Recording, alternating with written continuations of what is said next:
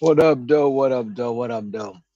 Welcome back to another edition of After Life. I am your host. I am your narrator. They call me Boots. It is 81 degrees, clear skies, no wind. Today is Monday, February 18th. No, damn it, March 18th. My bad. Third month of the year. It is always almost over. And currently sitting at $90. Started at 7 o'clock this morning. It is 11 o'clock and I got $90. Day been going pretty smooth.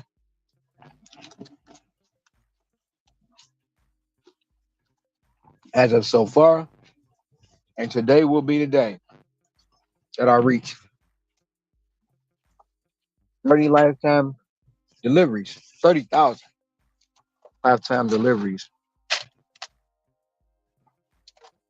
in 3 years.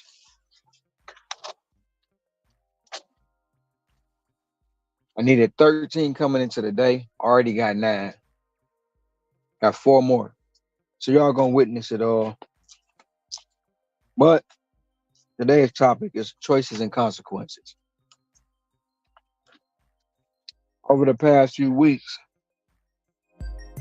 there have been videos, lives, thumbnails, posts about hours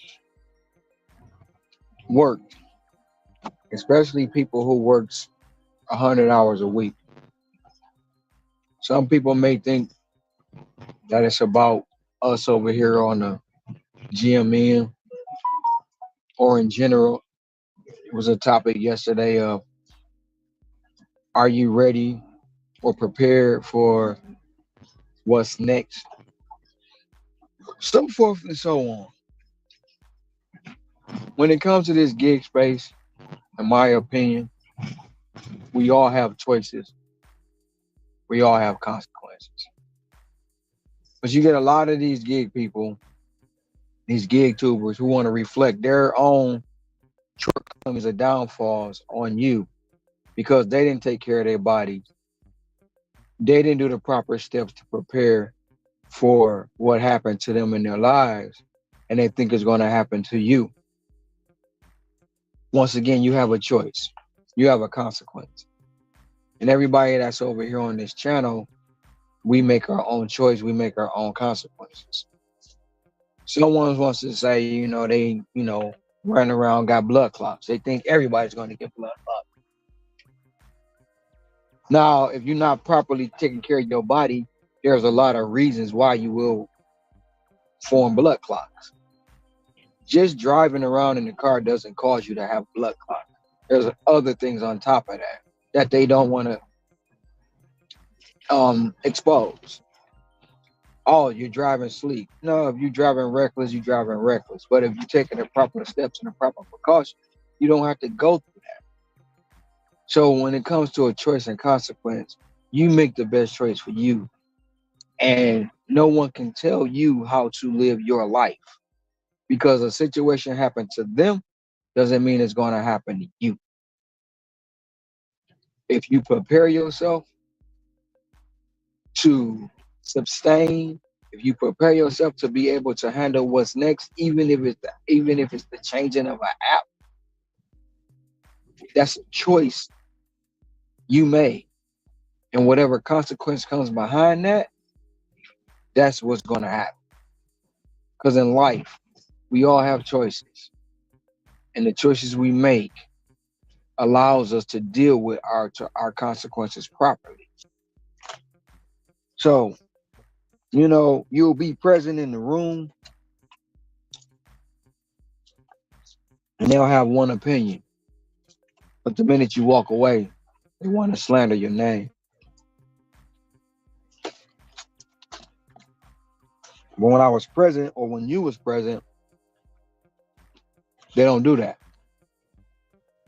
They wait till you leave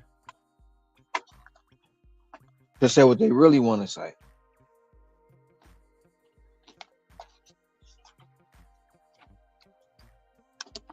Or they come by and try to clip shit to try to catch you up in something. But one thing about over here, especially with me, if I say it, I mean it. You have people who's mad because I say in any market I go to, I'm gonna produce money. I'm gonna make a profit. I'm gonna make some bread. And I stand on that. Is it gonna be the same exact money that I make here? No. But I'm gonna make some money and I'm gonna make some bread in they market. And they mad because I'm standing on that. And they mad because I can do it. And they know I can do it. But they mad, they try to come over here and clip shit and get and run it and run tell that and get a peanut gallery to try to come after me. Well, like again, that's a choice I made. When I said it, I meant it. And I'm gonna keep standing on it. And if you mad about it, you ain't gotta clip it. Come get the exclusive. The link is pinned. Come get the exclusive. Don't clip shit and try to get people to come attack me. You come attack me yourself. But that's just the way it is in this space. But every day I turn this phone on and I hit dash now, that's my choice. If I work 40 hours straight, that's my choice. So no matter how many videos you put out about it,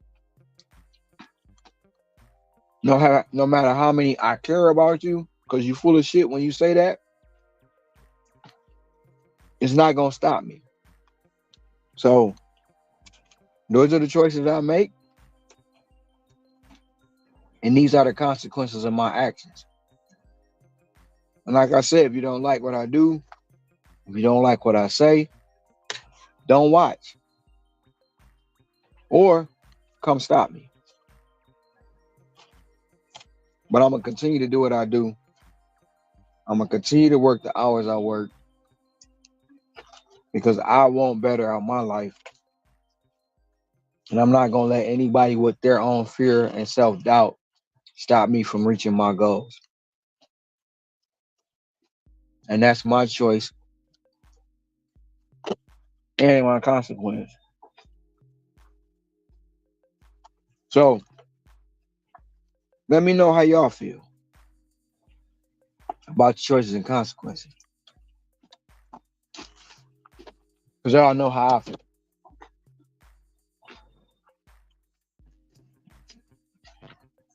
I'm about to pick up an order. I'll be right back.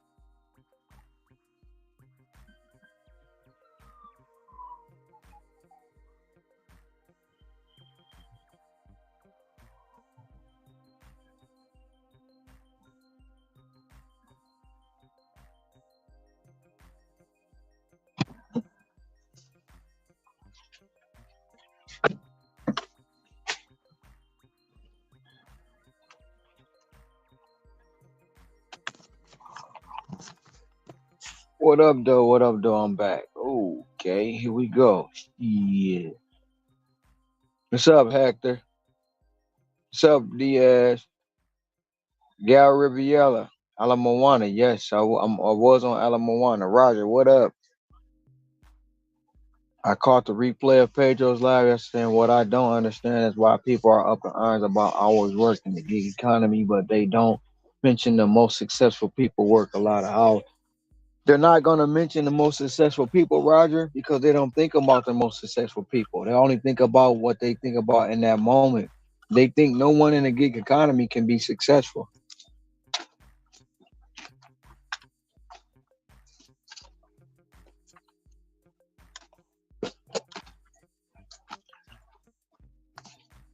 They small-minded thoughts.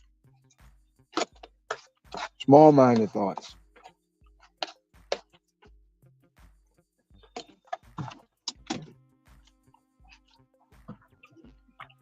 And to add to that, I said that on another channel, and the first thing they said is, "Well, they richer than you." Of course they are, and they worked a lot of hours to get there. But they don't want to mention that. It's a lot of things they don't want to mention in the economy. They only tell the half the truth. They come to this space looking to get public affirmation. They get people to say, "Oh, I'm sorry. Oh, that's not say. Oh, unfortunately, it happened to you." Claim they care, but they really don't. They really don't.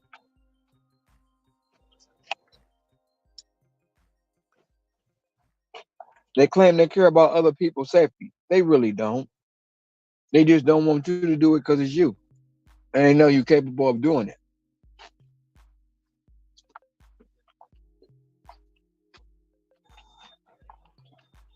Then to say,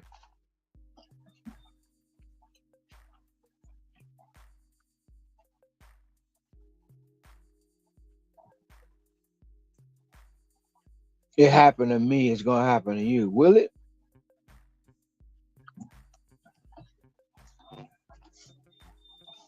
Will it?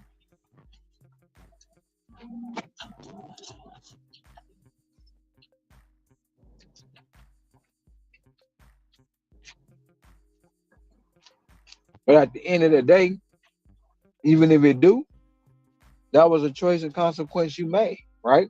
For your action. You hold yourself accountable for the actions you do, the choices you make. No matter what they say, it shouldn't stop someone, because someone else's opinion about what happened to them in their life shouldn't stop you from continuing on with your life. Because at the end of the day, me eating on this salad right now don't make them shit. But me eating on this salad right now, they all up in my shit. Worrying about what the hell we doing over here or what the hell somebody else doing. The choice and the consequence we make, we choose to do that. And I just don't understand it sometimes. Sometimes it ain't meant for me to understand.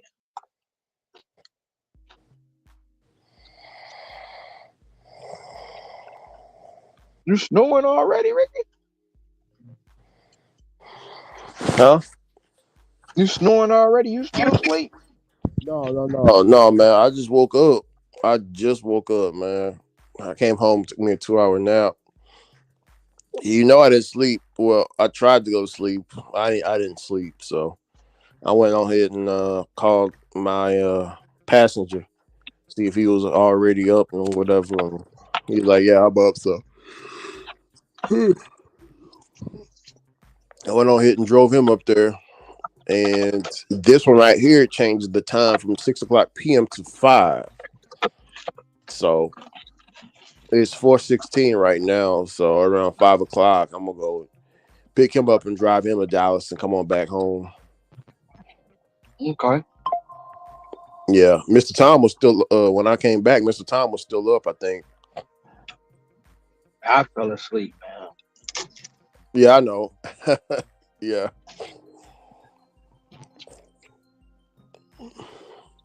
What's going on, Tom? What's going on, D-San? Hey, Mr. Tom. What's up? What's up What's with up, it? What's man? up with it? Not much. Man, I thought they scared you away yesterday, Sin. Nah, man. Hell no. I thought they scared you away. Like, hell no, I can't be around his channel. They attacking him. Nah, man. I went and listened to it when you was on there, man. I was listening to it.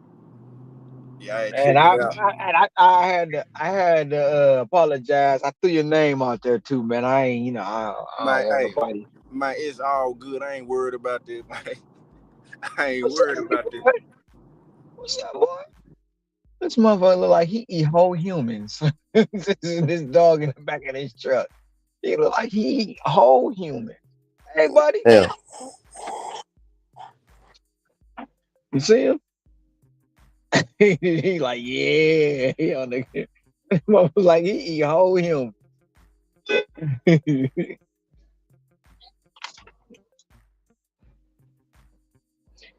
Hey man, today is the day. I'm 4 away. I'm 4 away from getting 30,000 lifetime deliveries.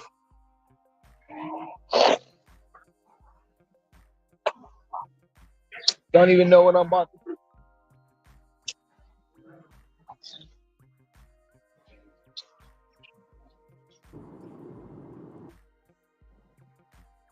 My thing too, like after it was all said and done yesterday, when you think about it, right?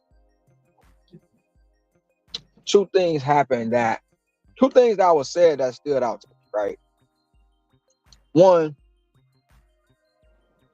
the topic was supposed to be are you prepared, right?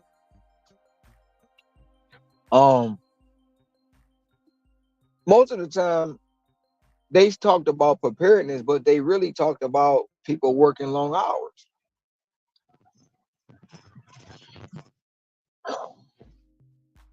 So they kind of got off topic with some of their views and viewpoints. Then another one was, well, my buddy was killed. Okay, condolences. It's a sad thing that happened. But if your buddy was killed by another driver who was asleep from working long hours, that would be a better understanding,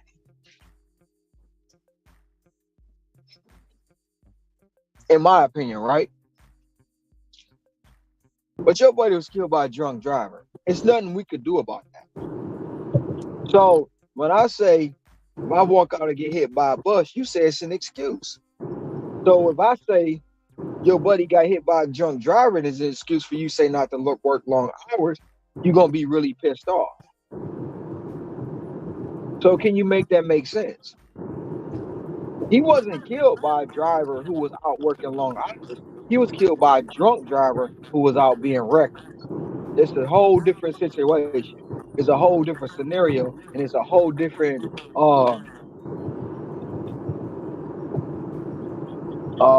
caveat to your argument, whether I'm looking at it right or wrong. Then you say you got blood clots. It's a lot of reason why you got a blood clot. It ain't just driving around in the car all day. But I'm gonna leave that one alone too. But Ron, they got, you know, how can I say it? I remember reading in Uber's little thing and why they limit us on the app, right? Mm-hmm. I do remember them saying um getting less, and I'm correct me if I'm wrong, getting less than 5 hours of sleep is the same as drunk driving. And then it went on and on and on about something else. But it says drivers who have slept less than 4 hours as well. But I don't know. I don't. This world is. They're speaking to the person with that smokes cigarettes all day. That, bro, there's so Rick, many. Hold Ricky. on. They smoke cigarettes. Hold on, brother. They smoke cigarettes all day. What else? They drink alcohol. They drank soda pop, lots of sodas. Ron, when I drank that fucking 7 Up, bro, I had heartburn, brother. I had heartburn. I was burping. I mean, and it bothered me for about 4 hours. Like it fucked me up for about 4 hours. I had to push through that shit. I told y'all on the panel, I said, man, I should have drunk that. But anyway, what else? They're having the busting. I hate to keep bringing up senior attention, but they busting all kinds of nuts, all kinds. You know what I'm saying? Just jacking Well, off. I, They bust well, two well, nuts in the morning. They bust two I nuts in the bust, morning, and then they bust three nuts just to go to sleep at night. I Uh, bust nuts all day too. I'm just saying. But Ricky, that's just like what I was. I'm trying not to just because I can say some shit and I know it's gonna be some shit, but they don't tell the whole truth, and that's what it is. It's not just one thing. They're painting a picture that, oh, riding in your car. They act like people sit in their car all day. They act like people don't get out and stretch their legs. They act like people don't exercise. They not telling the whole truth behind that because they looking for a pity party. yeah, They looking for public affirmation. They're looking for, oh, you overcame it. But they're not telling you, well, I ate that fucking burger, that three, four, I ate six damn cheeseburgers in one day. I smoked all these cigarettes. I hit this vape. I drunk. Yeah, I didn't take care of my body, which helped prolong or form blood clots. yeah, it can definitely lead to that. Especially if as you're getting up in And age, Ron. they don't talk about stuff like that because they want to leave that caveat out. They want to leave that caveat out because it's not gonna make it sound as sympathetic if I put all that shit in there. They're not gonna take the part and say, well, I was fucking up my body. I didn't take the precautions for my body to heal right or properly function by me driving around in the car. They're not gonna say that, bro.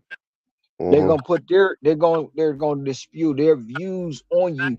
When you present, they say something totally different. But the minute you leave, oh, it's shots fired. Yeah, And like I said, if I we don't nobody know the daytime nor hour. And guess what? Ain't nobody making it out this bitch alive. I ain't heard nobody come back and tell me what was going on in heaven and hell. I have not heard not one person do it.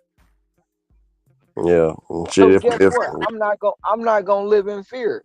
I make the choice every single day to turn this app on and work the app. If I lived in fear, it's not even, and it's not just about the app. No matter what kind of work it is.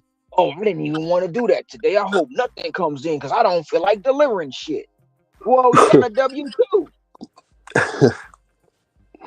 So if you don't want to deliver shit at your W-2, you don't want to deliver shit on the app. What the fuck you want to do?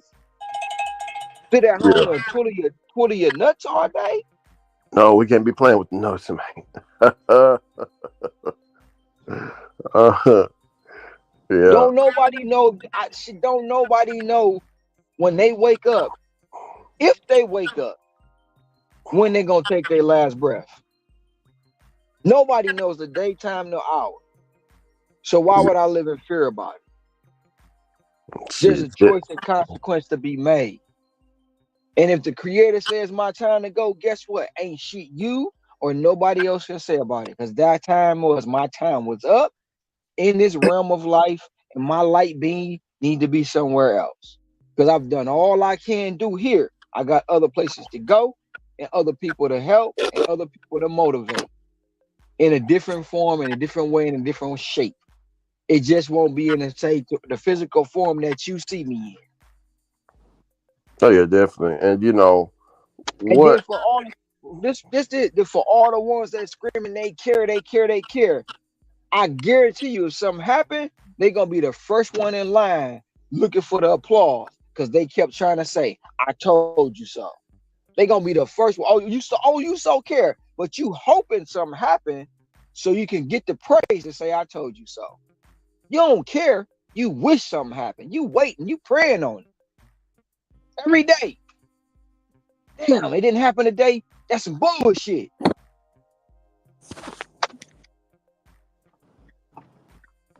So that's how it is, man. We all got choices. We all got consequences. And the consequences of our choice, we got to deal with. Yes, sir. And death is good, man. Death is good. Death So, is good. oh, uh, Shit. How I was raised is, you I should have a good want death. Death is something that you go, that you run right to it. Because, I mean, Ron, think about it, Ron. Who's I'm gonna my be bad. I in? had to make a drop delivery, so I didn't hear what you said in the beginning. What you No, say? no, no. I was saying death is good. How I was raised was, you should long for death. You know what I'm saying? Long for it.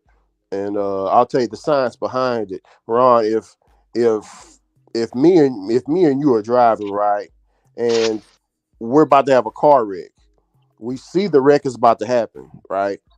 So which one which one is going to be more stressed out? The one that's praying, like, hope, or is raised to believe, to fear death, or the one that is saying yay? You know what I'm saying? Like, oh hell yeah, I can't wait for us to crash into this brick wall. Which one you think has more of the stress, I especially mean, upon impact? the one with the stress. I'm gonna give an example. You think Kobe figured that was gonna be his last day when he got on that helicopter? And not only he is his daughter. You think he would have got on that helicopter? Man, Hell no, he wouldn't. yeah, You think if Aaliyah would have knew that was her last day getting on that airplane, she'd have got on that airplane? they all knew, bro, because it's yeah. I mean, they were at peace. I mean, I got a homeboy, right? He knew. I'm pretty sure that people like that, Ron. They was predicting their own death. You know what I'm saying? Like they I had a mean, dream. they say Pac predicted his own death. They say Biggie predicted his own death. They say Martin Luther King predicted his own death. They say they all did. You know, when it's the elders time to go, they tell you. Well, my granny 24 years ago. Well, my wait, 23 to 45, 23, 4, 5, 6. No, okay, 23 years ago. When my granny was about to go, she called my mama. She said, no, she called. I was on the phone with my granny, and she was like, look, I need to talk to your mom.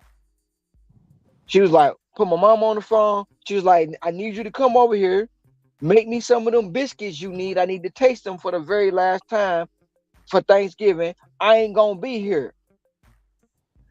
First thing I said, Granny, you ain't going nowhere. Stop playing all that woo woo woo. She said, no. She called everybody to her house. Thanksgiving, 23 years ago. Hmm. Everybody to her house. Y'all need to be here at this dinner because I'm telling you, I'm not gonna be here no that much longer. But Yeah. you've been dealing with this forever, girl. You ain't going. You gonna outlive us all, Granny. So we all at the table. My auntie and my cousin getting into it. I'm like, dog, chill. With this here, this gonna be for Granny. They got the loud, I shut them up. We all enjoyed it. That was Thanksgiving. She was dead in February. Hmm. 2000. She died. That was Thanksgiving of 2000. She died in February 2001. She told everybody she was leaving, so the elders know. Oh yeah. Oh yeah. You know what I'm Yeah. saying? So that's the thing about it. You ain't gotta. My thing is, don't live in fear. Exactly. Exactly. That's the same thing with Big Daddy. Big Daddy had colon cancer. He told, you know, he told, Big Mama. He's like, hey, don't let these doctors put me on life support. Uh, I'm already ready to go. I'm tired of dealing with this pain. I can't remember shit. I'm a shell of my former self. So I don't know why you motherfuckers holding this. This way so is. I don't know why you motherfuckers is holding me here. I'm ready to go. Exactly. When my granny, when my and this the thing, like, and people may say it's crazy or whatever. But my granny, before she went, she came. Like, look, I was in my apartment back in Detroit. I ain't had no fucking furniture. I just sold all my shit, about to get new furniture. I'm laying on my floor. I roll over. I feel like I'm laying on somebody's feet, bro. Something Mhm. was hitting me in my back, Yeah. and I was asleep. So what it was like, when I roll up, shit, I look around, ain't nobody here. I go doze back off. Bro, again, boom. I'm like, what the fuck going on? And that's when I heard my phone ring. I heard my phone ringing, like, and my cousin on the other end of the phone, like, where you at? Telling me. That's how I found out my granny was in the hospital. Mhm. When I got into the hospital, I'm like, man, everybody in the room, and I'm looking at my granny, and I'm like, how the, because, bro, I was working, back then I was working 3 jobs. You know what I'm saying? I was working 3 jobs. So I would see my granny, but I hadn't seen her in like 3 days. I didn't know she was in the hospital. So my cousin gave me the information. When I got to the hospital, everybody in the room, I said, get the fuck out. Just like that. Get the fuck out the room. Mhm. Get out. Everybody. And I looked down at my granny and I'm like, man, I seen her. It was like she had no movement till I walked in that room. I walked in that room, I seen her trying to open her eyes. I seen her struggling to open her eyes. She squeezed my hand. And I was like, you know what? Go home. I got this. I got my daddy. I got this. Go home. Yeah. Go home. And when I left out that hospital room, 2 hours later, they called me, said she was gone. Yeah. She was gone. It And messed me up because I didn't want to let her go. You know what I'm saying? I didn't want to let her go, but I'm like, no, you're not about to struggle with this. You're not about to struggle. Go home. And and I'm not saying it was my call to do it, but I gave her the, like, look, I got it. I'm good. We good. yeah. I ain't got to suffer through this no more. Oh yeah. And she went on to go. She left. Everybody else like, don't know, fuck that. I'm not about to watch her struggle. That's called I'm self. not. Yeah. Because We like I yeah. said, my granny had a choice, right? My granny was like, I need a kit. She was been on dialysis for years. And she was like, you know what? I said, Granny, I'm gonna go get tested. She said, boy, you better not go down there. I'm not taking nobody else's body part. I live my life. They not cutting on me.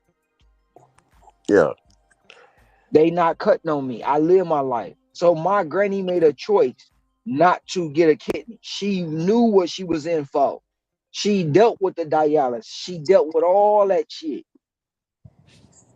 But guess what? She did it on her terms. That's why I always say I do it my way. And if people don't like it, fuck them and feed them fish on Friday. And I really mean that. Mhm. Because You every know, time I make a go ahead, Sin. go ahead. I was gonna clear. Since we speaking about the death and stuff. Uh, man, a point somebody made. I don't know who it was on their stream last night. They said something about when you after you pass away, on your tombstone, it's gonna say the greatest DoorDash driver ever. That was Roy. They That, basically the whole sentiment behind it was to make a mockery of you were a great DoorDash driver, so they put that on your tombstone. But when you think about it, take out DoorDash driver and just put a blank space right there. That relates to anything. You know what I'm saying? You could be first off, we just regular people. We ain't Michael Jackson. We ain't Elvis Presley. We not Michael Jordan. We not Kobe Bryant. We not Jay-Z, Beyonce. None of these people. Those type of people will be remembered long after their death. We are they don't apply to the normal average person, which is the vast majority. After we gone, we gonna be forgotten about. So pretty much we like farts in the wind. You gonna smell it for a little bit, but once that wind come, you ain't gonna smell it no more. We gonna be forgotten about. So to that point, you can't really it's like a shot just because we want to do DoorDash, basically. So, no, but no. but The but thing that about relates to everything though. If you just a regular person, you're gonna be forgotten about. It don't matter if it's and a DoorDash driver on there, teacher, construction worker. Nobody gonna give a damn when you're gone. So I mean, except your family. But once your family gone, who gonna give a fuck about your ass? They not even gonna know you was even living before. Cause we don't know. I don't know my great granddaddy or my great grandmother. Don't even know who the hell they are.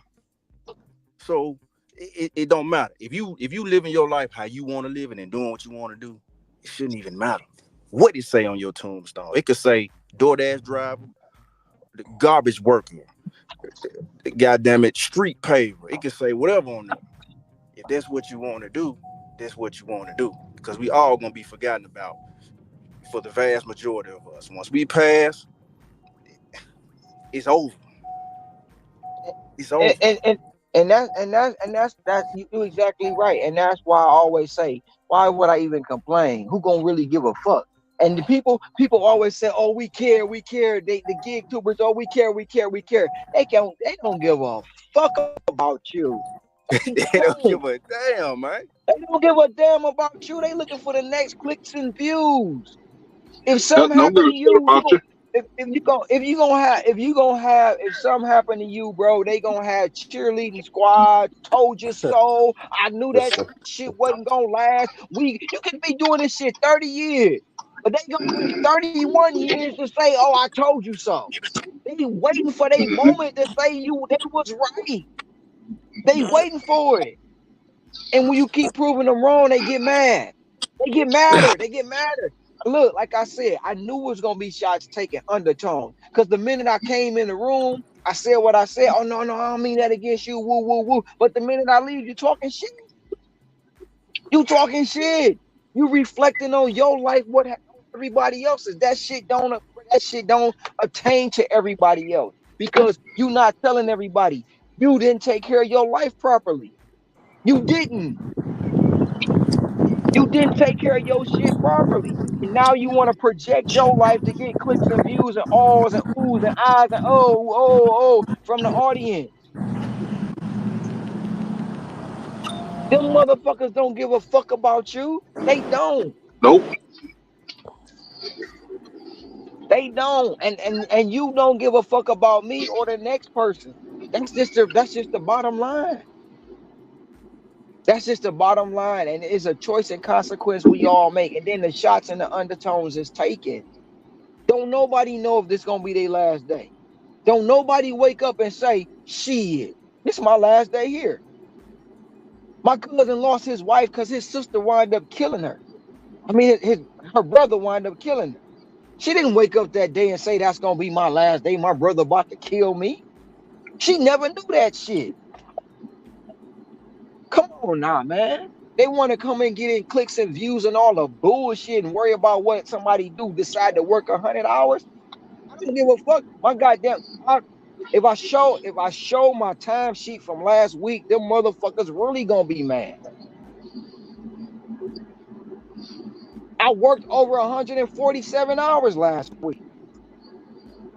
Did they stop me from y'all making posts and videos about it? Hell fuck no. I'm still doing it today. That shit, they worry about the wrong shit, man. And then want to try to put, oh, I got this, I got that. That shit happened to you, not me. Hey, I always say, when they get on that certain topic, I always ask the question, whether it's to them or you ask it internally. What were you doing so profound to where whether you was working or not, to where you can say what you just said? So when they say working 100 hours, your wife gonna divorce you or your some blah blah blah blah blah. Once you clock out or do whatever, what are you going home to do that's so profound to where even if you would have decided to work or not, you the go-to should have been you taking off. What was you doing so profound? Because I'm willing to bet you probably gonna go home, sit on your ass, smoke some cigarettes, drink some beer, watch TV. And the whole that's not that ain't nothing, that's not drastic, that's not profound enough to be like, oh well, I should be doing this instead. Hell no. And they say, your wife might divorce you, but when you go home to your wife, you kiss or whatever. Do you ever pick up your phone and start scrolling and y'all both sit next to each other? Both of y'all on y'all phone, y'all right next to each other, but y'all tuned out. Y'all focused on social media. Are you doing that? What about your kids? When you at your kids' soccer game, are you watching them or are you pulling out your phone watching Instagram while they at the soccer game? What are you doing? Because if you're doing any of that, you can shut the fuck up because that's not quality time at all. So it don't matter if you sitting at home or you working. It really doesn't matter because once you clock out, you finna go do some bullshit anyway. So why does it matter if I decide, you know what, I ain't gonna engage in that bullshit. I'm just gonna continue to get money while you going home and just doing a bunch of bullshit that you ain't gonna remember next week. No way. You not when you go home, when you clock out and say, I'm gonna spend time with my family, my friends, you're not gonna remember that. You're not gonna remember that shit next week. You're gonna do the same shit you did every day, which is go home, sit on your ass, scratch your ass, watch some bullshit sports center, and that's it. So when they say shit like, uh, it's gonna say DoorDash driver on your tombstone, well, goddamn, it's gonna say professional bullshit motherfucker on yours, because that's all you did. You watched TV, smoked cigarettes, and drank beer when you was on free time. What's so profound about that? But that's the Nothing. thing. That's the thing. They don't want to see. Even like I said before, bro. Even if you ain't out delivering food, you got channel, you got podcast, you got editing videos, you got all the shit you doing. Just because you ain't driving around don't mean you ain't working. And you working more hours than me. You just don't want to admit that shit. Now, a lot of people gonna say this and they gonna take it the wrong way, and I really don't give a fuck. They probably just mad because they couldn't make it in the gig economy and they had to go back to a W-2, which is nothing wrong with it. You couldn't make it out here, so you want everybody to stop doing it. No, that's not their life. That's yours. Do what you want. Make your choice. Make your consequences. Stop worrying about what others do with their fucking lives.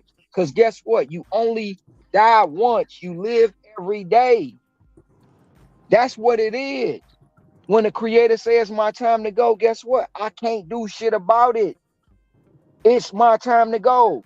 And guess what? You can put DoorDash driver on the tombstone. You can put the motherfucker I hated on the tombstone. You can put I couldn't stand this dumbass on the tombstone. And I ain't even gonna know it's on there because I ain't here to see the shit.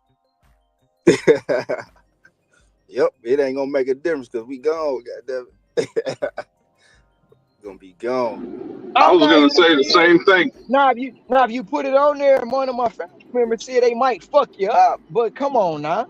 I ain't gonna be here to see the shit. You can talk all the shit on YouTube. You can make all the videos. I told you so. Woo, woo, woo, la, la, la. Get your clicks and views up. But guess what?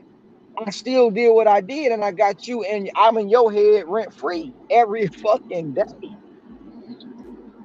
Hate it or You love it, gotta they you still thinking you about you. you got a motherfucker mad because I said I can go anywhere and make money. And guess what? I can. Dog Chapman, Shit, I can go dog any can. fucking where and make money in anybody's market. Dog Chapman, I can do it. Shit, If you everybody mad on the about panel that, can go keep do that. watching. Hell, Keep watching, bro. If you don't believe me, I got a whole panelist of people who making money in different markets. So if you mad about that, keep being mad. You gonna get madder. But the only thing you can't do is stop me. Nope. So make all the clips you want. Send them to whoever you want to send them to. But over here on the Get Money Network, that's what we do. No matter what market or zone we in. And I'm standing on that. So be mad about it. You answered. Be mad. Keep talking shit about me. And Rock, and your boy, I love the Bible. I was raised in Bible school, studied the Bible 3 hours a day, every day, very strict. And I got to quote Genesis, because it's going to be a lot of people. It's going to be like, oh, Ricky, why are you saying death is good? I thought you was Christian. Okay, for you Christians out there, and I'm paraphrasing here. I don't have my Bible, but it's in Genesis 3:19. By the sweat of your brow, you will eat. Hold on. By the sweat of your brow, you will eat. You will eat your food until your return to the ground. Since from it you were taken, for dust you are, and the dust you will return. Did y'all understand that wrong? I heard. I mean, ashes to ashes, dust to dust. Ashes to ashes, Yep. dust to dust. Exactly. That's what it is.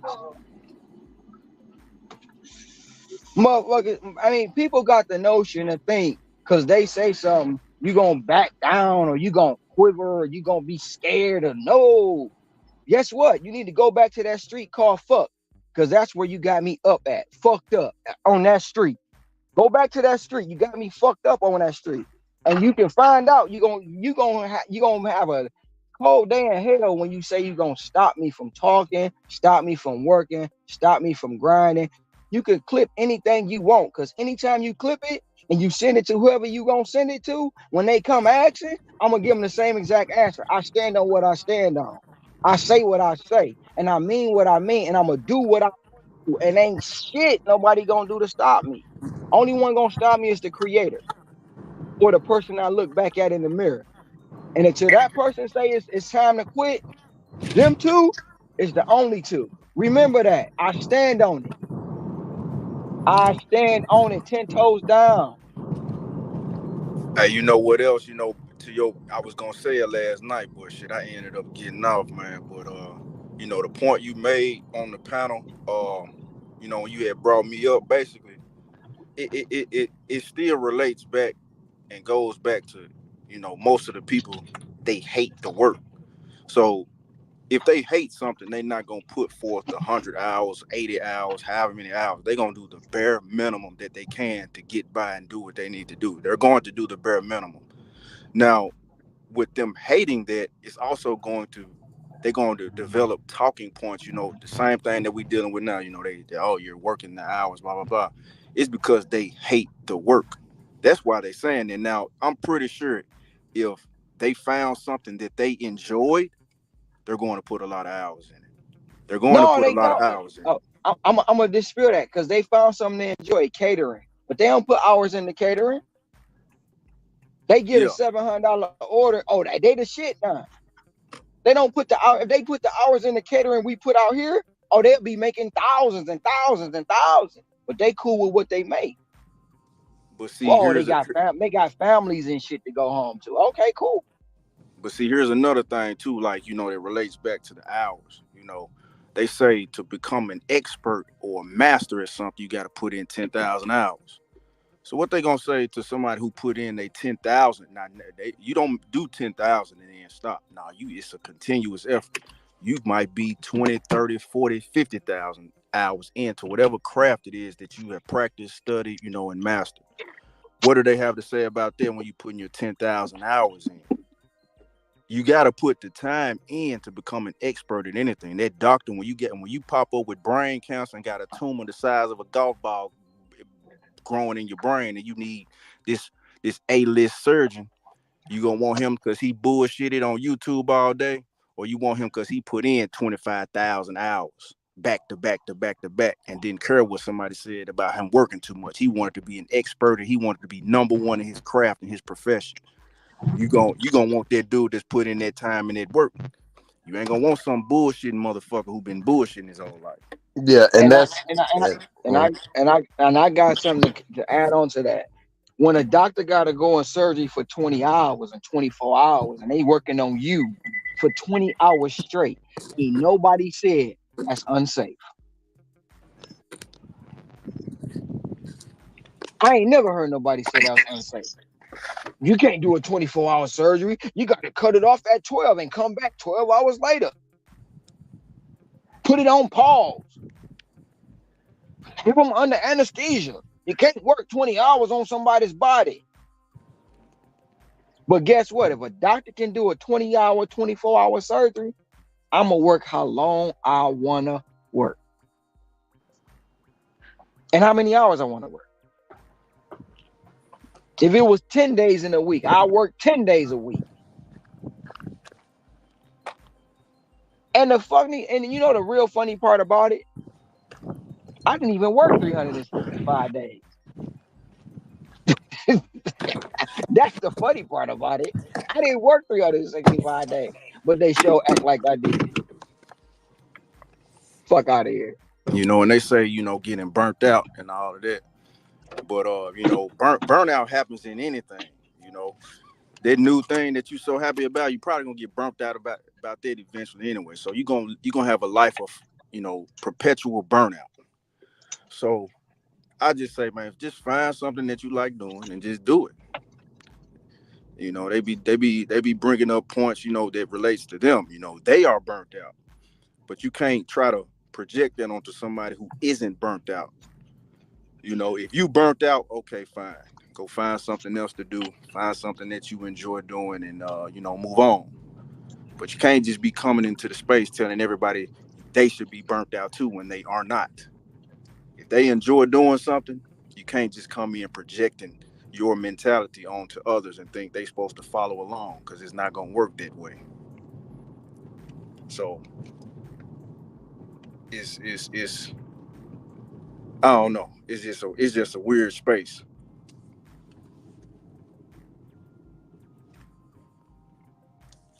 The whole space is weird. So even in the midst of the conversation last night, it was a projecting because okay, I had to get help to get another car because my car got this, my car got that. You wasn't prepared. Just because you wasn't prepared don't mean everybody else not gonna be prepared. You projecting what happened to you on everybody. You can't do that. And just because you get loud and you yell and you say y'all stupid motherfucker, or that's a bullshit ass excuse, or this, that, and the third, doesn't make you right. It doesn't make you right. What my thing is, it's not about the hours worked. It's not about this, it's not about that. It's an underlining something you ain't telling us. Tell us what it is. That's what the thing is. That's what it is. Let me get to this chat. You might not like what you see in that chat right now. I don't give a damn. I don't care. I knew it was gonna happen. I agree with you in this business. Dash everyday money put into dividend stocks and Bitcoin. I stopped my dash at 4 a.m. this morning. They don't understand what we are chasing. Excellent, Ricky. It's not time to go to sleep. It's time to make the money, smoke weed. Hey, everyone. I feel like most of what someone says is half the truth, and in between the story, you hear the lies and the answers on what really transpired. Why thank you, Ricky? I appreciate death being good. Good afternoon. But Hector, Ricky, don't forget about the other people who died on the helicopter too. They didn't know about what was going to happen. Exactly. My mama came to me too. My friend came to me last week. Facts. The only person who will remember you is family and friends. Another fact, nobody cares unless you bring them value with clicks, views, subs. If anything you can, you encase the room, you see what people are about. Exact, bruh, every day. What's up, Especially brother? yesterday. What up, dope? Greatness, chain smoker of all time. Dog makes more profit than you. Don't be mad about it. Okay, that's fine. Less What's up? hours. Why are you so upset about it? I'm not upset about anything, Cherry. They more upset than me. Always cherry pick. I don't think you're talking about cats. Dogs are motivated and make a lot. It's irresponsible to drive them that many hours consistently. Only in your opinion. Is What's it up? dangerous to the public? Well, ain't no public been harmed. I work more hours than anybody. I just don't do it in the car. That's fine too. Congratulations, no drama.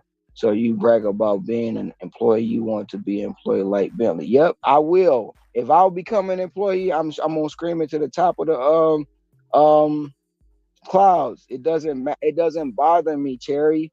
You claim you was leaving YouTube because it was drama, but you back here again. This is your life. Without YouTube, you ain't shit. That's just the bottom line.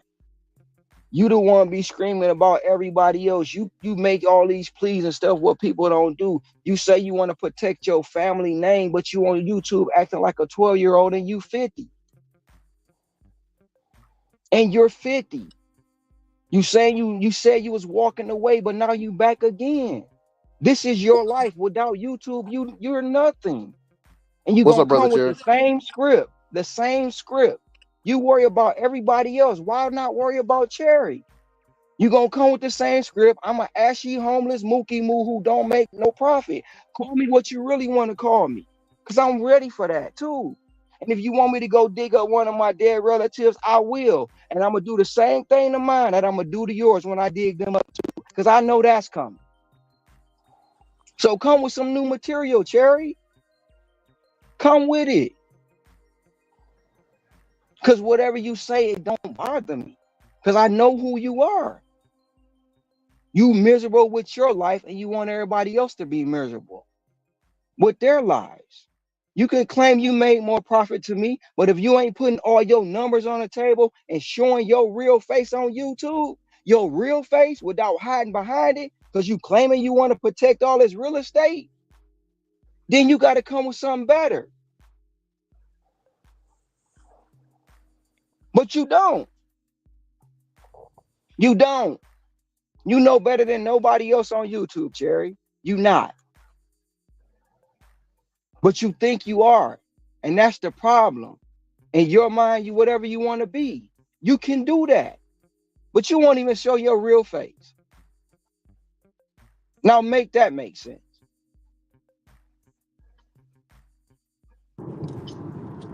Mic drop. Mic drop. And with T-Bones, you are your family. Everybody is gonna in a coma blaze. Hey, Cherry, you can't claim I'm your friend, but talk shit about me.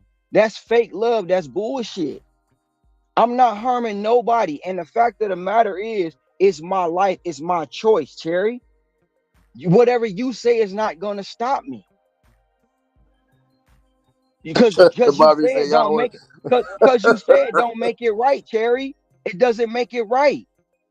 I'm going to do what I want to do. I'm not causing no harm to nobody else. We all have choices. We all have consequences.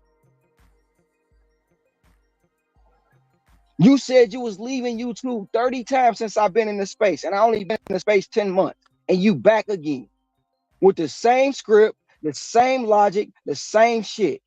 If you got satire, write a new script, write some new shit. Because the shit you talking, everybody done heard it. And I'm gonna beat you to the punch. When you tell me to dig up my dead relative, I'm gonna dig up one of yours too. And we all gonna have a party. We all gonna have a party.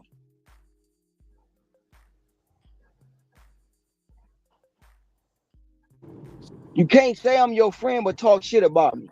I don't expect you to agree what I do, but don't talk shit about me and say you my friend.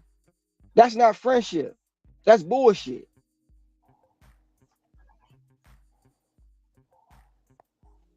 Hey Sure. Cherry, you told people to go kill themselves. You told people to go commit suicide. You gave out all these demeaning things on the internet. If you so worried about me coming to killing somebody, come stop me. You're not worried about nobody else, and I'm not being irresponsible. I'm living my life every single day.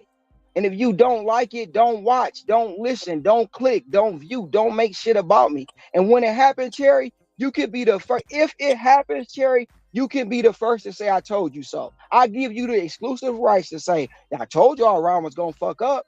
I'm giving you the exclusive rights. You can even dig up my dead corpse and put it on one of your channels and say, see, this is what happened when you do like Ron. I'm giving you that exclusive, Cherry. That's your right. You got the right to it. You got the rights to do it. Nobody else. It's always cherry pick. Yeah. Look, and then Cherry, you would be right. Because if you dig up my dead corpse, you can show him my ashy elbow. You see the ashy elbow Mookie Moo here? You see what happened to him? You see what happened? This is what causes when you work like this. That's your right, Cherry. That's your right. You can do that.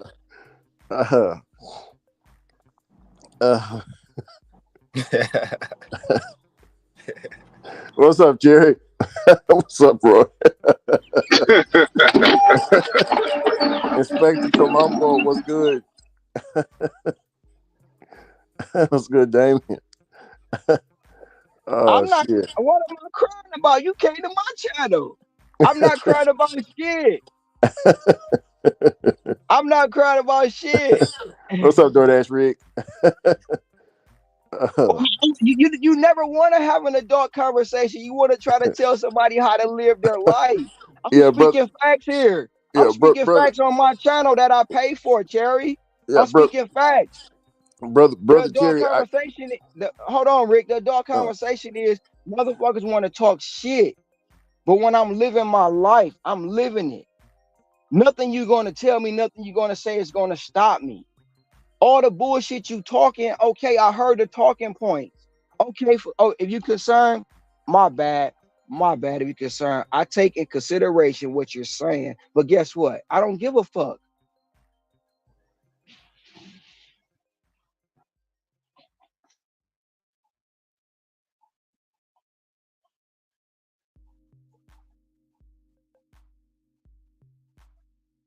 Always cherry pick. Well, what in the world did I walk into? Roy saw drama and got excited. Bobby, you love drama. It's no drama. It's no drama. It's no drama. The fact of the matter is, when a person has a choice, they have a consequence. If they make that choice, the consequences will lie behind that. Nobody can stop them with their words. If that person decides to go out and rob a bank that day, guess what? If they want to rob that bank, it's going to succeed at robbing that bank. Now, they got to deal with, am I going to get away with it? Am I going to get killed? Am I going to go to jail? All the consequences. That's what happens in life. No matter what nobody say, you can call me a crybaby. You can say anything. If I'm quiet, you talk shit. If I say something, you say I'm crying. I'm not the one crying. I'm not the one making videos about people working over 100 hours. I'm not the one saying I'm not doing any of that. I'm minding my own business on my own channel, on my own panel, with like-minded people who want to go out and make money. But other than that, everybody else got something to say about it. The simple fact of the matter is, no matter what y'all say, we continue to do it every single day. And y'all hoping something happen. You might say you're not, but y'all hoping and praying something happen so y'all can be the first ones to say, I told you so. That's what you're waiting on. You're going to have exclusives, breaking news, panels, thumbnails, all that shit. We know it. But guess what? We're going to continue to go on with our days the way we go on with our days. We working 100 hours every week. Yes, we working 15 hours, 16 hours, 17 hours, 46 hours a day. Yes. And whatever you say, it ain't going to stop it. It's not. It's like you wasting your breath. That's just what it is.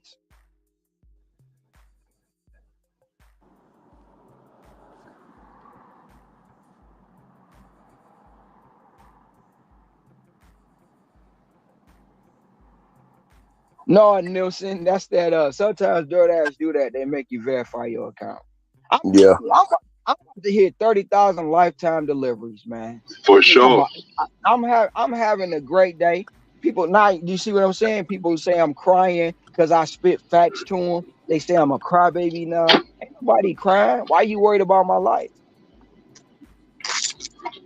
Money, money, money. Why you wishing? Why you trying to put out into the universe that I'm gonna kill somebody? Yeah, Why? that That's is the speaking ill 30K will. delivery man. I would say that's speaking ill will and wishing harm. Saying They, shit like bro, that. on the first push, bro, the first push we had, you know what they said? They hope I crash my car so they could tell people I told you so. Yeah, And that's some bullshit. if I don't crash, they hope somebody else crash so they can blame it on me. That was the very first push. I'm not arguing with Cherry Bobby. I'm spitting fact. I'm just telling Cherry what he doing, right? He come on, he say all these things to people, but when somebody retaliate, it's not an argument. It's not an argument. Cherry told me months ago he was leaving YouTube. Now he back when I'm having a conversation. And I know what he gonna say. I'm a ashy mookie moo, homeless living in my car. He make more profit. You make more profit. Dog make more Ya, está profit. bueno. Sir make more profit. Ya, Everybody make. Heck, dale rápido, mijo. Yo no quiero estar aquí todo el día. everybody make more profit than me. Okay, that's fine. I'm happy y'all make more profit, but guess what? I still make money. So it doesn't matter to me if y'all make more profit. That's the thing. I don't count y'all pockets, but everybody over here trying to count mine. Everybody want to be my doctor, lawyer, my CPA. They want to be my sister, my cousin, my brother, and tell me how to run my life. Guess what? When I get up every day, y'all not on my mind. It's not. I get on my channel, I do my do, I'm work my hours, and then I go home. And if it comes to the point to where I don't make it home that day, that was my choice and my consequence. I don't know if I'm gonna walk in this mall and somebody decide to shoot this bitch up. I don't know. That's my choice. There's a consequence behind every choice. There's a consequence behind every action. I know that. I know that. And when it's all said and done, at the end of the day and at the end of the time, and when it's time for my light to be dimmed by the Creator, I can't change that. I can't. You know I that can't change. Death is good. you know that whole, making more profit. It's really irrelevant to say that because if somebody made more profit, can you go and spend some of that extra profit they made? Hell no, because Bro, that's they their say profit. That's bro, their profit. they say they make more profit, but ain't put up no numbers. Can you go tap into their bank account and say, you made all this more, you made so much more profit than me. Let me hold some. Hell no. And then it's a never ending rabbit hole to say who makes more profit, because if that's the case, I can say, well, the guy who owns the Chick-fil-A down the street makes more profit than them. So what's the point in even saying that? To try to make you feel like What's you the doing point in less. even saying it? To try to make you feel like you doing lesser than and they better than you. To try to make you feel like you're a moron. To try to demean you and discredit the work you put in. Uh, Well, they even more of a moron because they didn't go buy a Chick-fil-A. If that's the case, hey, they a dumb idiot for not buying a Chick-fil-A, a Pizza Hut, Papa John's, because I'm pretty sure all of those make more profit than what the hell they talking about. So if they want to try to ridicule somebody off that, I can just flip it right back on them. It's always gonna be somebody doing something where they're gonna make more profit, more revenue, more everything. So what's the point in even bringing it up? yeah, It's I, I'm it's like you might as well piss up a rope saying that shit. yeah, I'm already at $516, man. I could easily, and it's 5 o'clock p.m. here, so I can easily just go home and call it a day, but I don't because I want more money. But what's up, brother Marcus? How you doing? That's what's up, Ricky. That's what's up. Hey, what's going on, Rick? Hey, Ron. Hey, what's up, panel? Hey, dog. Hey, what's up? If you allow me, man, real quick, Ron, if I could just have like 2 minutes, I want to clarify something about last night. Now, like I say, I ain't got nothing to do with you and Cherry fighting or you things that Roy said. Last night, bro, we talked, we good, you know what I'm saying? But last night was a conversation that me and Pedro had like literally a week and a half ago. And I kind of feel partly responsible for you coming up because I started the live off and I mentioned you. I said, I don't know what traffic like in Hawaii and this and that. The live last night wasn't conveyed the way that I intended it to be conveyed. You understand what I'm saying? Me and Pedro had a conversation offline and I was like, I'm putting myself in situations chasing, peak pay, chasing the bag, as I put it last night. It was never intended to be about y'all. And I feel kind of, and again, I'm not trying to change nobody's mind and trying to interject myself into nothing, but me and Pedro had talked afterward. He had texted me. He was like, man, I think some people, like Ron and them took what we said the wrong way. I said, I think so too. I was like, I know that some of the stuff that I had said was parallel to what y'all got going on over here. And I even shout out Brother Ricky. I said, shout out my Brother Ricky. They got the 10K thing going on. And I think that's kind of where people might have saw their opportunity to jump in and attack you. And you know what I'm saying? Because like I know you talking about what Roy said. I know what you're saying about the blood clots and all that. That was all Roy. I just wanted to convey to you once again that the point of the conversation last night, as far as the live go. Now, what you and Cherry got going on, what you and anybody else got going on ain't my business. But you were mentioning the live last night by myself because I was just saying that you are prepared for this. Like you prep, you said yourself, you eat right, you get your sleep, you eat fruits and that. I'm not doing that. That's what I was saying to Pedro. I was like, I'm putting myself, I'm on the phone, I'm texting my wife, I'm tripping, and I said, I don't hit somebody. I wasn't contributing that to working 100 hours.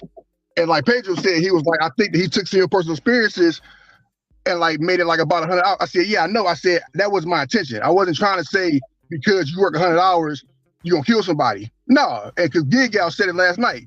And she was like, well, I can get hit by a car going to the grocery store. I said, no, you're right. You know what I'm saying? But the conversation was supposed to be more in the aspect of me and others putting ourselves in situations, like chasing DoorDash. It was supposed to be more of a dopamine thing. Cause like FanDuel, I got FanDuel on my phone, bro. I'm on this motherfucker in my car. I'm placing bets and shit. I'm like, I'm distracted. That's what's supposed to be. It's supposed to be more about distracted driving. The live last night, and I know it turned into a 100-hour thing and this and that. That wasn't the intention when me and Pedro had that conversation. Like I said, I ain't trying to change your mind, nothing, but and I ain't trying to have no issue with you. But I just wanted to say too, I mentioned y'all last night only in the aspect of like y'all doing it, but y'all got a plan, and y'all got goals y'all setting. My shit wasn't goal oriented. My shit was addiction. My shit was I'm moving time with my kids. I'm running out the house for peak pay, chasing bullshit. It wasn't about, Ryan fucking stupid. He out here making $100,000. He's fucking stupid, blah, blah. That's how you took it. I want to apologize for my part in that because I'm like, that wasn't what my conversation with Pedro was about. You understand what I'm saying? Like, before you continue, Marcus, I gotta say really quick before y'all continue this little love fest. I gotta just let everybody know that's listening. If anybody needs a super chat, the lovely individual named Great Brother Marcus is here to hook you up. So if anybody needs any money, make sure, just let him know. Anyway, go ahead. Well, Marcus, like I said last night, bro, we good. It's not about. Oh, yeah. Matter of fact, I didn't even know you mentioned me last night. To be honest, I did not know you mentioned me in the beginning of the show or nothing. Right? I did not know none of that. Yeah. Because when the live happened, Pedro got an interest in live. This going on. Whoa. So when it comes to like I explained to Pedro again today. When it comes to Pedro, Cherry, Roy, anybody that's a more popular content creator and is pertaining to something going on over here, I instantly get messages, text messages, calls from people, and they try to pit me against other people. So what happened is, yesterday, I came in and it's like, am I prepared? I know a lot of people not prepared in this. And Roy said it himself. He wasn't prepared for losing his car. But you can't project your not preparedness on everybody else. And then when somebody come in and tell you this, that, and the third, you get loud, you want to talk, you want to try to make people feel like they lesser than for what they're doing. Right? We all have choices. We all have choices in this life, Marcus. We have choices and we have consequences. If we choose to go out and work 100 hours, why does it matter to anybody else? And people will scream out. People will scream out, "Oh, we concerned. But the people that's concerned, if they don't have your phone number to call you directly, how concerned can they be? You know what I'm saying? And like to be honest, what really got me up on that stage last night, bro, is you look just like my brother, and he just passed last year. I'm like, what the fuck? But if I ain't know where he was at, you know what I'm saying? So that's what really got me up there. Because I wasn't gonna go, bro. I wasn't coming up because I knew even when Pedro dropped the thumbnail 2 weeks ago, I knew what it was, and I didn't want it to turn into that. But at the end of the day, if I make a choice to turn this phone on and run this app and work 100 hours, whose fault is that? It's mine. I have to deal with whatever consequence come behind that choice. No matter what Cherry say, no matter what Roy say, no matter what you say, no matter what Pedro say, no matter what anybody say in this space. But to demean what happens and what's going on, they throw out these little caveats. They throw rocks all the time. But when you retaliate, now you crying, now you upset, now they trying to have an adult conversation. No, you not. Because the minute I left, Roy talking about get hit by a bus, that's just a fucking excuse. We don't know when we gonna die. I can look at the whole situation with Roy and say, he said his homeboy got killed by a drunk driver, that he didn't get killed by a delivery worker working 100 hours. He got killed by a drunk driver. That's just a choice of circumstance. That's nothing nobody could have prevented. Not Roy, not his homeboy. Respect to his homeboy, no disrespect to him. Not his homeboy working those hours. If I come out and get in my vehicle, something can happen. If I get on the airplane, it can crash. Those are the things we cannot do. I'm not worried about. I'm not fearing death. I'm not fearing it. I'm not living my life in fear. And that's what a lot of people don't like too. And when I say something, I stand on what I say. I stand on it. I don't give a damn if nobody made more profit than me. But I guarantee you, if we put all our businesses up against each other, if we show our true revenue, they're not making more money than. I guarantee you that. But in the gig space, yeah, y'all making more profit. Happy. I'm happy for you. I'm happy for you. But one thing about me in this space, I show my numbers. A lot of people don't show their numbers. They just tell you what they do. They just tell you what they do. I show it. And they get mad about that. I don't care about people knowing how many hours I work. They get mad about that. When I stand on something, like I said, I stand on it. If I go anywhere in this market, anywhere in this economy, I'm going to make money. I'm going to make money. Is it going to be the money I make here in Hawaii? No, but I'm still going to make money. And I've done it. I've proven it in other states, in other zones. But everybody got a problem with that. But guess what? Have a problem with what Ron say, because Ron can give 2 fucks less. And that's on everything. That's on everything. That's on Jesus sandals. Well, I say, and I'm not trying on that. No, well, I know you. No, I know it's no Marcus. It's no beef, bro. No, beef. No, I ain't trying to interrupt you, bro. I just I be having thoughts in my head, and I be having to get them out because I say I see Cherry trying to get up here. I was just saying to you again. I don't believe, like I say, I'm the one brought you up, and again, I know y'all got prior shit going on. I ain't gonna try to act like I'm the I don't. first That's man the thing in the about moon. it. I don't have a problem with Cherry. Cherry got a problem with everybody. And when you don't listen to what Cherry say, he get mad. He gets mad and calls you out. That's what happens. Ron, hold on a second, brother. Hold on. Yeah, I'm going to be real calm about this conversation. I'm not calling everybody out. It's a scientific fact that after a certain amount of hours, you are exhausted. Unless you are Superman, you are not putting yourself at risk. You are putting Marcus's daughter at risk when you T-bone her because you are doing a StreamYard working 18 hours and you are physically exhausted. It's not your health I care about. It's the public's. That is Michael talking. That is somebody that has a family. That is somebody that knows scientifically and biologically you are exhausted. I watch you on your streams and you are babbling like Bud Soda. You sound drunk and stoned and you're not, bro. You're just exhausted. It's not that I care if you go off a cliff, brother. It's that you could kill somebody. It's irresponsible. You ain't never heard me. That's why truckers are only allowed to drive a certain amount of hours by law because they're putting the public at risk. They don't care if the trucker dies. They don't want to hit a school bus and kill everybody. So you're telling me that you are a father, but you don't care about other people's children. Now that's not Cherry being Cherry. Not yelling at everybody. I'm not even supposed to be on YouTube. I heard this conversation and I stick up and stand behind Serbius and Dog because they are catering drivers 10 minutes from my front door in Florida. And I agree with them. I am a cherry picker. And before you say a word, and I'm going to let you talk, brother, but I am the original person from the Drive program. I am the one that used to do what they did on DoorDash before they took it from us. And I thought that I would never ever turn my back on DoorDash like you do. And they did me up the ass just like eventually they're going to do you, and you're not going to have any backup.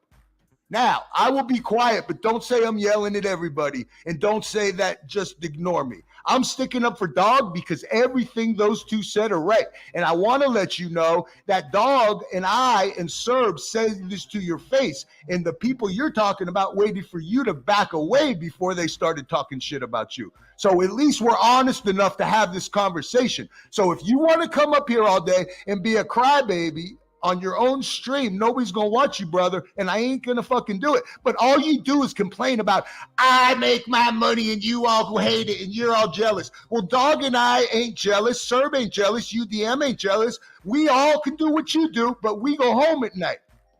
I will be quiet. I'm sorry if I'm yelling or being disrespectful. I want to have an adult conversation. Well, first of all, I'm not gonna kill Marcus' daughter because I ain't in the same state they in. Second of all, you never asked me did I take any naps during that time I work. Nobody never asked that question. They just see it, and you've never heard me on my channel babbling, sounding drunk. That's just something you want to put in there, Jerry. That's not true, man. I watched you and Ceci one night, and you sounded shit-faced, dude, and you weren't. You were just exhausted. You had been out there 16 hours. Jerry, that's not true. Pull it up and pull it up. I'm not pulling it up, dude. It's my opinion. Okay, so I'm wrong. I'm not pulling stuff up, dude. I'm not going tit for tat. I ain't fucking in middle school, and we ain't pulling up text messages about the little girl that text about you, man. No, I'm saying pull up the video. Pull up the video where I sounded drunk. Pull it up and prove it. Well, how about this? I'll pull up the next one when you're out here being irresponsible. Okay, do that then. Because it'll happen again. Because we all watch Bud Soda fall asleep. We all watch Ricky Knight fall asleep on the lounge. I'm not Bud Soda and I'm not Ricky Knight. The hell you ain't. That's not me. That's not me. You're doing the same technique. And your guys promoting something that is dangerous to the public. I don't give a fuck if you live or die. It ain't about if you or Ricky Knight fucking hit a telephone pole and die. It's if you hit somebody's family. That's your opinion, Cherry. But guess what? I'm not gonna stop. It's a proven fact. It's science. You can't have exhaustion day after day and expect to be alert. And you have to be alert when you're driving. So Brother Cherry, you saying everybody's body is the same? Because you can probably drink milk. I'm saying that you ain't Superman, motherfucker, Ricky, so shut up with your bullshit. I don't want to hear you, you troll. Right now, Ricky, you perpetuated this by fucking going back and forth in the beginning with me and Serb and Necro and Ron to the point where I went on and said, go tell Ron what I'm saying because you were fucking stirring the pot. So it's okay that you can stir the pot, Ricky, but you ain't Superman. You showed me the DNA thing that you are above me, that you have superhuman powers that you can motherfucking sleep 2 hours a week. Come on. Well, I don't smoke marijuana. I don't put smoke in my lungs, sir. That's you. I got a question. Hold on, Cherry. Hey, Cherry, why the fuck is my name being brought up again? This is the bullshit that causes the drama. Me, Mark, and Pedro decide to have a conversation about something, whether it be generalized. We never at one time pulled anybody's name out of any hat and directed it directly towards them. So when we talk about shit in general, it's talking about shit in general. And I'm sick of hearing my fucking name brought up because if you sit there and you tell us it doesn't affect you, I shouldn't have went up there. Obviously, what we're saying fucking affects you, or you wouldn't went up there and you wouldn't be called out our fucking names today on this fucking live stream. Period. So I'm sick of hearing my fucking name. I didn't even watch the damn stream. The blood clots. Let me tell you something. The blood clot. Let me tell you something. The blood clots in my lungs had absolutely nothing to fucking do with sitting in my car doing fucking DoorDash. So don't even fucking bring it up. This is a fucking problem I have with all you motherfuckers. Nobody's fucking talking to you, Cherry. Am I fucking talking to you? Who I'm talking to knows who I am talking to knows who the fuck I am talking to. Period. Roy, let me ask you a question. When I was on the panel, you said, Ron, you do this, you do that, you take care of your body, you do this, that, and the third. But the minute I walked away, did you or did you not say, talking about getting hit by a bus, that's a fucking excuse? It is a fucking excuse. It is a fucking excuse because you're trying to compare apples with fucking oranges. Don't sit there and say, why? Oh, because, let me tell you something, because the more you sit in that fucking car, the more you put yourself at risk. Okay, if you go for a walk once a week and you possibly may get hit by a bus, is a totally different scenario than driving in your car 7 days a week, 16 hours a fucking day. Totally fucking different. Totally apples to oranges situation. So it's a fucking excuse. Yes. So who sits in their car all day, Roy? I'm constantly moving. I'm constantly exercising. See, there you go. There you go. I didn't talk about you. I said in fucking general. And in general, what we see on YouTube is motherfuckers in their cars 16, 17 hours a day. Did I purposely, or Marcus or Pedro, purposely call out Ron's fucking name and said Ron's one of the problem? No, we did not. So this is the problem. We shouldn't even be being brought up in this. If I have a generalized conversation about something, or we have a general conversation, it's a general conversation. And if it doesn't fucking apply to you, then there's nothing to even be talking about. Period. That's how it is. Nobody called Ron out. Nobody called out fucking Ricky Knight. Nobody. We were talking in general. And because there are exceptions to the rule, which I fucking said, there are exceptions to the rule, that doesn't mean we can't talk about it in a generalized situation or a generalized manner. Am I right or am I wrong? You right. The part that got me, Roy, and I'm telling you this like I'm telling you right now, the part that got me is when I got out the car, when I came back, I wasn't on there. But I hear you say using getting hit by a bus as a fucking excuse. So how do I not supposed to take that and say like that you're not saying that I said some bullshit? How am I not supposed to take that, Roy? Because Ron, you're not the only person that ever says that. That is the typical excuse everybody gives, bro. It's an excuse everybody says. I can get struck by lightning. I can get hit by a bus. It's a generalized excuse. Period. That's it. And it is a fucking excuse. Hey, Ron, I didn't say this before Cherry came on here. The part you're referring to was this is what you didn't see. Get Gal, because I said something about because she kept saying, why do we keep making it about car accidents? And she was like, if I get hit by a bus going to the grocery, I get hit going to the grocery store. That's what he was referring. He was responding to that. It wasn't towards you. It was a response to Get Gal because she had made a comment and I responded to her, and he kind of added on to what I said. It was like, I said, yeah, but when you doing DoorDash, as opposed to you going to the store for yourself, I'm not going to the store worry about a contract violation. I'm going to get my own milk, my own bread. That's what he was responding to, because she was like, oh, y'all keep making this by accidents. That's what he won't respond to you. Another thing I fucking heard. I have never come on YouTube and wished death or harm on anybody. Roy, it was when I said that, it wasn't you. It was people. Okay, but that's the problem. When you associate my name, when you're saying something, you're associating our name with that shit in a conversation. It automatically is being assumed you're talking about us because we're the ones that initiated the conversation. So apparently, we're looking for that. So you did the same thing I did when I heard the bus thing. You did the same thing. I never said you said that. But when I did the first push, bro, literally, when I did the first one, you had people telling everybody in chats and other rooms that they hope I crash and burn. I hope I crash my car, hurt myself, because they want to prove to everybody that I'm wrong and they right. They literally wanted me to do bodily harm. And if I didn't do bodily harm to myself, they wanted someone else that was participating in the push to get hurt so they can blame me. This is put out on live panels and live chats. Well, that's on them, and karma's a bitch, and hopefully they get what they get for wishing that on people. But my whole thing is I'm tired of hearing my name being brought up as if I'm trying to, or me or Marcus or anybody else is trying to do something evil in this community. When all we're talking about is looking out for other people and explaining our situation to other people and why we feel a certain way when it comes to shit. Why is it that is such a problem when somebody actually shows they fucking care about you guys? You guys want to come back later on and take it personal and start shooting us down like we're trying to cause this or we're trying to cause that. Why is it so hard? Because you have actually people out here that care about you guys? And is that so hard to believe that maybe me and Marcus, Pedro, and a few others actually physically and emotionally care about you guys? Listen, when I say this, and I said, it's people, like I explained it to Pedro, it's people who genuinely care, and it's other people who just care for clicks and views. And I stand on that. A lot of people can't tell me they care about me 1 minute and then talking shit about me in the next breath.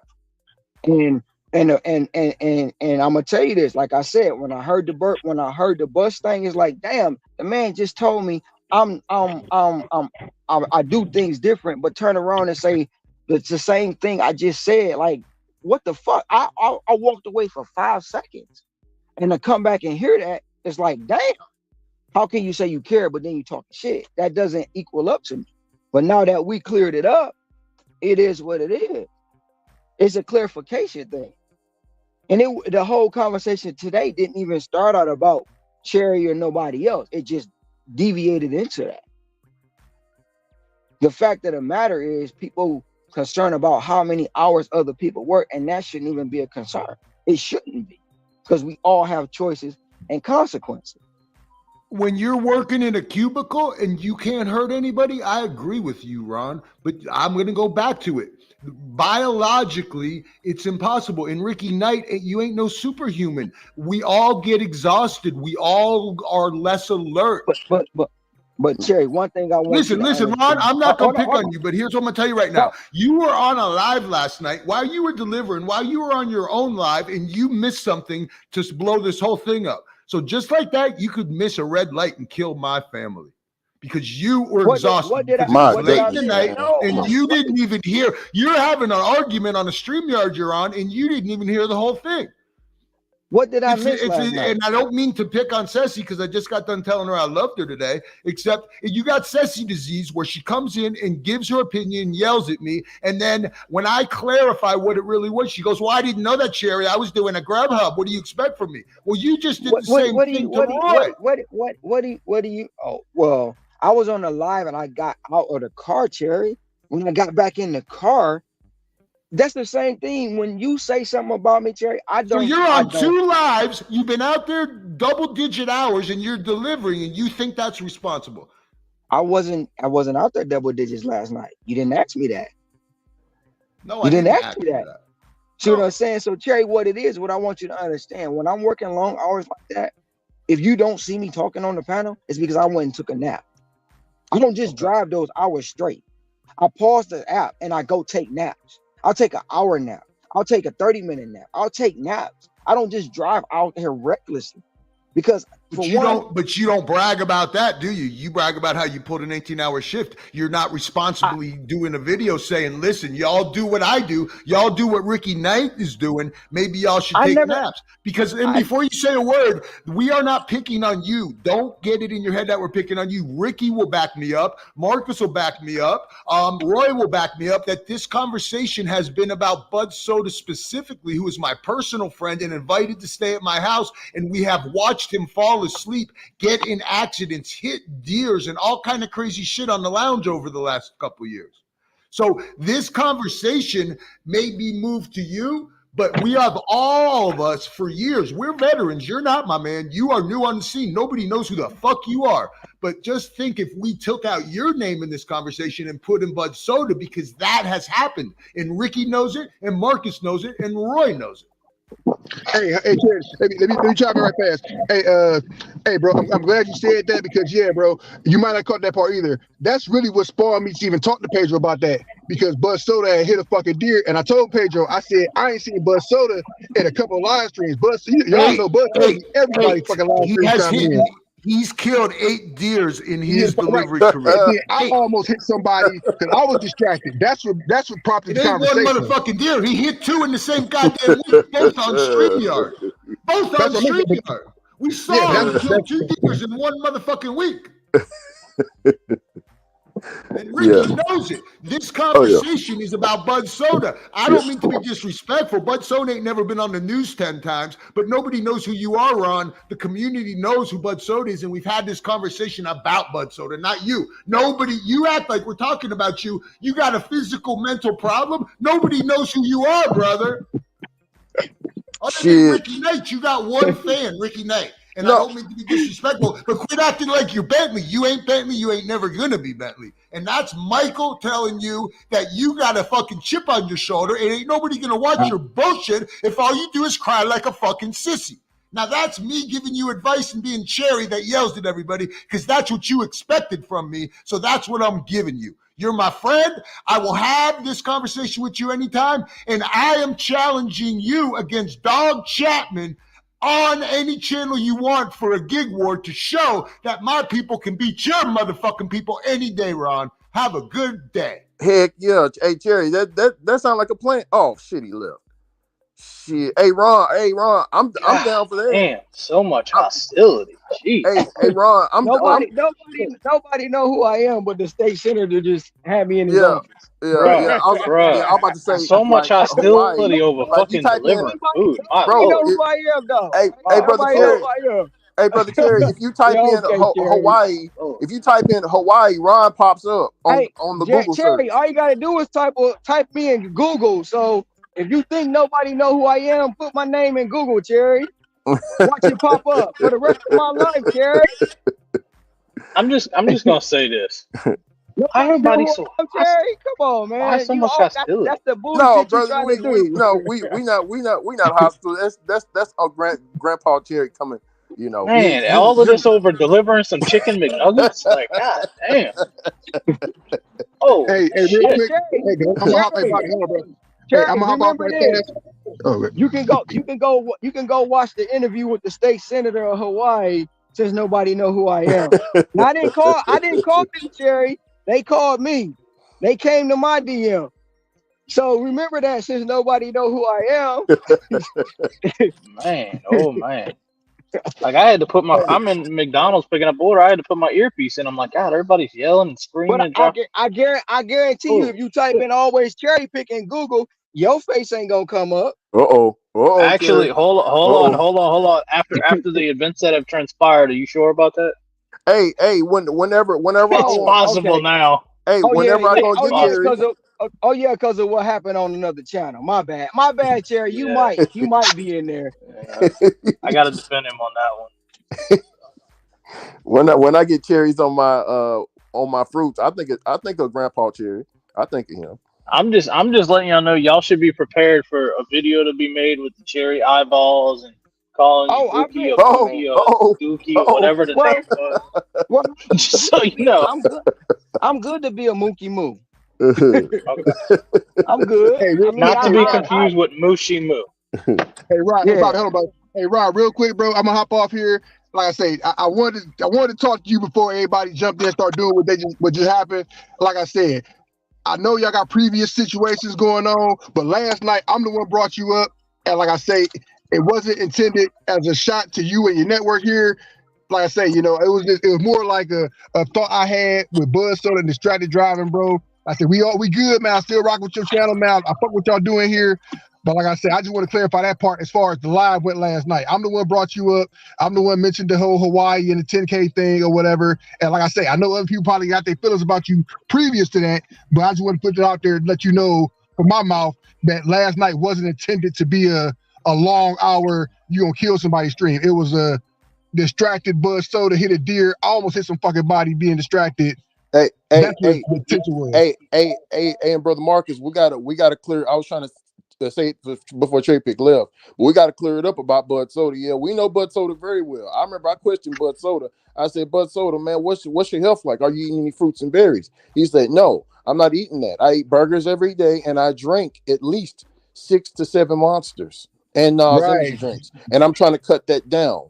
So we got to think about what goes on in his body is what he's putting, the poison he's putting in his body as well. Because if you drinking all the energy drinks, once you go up, you must come down. Hey, before I go real quick, I just want to point out that once again, I know this is going to be a shocker to some people, but this is at least the third time that I can honestly say something bad happened, and it was all Marcus's fault. Have a good day. Hey, brother Rick. Hey. Go ahead. It ain't like I say, Marcus. It ain't never been a problem. the little issue was it was a crossfire when we first got introduced, and that's what it was. I told Pedro in the text this morning. I really don't take none of this stuff personal. I don't. It's the simple fact of we all have choices. We all have consequences. You know what I'm saying? I don't have a problem with Roy. I don't have a problem with Cherry. I mean, Cherry gonna be who he gonna be, and Michael gonna be who he gonna be. You know, and it's certain things, don't nobody know. So since don't nobody know who I am, that's funny. Since don't nobody know who I am. Since don't nobody know who I am, and it's always gonna be something. And when the fact of the matter is, the part that we clarified it. The part that Roy said, he said it wasn't what it is. It ain't that. That's it. He clarified. So yeah, it wasn't that. Yeah, at the end of the day, we still all have a choice, and we all have a consequence.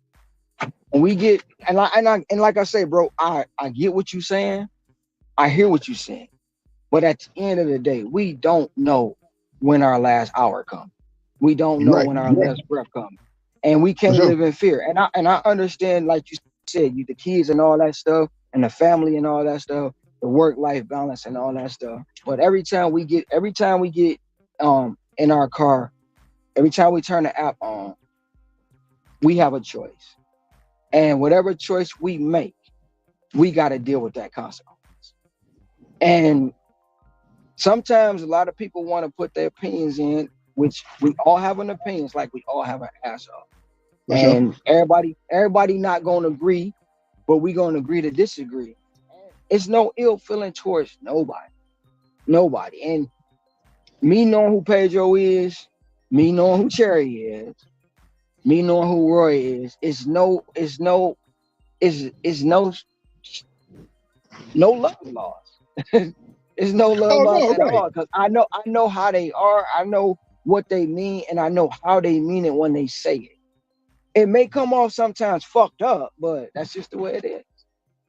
Well, see, yeah, one thing too, though, because I apologize. Like one thing too, though, I listen to you all the time, man. You speak a hell of a lot of facts. You know what I mean?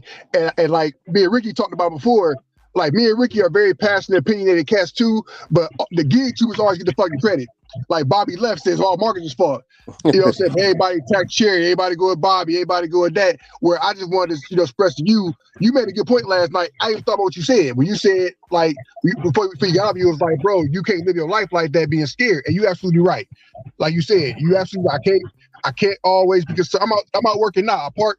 But like I say, I just wanted to just clarify to you that although I agree with what you said, I just wanted you to know that the conversation just was not a shot at the work ethic. That's what the work ethic wasn't the problem. It was just distracted driving and sharing personal experiences. You know what I'm saying? So I'm gonna let y'all do y'all thing. I just want you to hear from my mouth, But just still love, I get it. Like I was trying to explain to Roy and Pedro yesterday. I'm telling, like, videos they put up, videos that people always trying to pit people against each other. Nah, and it's not, and like some stuff I just don't respond to. I don't. I stay because I know where it can go, and I know how the conversation may lead. But I honestly, it wasn't even supposed to go the way it went today. It did, and like I say, we got better understandings when the only thing was, like I say, the bus thing, and he clarified it. And no matter what nobody say about that man, he gonna tell you how he feel and most of the time he 100 with it, and that's Roy. He gonna tell you. And if you can't understand that part about him, then you don't understand him at all. And a lot of people take a lot of things he say and they, get upset, but I understand where he coming from. I understand the aspect of it, and I understand all that. Because before I started doing the hours I work, I had to make a change. I had to, quote unquote, do what y'all was talking about, prepare myself for what if. Right, yeah. And that's the what if, like the what if. Okay, at night, when I started driving at night back in Detroit, shit, I need a motherfucking flashlight. Fuck this. I don't give a. I need flashlight. Yeah, I need mace for dogs. You know what I'm saying? It's like he say, have a survival kit. all those things he talk about is the things I'm like, I don't need to say nothing. Roy got it. You know what I'm saying? So Yeah, I that's got why when he talk about certain things, most people in this space are not prepared. And I understand what the conversation was. It's just some of the little things like was like, damn, was that a shot? Like, man, can't win for Lou. And that's where we got the, that's where we got the misconception or the crossed up at. So that's all it was. For sure, man. But I'm gonna get up here, man. I fuck with y'all channel, man. Y'all getting money, man. I'm gonna holler at you later, bro. Hold it down, brother Marcus. Hold it down. All right, Rick. All right, bro.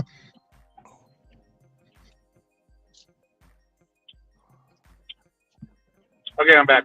My phone fucking overheated. Yeah. And for anybody in the chat, because I did see that in the chat, if you can't handle grown men saying the F word, if you're an adult and you can't handle grown men saying the F word, go back to kindergarten with your ass. Go back to kindergarten, because we are grown men. We want to use the F word when we're speaking. We can use the F word when we're speaking. Okay? Especially when there's emotion and people are upset about shit. They're gonna use the word. So if you're a grown ass person and you can't handle the F word, go back to kindergarten or go find your safe space and let people have a real conversation.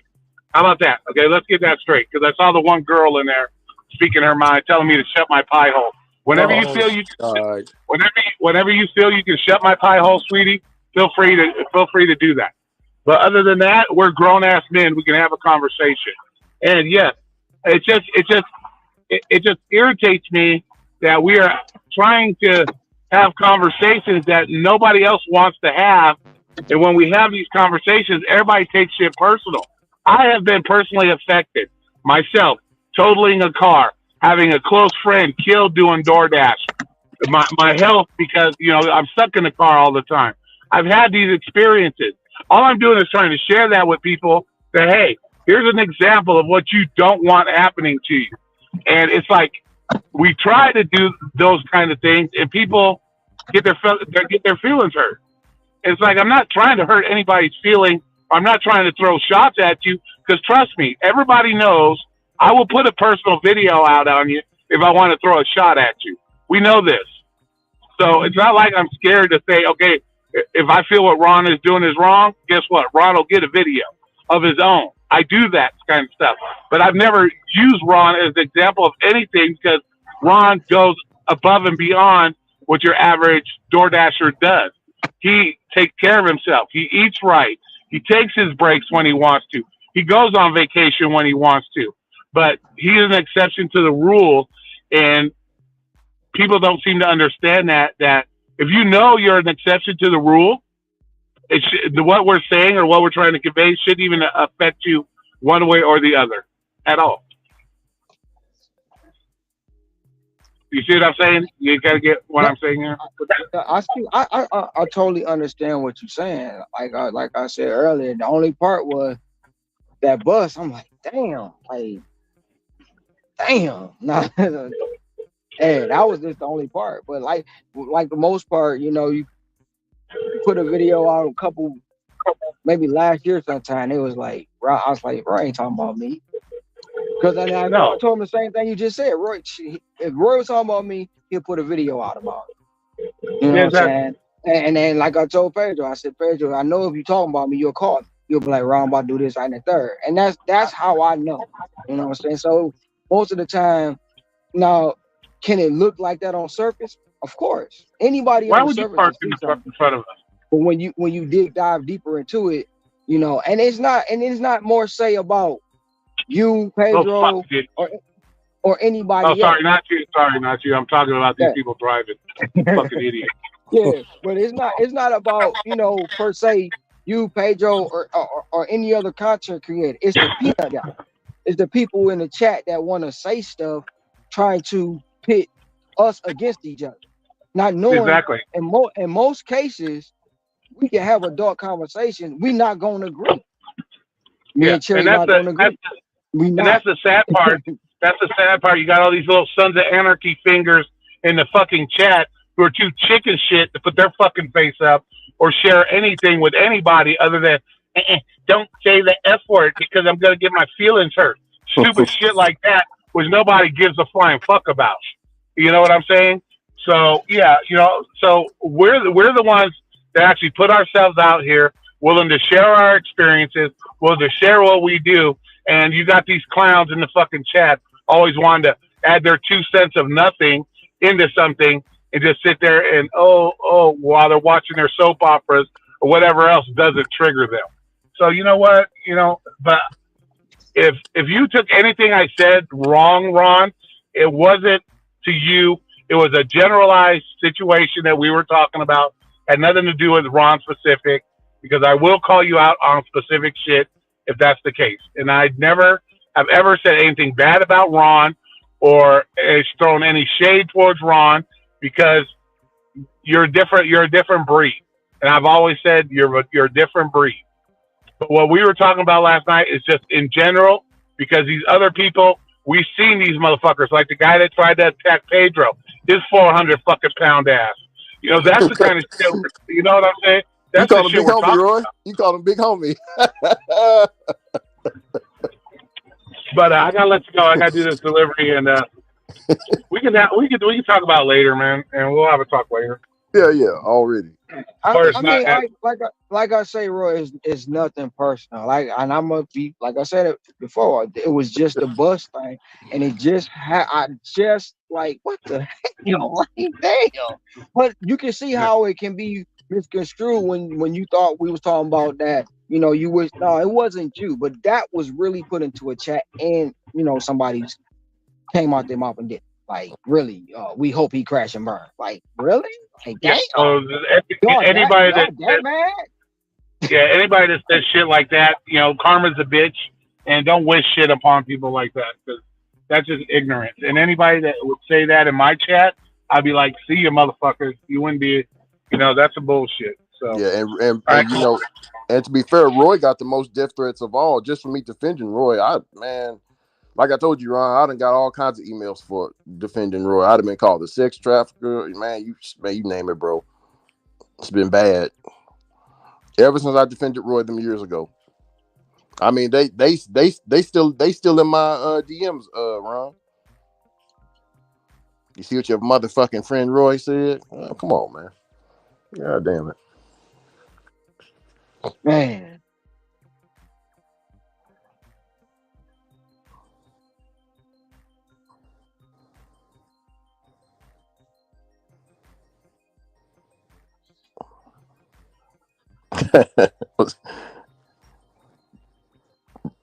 Granddaddy Cherry and Damien down there having a conversation.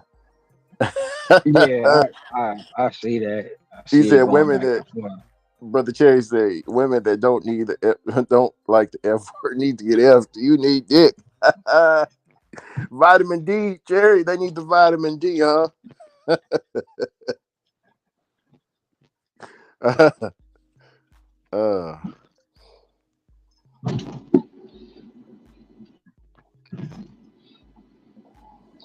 Always say vitamin D keeps the doctor away. Oh yeah. Vitamin D. Just don't bust. Don't bust now. Same retention gang. Retain gang. Retain gang. Just pull out. Pull out. When you know you're about to let loose and shoot up the club, just pull out. Yeah. Man, hey, look, man. Ron, you said dude in front of you with the bike. Huh? No, I got one more. I'm on my last. I got two. I needed 3 deliveries to hit 30,000. I just got stacked, so I got one more to go after this. Already. My next after dropping these 2 off, it's gonna be 30,000.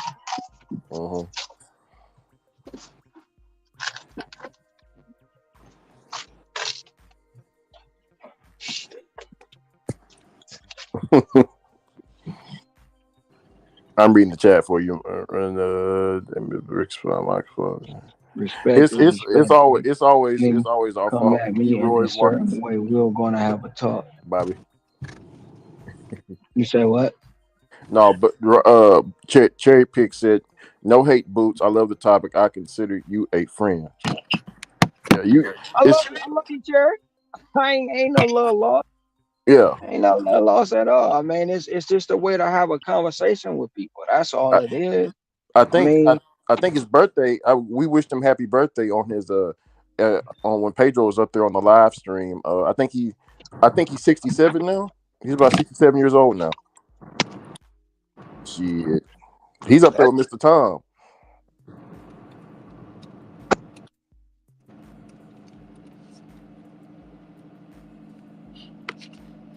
Oh, what's up, brother D? San? What's going on, man? What's going on? Not much. Just chopping it up.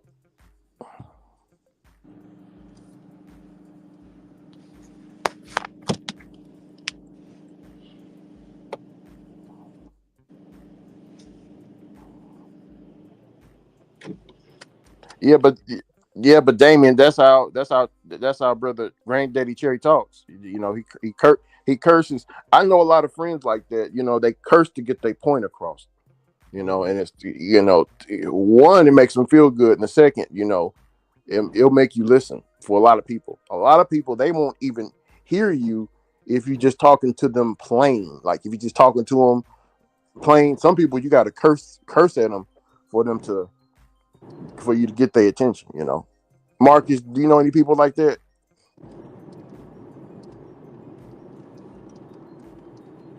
I mean, not Marcus, but Decent. Do you know any people like that? Oh yeah, for sure. Hell yeah. Hell yeah. Yeah. A curse word get your attention. Like shit.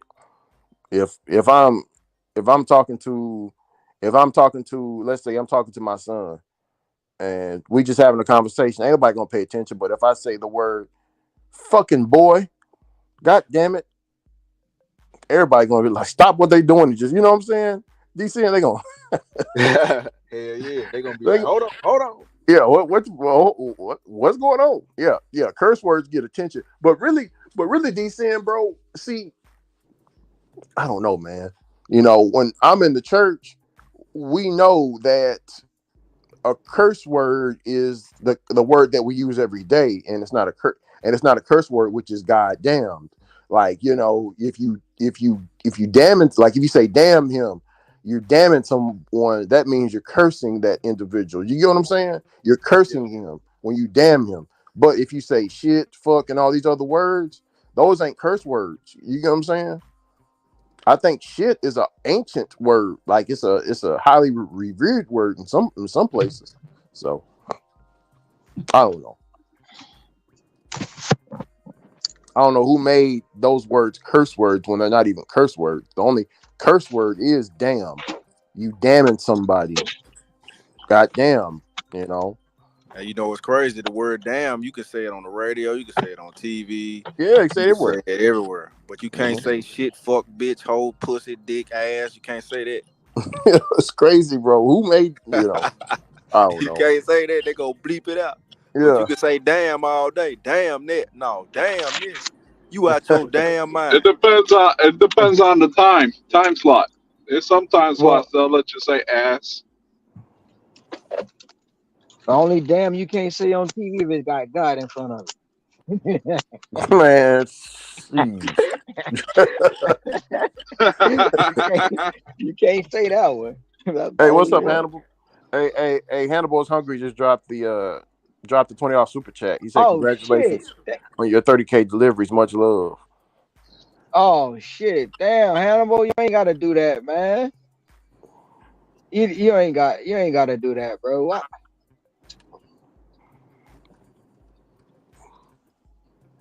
Already. Hey, and congratulations on your growth over there on your channel, Hannibal. Man. Since you left the gig economy, man. I'm glad you found your niche over there. That's awesome. Man, appreciate it, bro. That just kind of sucker punch me, but appreciate it. Finally get paid on YouTube. Well deserved. Well deserved. Yes, sir. Well, I gotta drop these two off, and then now I gotta figure out what I'm about to do to this next customer. I hope it ain't no corporate customer. like fucking $200 bill.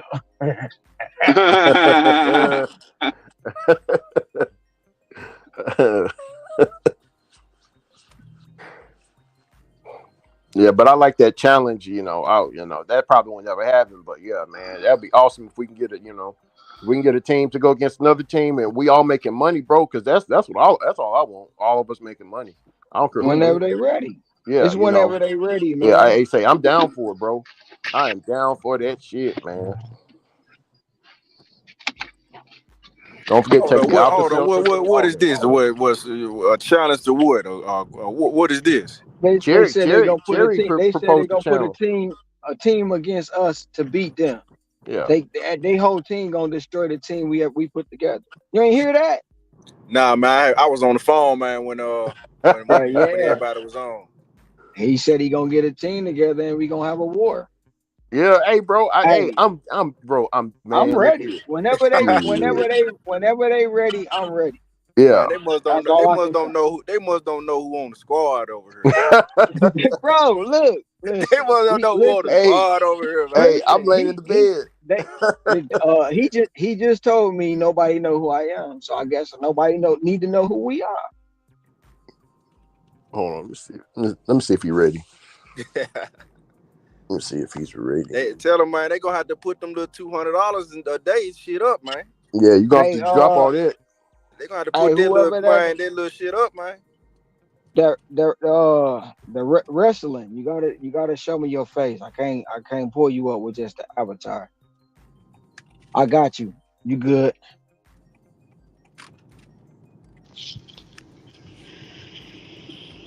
What up, though?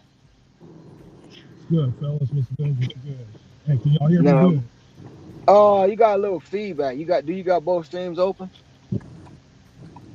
Nah, hold on.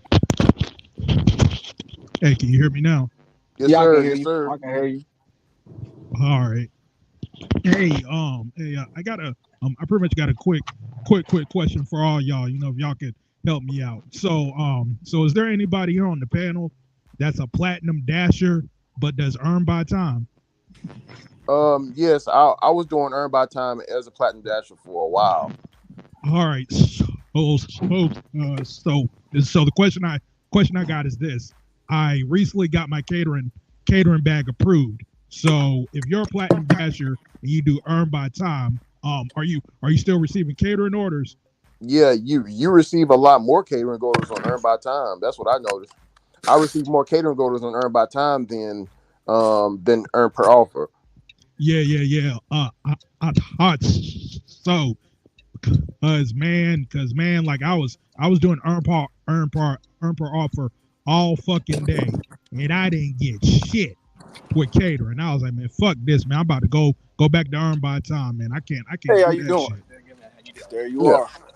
Yeah, definitely. Yeah. And what mark are you in? If you don't mind me asking.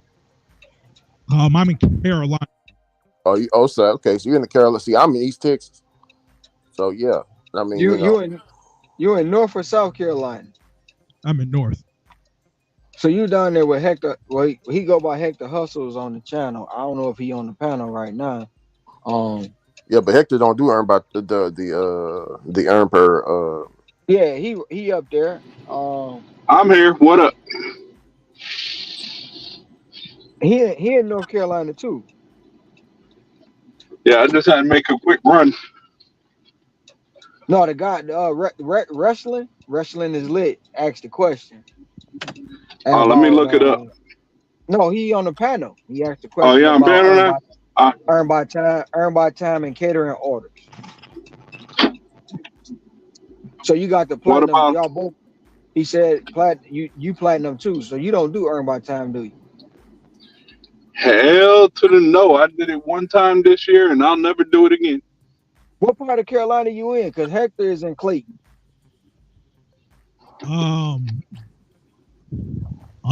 I mean, if he's currently in Clayton, like I ain't that far. I ain't trying to give all my information out. Oh no. Okay. Yeah. But that was his question. I know y'all both in the same state, so. Yeah, but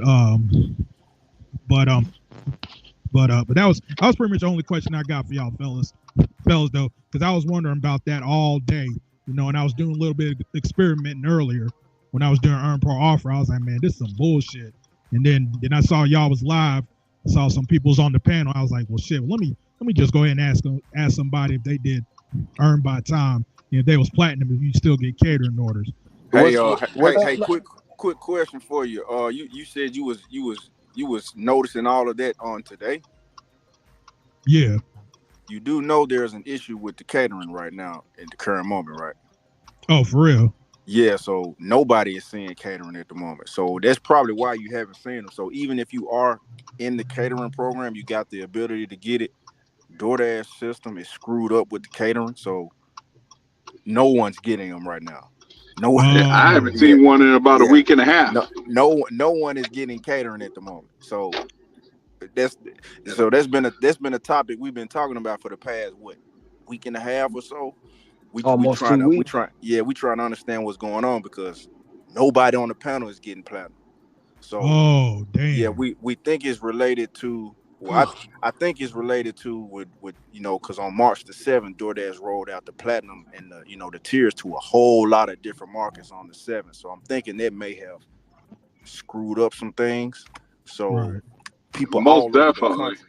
Oh yeah, people all over the country are not seeing catering orders. Right. So if they do come across, it comes across as a regular order, and it will not have catering bag required on it. Or sometimes it'll come up like I had one on Friday that said high paying order with a plus, but it'll show no catering bag required sign or nothing like that. Yep, that's exactly what's going on. That's what I was about to ask you too. Like when you got your catering, was it actually did it say catering or did it come through Easy Cater or any company like that? Or what when you said catering, what did you see?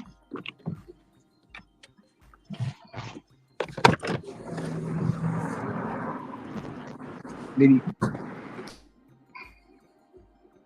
a wrestling? I pretty much never received a catering order. I didn't receive a catering order ever since I became platinum. That's what I was trying to say. Oh, so you didn't? Did you see a catering order on Earn by Time though? No.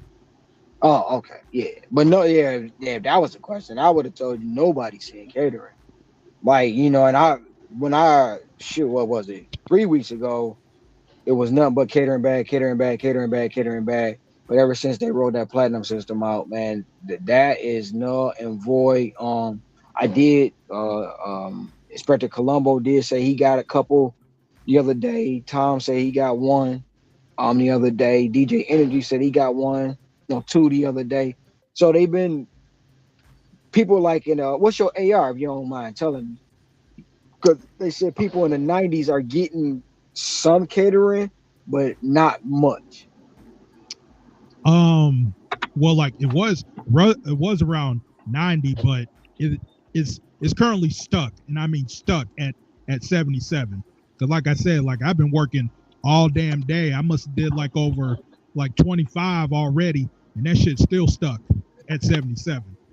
But don't feel bad. I'm stuck at 80. I can't, and I've been there for 2 years. Like that shit crazy as hell because it's gonna take a few days because I was stuck on what was it, 86.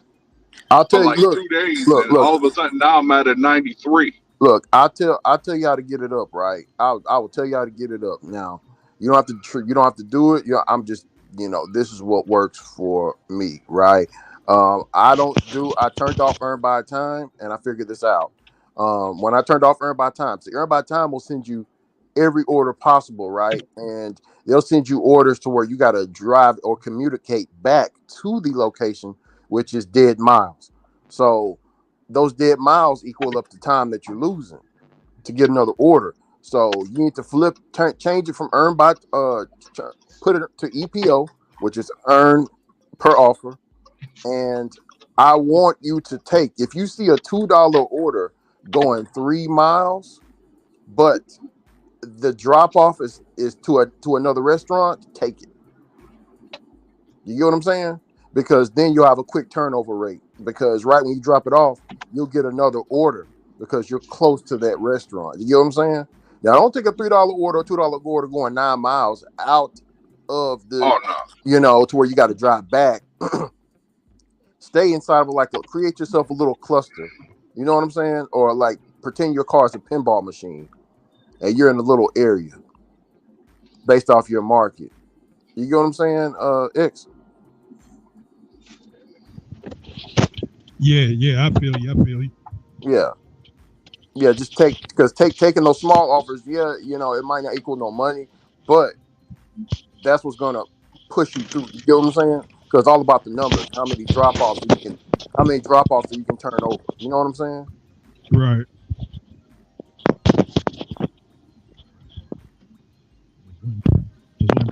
Got this order right here.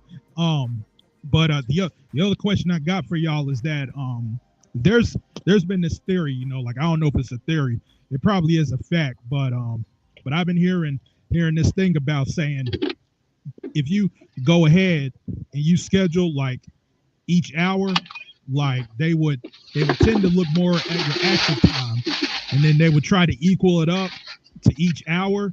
Whereas if you try to schedule like 5 hours straight, they kind of treat it as if they kind of what's the word I'm looking for? They throttle you if you go like 5 hours or 2 hours straight. But if you just schedule like 1 hour each time, they kind of treat it as if, okay, this is a part-timer that's only out here for 1 hour, so they're gonna try to make it up to 20 an hour. But see, the thing I've noticed was that I was trying that over the past 5 days, and I was doing that with earn by time. And like there'd be a time where I would have a $4 offer.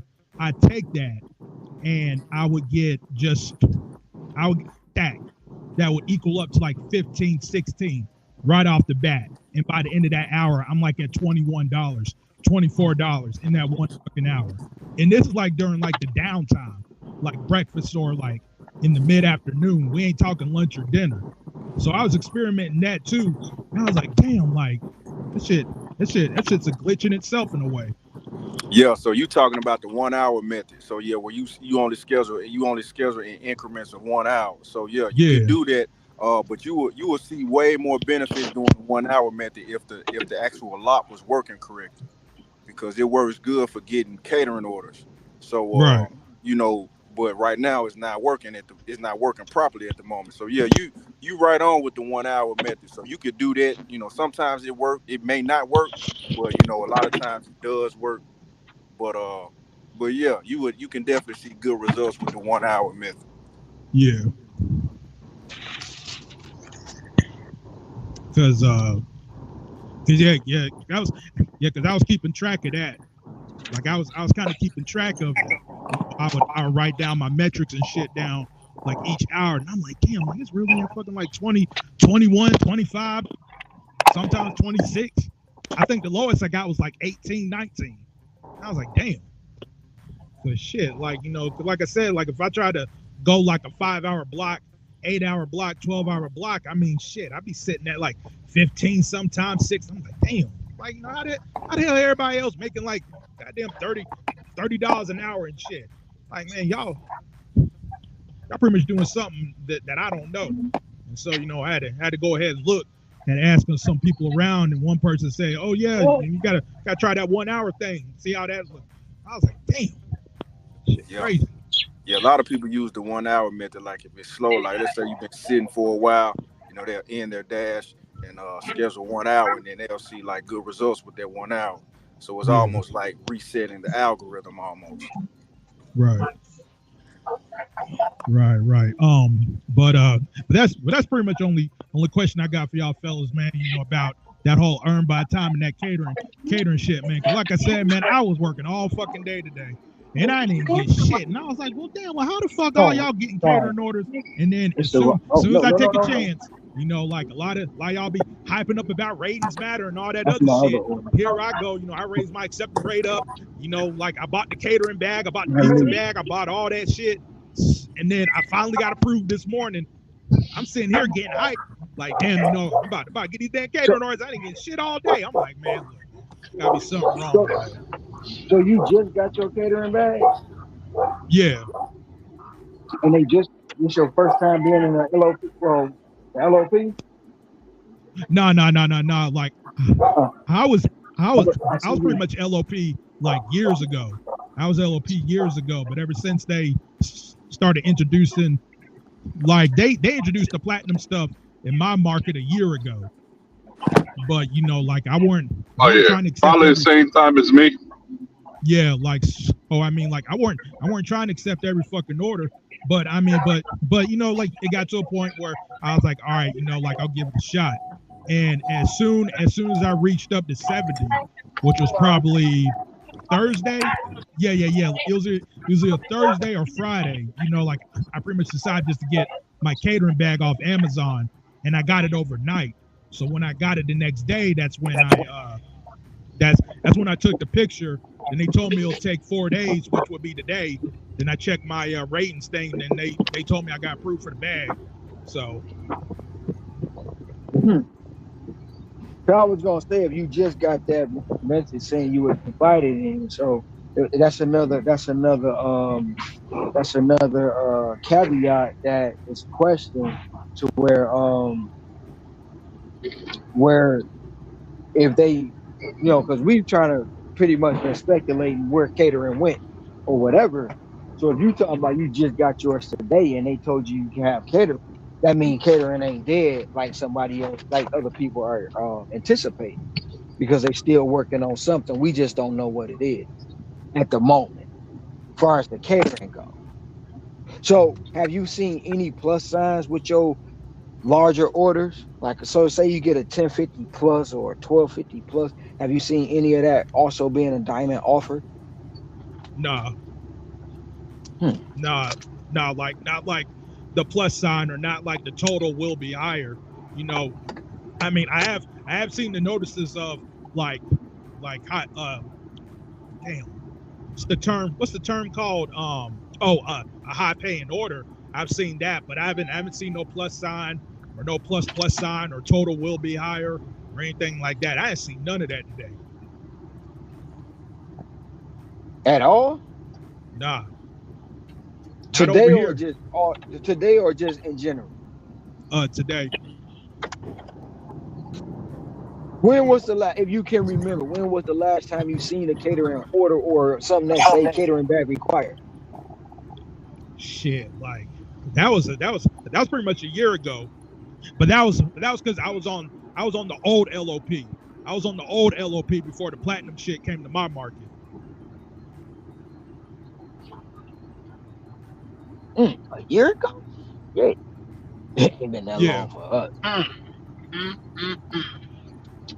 It's an interesting, quite an interesting scenario I see happening here. Who's that, Bobby? Because as you can see, this person knows who I am. They coming up here with the name X. I would like to know the meaning behind it. It said wrestling. My old damn, Ryan, damn, like you ain't got to tell all my business now. Oh shit! You ain't got to tell all my business now. Goddamn, like I'm trying to keep cover, because I knew this motherfucker Bobby was gonna come on here. Bruh. Listen, man. What? Listen. I'm sorry, bro, but you got the most distinguishable voice. Trust me, I know that voice. Anyway, you can't play me, bro. You can try. And like the only question I got for y'all is, how come y'all haven't canceled Bobby yet? It's hard. It's hard to cancel Bobby. And my question for you is, why after all these years do you still think that somebody can cancel me? It don't work. Look, listen. You know that. I am the captain.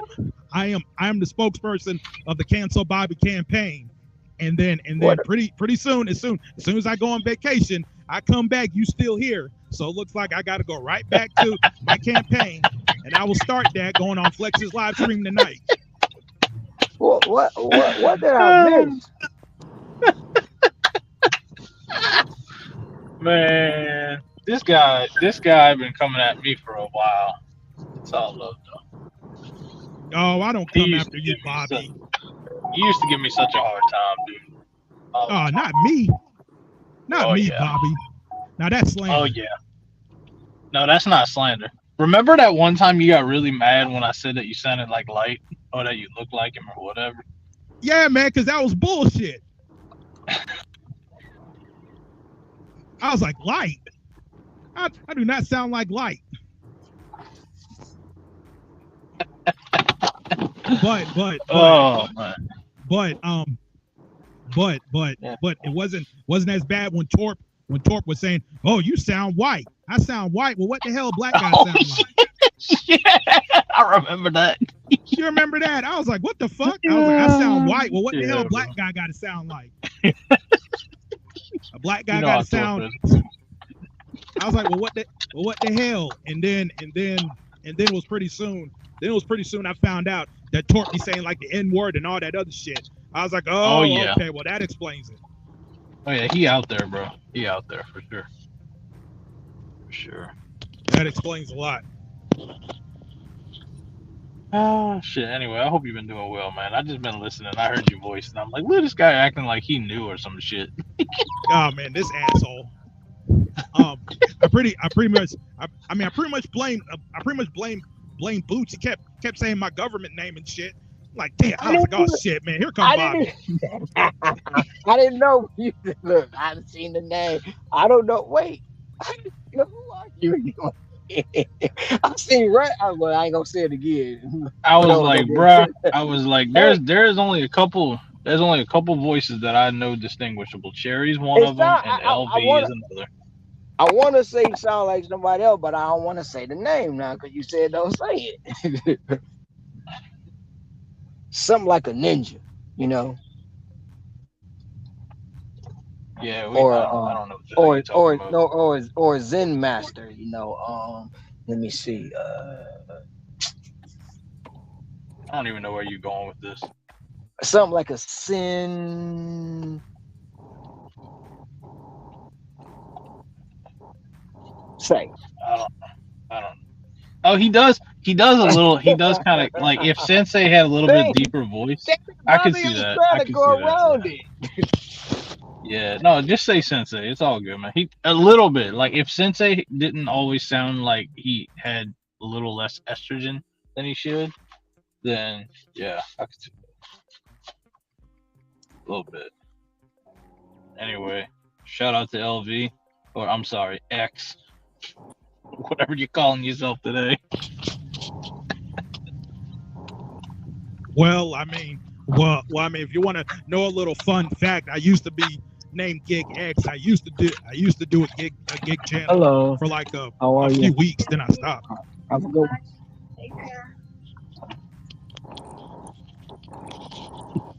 I didn't know that. Interesting.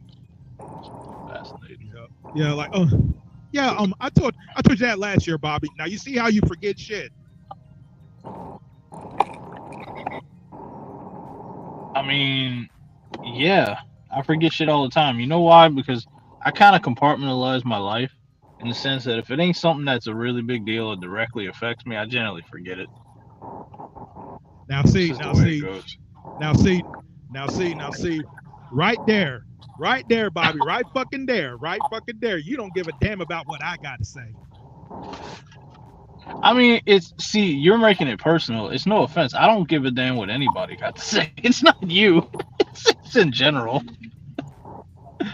But see, the whole thing about it is, Bobby, you know, like you're supposed to give a damn what I got to say. Oh, well, I'm sorry. I don't. Shame on me, I guess. Exactly. A big change because I only came on here just to chop it up with the fellas because I had the question, and here come your ass trying to blow my damn cover. Oh, okay. Well, I'm sorry. I would sit there and say that I won't let it happen again, but it probably will. So I'm just gonna cut this shit out real quick. And that's why, ladies and gentlemen, you got to cancel Bobby. That's right. Trending worldwide. Just a whole bunch of slandering, not giving a damn about my feelings.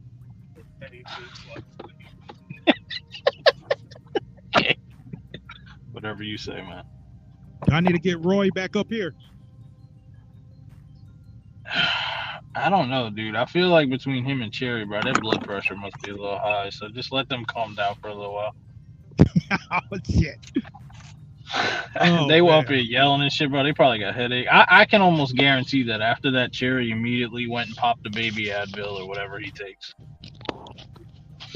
Man. Immediately. Man. But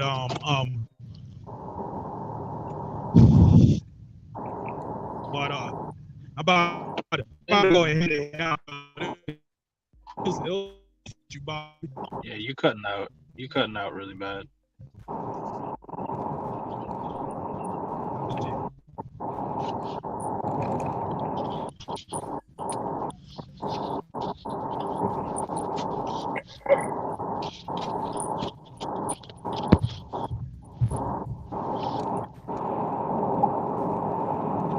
me now. Thank you, Ken. Thank you, Ken. Yeah, we can hear you now.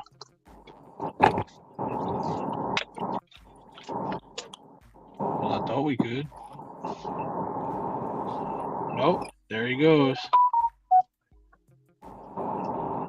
Anyway, I just came up here to bust this shit because he up in here acting like he's some new motherfucker. And as soon as I heard that voice, I'm like, oh no. Hey, I thought he was new.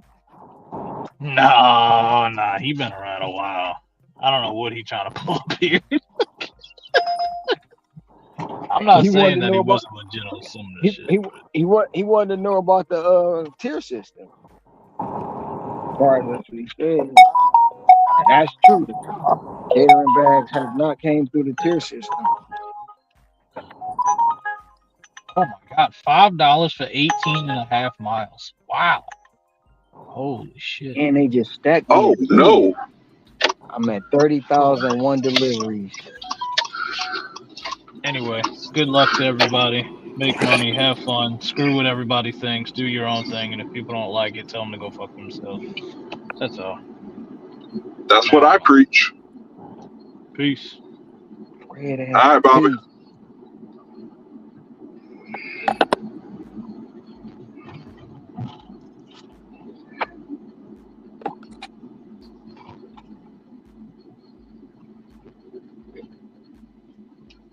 Fastest shopper in the building. Hey, Blaze, no, man, I haven't. Well, no, nice chopping it up. I mean, LV, you know what? Now I know your picture. You switched the picture up on me. Oh, I got you. Good one though. That's brother LV. No, yeah, it was LV, man. He switched his picture up on me. That's how he got me. My brother LV. I ain't seen him in a while. Blaze, we got me. Yeah. No, Blaze. Oh man. No, Blaze. I literally I haven't seen an actual catering order since. Ooh, shit. I'll tell you because I got the screenshot of it.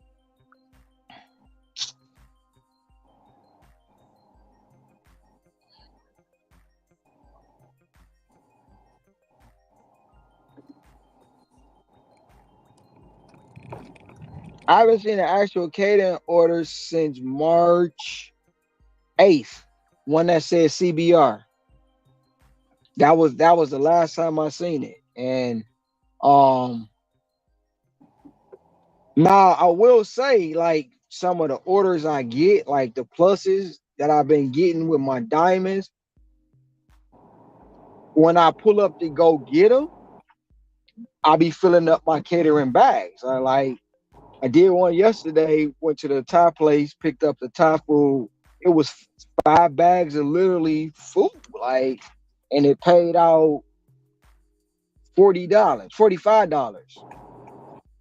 But it didn't say catering bag required. It didn't say catering on it. It just said plus. So I don't know how it is, but to actually say I got a catering order, nope.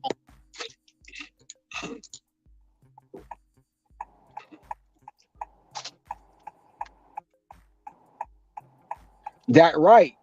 Because even with the Starbucks, when I go to Starbucks, they send me to Starbucks. $10 plus. You get there, you got 4 bags full of coffee, and you like, usually this will say catering bag required. So why isn't it saying catering bag required? That's the caveat behind it all. But Scrabble had a theory yesterday. Well, not a theory. Scrabble said something to us yesterday on how they revamping the catering program. So we gonna see. We gonna see, because like Sin always say, you can't bring out a new system saying that if you get to platinum status, you're gonna get cater order, you got access to the larger catering orders, and then you telling everybody to verify catering bag to say y'all ain't getting shit. Nah, I don't see it happen. Something going on, and we don't know. But I will tell you this though, Blaze. If you was in the drive program before, check your email, because they sent the email about saying they revamping, but not really saying they revamping the drive program. But it just said be on the lookout for more changes coming to the catering program, and it kind of relates to the drive program. If they bring it back, then that's what's up too. So if you was in it before, look in your emails. You might, but now they calling it DoorDash for work or something like that, or Drive for Work or something like that. That's supposed to be the new name of the drive program. So supposedly, it's not guaranteed. Supposedly.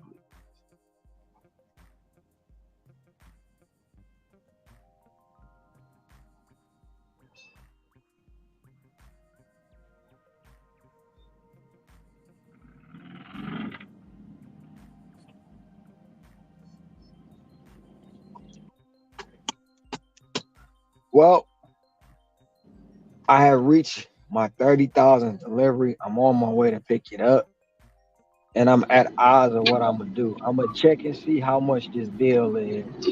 What y'all think I should do for this person? I don't have to do shit, but what do All I y'all want to think? say is congratulations, buddy. Yes, sir. Thank you, thank Congratulations you, on the thank you, 30K. Congratulations. thank you. Congratulations. That's what I want to say.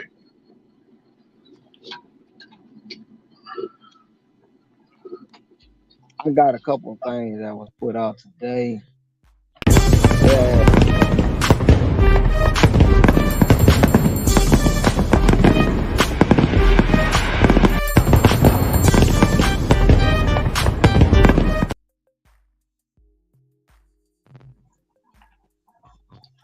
And then I got that one.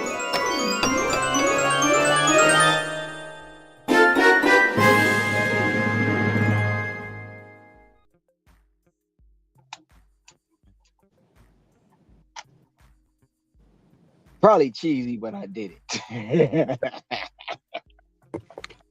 Oh man.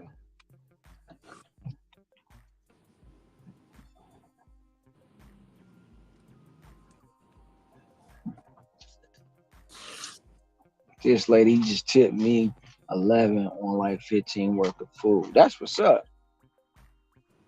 DoorDash for work. That's strange. I'll definitely keep my eyes here. Yep. Scooby Doo said, "Yikes, be what I did to the tier system." Ooh, congrats. No, this fool did. I like the fireworks. Old school got it. Gaming Achievement Classic. Ryan, you got it. Got that Cap Pro version.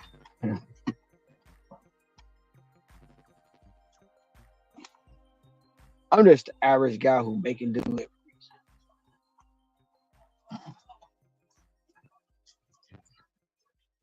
And what y'all think I should do though? I don't know. I don't even know how to fish.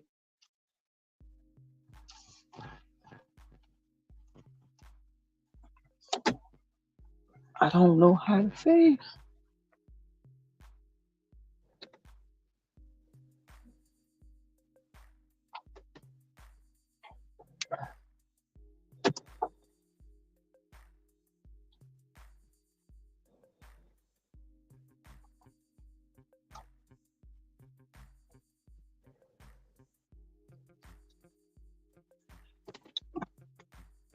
Be right back.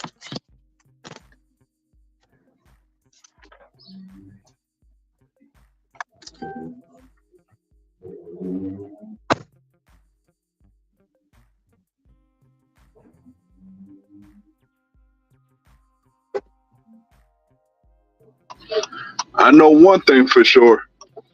I wouldn't want to go into Raleigh right now. Ooh, traffic going to the PNC Arena is a nightmare.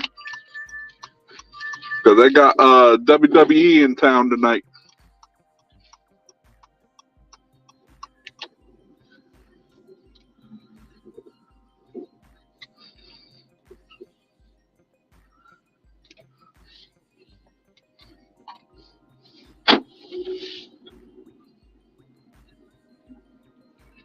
Which probably explains why it's slow here.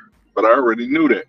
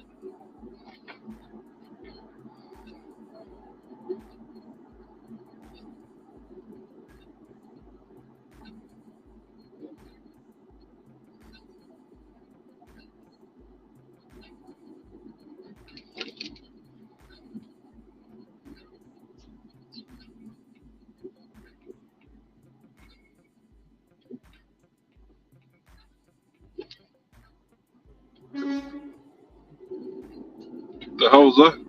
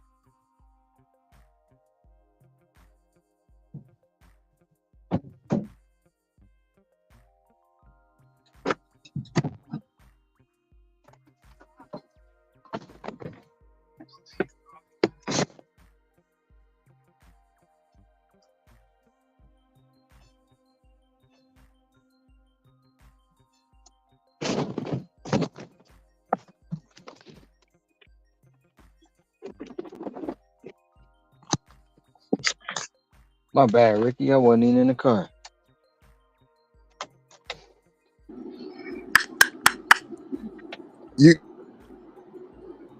I'm just driving my passenger to Dallas, man. It's all good. I was gonna say y'all both disappeared at the same time.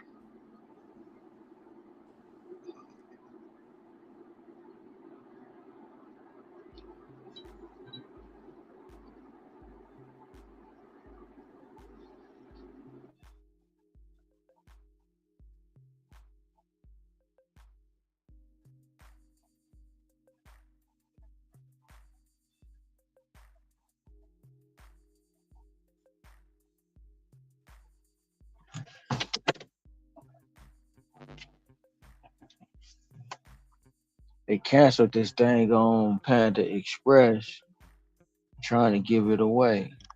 Find me somebody to give it to.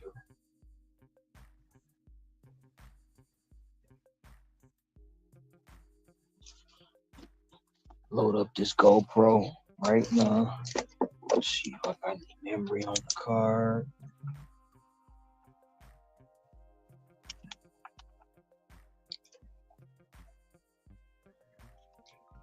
Go, go, go. Go, go, go. Go, go, go.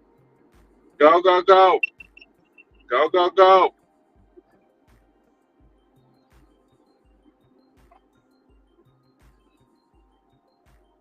Oh, I got memory on the card too.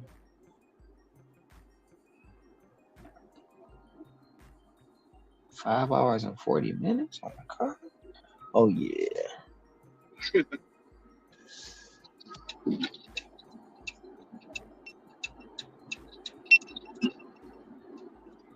It's a leave at my door. Don't think I should knock?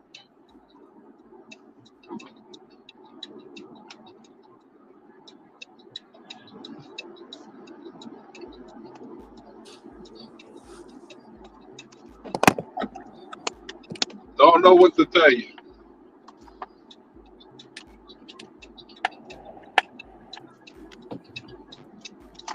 You think they'll be unhappy if I knock? You think they gonna come to the door? Probably at first, but once you explain why, maybe they'll be more receptive to it. Yeah, you might have to just see what happens. Yeah.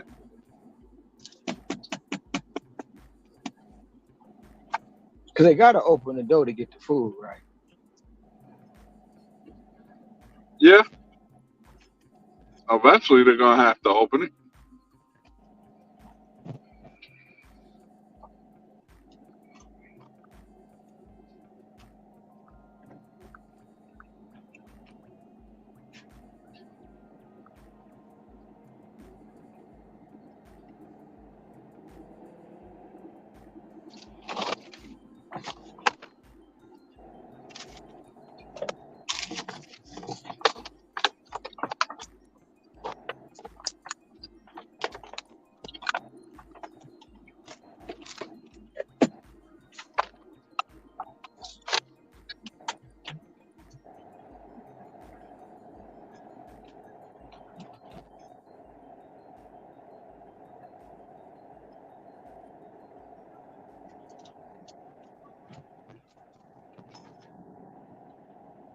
Hello, Detroit.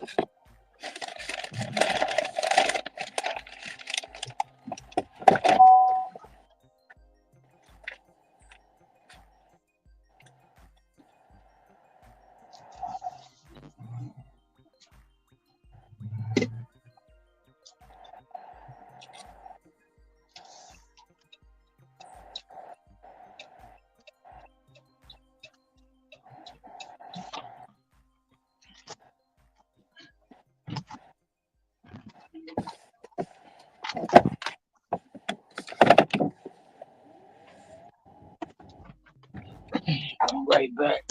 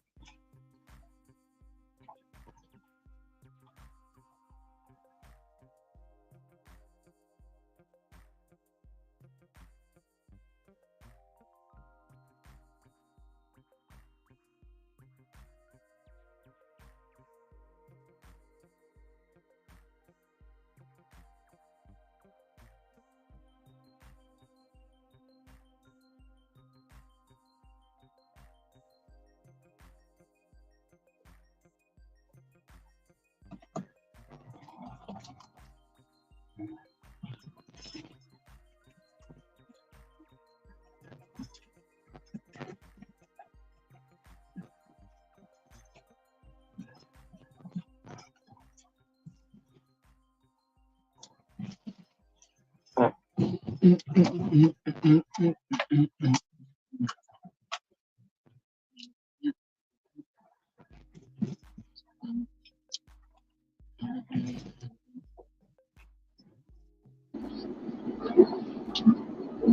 know what's so funny? I just seen something so interesting with the with DoorDash.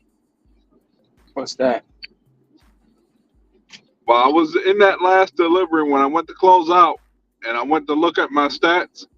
It showed it to me the old way,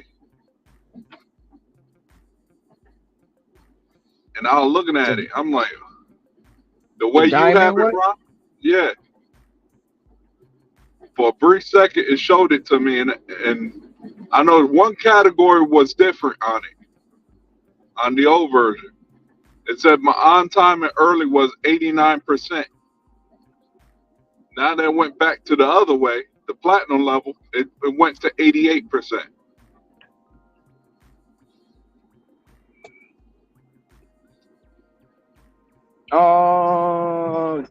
What was it at before that?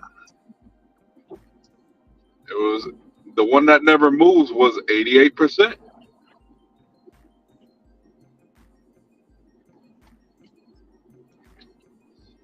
Was you outside of? Because outside of Clayton don't have a tier, right? It has it. I think Smithfield doesn't have it. Were you in Smithfield? Could be. I could have been in the Smithfield city limits.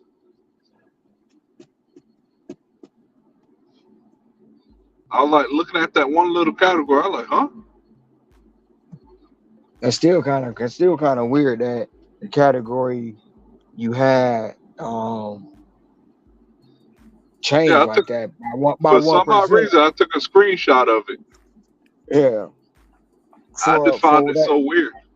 That 1% makes like it. I mean, it had you thinking like, what the hell going on? Yeah. For a brief second, it had me thinking. I'm like, wait a minute, we going back to diamond? I'm about to say, if we are, if I am, I'm be happy if they reverting back to diamond.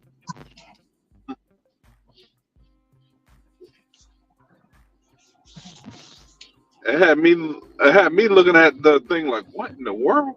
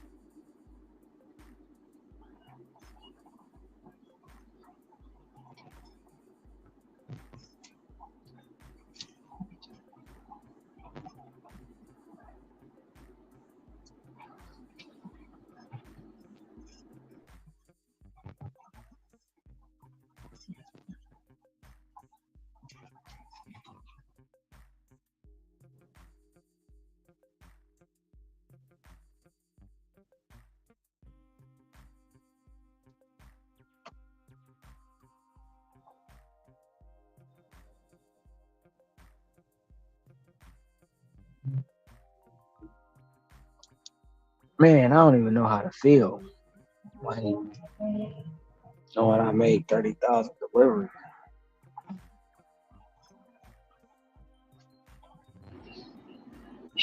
You should feel elated because you put in that work. Yeah, now you at a certain point. It's like, what's next? You know.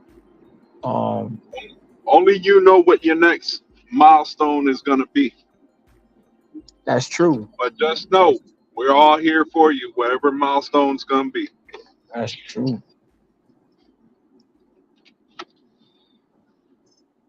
Then it's like, do you turn up the volume, go harder? I mean, or how harder can you go? I mean, it's all these questions and stuff.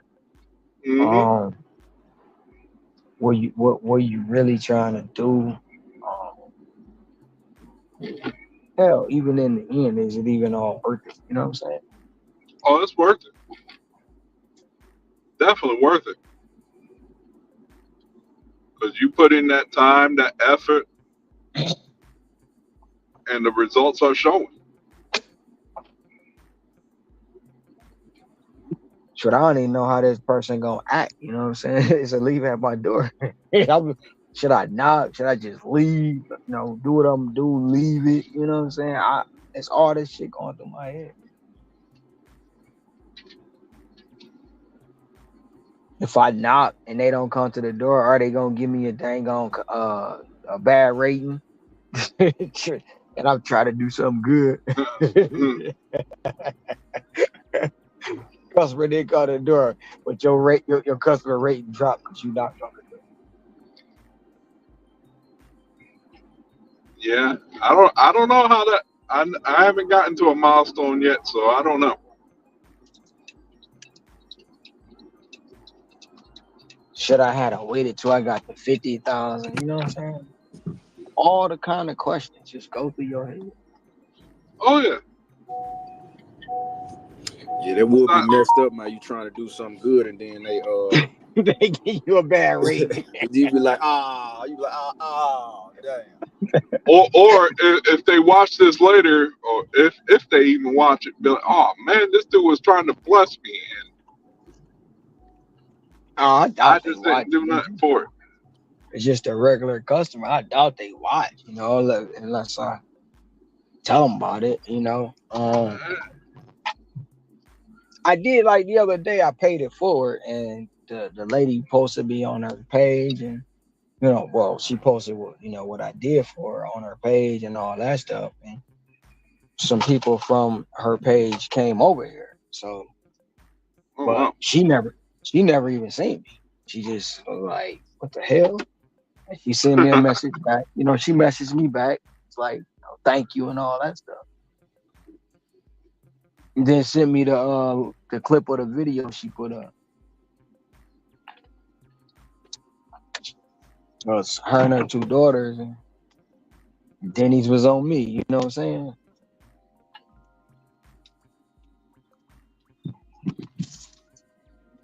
But I'm about to run in here. I'm about to go get me some dinner since it's kind of quiet. Take advantage of this real quick before they send me an offer.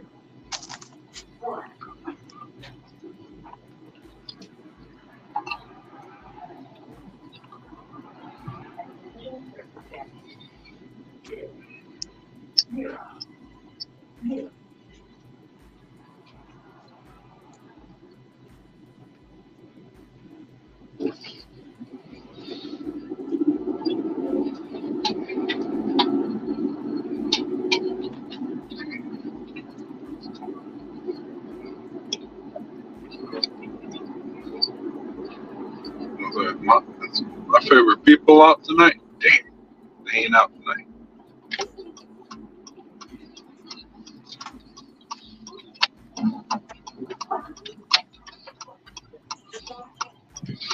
I just thought of something. I know where I'm about to go. I'm about to take a 30-minute break.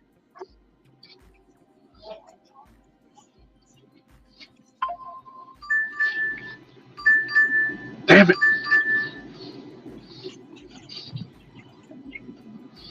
I knew that was going to happen. You have to just some latex balloons. And this one. No, just give me two. One blue, one red. One blue and one green. One blue and one red. Red. Yep. What are you doing, homie? What? Yes. Papers and do you do cash back? how much do you need? 20. 20. Yeah, I can give you.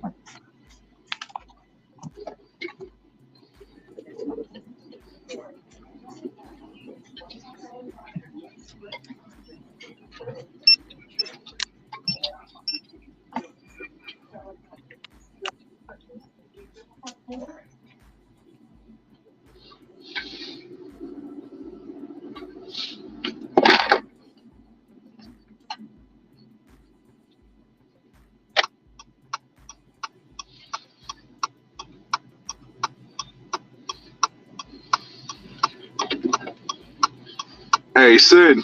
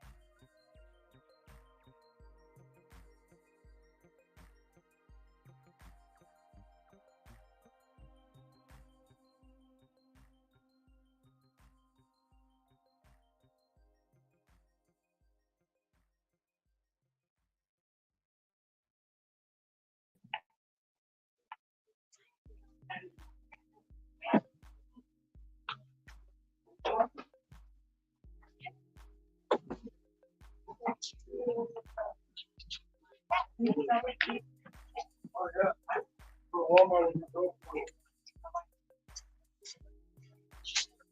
there's no interface. Only a big part.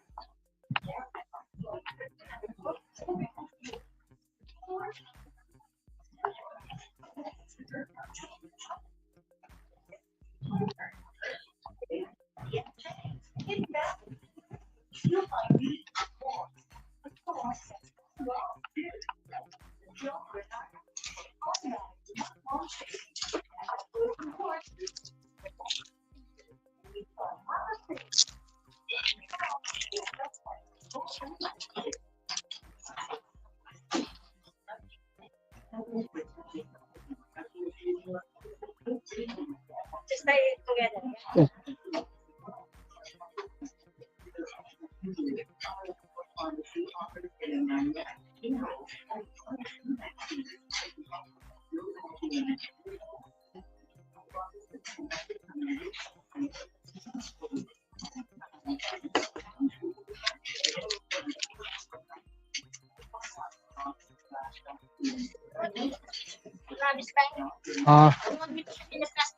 No, it's okay.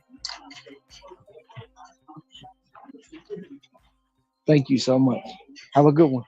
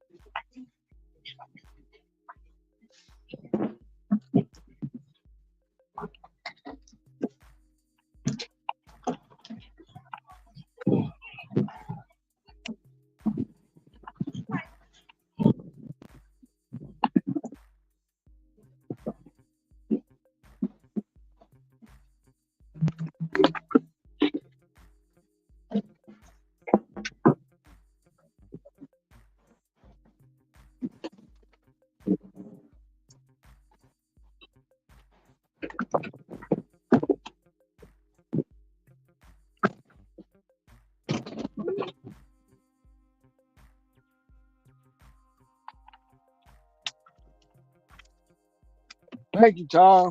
Appreciate you. Appreciate you. Go, go, go. Let's see if Ariana's gonna appreciate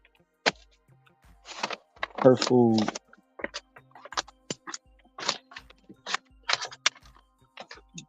Being free today. Should have got a card, but fuck it. I didn't. Hopefully she opened the door. Don't think I'm some crazy person. Put the body cam on and reward it.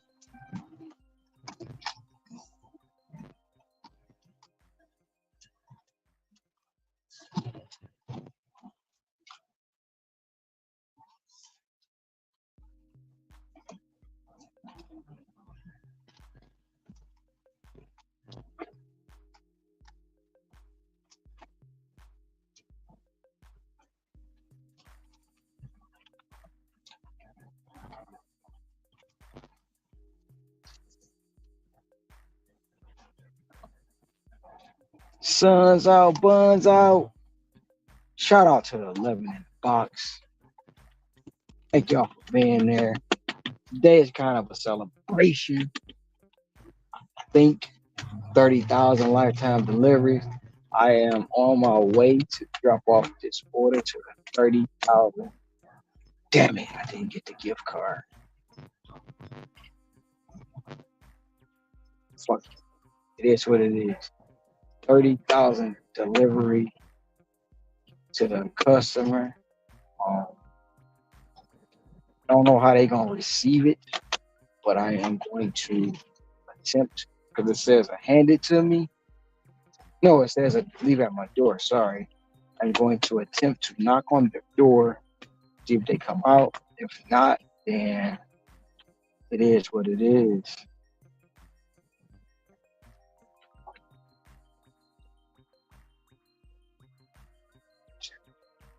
I think I passed it. I did. 3251.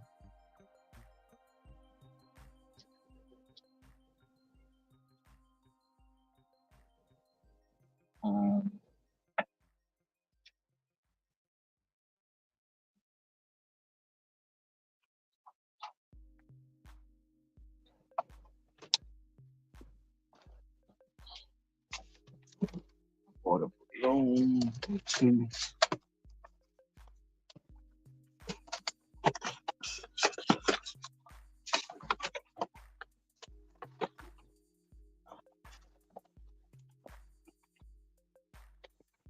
I don't have a card.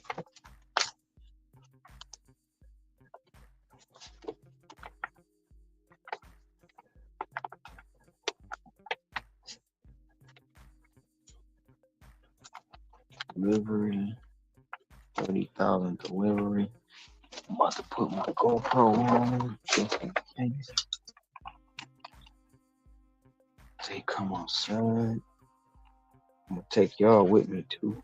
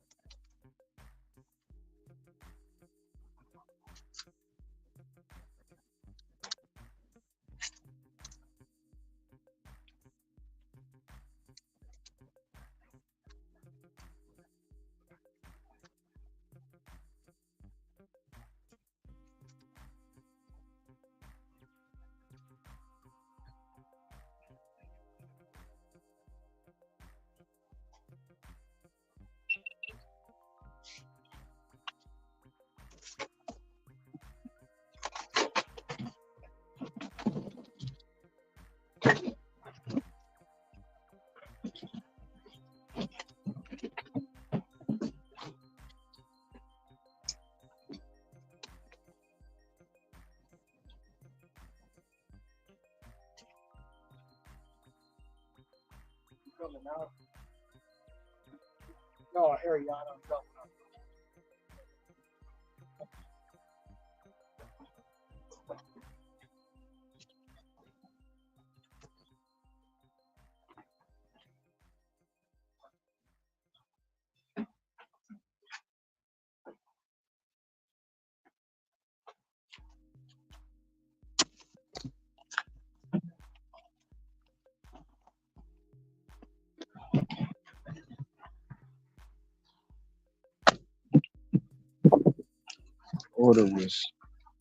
Her order was $20. So let y'all know,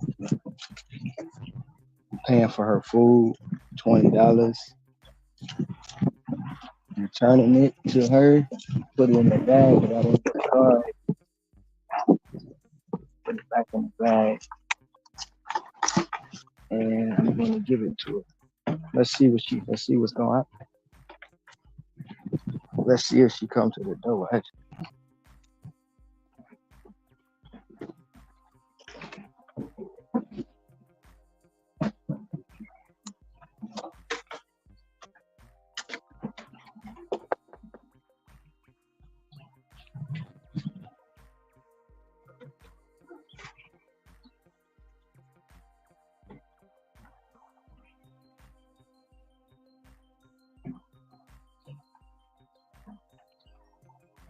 I don't know if she's gonna open the door. She didn't open it.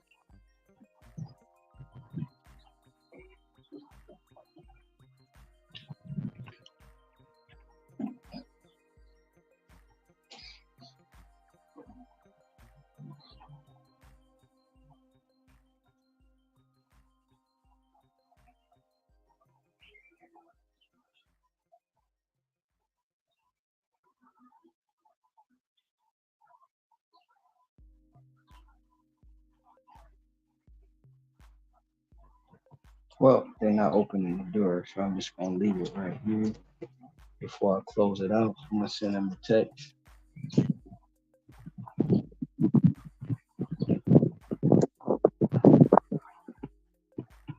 Because I didn't write a card.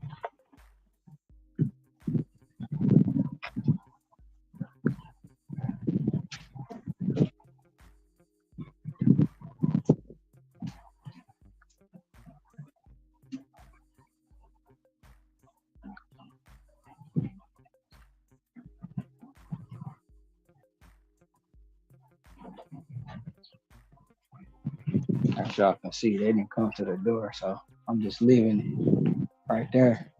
I'm about to see. That's what I did. They put a mail with some balloons in. My custom. I don't want to really text the door that.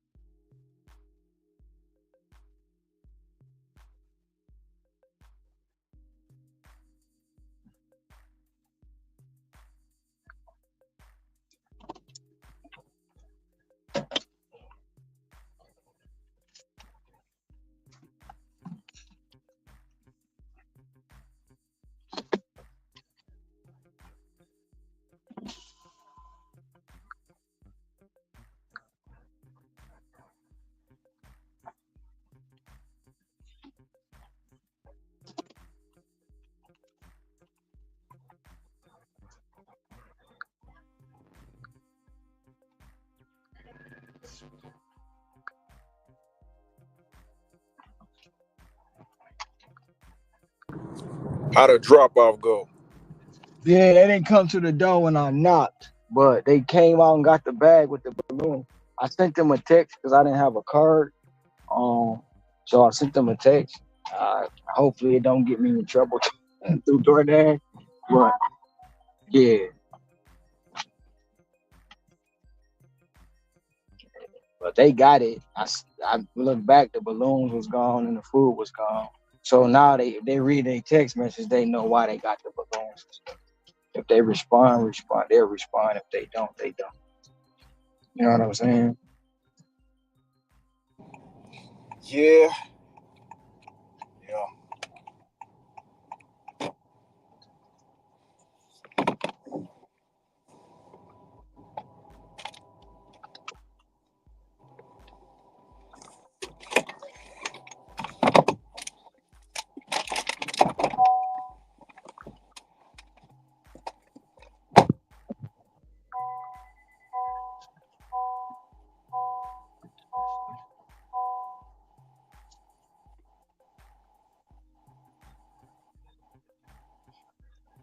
Yo, Rico, yes, sir. We back. We back every day.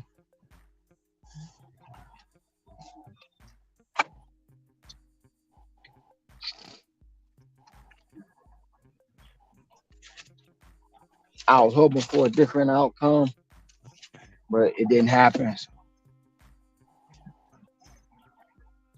should have waited till I got it handed to me, huh?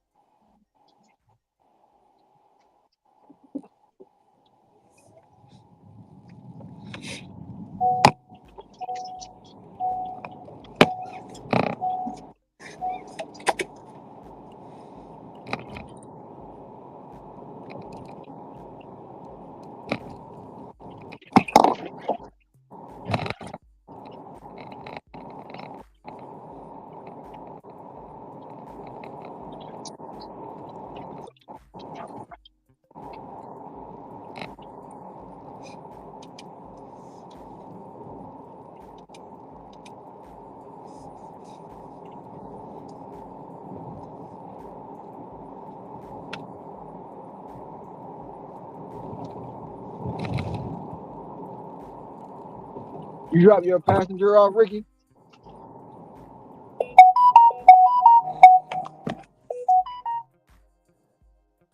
No, Oh we still shit! driving. Smash that like button. Congratulations! I just hit 17,000. What you gonna do to celebrate? Work, yeah.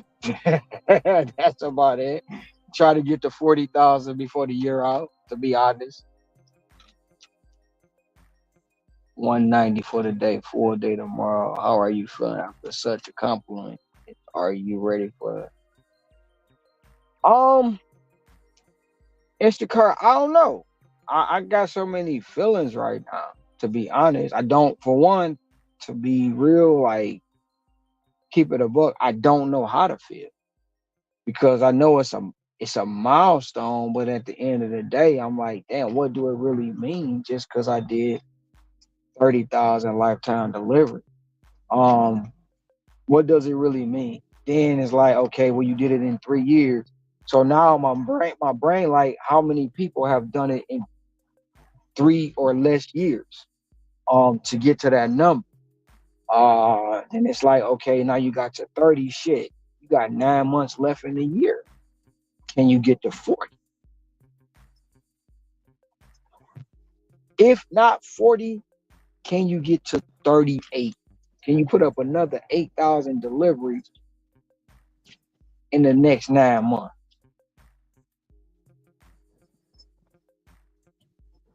So I would have to average whatever it is per month to get to 8,000 as of right now. So basically, let me see. We do some quick math here. So 8,000. To get to 8,000 deliveries, So let's say 40 times 9 months. We're going to just say 9. That's only 360. So,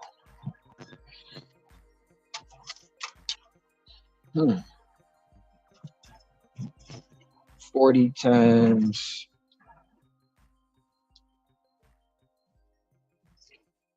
How would I break this down into knowing what I got to get? Because right now I'm averaging anywhere between 8 to 1,000 a month.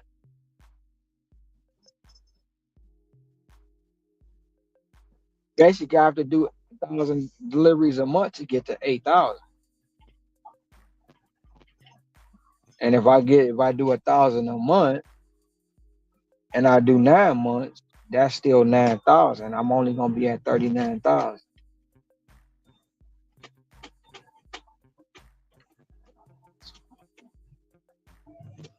So if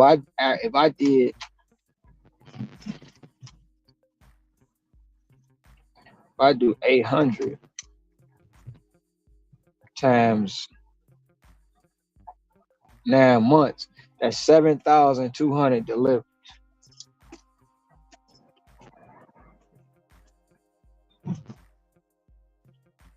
That's what to get to 7,000 to get to 37,200. I would have to average 800 a month, and 850 times 9.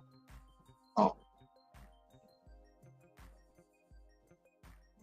that's still only 7,600.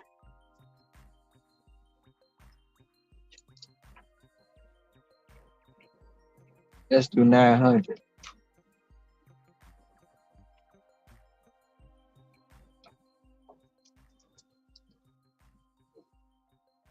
To get me to 8,100 deliveries, I would have to do 900 deliveries a month. Okay, so that would have to be 900, not times 7. 900 divided by 7. No, that's not right. 900 divided by 4. So I would have to do 225 deliveries a week for the next 9 months. That's attainable. I'm damn near doing that already. No, I am doing it. I'm doing like 235. So let me see. If I do 35 times 4, that gives me 150. If I do 35 times 7, that gives me 245. So if I average 35 a week, I'm at 245 for the week. Times that by, equals, and then we times that by 4 weeks. That's 980 deliveries a month. Equals 980 deliveries a month times 980 times 9 equals 8,820 deliveries. I'm just doing 35 deliveries a day. Now to be over that 8,820, I will have to bump it up more and more to like 40, 45 deliveries. So we break that down and we do 45 times 7 will give me 315. 315 divided by 4. No, that ain't right.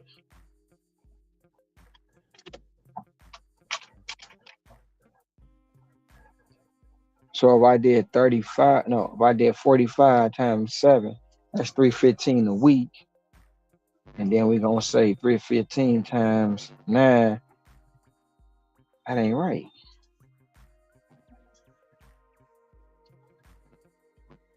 No. 315 times 4 equals 1,026.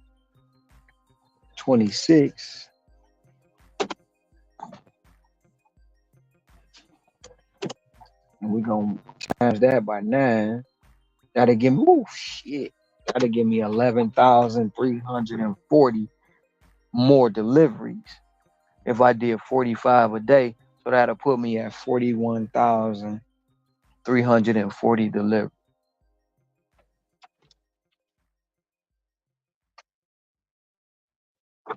I mean, I damn near got to take everything, which I'm not going to do. We know that.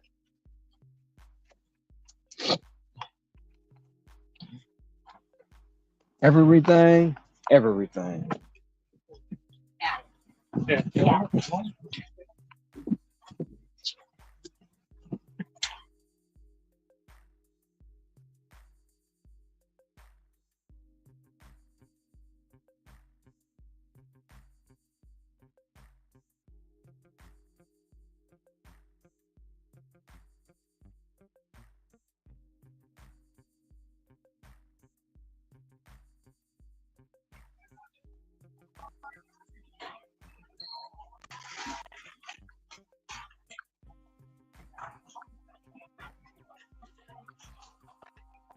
Oh, I just got to get some NyQuil on this wall. As a matter of fact, I need to turn these shopping pages off, which I just did. I'm on shopping page after this one.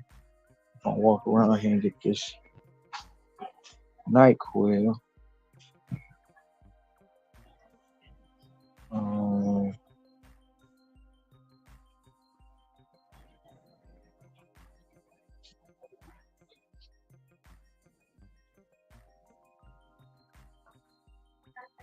Capsules.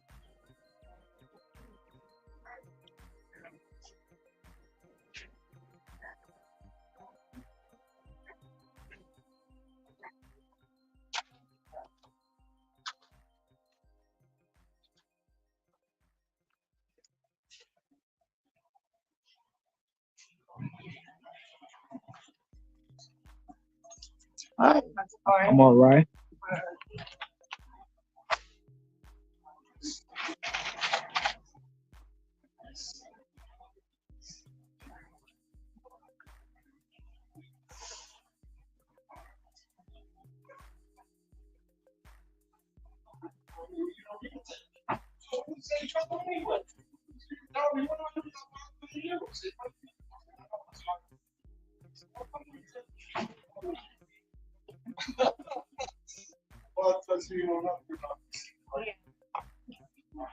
Congratulations, bro. Thank you, Nelson. Yo, we back. Congratulations. Thank you, Roger.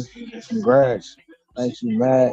31 trips a day, every day for the 9 months to give you 8K ride. It's about 1,200 a month for 40K. Yeah.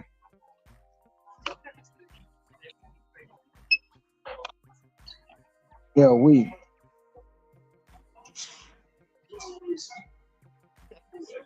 Hi. It's a DoorDash.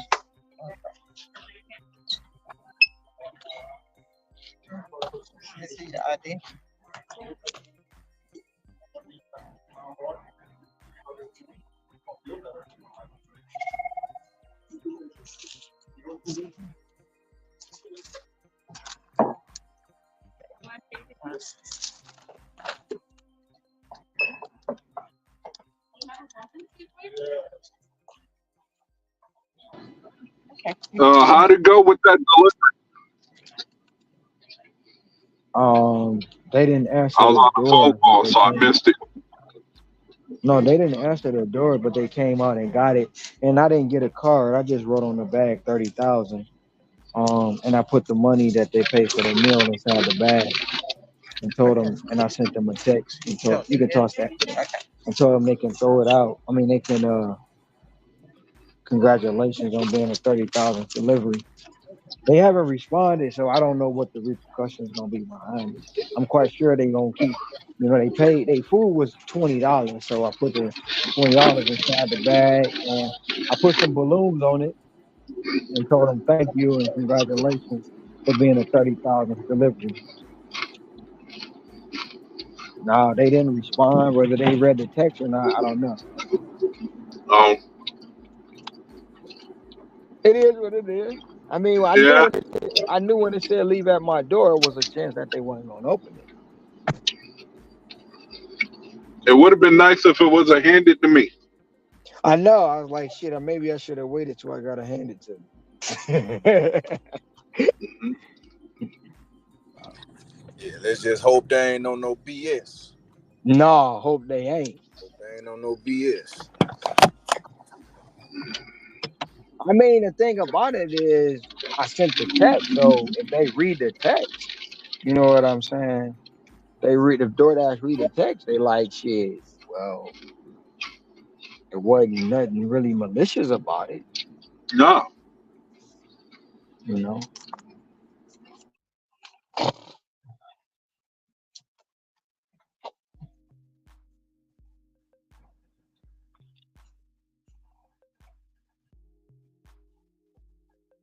So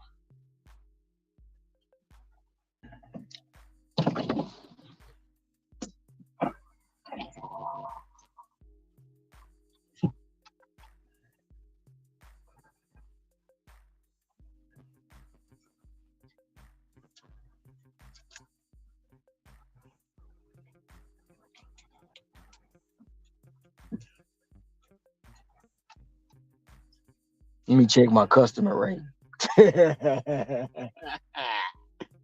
Let me check it.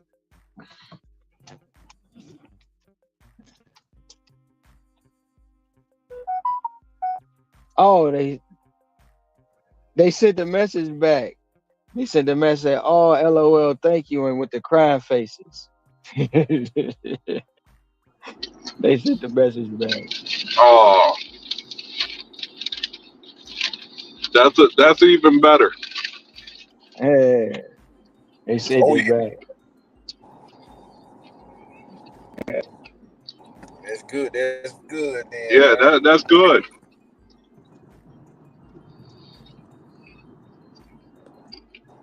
Yes, sir.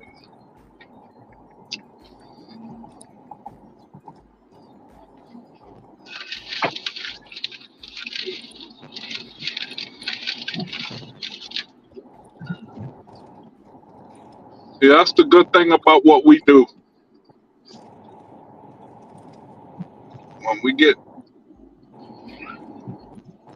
get to where our milestones, we can just reflect and remember who was number one and who was number 30,000. I still remember my first I, delivery. I wonder if I should drop the channel link in the chat.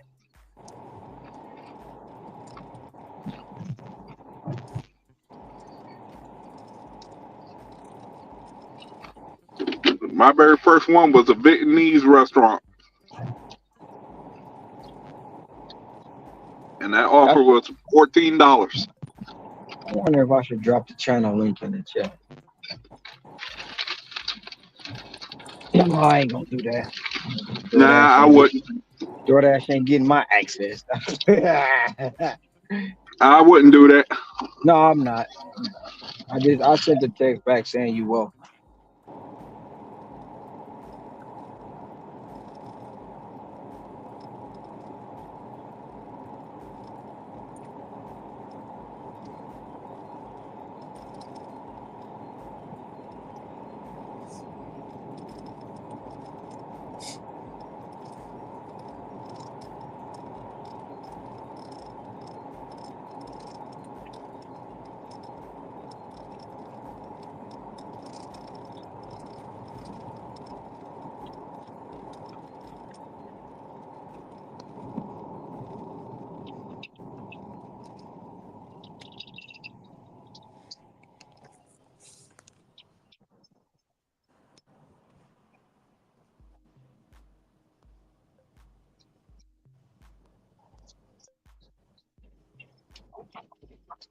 Well, I ain't got to check my customer rating, man. Yeah, I thought they was gonna give me a bad rate.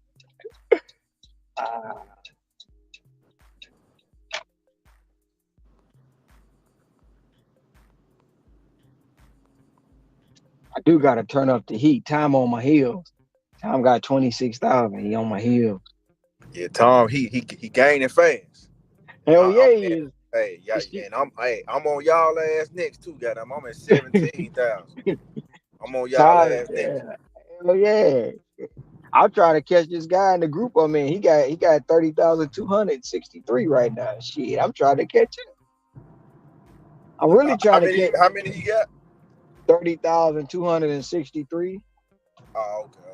And then there's another guy in the group. He said he got 37,000. Damn, he already at 40. But I really want to catch that one that got 9 million.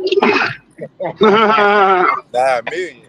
That one Man, got you gonna be there that for one a while doing that one. that one I ain't black even man hit got 6,000 yet. yeah. I'm just trying to figure out how you got 9 million and DoorDash only been around 10 years.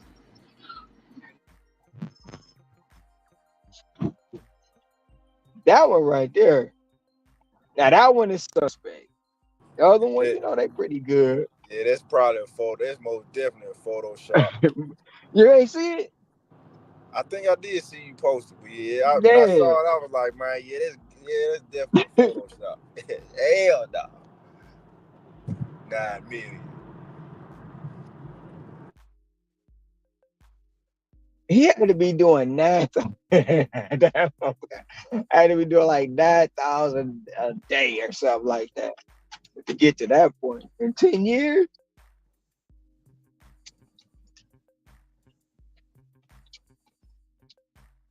Yeah, they just said 90,000. That's reasonable. If it was said 90,000, all right, we can. That's semi believable, man. But 9 million, yeah, they trolling us, goddamn.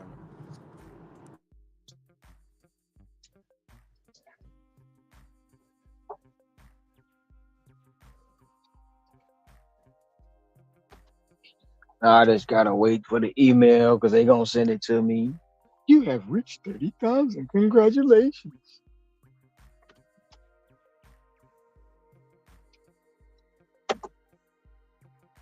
Bring it. What? We right here. I need to get rid of this China. This Panda Express.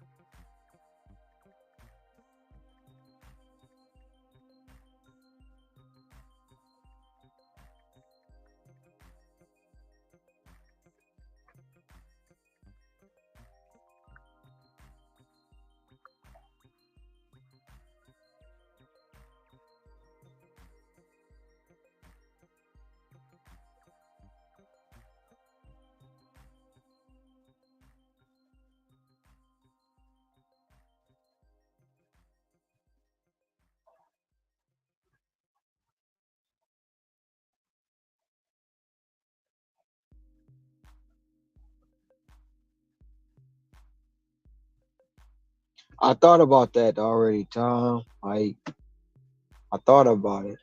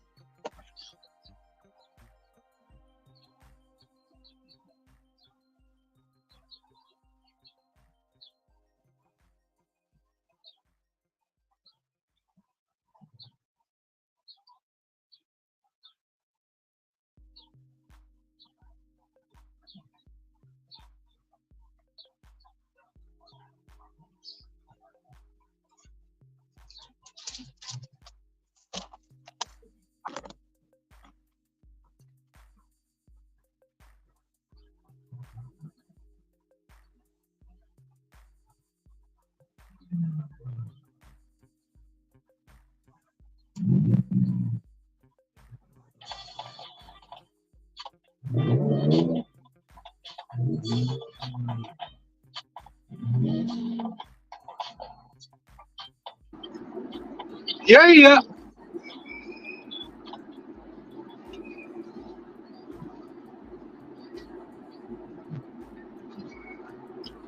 Okay.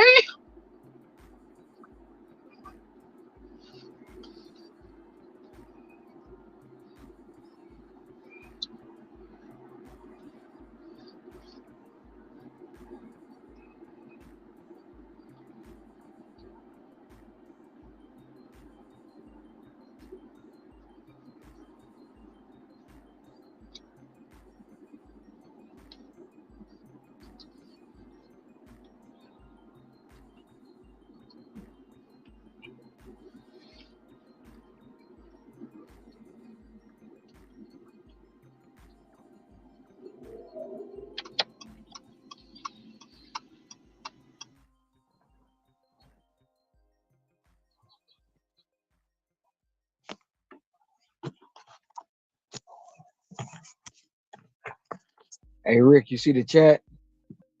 You got a couple messages in there.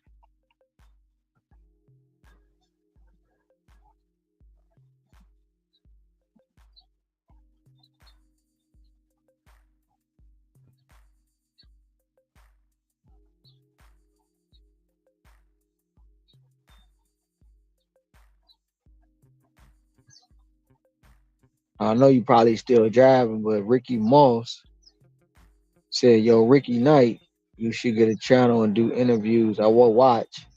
And then he also said, "I like your stories as well." So Ricky Moss to Ricky Knight. Already. Hold on.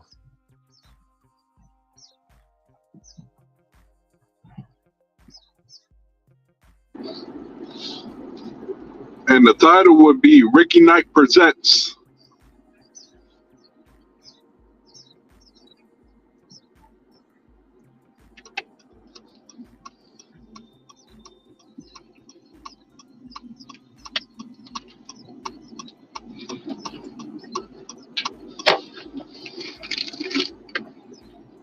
Shit.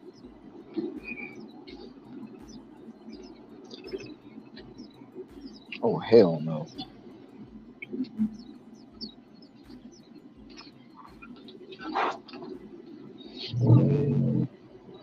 must have been that bad if you said hell no.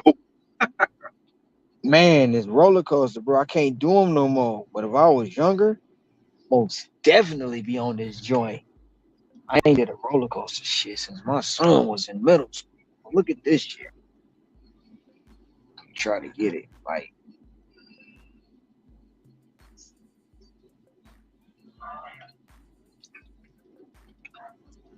I used to love going on those things. This Colorado.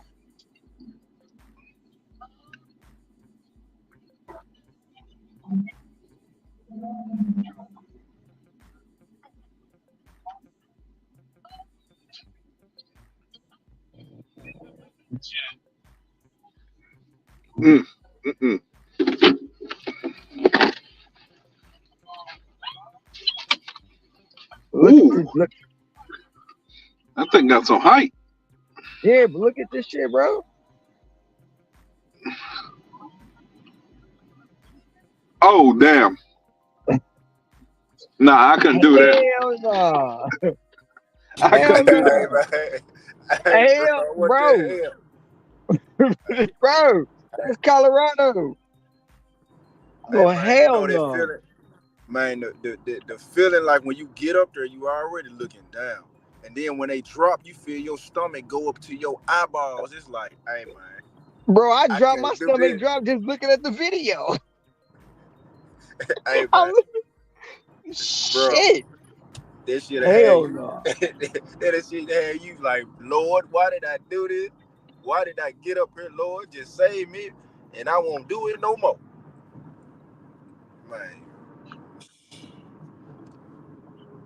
Man, I used to love roller coasters too. I'd be first seat. I will always get either the first seat or the back seat. Something like Shannon Sharp does. What up, though, Ricky Moss? He said you should you should have a club Ricky like Shannon Sharp got Shay Shay. I always did the first seat because on the first drop, by the time you fall, you hanging over, so you don't get that impact. And then I always try to get the last seat because when you on the last seat, you get all the whips and turns from all the dips and flips you get.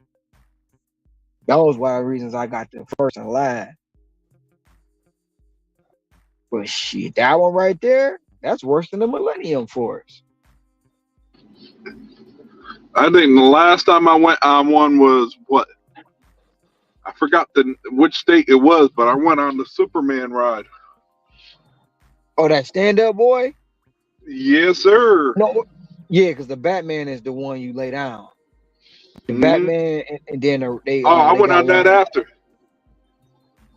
Ooh. They got one called the Raptor at Cedar Point. Come on, Zoe, you gotta come back, man. I said it just no, cause I ain't about to risk it. I'm about to risk it. Ain't gonna risk it. Ain't worth the biscuit. That ain't her. Shit. Come on, Zoe. Where the hell you at? Could have grabbed anybody ID.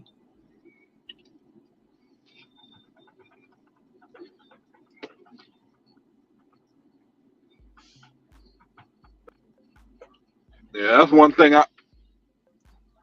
I even went on this one that when they had the fair in Raleigh, I went on this ride that puts you like 100 feet in the air, and with no warning, this thing just drops. I'm like, you got to be kidding me. Was that like a demon drop or was that like a power tower? It was like one of them towers. Yeah, because I know like when they used to have a demon drop at Cedar Point.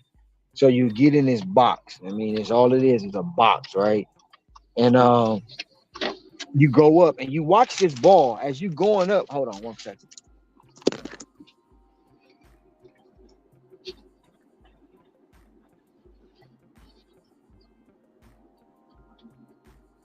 I just wish they would have that fair in the summer and not in the fall when it's cold as hell.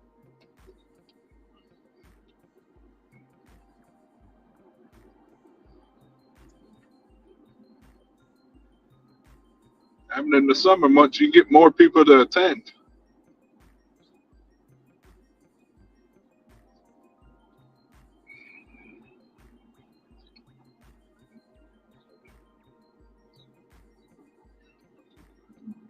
What a slow night it's been today. Been making the money, but it's slow as hell.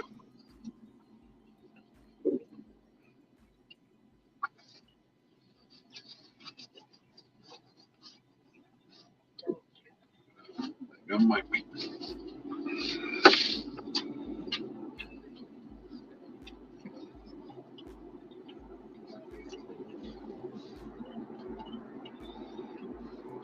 Why is my totals not changing?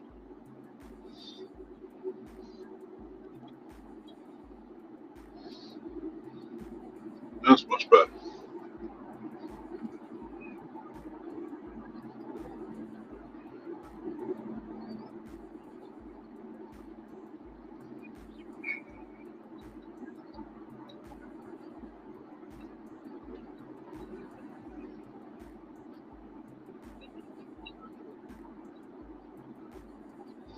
I want to know what my lifetime deliveries are now that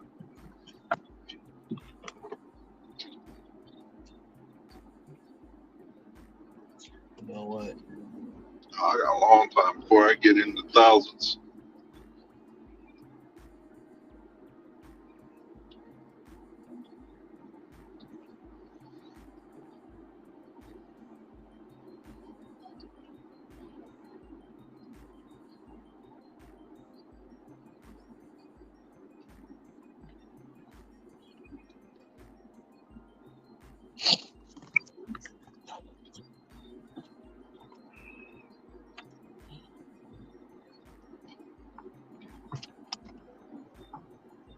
But I was saying, like, when you get on a demon drop, you will be in this box, right? So when the box start going up, you see this ball going up with you. And you looking at this damn ball, but you really ain't paying attention. And as you get to the top, the ball goes and it disappears. And when that ball drop, you drop. She had you toe up, bro. Cause you Yeah, looking at the ball and you ain't really bracing it. You like, what's this all over there? yeah. I And went. you might fall Yeah, out. this is when I went with. I went on this ride. What, like maybe like 10 years ago with my ex-wife. She was like, "Oh my God, we're so high. I'm afraid of heights." I'm like, just relax. Everything be alright. Let's just say by the end of that ride, I was the one more afraid of heights. She was just happy and wanted to go get it. I'm like, hell no. Man, that's how I don't know how them people be getting on them slingshot rides where they pull that rope back and you in that ball. Man, ain't no. Bro, listen, I'm done. Nope, nope, nope. Seeing a lady came across my timeline. Two ladies sitting in a swing, and they got a rope on the swing, and they got them so high, and they swing them down. Look like they swinging the whole Grand Canyon, bro. Hell no. Keep all that shit for real.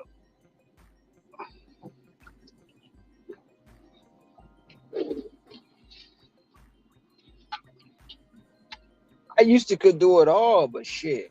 The last time I went to Cedar Point with my kids, my Hmm. daughter was like, "Let's do a gauntlet." She want to just do a gauntlet of roller coasters. So we backed up, non-stop, just roller coasters.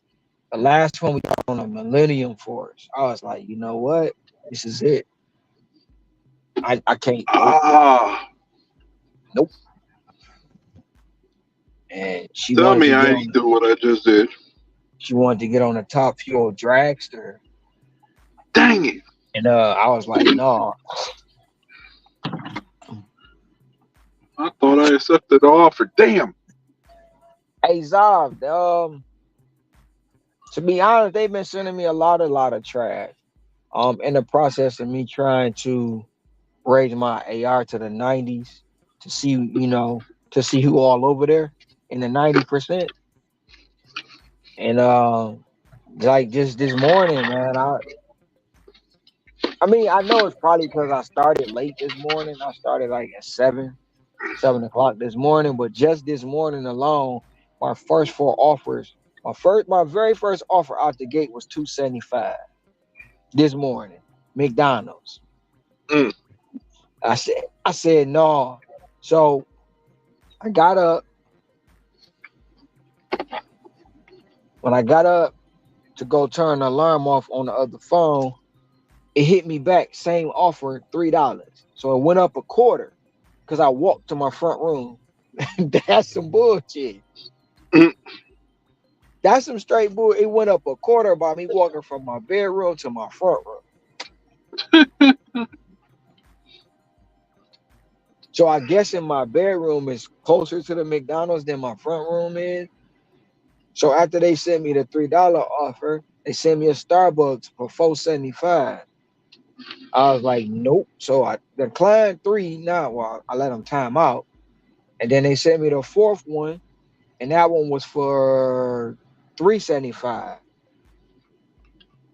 and that one was going to the bakery, and that but the $3.75 one was picking up at the bakery, but it was going $3.75 for 15 miles. Oh no.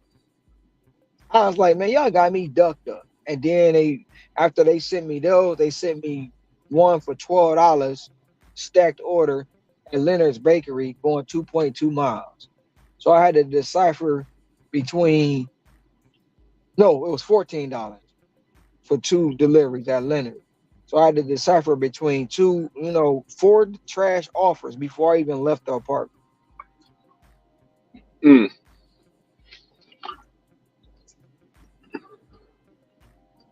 And then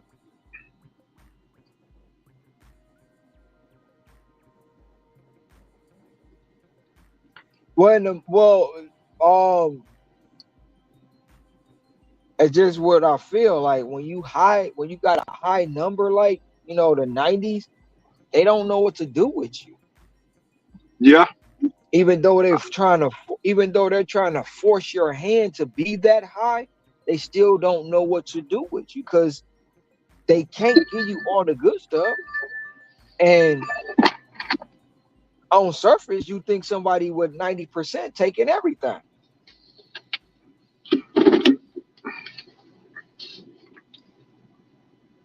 Oh yeah, they was Scrabble. They knew I only needed 13 to reach 30,000. They was like, man, we don't want him to get out today. We gonna get him to turn the PlayStation on. They almost did. They almost did. And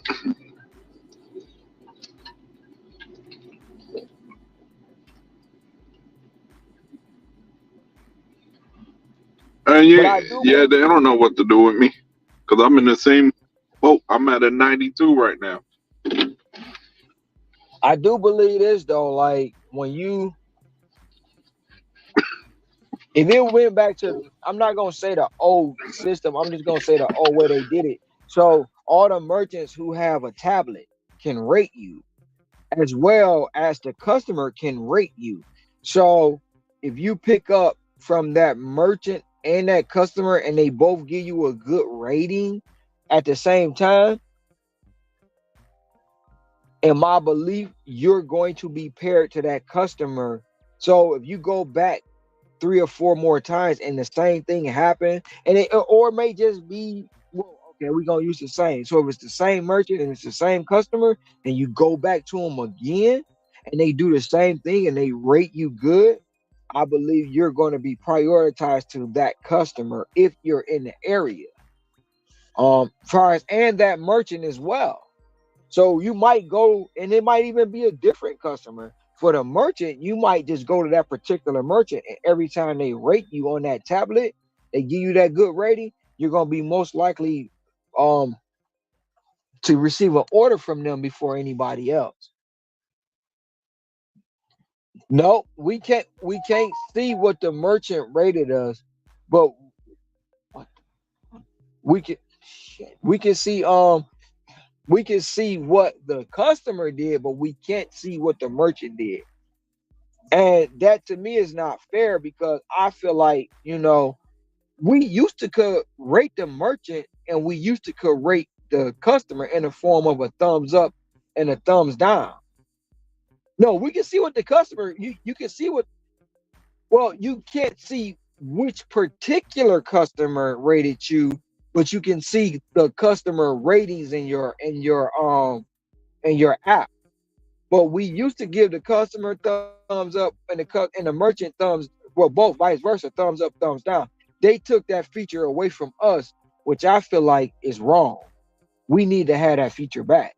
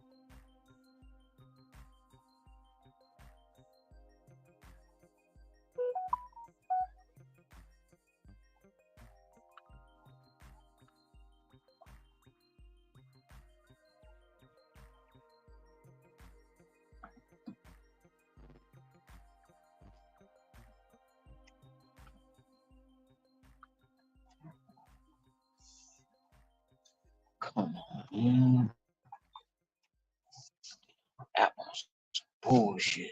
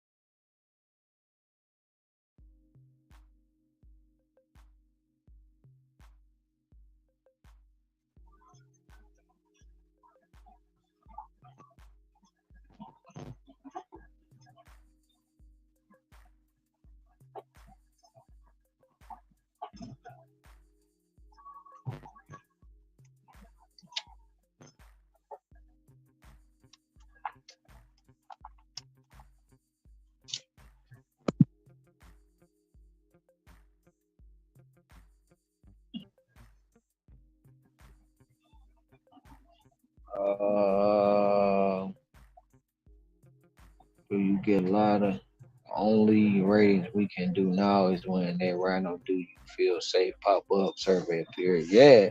And then even with that, Nick, I found out that I found out that those customers that got the ones that pop up with the safe, somebody had already marked them unsafe. Now I don't know how true that is, but that's what they said. That's why they said that's why that pops up. But it never pops up when you in the hood. It's pop up when you in a safe space, so to speak. That's what I always said. It never pops up when you're in the hood. Do you feel safe at this location? Hell no. Like this. Hell no. Why you ain't asked me this when I was over here? You gonna ask me over when I'm over yonder? When I was at the hood, you should have asked me, do I feel safe? I'd have said, hell no. I don't even know what happens Uber after you say no. Uber shows your last 100 ratings right now. Mine is 99 from customer and are from the merchant. All thumbs up.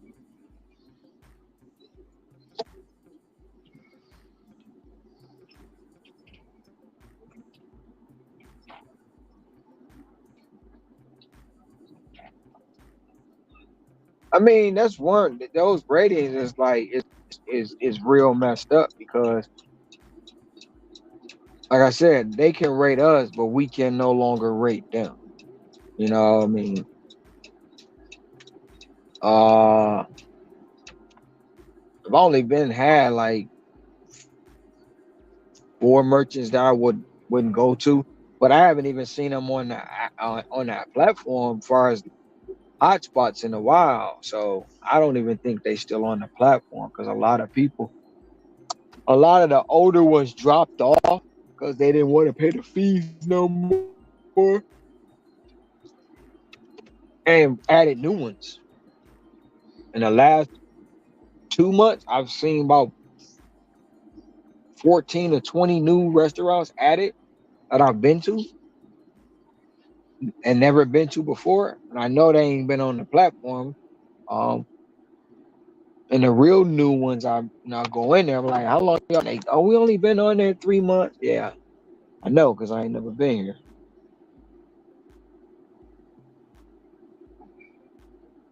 Oh, that should be standard. You shouldn't be able to order at night if you don't have a porch light. And that should be a question they ask. Do you have a porch light? Along with, do you have a place to properly set the items? Because y'all, I don't like sitting stuff on the ground. I hate that. So do I. I do it, but I don't have no other choice.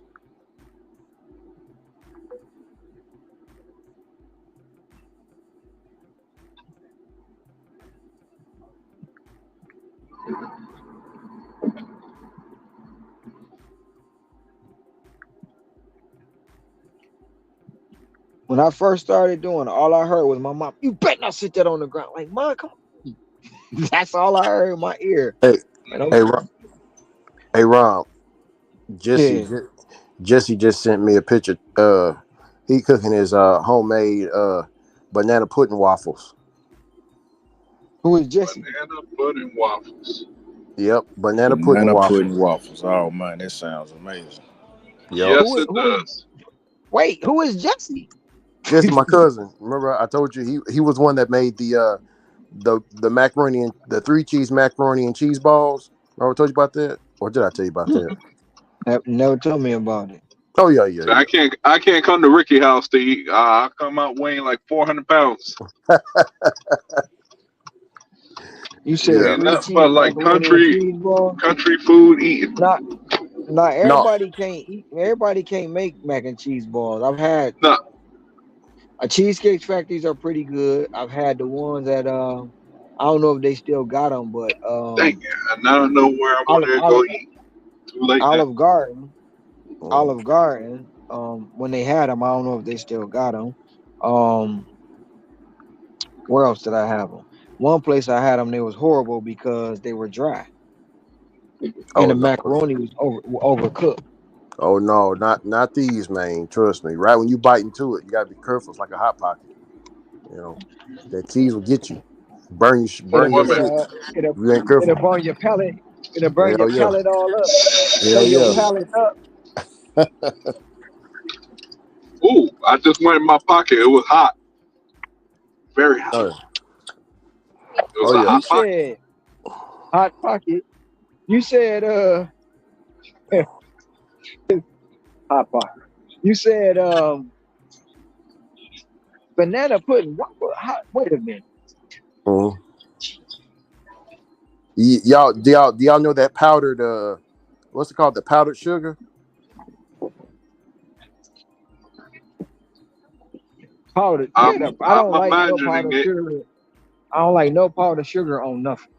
Yeah, well, you don't have to put it on there, but it tastes good without it. But yeah, it's I don't know how he do it, but he infuses it like when you cut into the waffle run, it ain't nothing but banana pudding in the middle. It's warm. Oh man, it's awesome, man. But if you want, you can put the powdered sugar on top. It tastes better with the powdered sugar, like a funnel cake. You know the funnel cake sugar. It's same as that.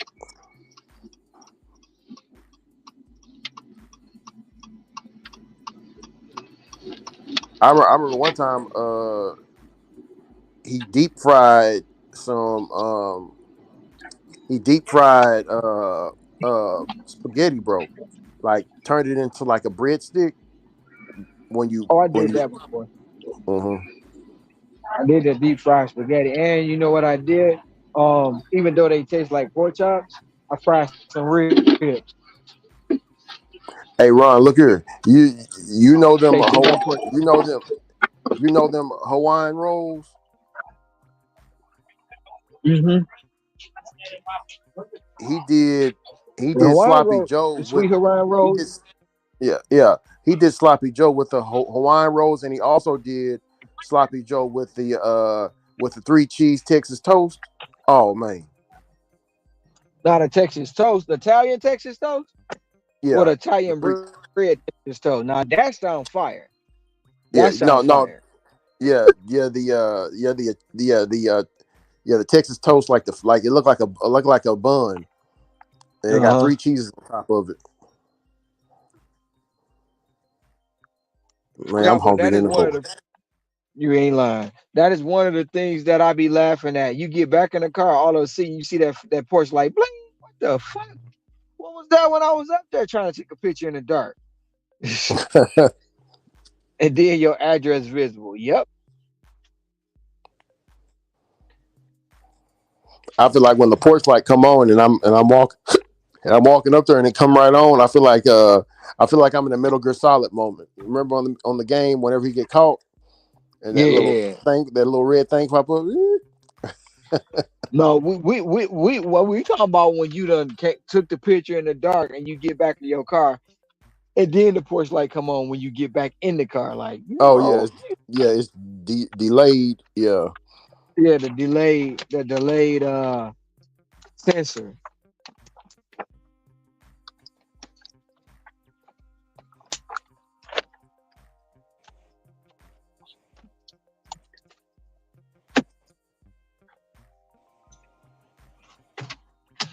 I'm still trying to figure out how in the world he got banana pudding waffles. I just the life of me. yeah. How you Jesse. We told Jesse he shouldn't have been a cook, but he a damn butcher. but the thing about it is the banana's gonna be soggy and mushy. The pudding gonna be too hot. How you No, I don't know. the bananas are on top of it, on top of the waffle. So the pudding is inside the waffle and he put Yeah. Uh-huh. okay. But still, the pudding should be too hot. Bro, he got it just right. Like it's like I don't know how, bro. Ron, you gotta taste it, man. It's all man. Ah, back in the day I probably would have been all over. Let me get some of that. No bullshit. Yeah. So I like eating different shit. So. Oh yeah. Yeah. You really got to try the barbecue, burnt in macaroni and cheese, man. With the Nope, can't do with it. with the with the barbecue. He uses barbecue sauce, man. With the oh man, it's awesome. Jesse got this big ass smoker. It's old school smoker, Ron. It's old school, like a cast iron smoker. And he'll hold that meat in there Scrabble for I don't said know how many days. Scrabble said you could put pie in it. Mm-hmm. So like one of my like when I eat my banana pudding though, I gotta have it cold. So it's gotta go in the refrigerator. My mama make the hell out of some banana pudding. I mean, for real, for real. Mm-hmm. Yeah, he make his You ain't banana pudding like he make like for me, he got to make it dairy free. But for everybody, you know what I'm saying? For everybody else, uh-huh. it's dairy, but it still tastes good on my end. Remember, I was the kid that Not had to eat my cereal with water. with water. Mm-hmm. No, well you probably don't know, but do you prefer the chestnut cookies or do you prefer the vanilla wafers? Vanilla wafer sent me to the bathroom too quick, but I The like vanilla chestnut wafers though. Oh, but no, wait for sending you to the bathroom real quick. Well, that's a perfect gift I'm gonna send you. Oreos too. Somebody Oh, Oreos. even I got a whole bunch of Oreos for you, buddy. It used to Sam. It used to make you. It used to tell you to I'm just retake the playing with picture. you, It's too Ricky. dark, but it stopped doing that. Yes, Scrabble, it's a barrel smoker. That's what it is. And it's old. It's like it looks like an old. Oh man, I remember one day he took the meat been in there for days or whatever. After he marinated it for days, put it in there, and like Scrabble, he took the meat that came off the rib. It was just Like you can just tap the bone a couple of times, it will fall off the bone, Ron. Like you'll break That's a up. good rib. That's a good Yeah. rib. That's a damn good rib. It's a damn good rib. Like the last thing I smoked was a tomahawk. Oh wow. Tomahawk steak. I smoked that boy for 3 hours, Ricky. When I tell you I smoked it, I had a garlic butter base that I was using. It was in the smoker, and I was in there for about an hour, and then I came out with I hit it with the vinegar, apple cider vinegar and water, and then I glazed it with the garlic butter base that I made homemade. Well, yeah, at the time my girlfriend made it, but still, she made the home based garlic butter. Bro, I'm telling you, like them steaks I made when I cut into them, it had the nice, like pink ring in the middle and the meat and stuff. And when she bit into hers, bro, she was like, man, she savored on that bitch. But we gave the bones. We gave the bones to my Roddy, bro. My Roddy loved the bone. I'm telling you, them steaks, bro. I thought, you know what? After the first hour, I'm like, man, they gonna be tough. So I'm like, but I'm poking them with the fork. I'm like, this boy going straight through, like, what? Yeah. And then it just started getting more tender and tender. When I sliced them up, bro, them steaks were so tender, bro. Hey, Yeah. Hey, Ron, I that ain't even tomahawk have to steak, rip the bone out. The bone pulled right out. Oh yeah, I know. I'm thinking of it right now. Yeah. You know how thick a tomahawk is. You know how thick them boys. Hell yeah, that bone pulled right out.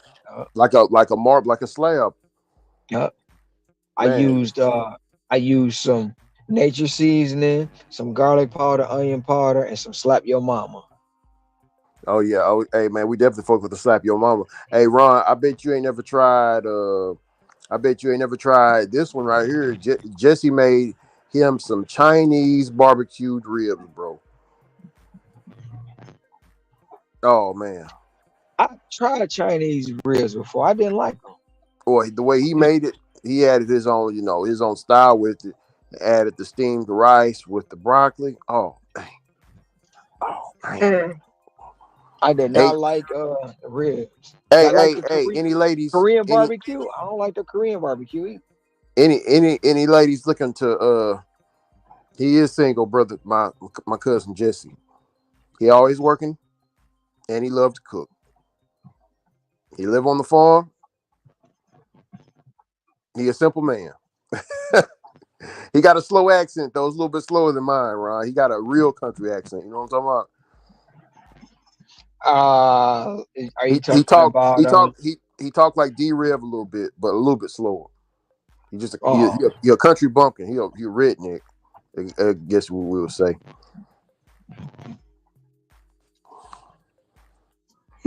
Shit.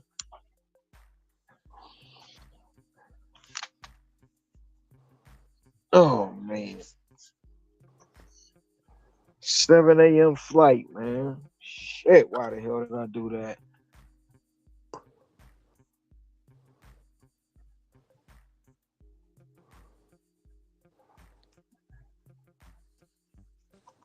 I really want to touch down in LA and go do some dashing. Oh, that sounds good. I ain't gonna do it because CN said they changed all your shit over there. Oh yeah, they got the Prop 22 and all that. Yeah. Hey, CN, when you was there, when you logged in, did they tell you had to fill out all that different kind of questionnaires and stuff?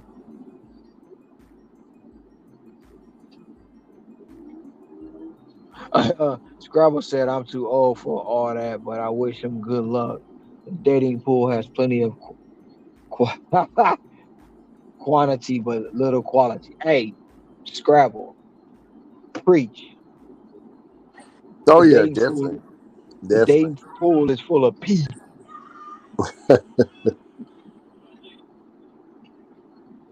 They go pee in the water, pee in the water. I was gonna say what you could do is, without even logging in, as soon as you land in LA, See what your ratings look like. You gotta log See in what to they see look your like. ratings though. But you gotta log in to see what your ratings is. You mean to hit dash now? I wouldn't do that. Nah, There's a way if you it can look lower at your your ratings ratings, without. you ain't gonna be able to dash now though. If it You lowers said it, what? like if you get to LA and it make you silver, you ain't gonna be able to dash now. I just don't want to turn it on and then mess up my algorithm. I'm already gonna get back to Michigan and have to adjust to it.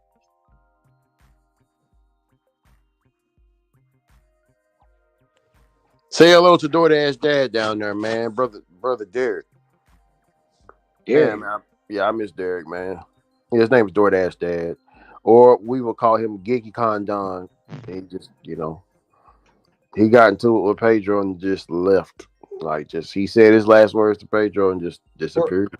Where is he at? He lives I in don't see Michigan. him. Look, oh, you said say hello to him when I go to Michigan. Yeah. His name is DoorDash Dad, Eric. I don't know where he. I thought he was in the chat right now. No. Hell no. No, DoorDash Dad been gone for almost a year now. Yeah. Good brother, man.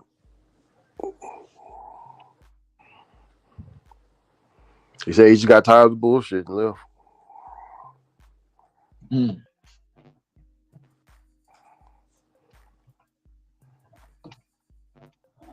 No, I got the 3 zones I'm gonna preferably work when I get to. Actually 4, but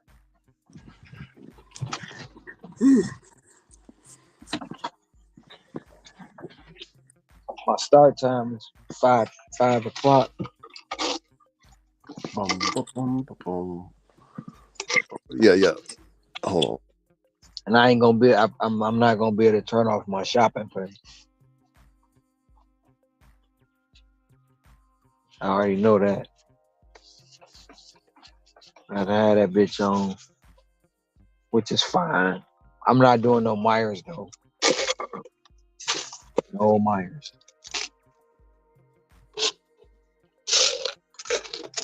Hey, Stan Meyer. Just like Petco. They going in there.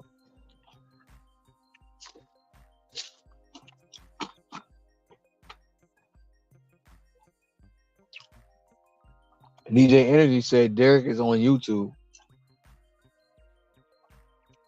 No bullshit, DJ Energy.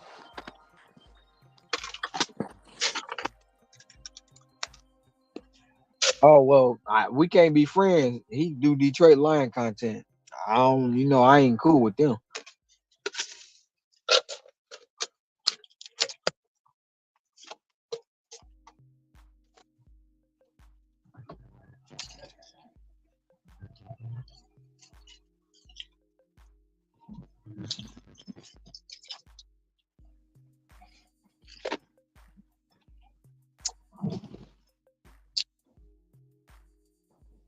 Yeah, I told Blake about I told Blake about DoorDash Dad, and I gave DoorDash Dad Blake's number, and they did a podcast when Blake did podcast about 3 years ago.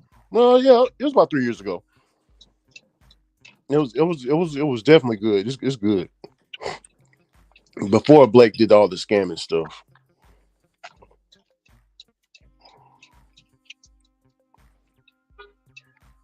Scamming? What you mean scamming? Remember we told you what Blake did with the charity? Oh, that's what y'all was talking about. Yeah, Blake. Yeah, brother Blake. I mean, I forgave him. You know what I'm saying? He's still young, bro. He's Sam Lee's age, man.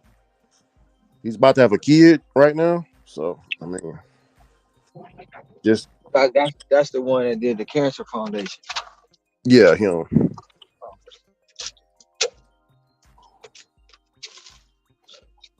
I wouldn't trust him around me, but I do forgive him. You know what I'm saying, brother Ron?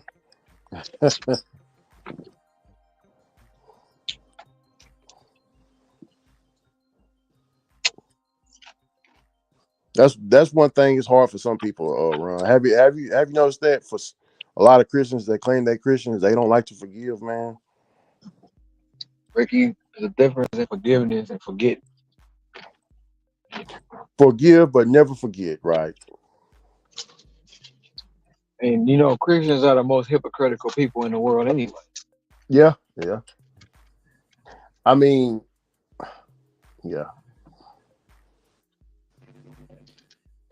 Yeah, we gonna go left with the religious talk. Christians are the most hypocritical and judgmental people in the world, and I stand on that. Yeah, speaking of that, yesterday, you know, the boxer Devin Haney. Devin Haney, he's a devout Muslim, right? So he got a camp of him and his daddy got a camp of fighters or whatever. So one of the fighters up underneath their stable, he's Jesus Christ. He's Team Jesus, he's Christian or whatever. So during the sparring, when they started praying, the Muslim brothers, Devin Haney and all them, when they started praying, while he was training, he was yelling out, Jesus Christ is the Savior.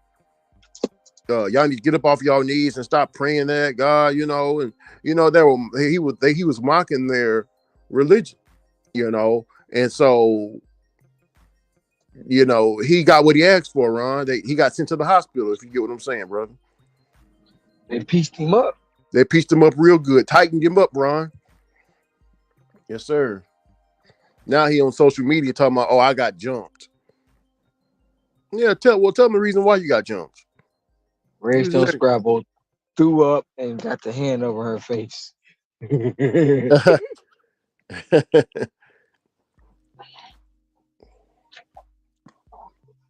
I mean, it goes with religion, though. Religion is religion. I mean, politics, religion, and what else? Politics, religion, and what else? Mm-hmm. Those are things that's like a taboo. Yeah. At Coca-Cola, we couldn't talk about none of that. I mean, a lot of the part, because I mean, to be honest, a lot of the country is going soft. Yeah. Yeah, we had a she was a fill-in, right? She was a fill-in. They called her from Dallas to fill in for one of our guys. He got some type of bad infection in his leg or something, man, and it took him out. So that account specialist position needed to be filled in. So the woman that came, she wore a hijab, like she wore a Muslim headdress or whatever. And I told my Muslim sister, I let her know ahead of time where she was at. I was like, you here in Deep East Texas, a lot of places are scared to come around here because of the racism is so strong. So just I'm just keep an eye out on you.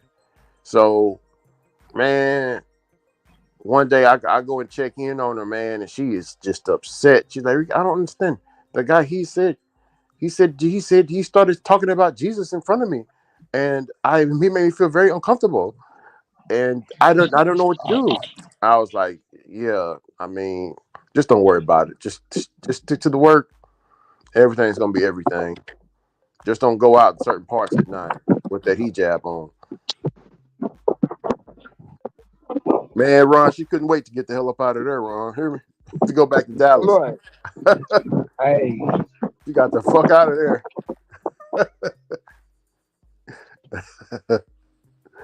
Yeah. It ain't for everybody. Yeah. I mean, that's how I was growing up. We like with me growing up, it was like, wait a minute, y'all telling me don't do this, that, and the third, but the same thing y'all saying don't do. Yeah. Come on. That's just y'all like doing. Yeah, it's just like, we can take it back to 9/11, right? I mean, when the Muslims bombed the towers, they weren't talking. Back it up. Never mind. Go ahead. Go No, ahead. I'm just how can I say it? The media, right? Well, we're just gonna go on the Mm-hmm. surface level. We're not gonna go up underneath. We're gonna go on the surface level, right? The Muslims bombed the tower. That's what they want everybody to believe. So, we're supposed to forgive. I mean, they tell us to forgive, right? Forgive. Y'all calm down. So if something go, riots, whatever, y'all calm down. Supposed to forgive. But when it comes to this government, we don't forgive, bro. We give them back we send them missiles and shit, bro, and bombing their houses and families and over there, bro. I mean, I don't know. But We're that's the supposed to be a thing. Christian nation, But that's but the thing too. Like, people don't look at that part of it. You go into a country, you invade their space, for whatever reason you going over there for, or for whatever reason you try to feed to the media, tries to feed to the nation, and they're asleep, and all you know is boom, boom, boom, boom, boom. You know what I'm saying? So yeah, you can't, you can't get too political with it, because some people take offense um, to it. oh yeah, definitely. But how Yeah, can you how can you keep trying to go in somebody's backyard telling them how to plant their grass? Yeah. yeah, I know, man. Ron, don't we got the military in like almost every corner of the world?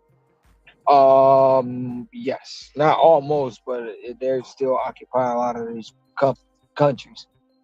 Okay. Um,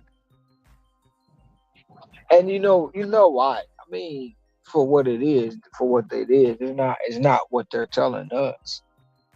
And these are just our opinions. We're not political people. These are opinions though. These not facts. Yeah. Yeah, we just talking shit.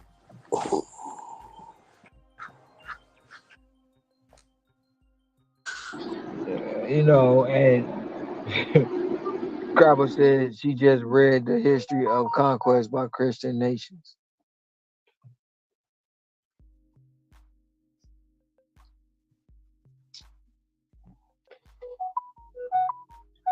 You got if you ask the right people, they'll tell you about Christianity. Christianity.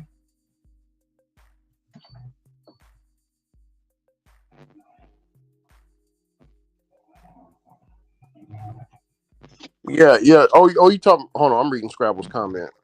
Yeah, yes, yeah, Scrabble. Yeah, don't correct me if I'm wrong, but I think it's from the 15th to 19th centuries. Christian missionary activity. Like they often allied with European political expansion people. And they carried Christianity to all parts of the globe. All parts. My granny, she used to do missions. She don't do them no You, more you because she figured out they're supposed to, she was reading, I can't remember what book that she read, but it's a forbidden book Christians don't too much read. But it talked about the real Yeshua or Jesus or Jesus or Yahweh ben Yahweh, whatever you want to call him. But it talked about how he really was, and um, you can't force nobody into the church. Basically, can't do that. They should want to but, come at but their own will. but that's what most Christians do in their pursuit. They don't, they try to force it down on you, and when you don't agree to it, they call you heathens and whatever. Oh yeah. Not all, but yeah. Yeah. And a lot of them ain't living right, Eddie Long, and they walk of Oh, life. Joe Eddie Long. You know, Yeah. Yeah. That's one thing that whenever all the sex and stuff was happening in the 80s before I was born, um, um, in the church and stuff and all that, Big Mama seen all that. So, um, her and the church members and the stuff, so that wouldn't happen again in the early, I want to say 1991. 1991 they started going from the the Gospel of Thomas, not blowing your seed, controlling those sexual urges, which nowadays they call it semen retention. Well, we was practicing that for a long, long time, man. I was gonna say it's your favorite retention. Yeah, basically, yeah. You can do a sermon on that. Oh yeah. Ricky semen retention classes coming to a classroom in Texas near you. Oh yeah. Yeah. So good evening, gentlemen. blessings, GIGN. How you doing today, brother? What's up, Doing? Been a long day. Yep. But that's not news to anyone. We all doing it. I'm currently driving my passenger to Dallas. We're almost there, about 20 minutes. Oh, that's not bad. Yeah, I hate navigating the airports though, man. Here, God, it's like a maze. I know. You got to make sure you got change on you so you can pay the people just to leave. You got like tolls through the airport? Man, they pay you just to leave out of there, man. You take a ticket. Like, okay, when I pulled up or when I pull up, I'm gonna have to take a ticket. And when I drop him off, I keep that ticket until I get to the exit. So when I go to the exit, I got to make sure I pay $3. I only have to do that when I park in the parking ramp to pick up luggage. Oh no, man! You just to leave out of there, bro. You got to pay. I'm speaking from Dallas, Texas. Well, DFW is a little bit bigger airport than Minneapolis, St. Paul. Yeah, it's huge, man. Looks like his own island over there. Though they are starting a 10-year project of connecting both terminals, so we'll see how that changes things. Yeah. You do any Amazon routes today, brother? I did one. That was the second thing I did today. I got a 3-hour for $103.50 on a DSP overflow. I finished it in an hour and 40 minutes. 58 miles. How much overflow did you have with the boxes? I had 12 stops, but we were about 40 miles north of the city. So I was very much in the boonies. Yep. That's where Amazon's trying to touch bases on more, is the rural market. They're trying to touch down into the people where you can't, I don't know, man.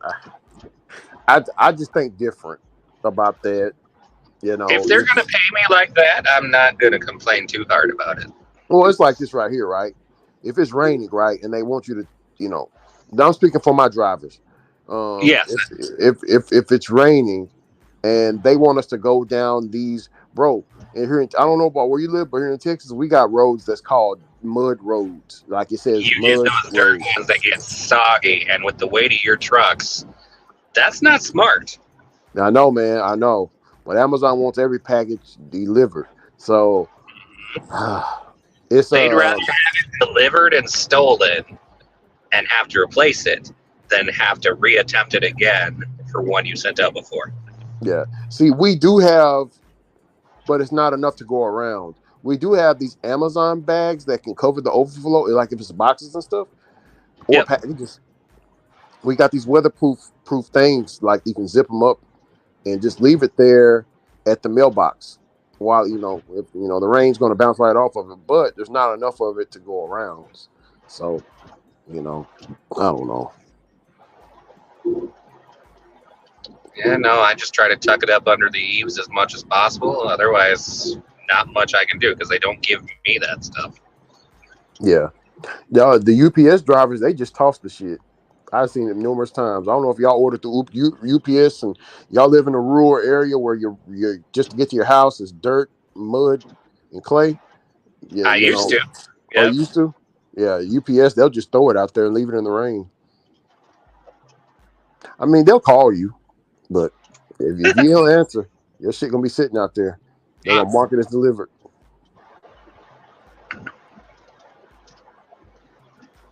What about the dogs? What about the dogs, Gigan? What about the dogs? You have issues with the dogs? I don't have issues with dogs, but I was raised very much around farm dogs. Mm-hmm. So I've only been hopped on once where it was an issue, but even then it was minimal. Okay. But there are a lot of drivers who live primarily in downtown or in the city here that they get very nervous whenever they see any dogs out. Yeah. The only Yeah. time I risk it is when they're wanting me to do a backdoor delivery and it's nighttime and they've got a beware of dog sign. Then I'm not going to sneak up on a dog and spook it. That's when things get bad. Yeah. See, one of my drivers, I was with him on a route, and I was, Amazon wanted me to do a shadowing or something. I don't know. Anyway, so I'm with him, man, and the dog paw icon wasn't on. Somebody didn't tap it on the previous drivers. So I'm like, whatever. So I'm talking and walking with him, man, and we delivered the package, bro. It was one little small dog that came from around the house, and then he turned around and started barking, and then freaking 2 pit bulls, man. Oh, bro. And they had the big heads, like the big meaty heads, bro.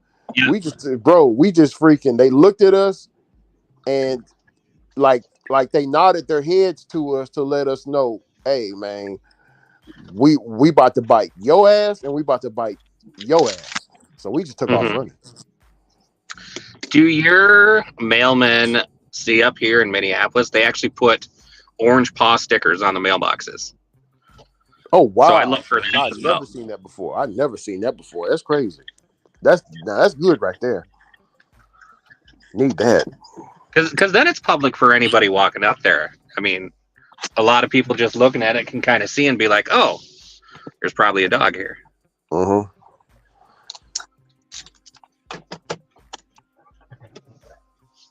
Hold on, I got to plug in the car. You heading home right now?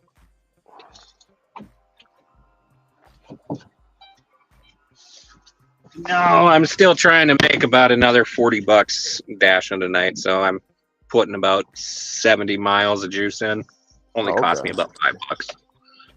That ain't bad. $5 enough to do a couple Ubers or DoorDash on the way home and just make it to my house. Oh yeah. You said Ubers? Yeah, Uber Eats. Not rideshare. I ain't effing with that. Huh.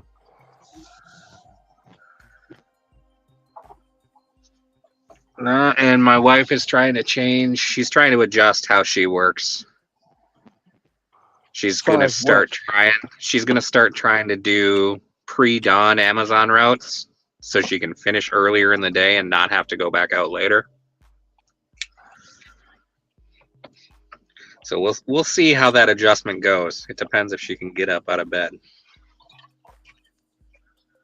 But honestly, it would benefit us for getting caught up on bills and paying stuff down if she did one of like the big ones early in the morning. Then more of what I make at night can actually go towards paying off extra. Because for her, even DoorDash and Uber Eats has been slow during the day, during the week. Now, like Boots and I would do, we would go try a different area. She's very much nope, I ain't going. Doesn't like doing it. Adamant. She'd rather wait for a shipped order to come up, which may never come, or some sort of roadie to pop up. And I mean, she's still making money, but she likes to stick to her routine. But she's not a hustler like a lot of people on YouTube are.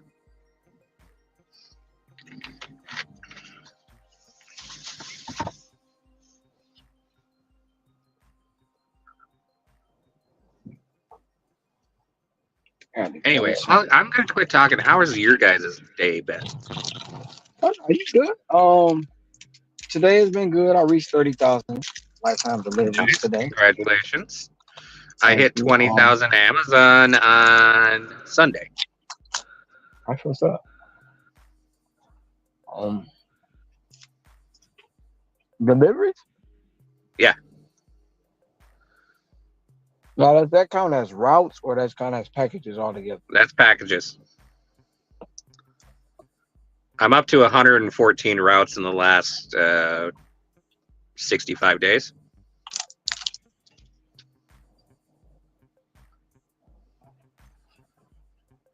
Because they only show us the number within a quarter. Or at least for me, I don't know about DSPs.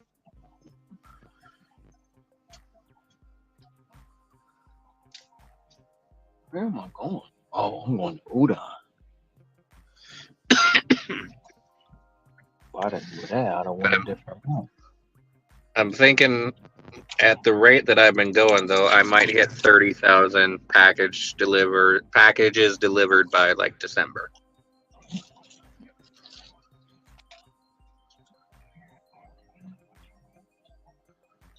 That's hella good. And how long you been doing it? Since November of 2021.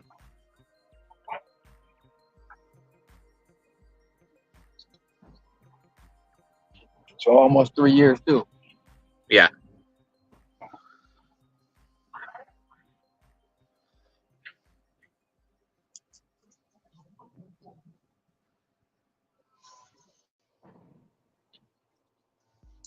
I was over here like even going through the progressions of what would it take for me to get to 40,000 by the end of the year.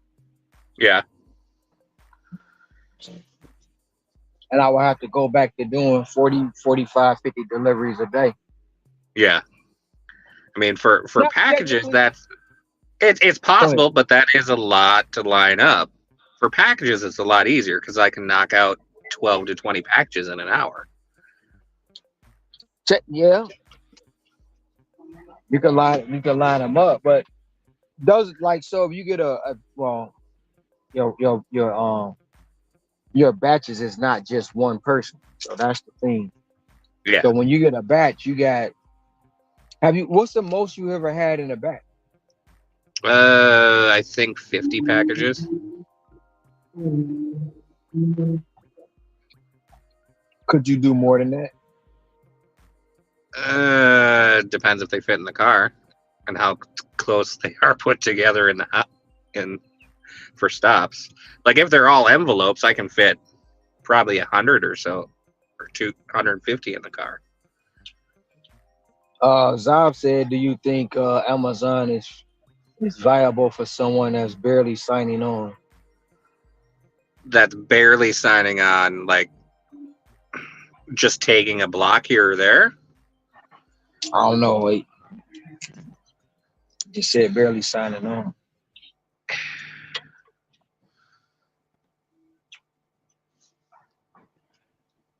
There's a couple variables in that. I mean, there's your distance to the warehouse and what the general pay rate your blocks are disappearing at. I mean, I try to not take, lately I've been shooting for $27 is my threshold when I grab a block. But we've been seeing some better surges. Previously, I used to shoot for 30. But with it still being post holiday, I lowered it a little bit. If you can handle watching the app, yes, even if you're taking blocks seldomly. If you can get them for a higher price, then yeah, I think it's viable for anyone, no matter how often they do it.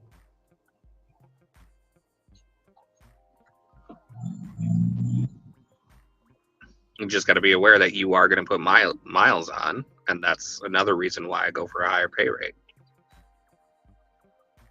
Oh shit! And why I keep top dasher status so I can dash anytime, no matter where in the metro they send me. I was 40 miles out of town tonight. 40 miles? Yeah.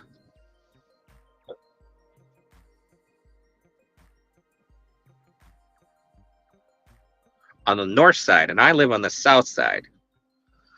I put it in the GPS for if I were to have headed directly home for my last stop, it would have been an hour and 15 minutes.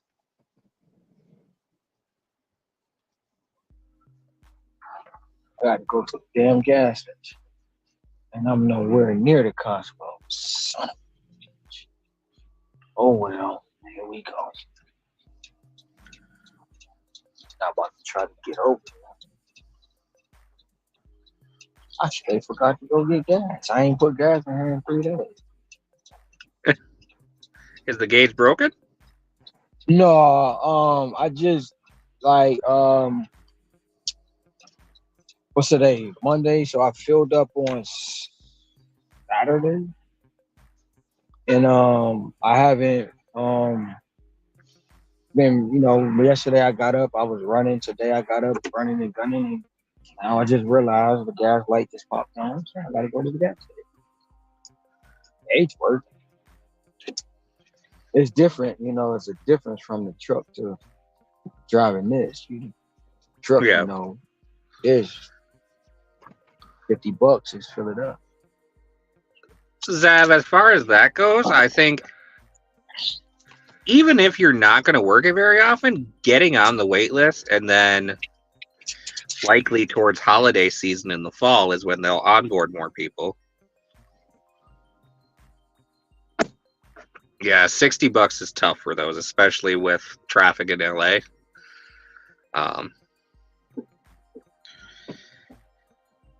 And there and again, you see a lot of people grabbing those just as is because it's pure cash flow for them.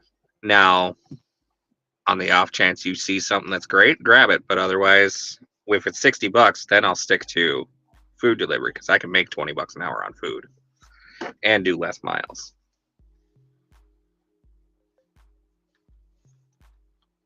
Typically, I finish the blocks 75% shorter, 25% shorter than the actual block time. So my hourly is up.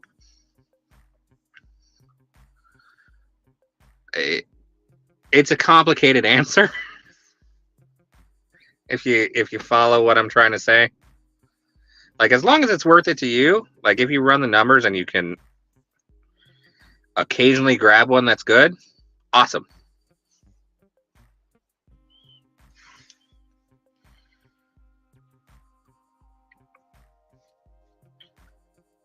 There are certain times a day I will take a lower price route, like probably not 60, but our 3 hours are currently at $70.50. So I will take the last 2 time slots of the day, 7 p.m. and 7:15 for 3 hours for $70.50, because there's a good chance I'm only getting 5 to 10 packages or less. I may get 0 and get scanned out for waiting a half hour. But I'm going to finish that in typically an hour, hour 15, maybe an hour and a half, and it's still worth my time at that point. The 2:45 p.m., which is our the 3 hour slot earlier section of the day, I would never take that for base, because even if you do get sent out with less packages, there's a chance of a scan. But even if you get sent out with less packages, you are dealing with prime time rush hour traffic. So you're losing some time to that. I mean, you got people driving up and down the residential streets getting home. So there's a lot to think about.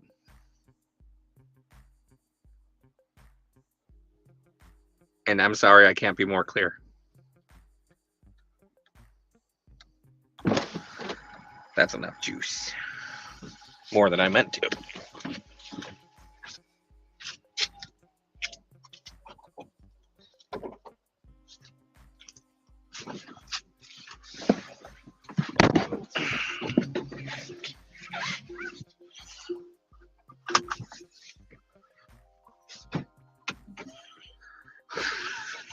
So you can say I was as clear as mud. But anytime, I'm happy to answer pointed questions.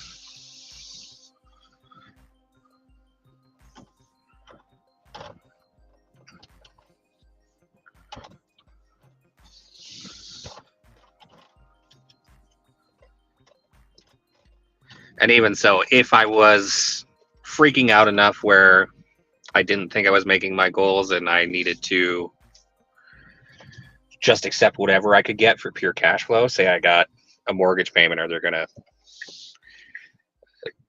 threaten to take the house if I don't pay something now, then I'll take a base pay route.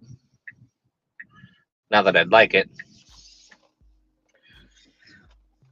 But I can safely assume that Amazon's going to at least make me $140 every day by doing 3 2-hour routes if I took them at base. And then sprinkle in some food in between those 2-3 hours. Most of the time I can hit 200 with that fairly easy from like 3 p.m. to 10.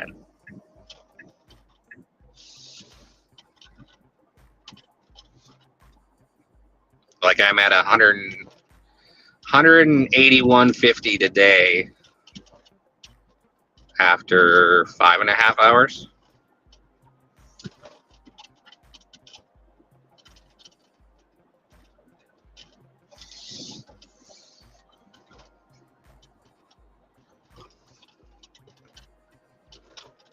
The worst times for Flex, in my opinion, are whenever they onboard new drivers because they just start taking whatever they see. And they don't sit and go up. It's much like when Curry onboards new people, or you got new people on Roadie just taking stuff for cash flow. Or DoorDash. Newbies on DoorDash. Newbies make it harder for everyone else. And that's why we try to teach them.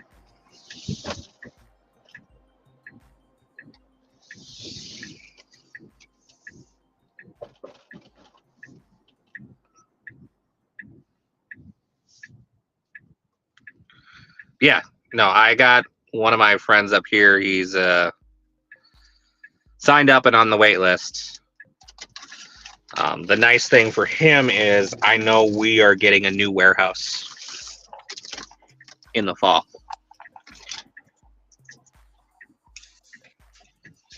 So they're definitely going to be onboarding drivers for that, as well as hopefully. They got a new one here.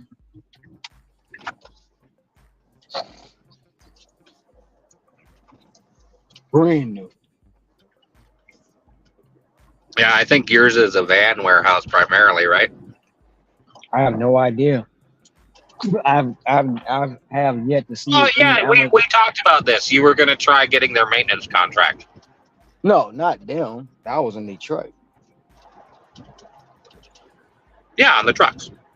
Yeah, when I was in Detroit. Oh, I thought you were going to do it there. No, that's before I moved here.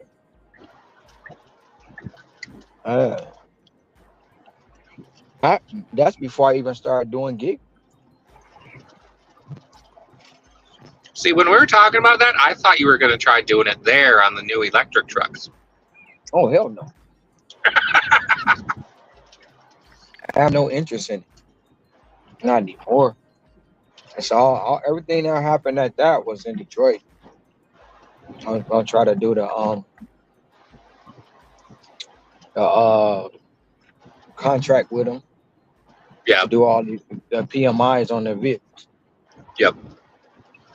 But here, I don't even know what vehicles they're going to have. Because like I said, before the talks were they had to have everything electric. So I haven't seen any vehicles as far as Amazon here. No trucks, no nothing. Yeah, they may still be standing up the facility. I know UPS and USPS was taking the load of their packages. Yeah.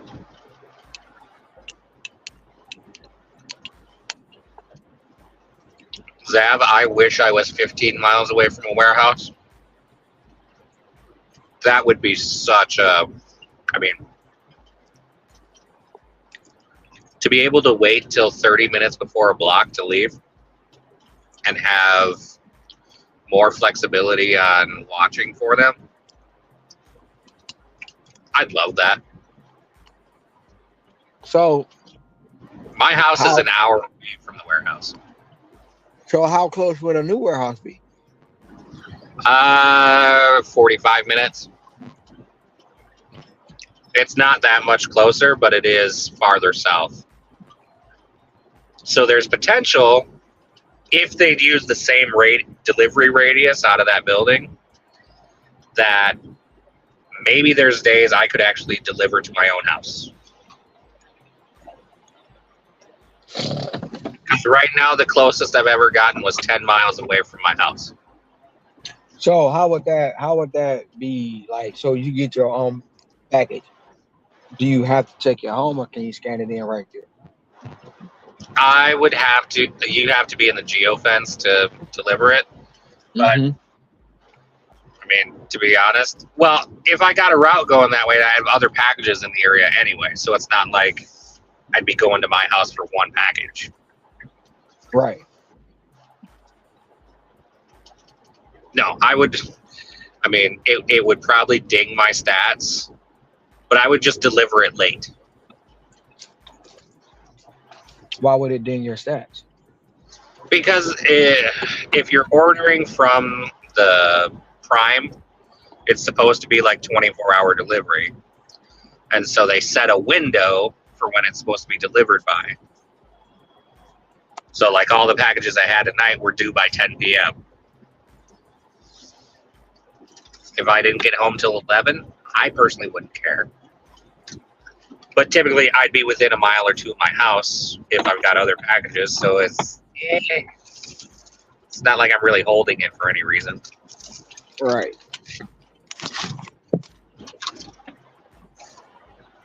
That'd be neat, though. Get a route that actually takes me home.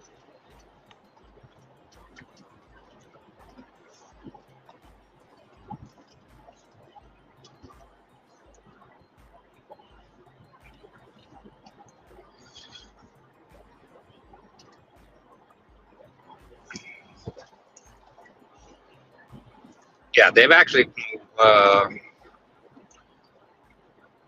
So delivery facilities, they have 4 in the Twin Cities. But for actual Amazon warehouses, if you want to count the sortation centers, the distribution stuff, the semi-trucks going in and out, we got a whole facility for large items that delivers using box trucks that are branded Amazon. You're probably looking, there's 30 different buildings across the metro.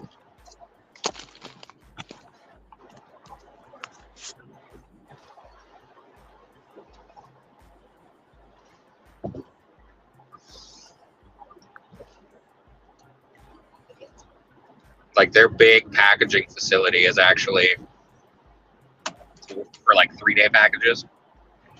It is 25 minutes from my house. Who is that? Amazon? Yeah, and that place is massive. You said 25 minutes from your house for the big packaging system? Facility.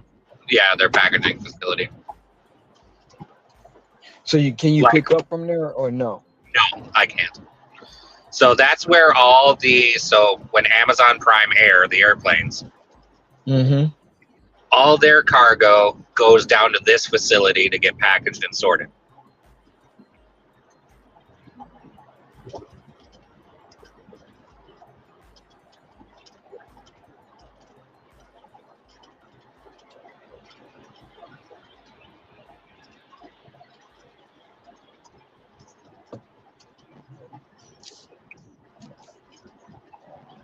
I should turn the Uber back on.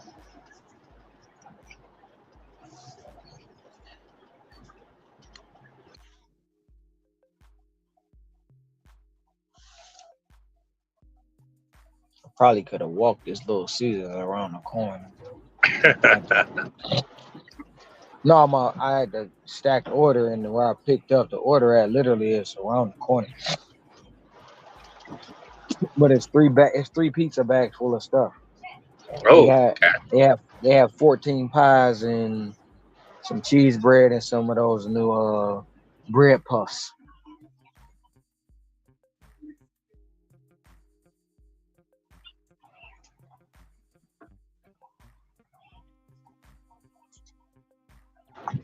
I've been wanting to try that bread puff.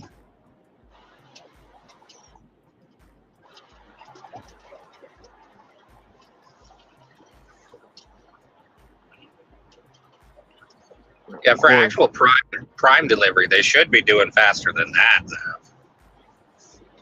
You see, well, that Go Puff been having them on a stronghold. That bread puff been having them on a stronghold. Oh yeah. But luckily today when I went in, it was all ready. I didn't have to worry about it. So did that order come across catering bag required or no? No, just pizza bag required. Okay. Hold on, I'll be right back. I'm gonna say with 14 pizzas.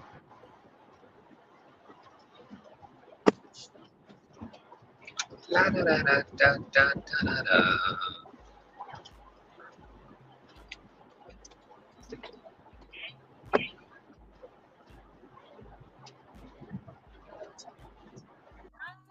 Hi.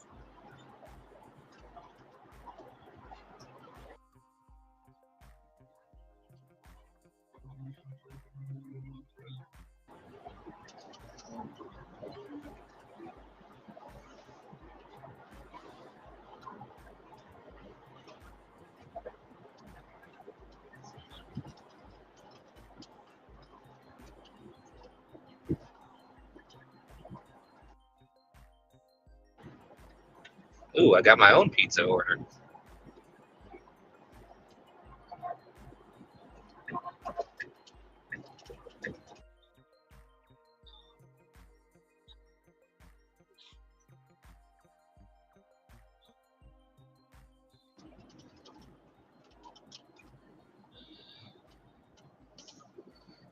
What's up, Steve?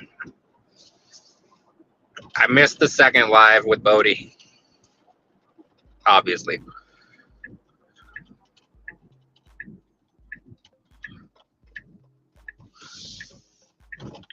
So, when are you going to come to Minnesota so I can take you on a flex route?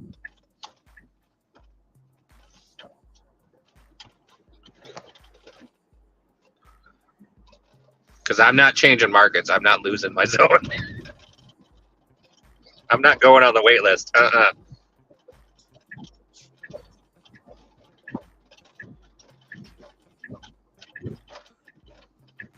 You're a pro groomer now?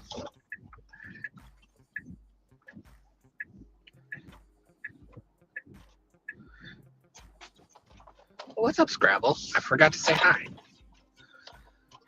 Pizza Hut, Pizza the Hut, Pizza the Hut.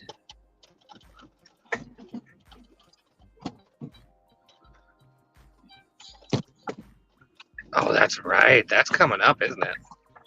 Was that in April or was that May? What's up, boo? What's up? What's up? What's up? What's up, Steve? Maybe we can get Boots to come see the Tigers play. Oh, hell yeah. Hey, I got something for y'all. Speaking of that.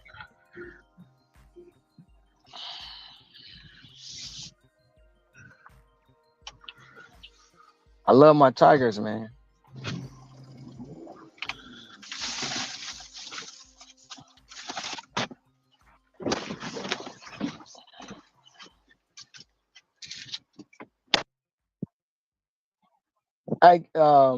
Gigging.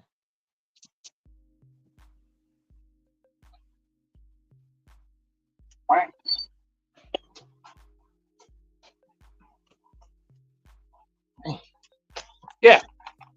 I know you asked me earlier about the catering bag required. I've only had that happen twice on a pizza order, where it says catering bag and pizza bag required. Yeah, I was just curious because you said it was 14 pies.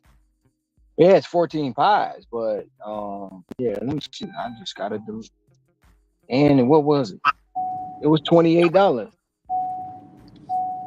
You get Hi. hey Ron, Okay. you got a CBR? It wasn't it wasn't a CBR, but it came in, no bullshit, at 625 plus for a Oh, Little for real? Caesars order. It just paid out 28.23. Damn. So yeah, that definitely would have been a CBR though. Yeah, that most definitely would have been. But I've only, like I said, I've only had that happen twice, to where when I picked up from Papa John's, it said catering bag required and pizza bag required. I've only had it happen twice.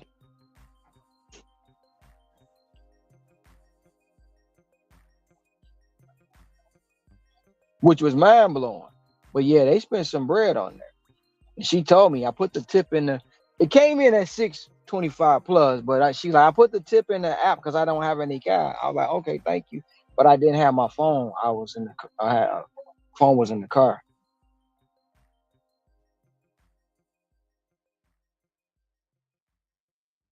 I just looked at that. Where you at, woman?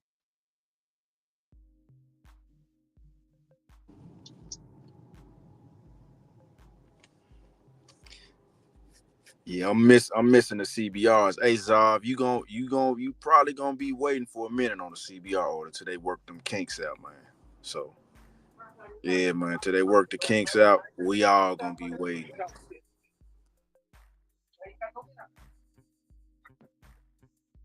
I tell you what, Decent, I'm in the right position for when they do come.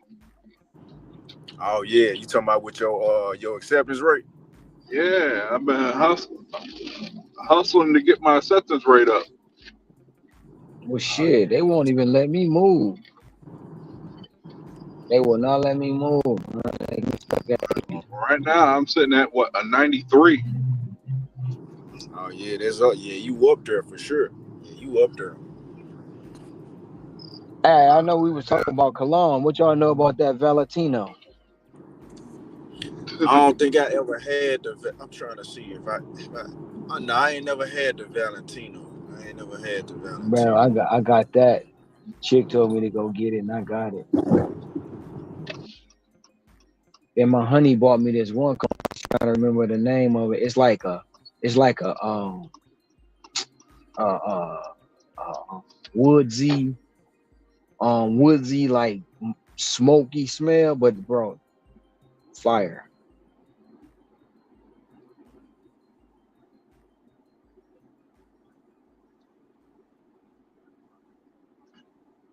I gotta stop at Costco next week and do my bulk shopping.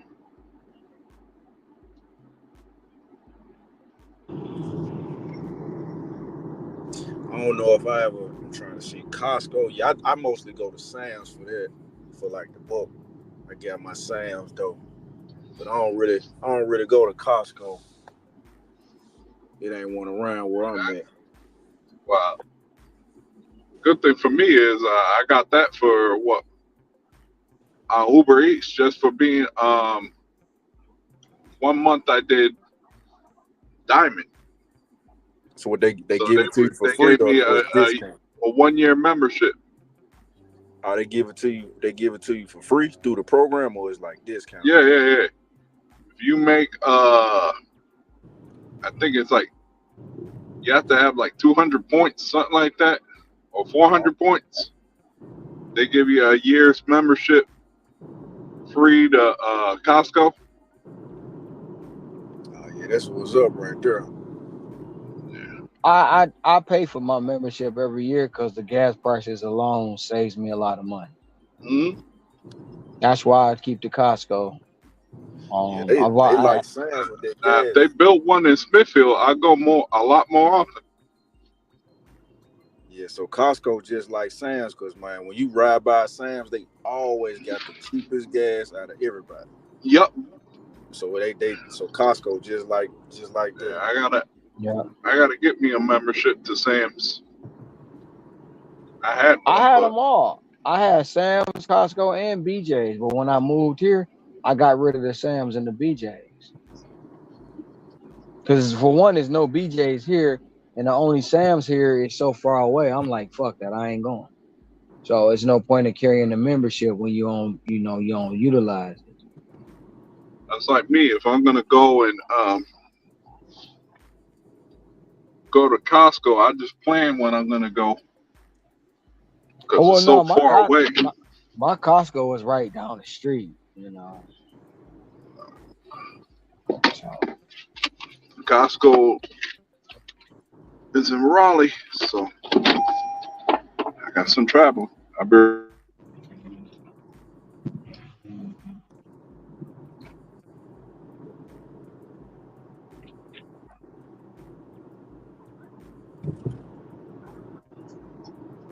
But yeah, I got the executive membership. I pay $120 a year for shit. But see, the thing about it, with Costco, you pay the $120, they send you $70 back in coupons.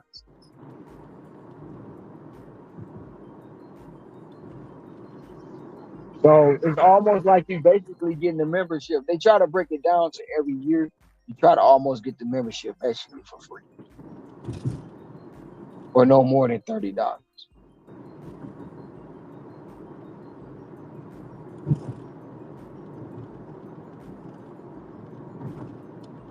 I just looked at this picture and now I can't find it.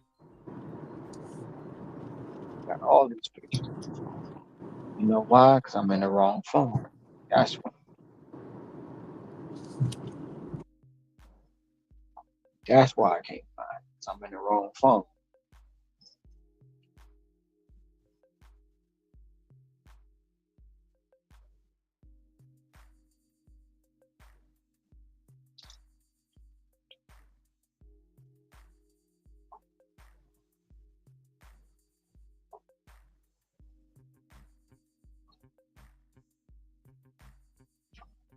Well, yeah, Walmart and Sam's, they y'all got a gas station at your Walmart, Scrabble? Yeah, some of the Walmarts got gas stations. Like how Kroger be coming. Yeah, a few of them do. I ain't know that. All right, Steve. We'll be here, most likely.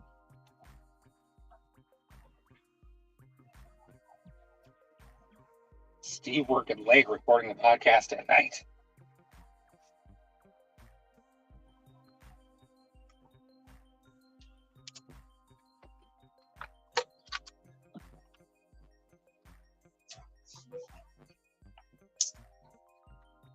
That still ain't the highest Little Caesars I've ever had, though.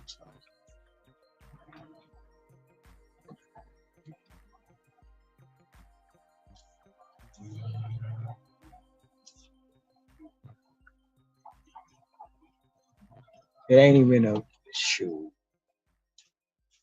I think, let me see. That was 37. I picked up 37 pizzas from Little Caesars before. That was the highest.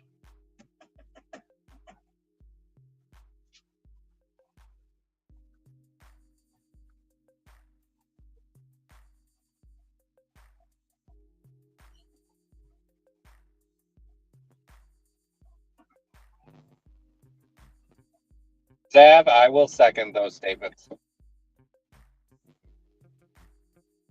What's that? There's some baddies at Target, Trader Joe's, and Cheesecake Factory. Home Depot and Lowe's. Don't forget about them. Especially Home Depot.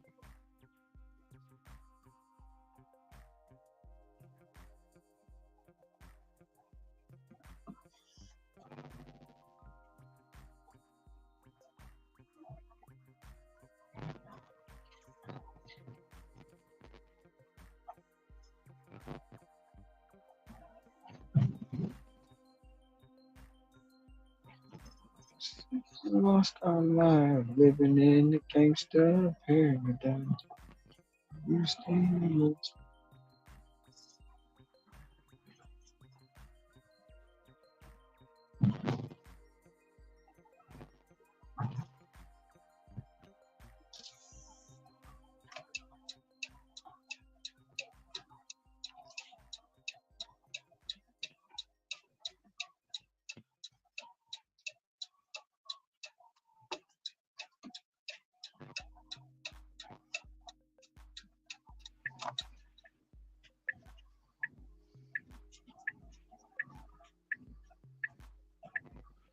Okay. I knew it. I seen it. Damn, I pay attention. I came around the corner. I seen 3 cops. But as me coming around this corner, before I turned, it was a cop flying down the street. And so I slowed down on purpose. And guess what he did? Came down the same street in front of me and didn't even stop. Went straight through. Tell you, man, these cops over here. These cops right here. These cops right here.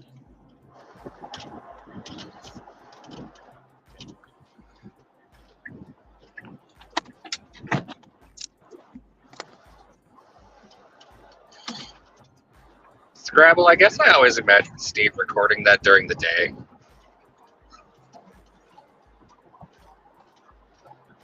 But it makes sense that he would do it at night. Unless he's actually got a person on for an interview.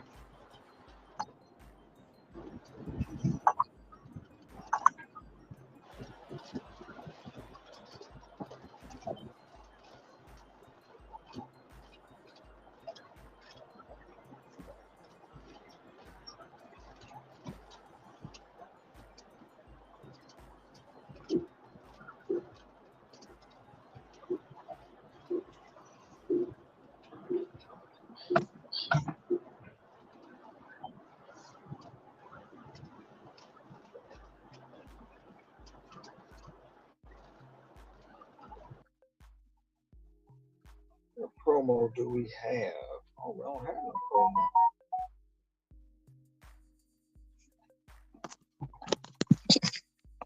Hey, Zab. I mean, not Zab. Hey, Sin. Yo. I might got another potential. That should have said catering bag required.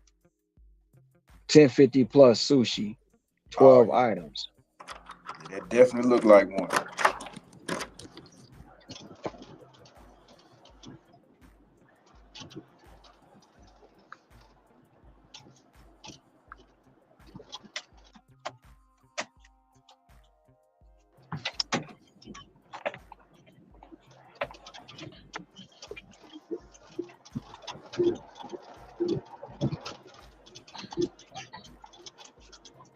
Scrabble!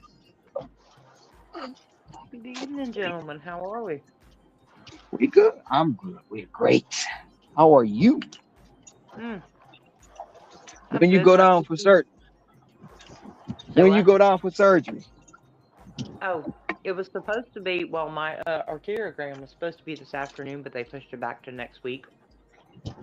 So, I have another week I can actually drive my car. Until I gotta take a break again. Son of a bitch, but I gotta do that tomorrow. Motherfucker. How long do you have to be on break for? Well, the one they did last time took me out for damn near a week. Hopefully this one won't be quite as big of a deal, so hopefully it'll only be a day or two. Fingers crossed. Why they push it back? If you don't mind, sure. Oh, they double booked and they asked me if I didn't mind waiting a week, and I was like, yeah, that's fine.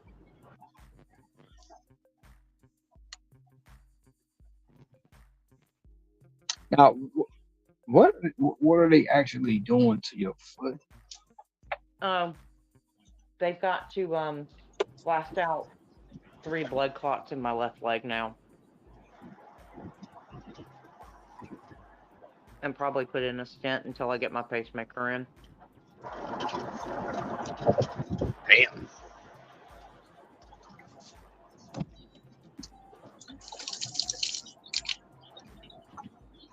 Does it hurt when you what it is. It gives me does it hurt when you walk? So arteriograms are weird because it's like it doesn't hurt per se. It's just it's sore. Like the entry point is really sore. Mm-hmm. But for the first couple of days, it's just like with my other leg, it felt heavier than normal. And I couldn't bear as much weight on it for a few days.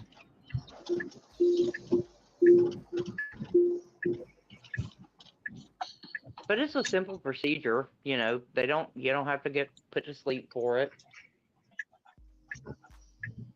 I Do just you sit feel there any and joke pain? around with the text in the room, huh? Oh, do you feel any pain? Sorry, say that one more time. Do you feel any pain? No.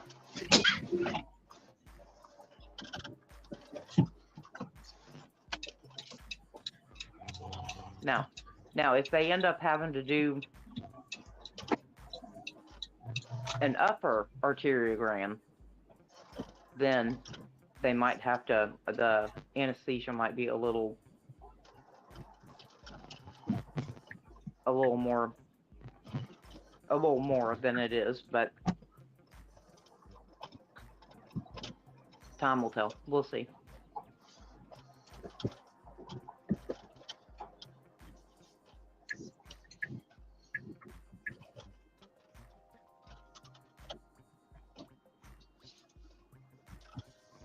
It'll give me a fantastic excuse to break a habit that I re-picked up recently. So. Oh, what's that? Never mind. Well, never mind. I was about to say, everybody should know, because everybody knows what it sounds like when a lighter clicks. Oh, no, you I'm not necessarily, no. I haven't been fighting it, I'm just not, saying it out loud, but yeah. I haven't heard a lighter flake for you. Oh, well, now you know. No, when we because I hadn't smoked for several years, and then we had the incident with my son, and we, dealt with that, and yeah, so not a good excuse, but no, once the pacemaker goes in, the cigarettes go away again.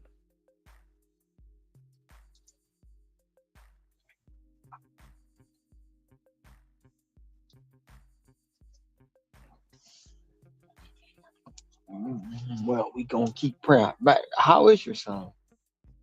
Huh? How is your son?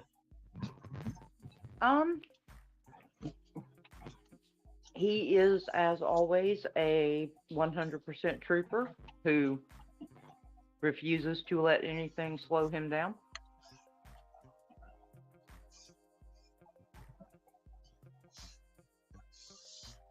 So.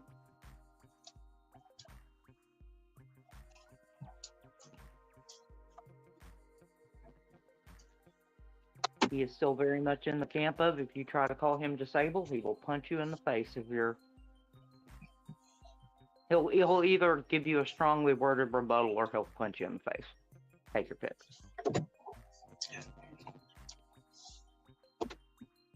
Either way it go, he gonna let you know. Yeah.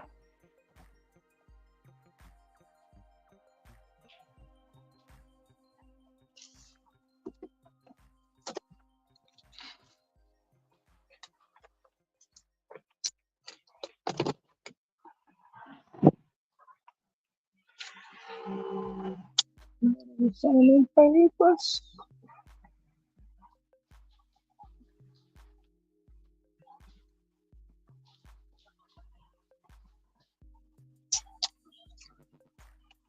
This ain't what I thought. I thought it was a sushi order. It's not. It's going to the store that I go to all the time, the health food store. So it probably ain't gonna go up that much. I thought it was gonna be sushi all day.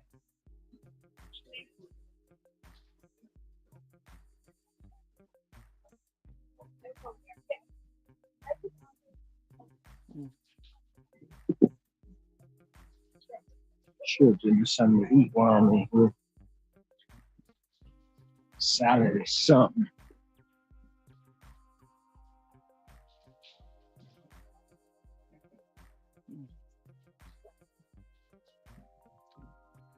So it sounds like, from what I'm hearing from y'all, we're still playing the CBR vanishing game. Yeah. I have a grocery, Gregory.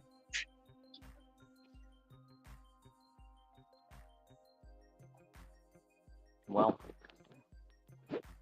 as bad as it sounds, I'm hoping it's not affecting you guys' earnings, but as bad as it sounds, they're long overdue to get that program sorted out, in my opinion. It's not affecting the earnings. By just okay, well, in my opinion, it's not. Excuse me. It's not affecting my earnings as far as what I make. I'm still making the same amount of money.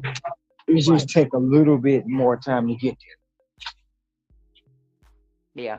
So it's like more of a slower. Well, okay, so I just had the Little Caesar that paid 28. I don't know what this one's gonna pay. I doubt it's gonna go up that much because it's a grocery shop already shopped. I'm just picking it up from the health food store.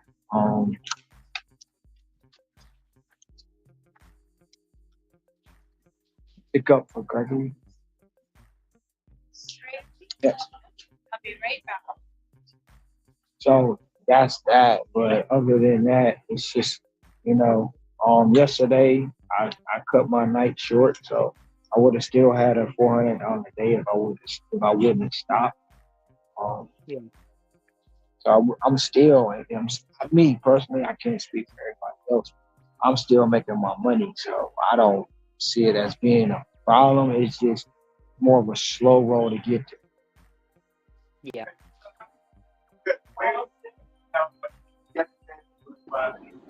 Well, to me, it's average because I don't see that many to begin with. Right. To me, it's just average. Yeah.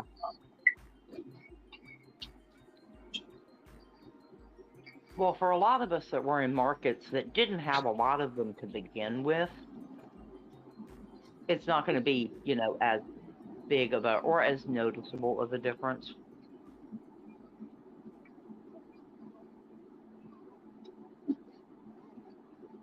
But the other thing I'm trying to figure out, and the only reason why I've been wondering a little bit anyway, but I didn't turn on DoorDash today at all. I ended up spending some quality time with Spark this Yeah, evening. I have picked. And there were some other Spark drivers that I also knew that I know do DoorDash, and everybody, at least in my area, now that we've gone tiers, is saying almost the same thing, which is they're making almost the same hourly just about every hour of every day. And the hourlies of what level they're in are all like 3 of them were platinum, and they're averaging between 20 and 22 in this area. Me and another silver driver are averaging, if we turn it on, we're getting capped right around 15. And then the other guy doesn't have a tier at all, and he's one of those, I don't give a fuck. And he's barely making anything on DoorDash. He said it hardly even dings for him anymore. But we also check schedules, and where he doesn't see a schedule at all for a few days, I have available schedules as silver. And I will say this: coming in some people's areas, y'all pretty soon might be dealing with having to buy cigarettes for people. Oh. Along with alcohol. That's normal. Well, that could happen in the state of Georgia, but our city will not allow it. Right now, that's what they have me doing about 3 times a day or more. Yeah. Cigarette and other orders. Well, in my city, over half of the city council and the mayor are all members of the quasi mega church. And yeah, we will never have, as long as they're around, we will never have alcohol sales on Sundays, and you'll never be able to buy cigarettes without physically going in and purchasing them. Because you have to scan the barcode on the back of our IDs to get them which is something new. I didn't know that. I just found that out.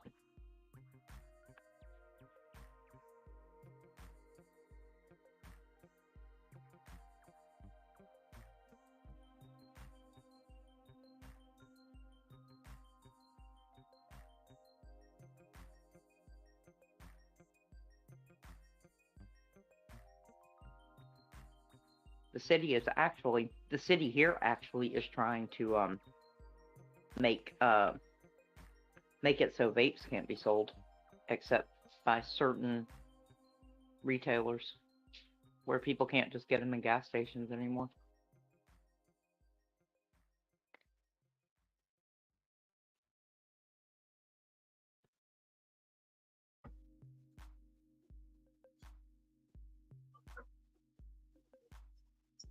I don't know if you heard me, but I was on mute. But when I was back in Michigan, when they tried to do the cannabis, yeah, I was like, no, because it was cash on delivery. Oh no. When I first accepted it, I was like, shoot. I went up there, do like $400, and I'm like, what? No. Like, yeah, you gotta pay, and then you gotta get your money. Oh hell no. Yeah. Oh hell no. Not. Cancel. Nope. Cancel. Who in their right mind is gonna carry $400 cash on them if they're not a plug?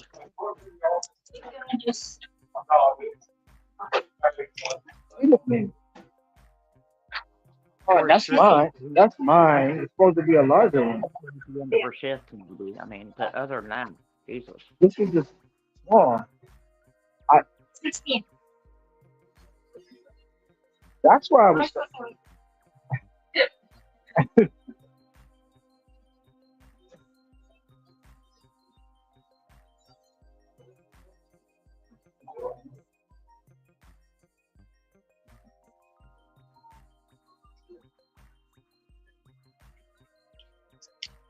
Hello? My hello. She tried to cheat me on my stuff. What the hell? I know what I paid for.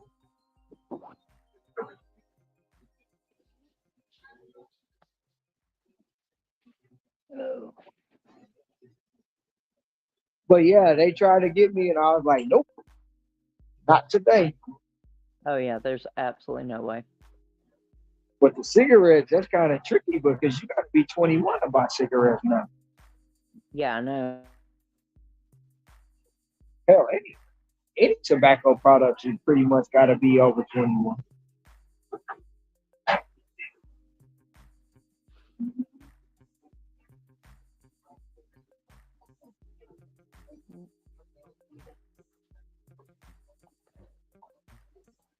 Well, I don't necessarily see how buying cigarettes and buying alcohol is much different now that they're both 21. But thank you. Have a good one. But it's like I've seen videos of people who, when they're like scanning people's IDs doing deliveries, they're scanning the front of their IDs. And in my state, we actually have to scan the barcode on the back. We can't scan the front. But that's just because it's a requirement here in this city. But why is it like that? Because the quasi mega church runs the city council. Is that Joel Osteen? Oh no. He runs a real mega church. But the funny thing is that Sherwood Baptist Church, most people don't know the name of the church, but a lot of people who are pretty deep in the religious and especially the Baptist community would recognize like their movie production company and their a couple of their other like subsidiaries. But yeah.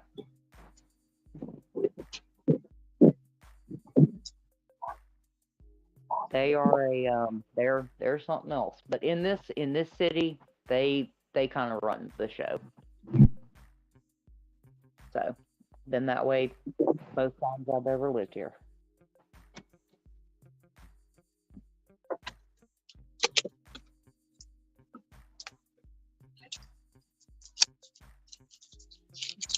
But this is the deep South. We have pockets like that. Country folk. Oh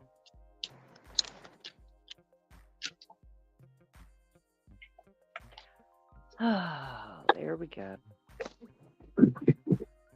Wow.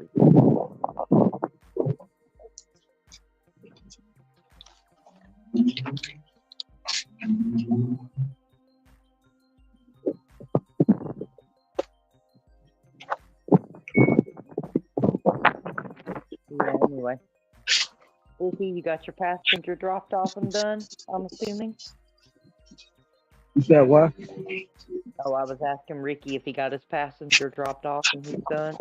He might have another one in his car.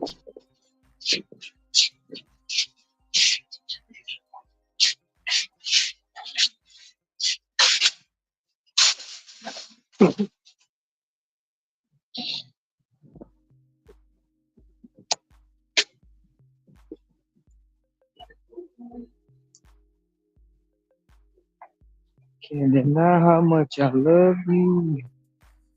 Where it's supposed to be. What the hell? Okay, I see you. Driving down the one way.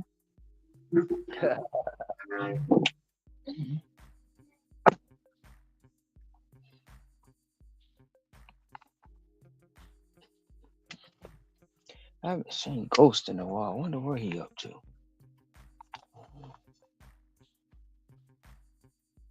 Yeah, I've noticed we have people just kind of backing out, and then we got people finally showing up. Did you see Hector actually did do a live stream today? Nope. I was over here. Well, you were probably. I'll have to watch it later when I get home. Oh, sorry, Scrabble. I heard you. I was on the phone. Oh no, you're fine. Yeah. I'm heading back. I'm about 20 minutes from the house, so I'm not too far. Yeah, I made today would be. Let's see. Ron already sent you my total, for the whole month.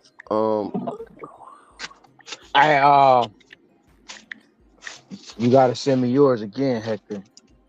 I wrote them down, but I don't know where I put them. So I've made today, Scrabble, $558. Nice. I know it was like wasn't it like 38,600 $3,860 something like that. Scrabble, I worked overnight.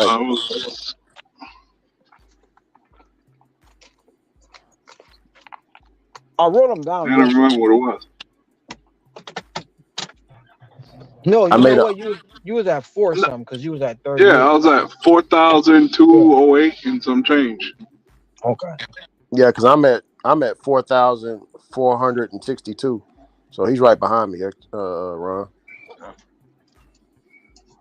I wrote them down. I'm like, damn it, because I think I know what I happened. left it in the chat. I think I know what happened. When I went last night, when I got done,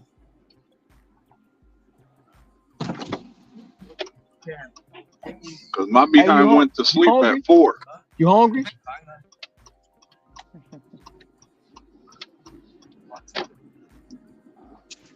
Yeah, so as soon as I get home, I'm going to sleep. I'm tired as hell. You're welcome. Thank you. Yep. As soon as I make my $2, I think I'm gonna call it.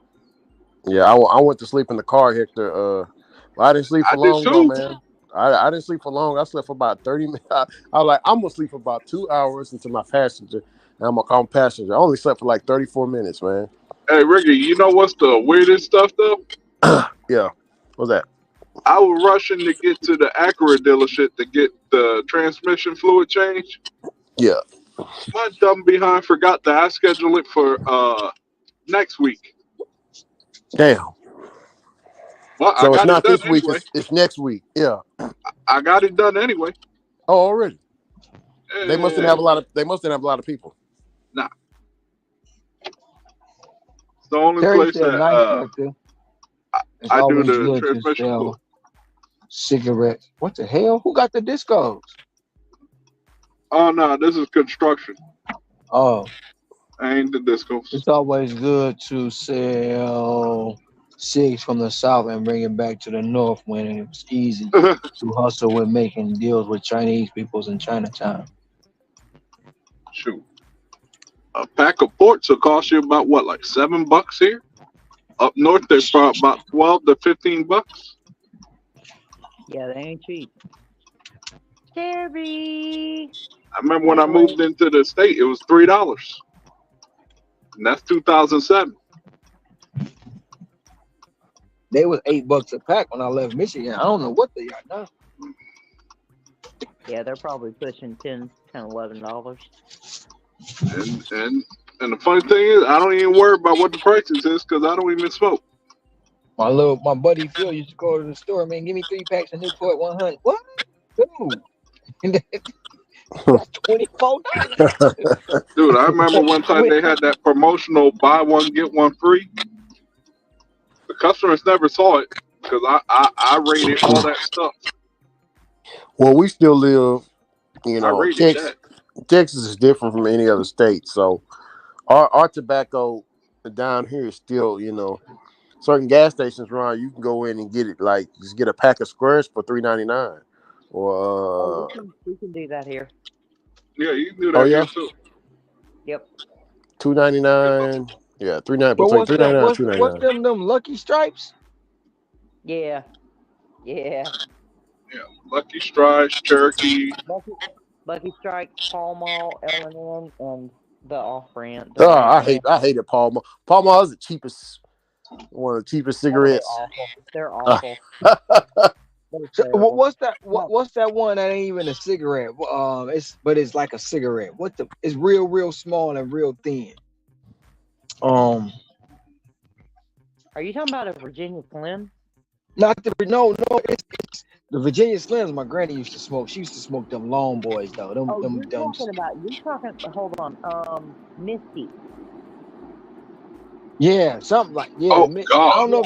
They're real. They super skinny ones. Yeah. Oh yeah, I remember. A skinny one that looked like you have some kind of stick to hold it. No, some people call them chives or chives. Is it chives or chives or what's them things called? It's almost a cigarette, but it ain't a real cigarette. They call it a chiv or a chive or something like that. Whatever. Wait, are you talking about cloves? You said what? Are you talking about cloves? Cloves. It sounds like that. Well, they look almost, because they're wrapped in a brown paper. They look almost like a cigar, and they smell like you're smoking. Like they smell like you're smoking cloves. Miss Scrabble, there used to be a older woman here when she would leave church, like I remember in the 90s. I don't think they still have no more, but it's like they're called Salem Slims. Oh yes. Salem Slims. Are those the skinny ones y'all talking about, or Super Slims? Well, the ones that I'm thinking of, because Virginia Slim used to make a Super Slim, but there was a brand called Misty, and I don't know if they still call them that or not. But they were they literally looked like, the little, like, the really cheap oh yeah, yes, white, like the white cigarettes. Yes, they look, they're super skinny, like that little popsicle stick. That's what the Misties used to look like. Yeah, I remember, because the Misties, they had like a little, like the emblem was like smoke, and it was like different colors, like rainbow colors. Yep. And I remember the menthol ones, they were like menthol lights. They were green, like greenish with the, I remember those. Yeah, my granny used to smoke the Virginia Salems. Them the ones she used to smoke, Ricky. And you would think she was on one of them movies with one of them little tweezers they used. Like the way she was smoking looked just like Cruella DeVille, man. Yeah, I know what you're talking about. Mama Pat, she used to smoke. Thank God she quit. But Mama Pat, she used to smoke the like the Misties and the Virginia Slims and stuff like that. Yeah. Well, I got in trouble. A funny story when my grandmother used to smoke before she quit, She used the little. I'm trying to remember what it's called, but the little thing that holds your cigarette. And I remember asking her why, and she said Oh, the because filter. women wouldn't hold their cigarettes because it would stain their fingers. And so that's how they kept it from staining. That's how they kept the nicotine stains. Because when she was younger, they didn't have filters on cigarettes, so it would stain your fingers that much more. So that was why they would use those. God, I wish I remember what they're called now. It'll come They look to like me. little tweezers. Yeah, they do. I got in trouble though. My granny and my daddy, because they would go buy a carton of cigarette. I would bury them in the backyard because I wanted them to quit smoking. So y'all talking about cigarettes? Y'all talking about cigarette holders? Yeah, the little older women. I don't know if you ever had women in your life young enough, or when you were really young, but were old enough that they used. It looked like a little silver thing of tweezers that they would use to hold their cigarettes when they smoked. But it didn't have a point on them. It had like the little cup to wrap just perfectly right around the cigarette, and they would use that. Ours, I used to see the what Mama had. It was my big mama's sister. She was a big smoker. And she would smoke it with it was like a wood. It looked like a wooden tip, but it was like it fit the cigarette. You get what I'm saying? It's like it's a long wooden tip. Oh, those are the ones that look like what they have on some cigars now. Yeah. But she could put it attach it to there. You know. I remember these too. Yep. That's actually what they started putting the cigar tips on. Why they started doing it after the cigarettes? Yeah. Do y'all remember the cigarette cases that the older folks used to carry? Yep. The ones that look like the ones that look like oh yeah, I know what you're talking about, Ricky. Mama Pat used to have them attached to her thigh, next to her pantyhose. Oh yeah, I grew up with those. Everyone always smoked like some Frank Sinatra back in the 70s, where it was the style as they played jazz music and walking down the streets, where everyone knew you was cool cat and with a cig. Yep. Yep. Prior to prior to January 1st, 1970, they could air commercials on it. They could smoke it anywhere they wanted, on studios and God knows what. Yeah, Camel. That's why Camel took the Camel off the pack, because they said it was marketed towards kids after so long. Yeah. At Scrabble, there's another cigarette holder Mama Pat used to have. It's like it was like a ring. You know, it's like a ring you put to your finger, and it like the top part of the ring would extend out, and it had like these two pieces of hands or something, and it would hold the cigarette for you while you're smoking it. Oh, now those that I've never seen. Yeah. Blade said, I remember them, Ricky. My grandfather had one and still do.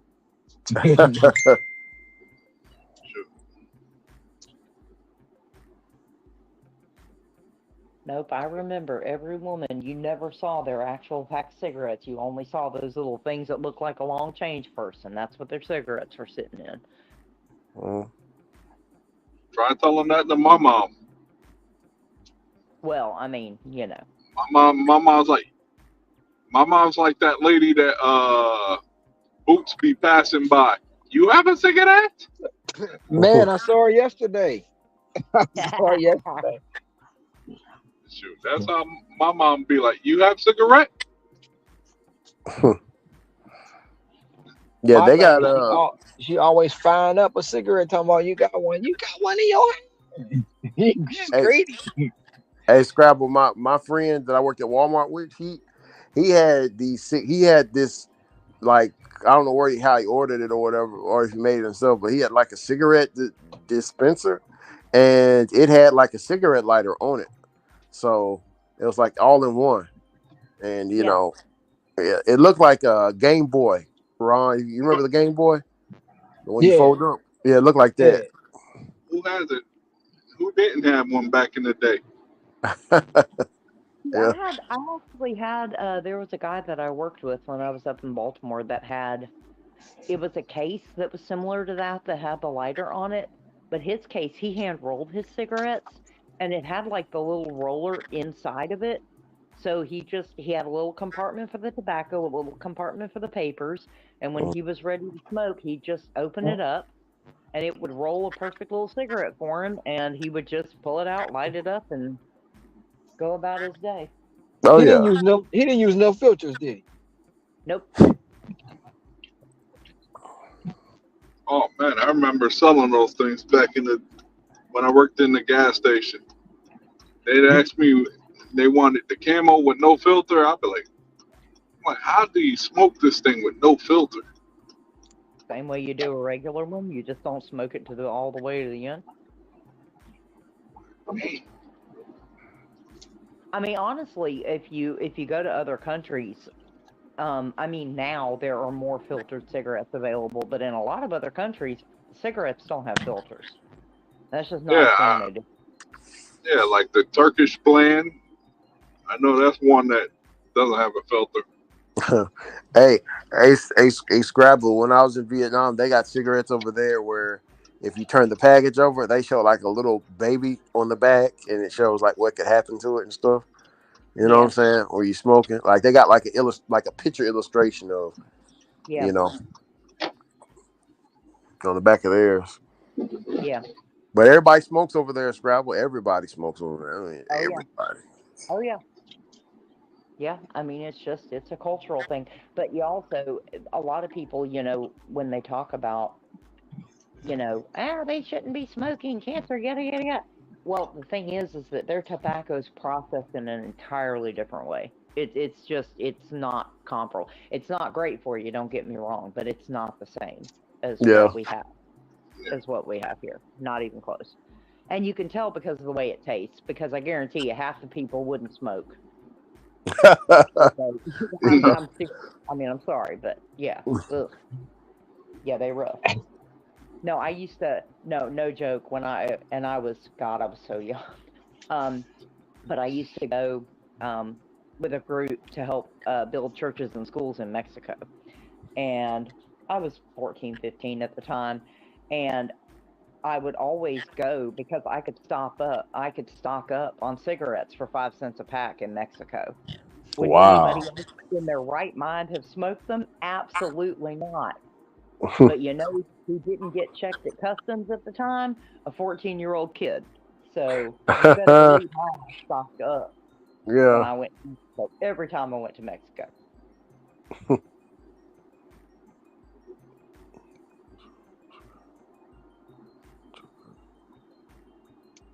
What the hell? Who talking about $24 for 3 packs of condoms?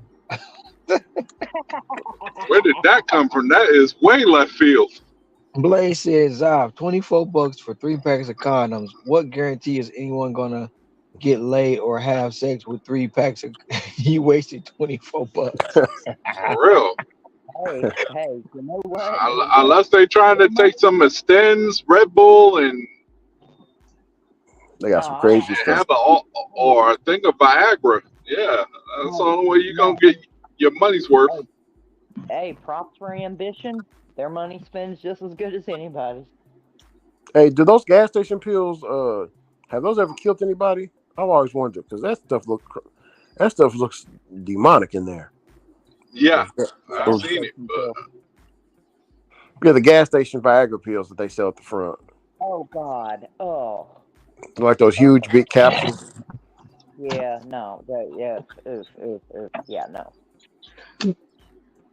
Public service announcement, y'all. Don't ever buy those. I remember my boy, he was telling me, hey, you need to go get some gas station pills, and Red Bull, and you're good to go. Not I they am off not them. spending my money for that. Not they off them honey packs.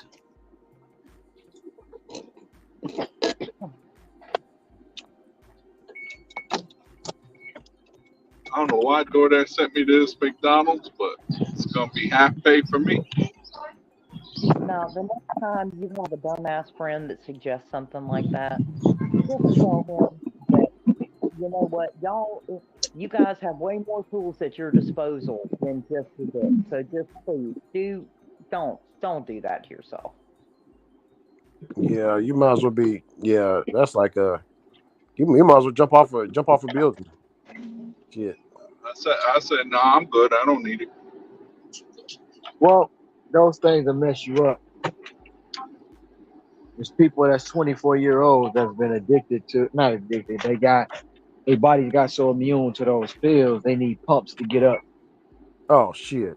And that's 24 years old. What? No. Bro, that should have messed your whole body. That'll mess your whole body up, bro. That'll have you at an early stage for ED. ED at that age, wow, bro. That's I'm not you talking know about what? special ed neither. You know what? We were talking about something similar like that at the church, man. The young men is going through a period of where they just can't get it up no more because of the phones, the cell phones. It's not the cell phones, Ricky. It's all the stuff they put in their body. Well, yeah, that as well. You know, we used to talk about people on drugs. They listen to drug taking music. Lean. Oh yeah. Have you ever seen a mix lean together? Some real lean? Yeah, Ron. I'm from where they made it. I'm from where it originated from. Well, I'm not from Houston, Texas, but yeah, we've been knowing about the lean from neighboring states. Yeah, we got a lot of dudes around here that do it.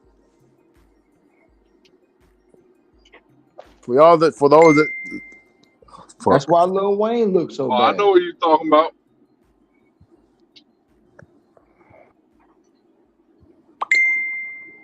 No lean for me.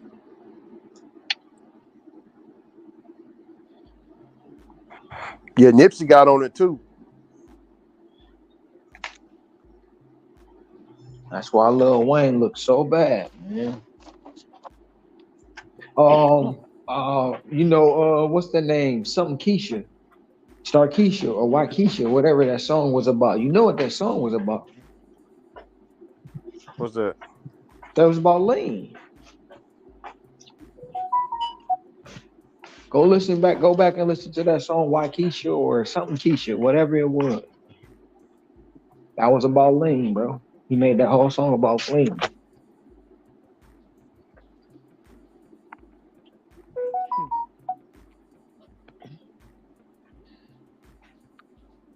Oh, there it goes. Hey, Scrabble. I was talking about Jesse. Scrabble, have you ever tried Jesse? He makes this how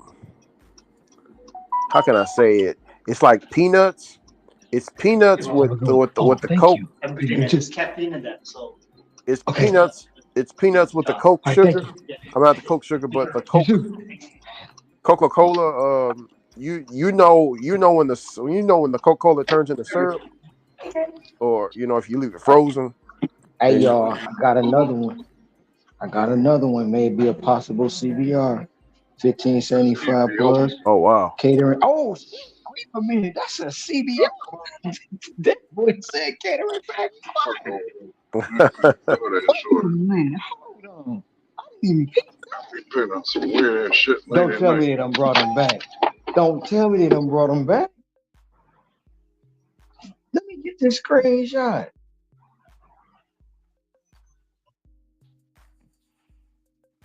Oh yeah, y'all see that? Panda Express. Panda Express with the CBR. Huh. 15 plus. Diamond order. I'm gonna be curious to see what it pays out though. Me too.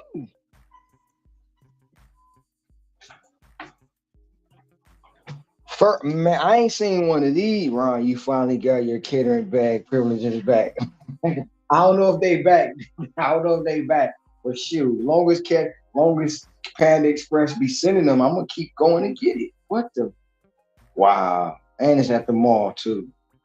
6 items. 12 to 16 person party bundle, party size appetizer and dessert, takeout bag, utensils, soy sauce, and mustard. This ain't gonna be a lot of food.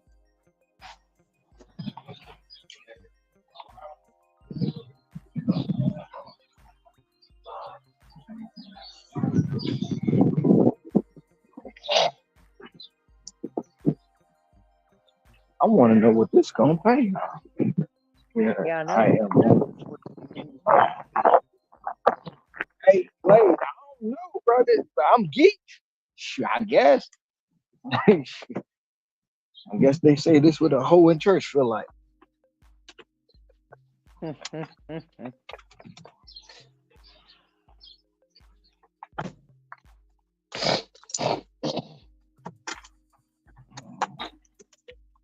You remember that Eminem commercial when they walk up and the Santa at the tree and the M&Ms walk in, they be like, they do exist. He was like, they do it. Yeah. They all faint. Yeah. That's how I feel right now. I feel like that right now. They do exist. Unless Panda Express ain't get the memo. Does Panda Express do merchant orders? Yes. I wonder if maybe that would be what triggered it, if it was a merchant order and they mark it like that.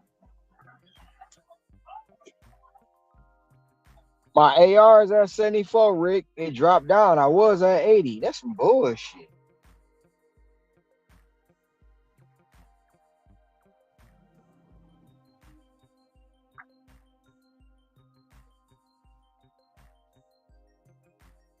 Oh, you left New York?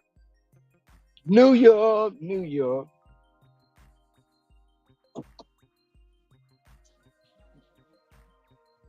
Hey, I'm happy, man. I almost fainted in that hallway when I seen that CBR. Like, what?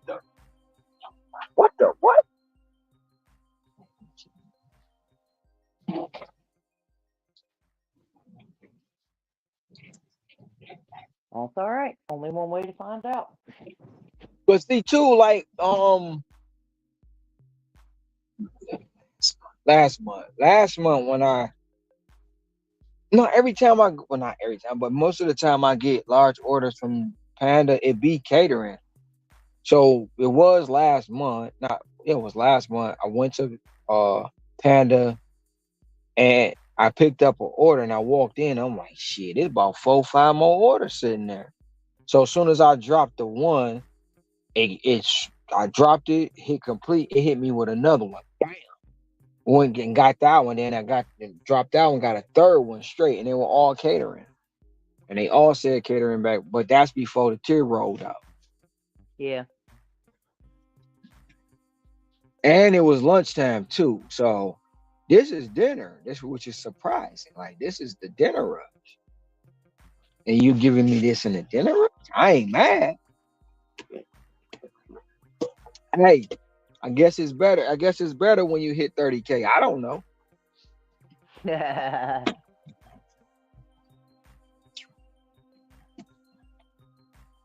He was happy, I guess. Couldn't come to the door, but she texted me back. Their way of saying I'm sorry for all the bullshit they sent you first thing this morning. Man, this morning I almost was like, you know what? I don't feel like dealing with that shit. But that's every morning, though, to be honest. This morning when they kept sending them orders, I'm like, my car gonna drop. Oh well, I don't feel like dealing with it. And I almost cut it off till I seen Leonard. Leonard came through. It's like, let me go out the house. I ready. It been just smooth ever since. Day has been going smooth. It's really no hangups, no hiccups. Even though I left the house and got out the house at 7, it still ain't no hangups or hiccups.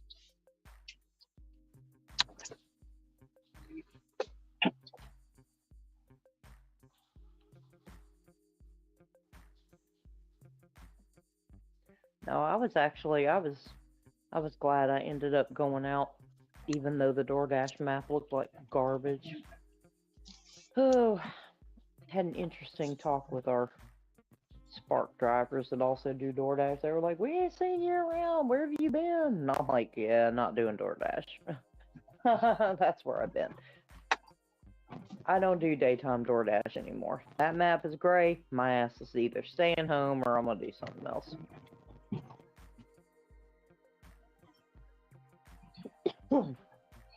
Heard something weird about someone had 78 and declined after one offer where it went down to 70. Nah, yeah, that's weird. I ain't never heard of that.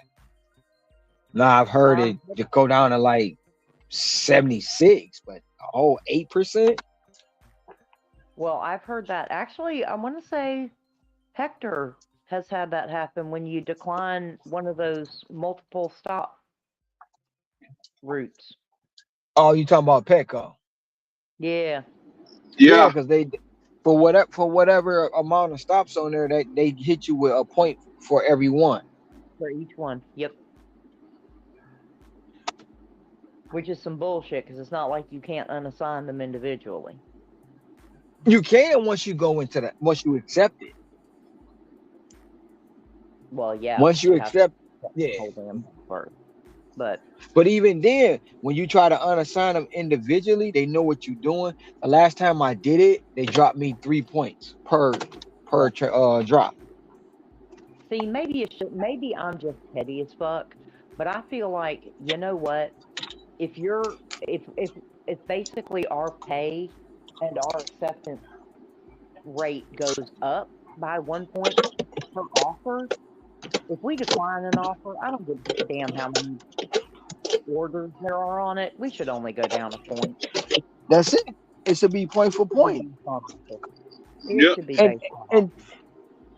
And then I feel like if we decline an offer, when we accept that next offer, it should go right back up. But it don't. It's like I was telling Ricky yesterday when he asked me that list of questions, and I'm like, it's all bullshit. All of it's bullshit. Acceptance rate bullshit, completion rate bullshit, star rating bullshit, customer rating bullshit.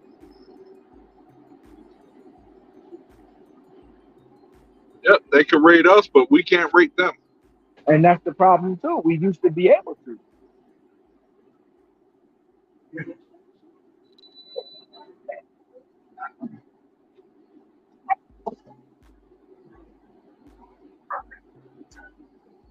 Customer rating shouldn't even matter. Especially when you're dealing with, I mean, that's why I haven't had one in a while because I guess I haven't had a bad customer rating. But they had to start sending out, we see you've been unfairly rated due to circumstances out of your control. Yeah. And they'll fix your rate. Yeah. But we shouldn't have to go through that. Did you see the article that was out that DoorDash is now using AI to monitor chat between drivers and customers? What? That's not good. That's not new. I always knew about that. Yeah. No, but that's not good though.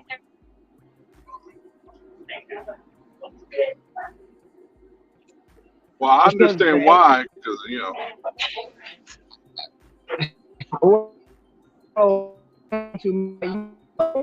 I'm lost. You get that one weirdo that what? Can you explain to me why you understand that? Because I'm lost. I'm not trying to be funny. I'm just lost on Because I don't understand why they would use AI, because AI can't even tell the difference of sending you the same order back to back without you losing your acceptance rate.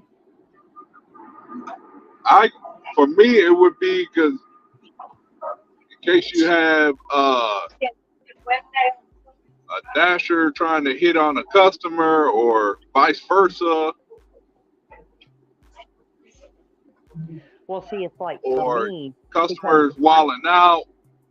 well, it's like I saw it because they actually put out an article about it, and Brash Dasher talked about it on his video today, and I'm in agreement with him on the main concern is like just number one, if your autocorrect goes haywire and says something that you didn't actually mean, AI will just flag it and be like, oh, inappropriate. Or if you are, his example was a good one.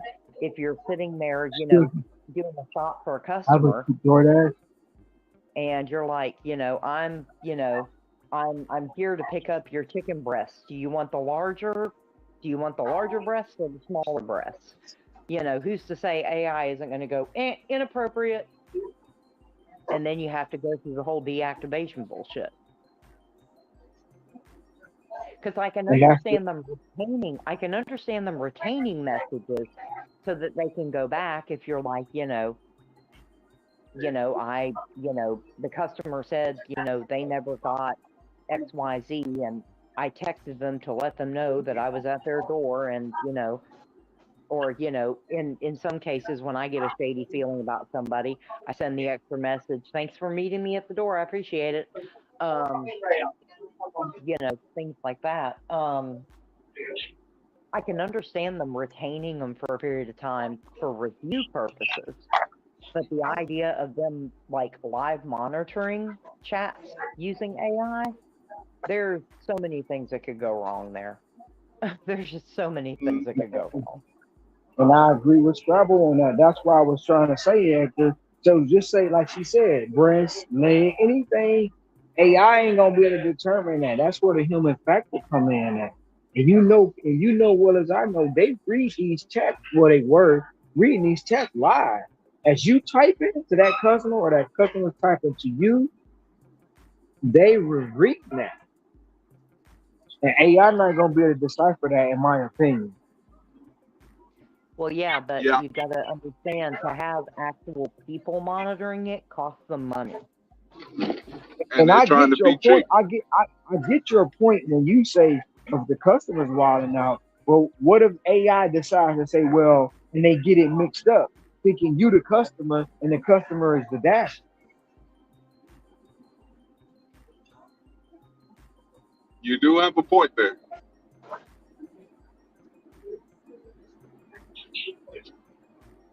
That's a bad idea, man. Yeah. We'll know in a couple of months. I thought they were already doing that. No. Well, I know I'm not gonna say it didn't start this year. Okay. Thank you. I'm not gonna say it didn't start this year, but I know last year, who was it? They put a video out on how they were talking to support live, and support was reading the messages as the customer was typing.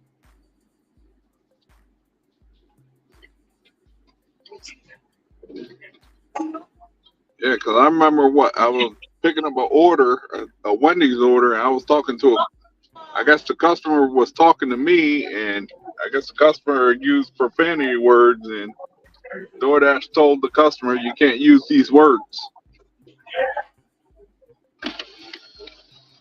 Hold on.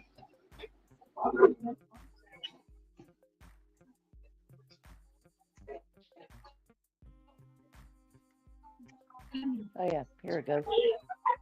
Who can originally come from? DoorDash now using AI to monitor chats between customers and drivers. Oh, it's called Safe Chat Plus. Thank you. I remember Charlie saying that, but I just couldn't remember off the top of my head. Posted 3 days ago.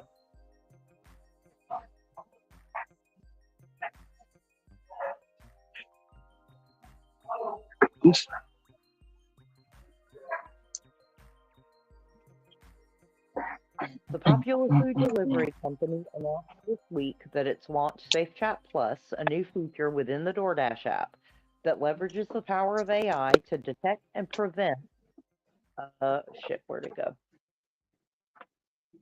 Oh, there it is. Prevent verbal harassment or abuse. Depending on the situation, DoorDash says if the tool recognizes any inappropriate rhetoric, then there will be an option to either cancel the order if you're a delivery driver or report the incident if you're a customer.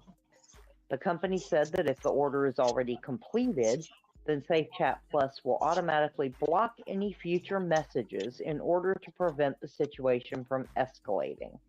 All incidents identified by the new tool will also be investigated by the company's trust and safety team. Oh, there's the company press release. Okay, let's go to that.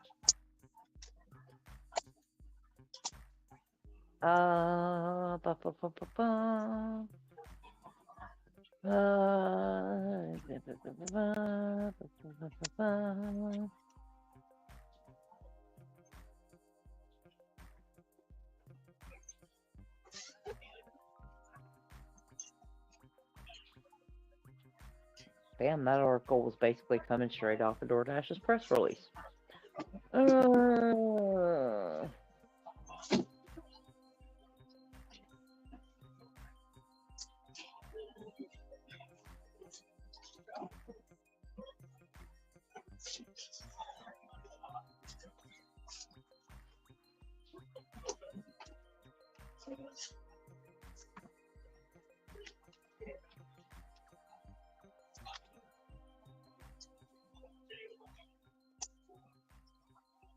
It covers English, French, Spanish, Portuguese, and Mandarin, so don't cuss in other languages if you're cussing somebody out. Oh,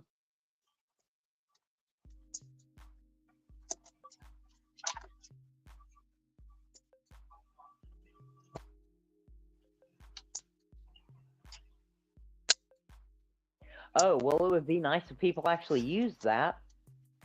Apparently well, actually, I do know that they do this, but it doesn't work. The porch light reminder. Anyway, yeah, basically what I read is what the DoorDash press release says, so. To combat chat abuse. Anyway, but yeah. So there's that. There's your breaking news on that for anybody who didn't know. Don't cuss anybody out in 5 major languages through the DoorDash app.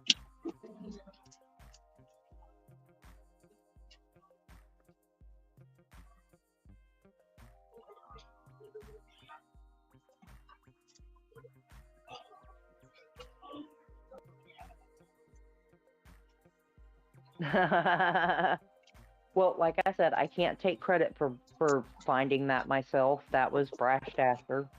If y'all don't watch him, he actually gets a lot. He finds out about a lot of stuff before a lot of people. It's kind of funny, but yeah, he's the one who mentioned it in his video. So I want to give credit where it's due.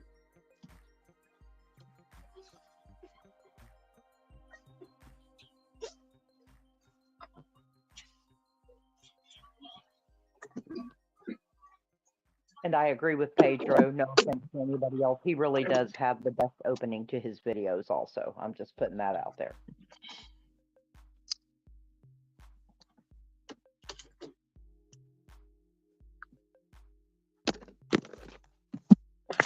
Yeah, I love Brash Dasher.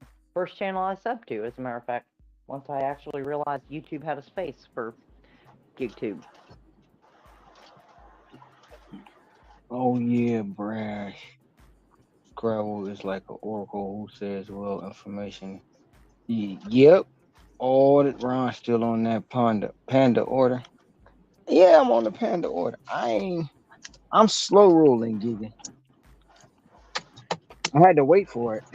It wasn't ready when I got here. And it's 2 catering bags full of food. Oh wow. Yep, 4 bags, and it's got the party trays. Oh nice. So when they said catering bag required, they meant it. Yeah. I'm just curious if that was a DoorDash order or a merchant order. How? See, that's one. How would you know?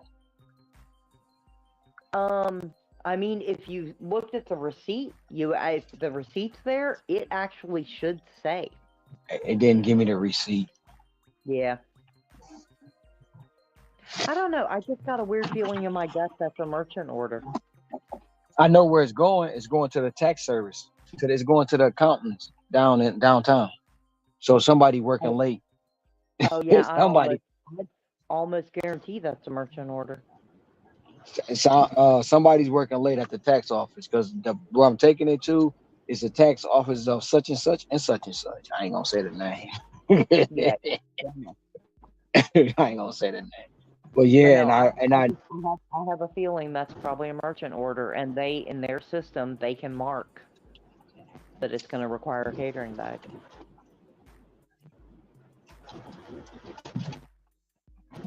Or what is it that the tablets say? Large order handling, I think is what it's called in the tablet. Don't quote that as gospel, but I think that's what it says.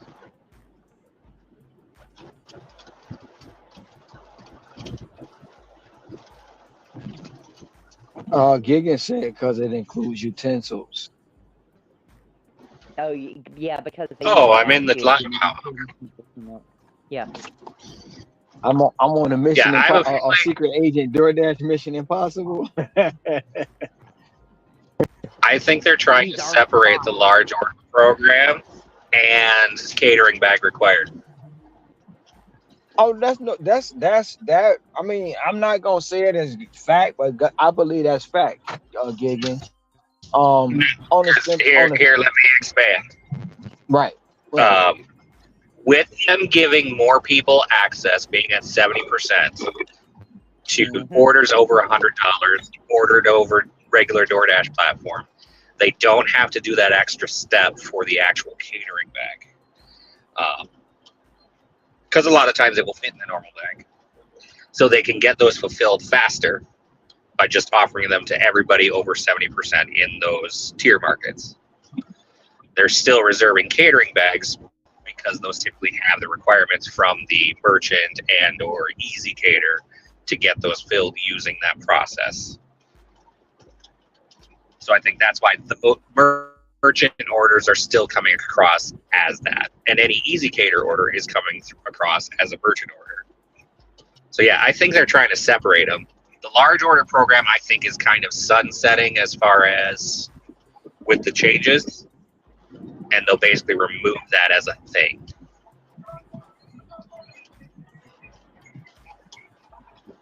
I have my own theory, but I have a different reason for it, so I'm gonna let Ron get into his. Yeah, go ahead. I was gonna say the same thing he said. The only thing is the difference is they never explained. Once they started introducing LOP versus CBR to people, they never explained what it was. So a lot of people didn't know. The CBR and the LOP are one and the same. Only caveat is the item count. So once you get there and if you say CBR and you get there's one bag, that's just a regular or catering bag required. But if you get there and you got, like I got 4 bags, 5 bags, trays, boxes, that's a LOP. They both spent over $100. It's just one. I have an exception to that, Ron. When I did that $167 order that paid me that much, they ordered it through the merchant's website. And You broke up. You said they ordered it through the merchant and what? And it showed me 26 items. Damn it! You said they ordered through the merchant and what? And it showed me 26 items. But how many items was it? 26 items that they ordered. So was it an actual boxes, trays, and all that? Because you go to some places like sushi. You go to How many boxes? It was 5 of their catering bags that they put their large orders in. Right. So that's what I'm saying. When it's got a large item count, Right, but that wasn't you LOP. will That have was the a merchant. well, too. It But wasn't that's another caveat. Right. That's a caveat. When the merchant order it itself, it's always it should say CBR. But, right, but I don't think when you can come, use item count to differentiate the two. yeah, you have to when you're doing LOP versus CBR. You have to, because anything over $100 can be considered CBR. Anything you can go get one steak if it's $102, that's CBR, catering bag required. And you're like, what the hell? But when quote unquote when people say lopper, that's when you got to go with the item count. That's the difference. When you pull up and See, you I got would boxes, flip that. that's a lopper.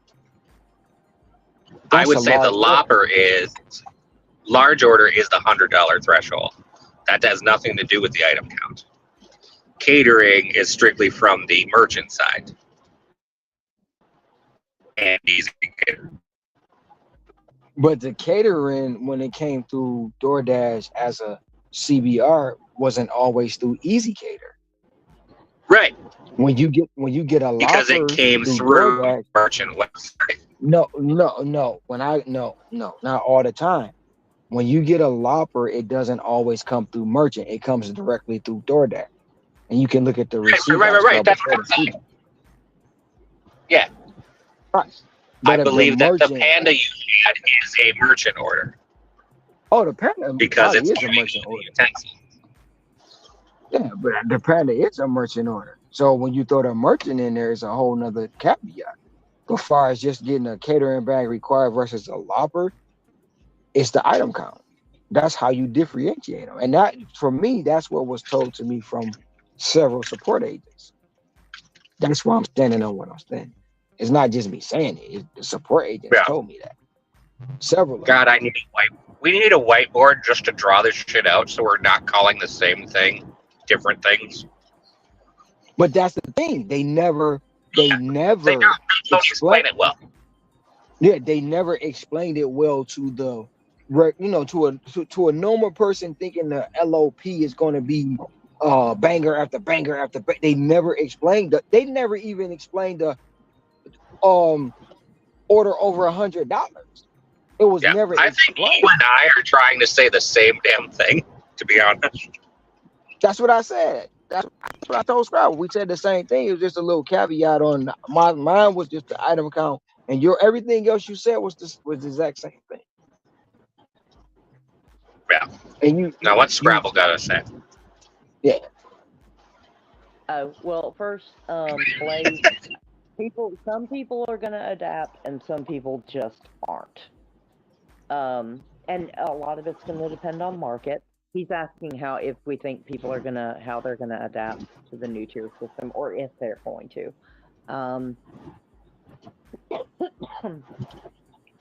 I think personally, and I'm already seeing it in my market because of how much they're flooding it right now in a market that, mind you, my market's gray 70% of the time, even before they started this big flood. Because people who can't keep the rolling 100 orders are not going to be able to dash now, quote unquote. A lot of part-timers are going to either be very part-time or they're going to fall off. So they're getting ready for a lot of heavy turnover. Full-timers, I mean, honestly, I'm going to be completely honest. There are not a lot of full-time DoorDash drivers at this point who aren't already top dashers. So the tier market's not going to be as big of an adjustment for them, especially if they're in medium to small markets where the order volume just isn't super big, super robust. They're kind of already, they've been conditioned to the changes, because I think the people who are full-time, especially when they're making a majority of their income on DoorDash, have already been, they've been adapting over time anyway, or they wouldn't be doing it full-time now. So they're already kind of conditioned to just roll with the punches and adapt to make it work, whatever that looks like. So that's my opinion on that. I actually think it's going to cause a lot more turnover in the part-time people, but honestly, DoorDash could give a shit less, because for every driver that, stops doing it because they can't get on a schedule or whatever, there's 10 people, that'll jump on. That's just my opinion. Okay. As for catering, now, and it's funny because I've been watching Zach's Discord too, and there have been a lot of mentions about these really big catering markets, the really robust catering markets. The people who are depending on LOP, genuine LOP, are really starting to suffer. They're seeing a huge difference compared to areas that, they were kind of hit and miss. Are those also the traditional cherry pickers? What's up, Bobby? Oh, I'm sure there's a huge number of them that are, top cherry pickers. But honestly, you can't be a cherry picker like in New York City right now. And New York City drivers that did LOP are being heavily affected. They're not seeing them right now, according to what I'm reading and seeing and gathering.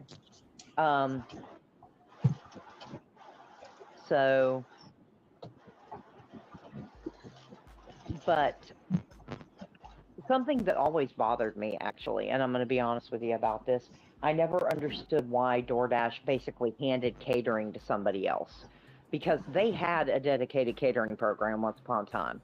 And I know there might be a couple OGs in here that are old enough to remember the Drive program. We had a completely separate catering program before they brought it into the main platform. And then the pandemic happened. And I'm assuming that they let it go because they didn't need it. But if I had to bet, and I'm doing that, I was about to say, Bobby, I thought you were one of them. So you know what I'm talking about. Then they brought it and turned it into a large order program, but then they just kind of blended it all together. And I think part of that, it was the pandemic, just the huge amount of order volume, just in general, and so much money coming everywhere. They picked their battle and decided it was going to be, volume. But and they're still the rescue team when like Easy Cater can't get it fulfilled by Deliver That or Deliver. So yeah, and that's the thing, is that you have other companies now, and Easy Cater will choose any of them over DoorDash. Anybody who thinks otherwise, if they have that option, anybody who thinks otherwise has not been paying attention. So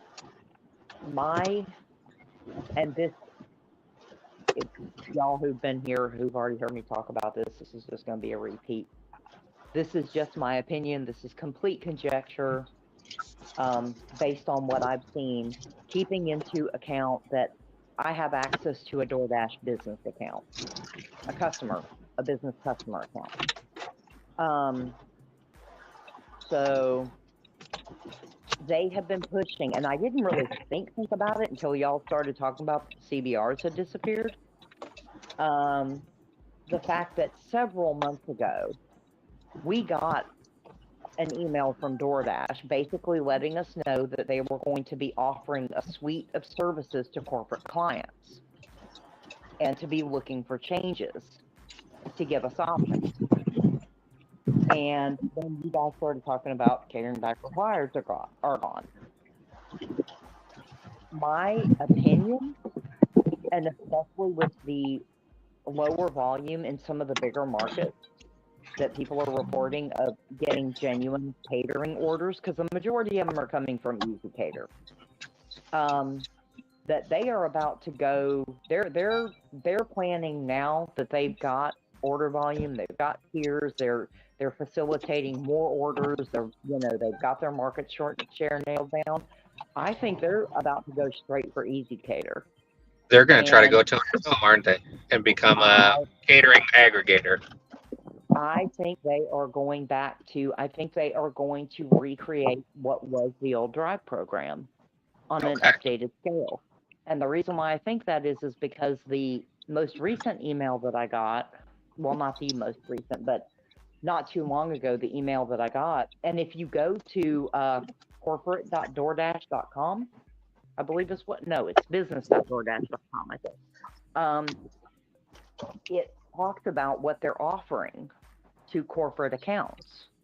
So I think if you're in one of those really big metro markets, you have really big, especially really big corporate catering clients, really big corporate companies. They're offering a suite that basically includes large event catering, an expensing package where you can basically make a budget and your employees can order and the company pays for it, and start offering Dash Pass as an employee perk attached to a cafeteria plan. For those of you who don't know the HR speak on that, I do. Yeah, I knew you did.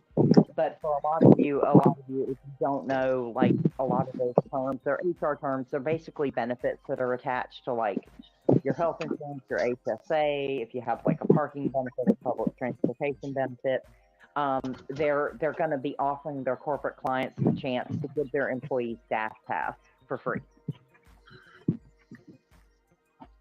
So they are looking to lock in corporate contracts. And small markets like mine, I have maybe one, maybe two companies that would be part of that. And I actually have an inside guy at one of them who's supposed to tell me if they end up, if their Dash Pass becomes a benefit for them. But I would expect your cities like, your San Francisco's, Los Angeles, Houston, Austin, New York City, Minneapolis, quite possibly. I think there's a good chance that DoorDash, it's not going to be everywhere. They're gonna work in partnership with Easy Cater where it benefits them in places where there's not enough volume. But I think they're going to start locking into corporate clients and creating and basically giving them that whole suite of products, and in turn taking that catering business from the companies that are currently servicing them now. So I'm expecting that at some point we're probably going to get a new genuine catering program. And I don't know what the requirements would be. I don't know what it would look like. I do know that I got an email from DoorDash, and actually I think Boots mentioned that he dug way deep in his emails and found one too, because I'm the idiot who reads them all when I get them, that there are going to be new opportunities coming soon for drivers. And they weren't crazy specific, but they did mention specifically DoorDash for work, which is what they were calling it before. Now they're calling it DoorDash for corporate in the messages that I get from them on the customer side.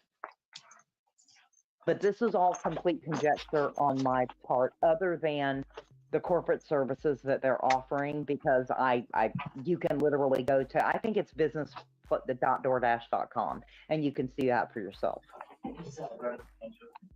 Or if you Google DoorDash for business, it'll come up too. But I'm kind of hoping that they mention something about it on their April investor call.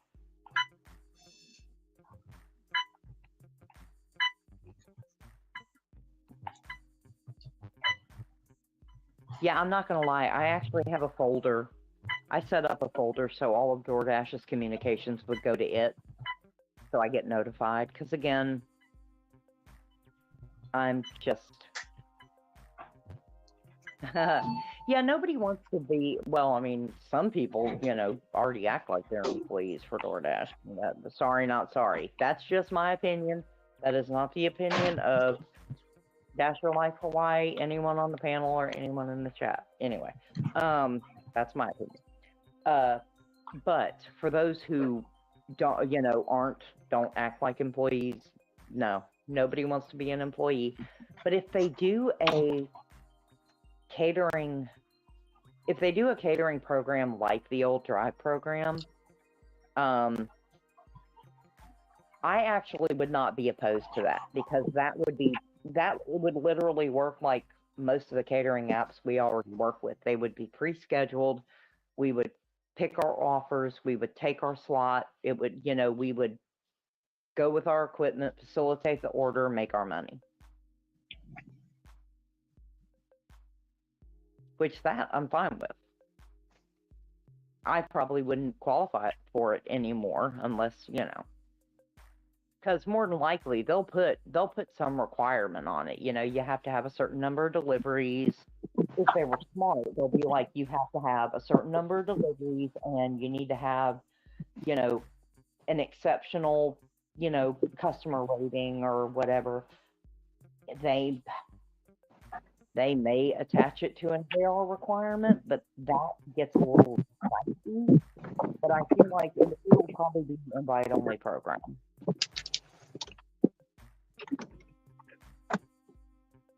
That's just my opinion, though. Because if they just let any idiot do it, let's be honest. We see the DoorDash drivers in our markets. Let's be real. Not everybody's cut out to do, a big, especially if you're, facilitating a large corporate order with a company that they have a contract with. If they're not stupid, they will not want every, idiot doing those. It would be a better vetting process. Yeah. So, like I said, and that how they intend to, do that program is complete conjecture on my part. It's just that's just a guess.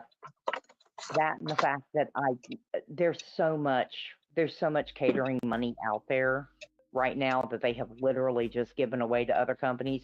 I could not believe in a million years that they're looking at that going, oh yeah, that's fine. Somebody else can take that. That's okay. Not to mention the fact that there are incidences like you had with Gray Brother Ricky had the one where, somebody stole all the tip and he had to go, get that shit sorted out. And DoorDash would have ended up paying for that in the end. He's not the only one who's had an incident like that. And there's no way that DoorDash is going to continue to be, allow somebody else to make money that could be theirs. I don't see that. I could be wrong, but I just don't. I just don't see that. And it's actually surprising to me it's taken this long. But I also know that we're at the mark now. This, again, is total conjecture on my part and just experience in this general sector. Tony Zhu has had 10 years to make his company profitable. If he can't do it by the end of the year, there's a good chance there's going to be a new CEO at the helm come next year. About this time next year, as a matter of fact. He does not have much longer to keep losing money on paper. He just can't. So, again, total conjecture on my part, but well, not total conjecture, because he is under pressure. And if you listen to Bloomberg when they talk about it, when the analysts talk about DoorDash, that's all they talk about now. Is that they're expecting him to turn a profit. Uber's done it, especially since Uber's done it now and proved it can be done. And Lyft is on its way. It's making strides towards that. They may not be the same thing, but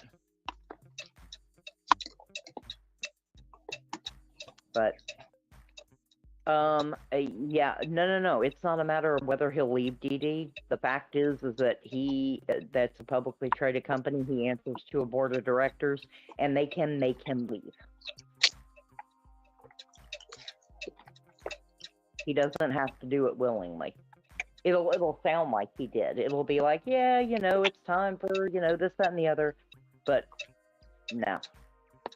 Trust me, behind the scenes, the board of directors and the people who are looking for their return on investment very much can get together and be like, nope, you gotta, you need to, you're not performing, you gotta go. It happens all the time. That company is not his anymore. Hasn't been since they went public. He has bosses now, and it's the major investors and the major shareholders.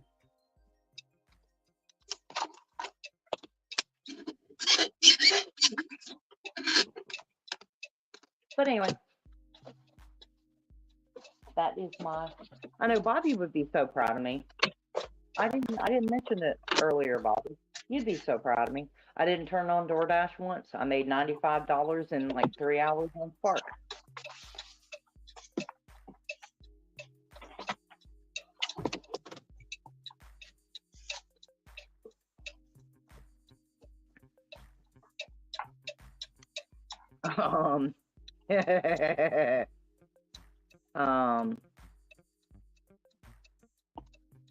And I'm still not a platinum dasher because, yeah. Do I think a new CEO will do a better job? I mean, it depends on who you want him or her to do a better job for.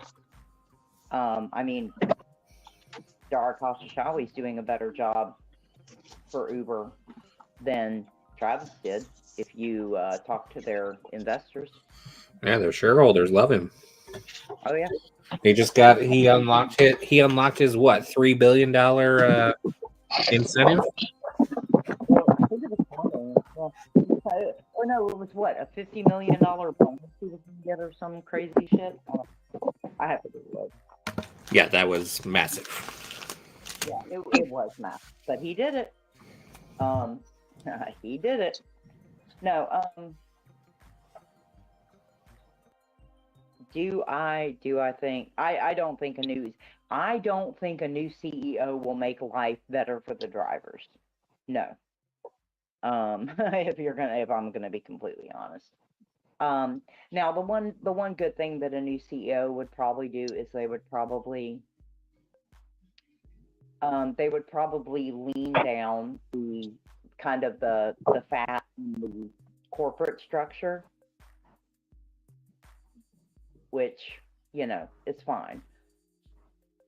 They would they would definitely slim down in that place, but they would take they'll get their money from somewhere, and it ain't gonna be the CEO giving up his bonus. So the platform will continue to change, and it would probably change more. I mean, honestly, coming up on this and that rush to profitability now is going to be a large reason why we've seen so many rapid changes in the past 3-ish years. Particularly since coming out of the pandemic. But yeah, no, I mean, I think any new CEO that they brought in, I mean, they would find a way. They would find a way to get it profitable in a couple of years.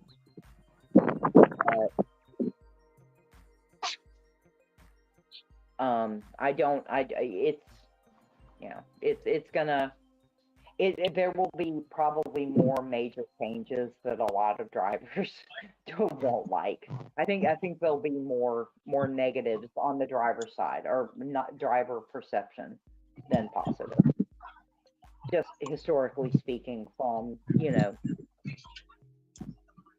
looking at Uber, looking at I mean, honestly, looking at you know, just looking at kind of their paths to profitability. Most drivers do not feel like they've come out on the good side of that.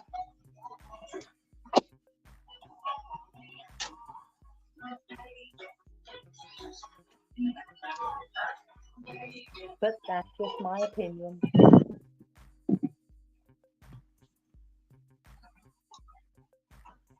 Anyway.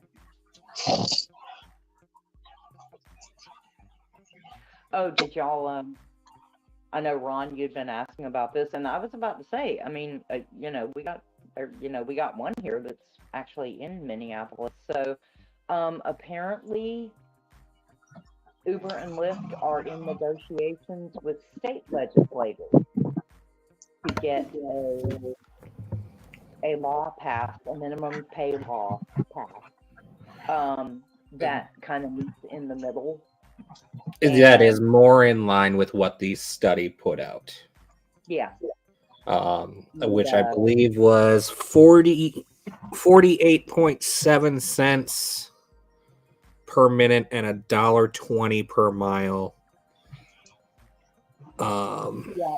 Well, across the whole state, which brings, well, that would include the equivalent of a comprehensive benefits package in the dollar per mile. That would bring their minimum wage in that sense. Yeah. After expenses up to $15.57, which is the Metro or Minneapolis's minimum Metro wage. minimum wage. Yeah. Yes. But yeah, anyway. So they're in talks to try to basically preempt the city council as long as the state can get whatever bill passed, which honestly I believe is going to happen, especially with both all three parts controlled by the one side. Yeah. I think now that the governor has the data that he asked for from that study, he will probably be willing to move forward with that as long as it is within that guideline. I don't think he'll be willing to undercut it if Uber and Lyft go for that. Yeah, but they may go for the option without the comprehensive benefits in it. Well, if Seattle is any indication, Uber does not want to leave. Right. They wanted to whine and throw their fit, and they wanted the city council to fold. But they always had a backup plan if they weren't going to.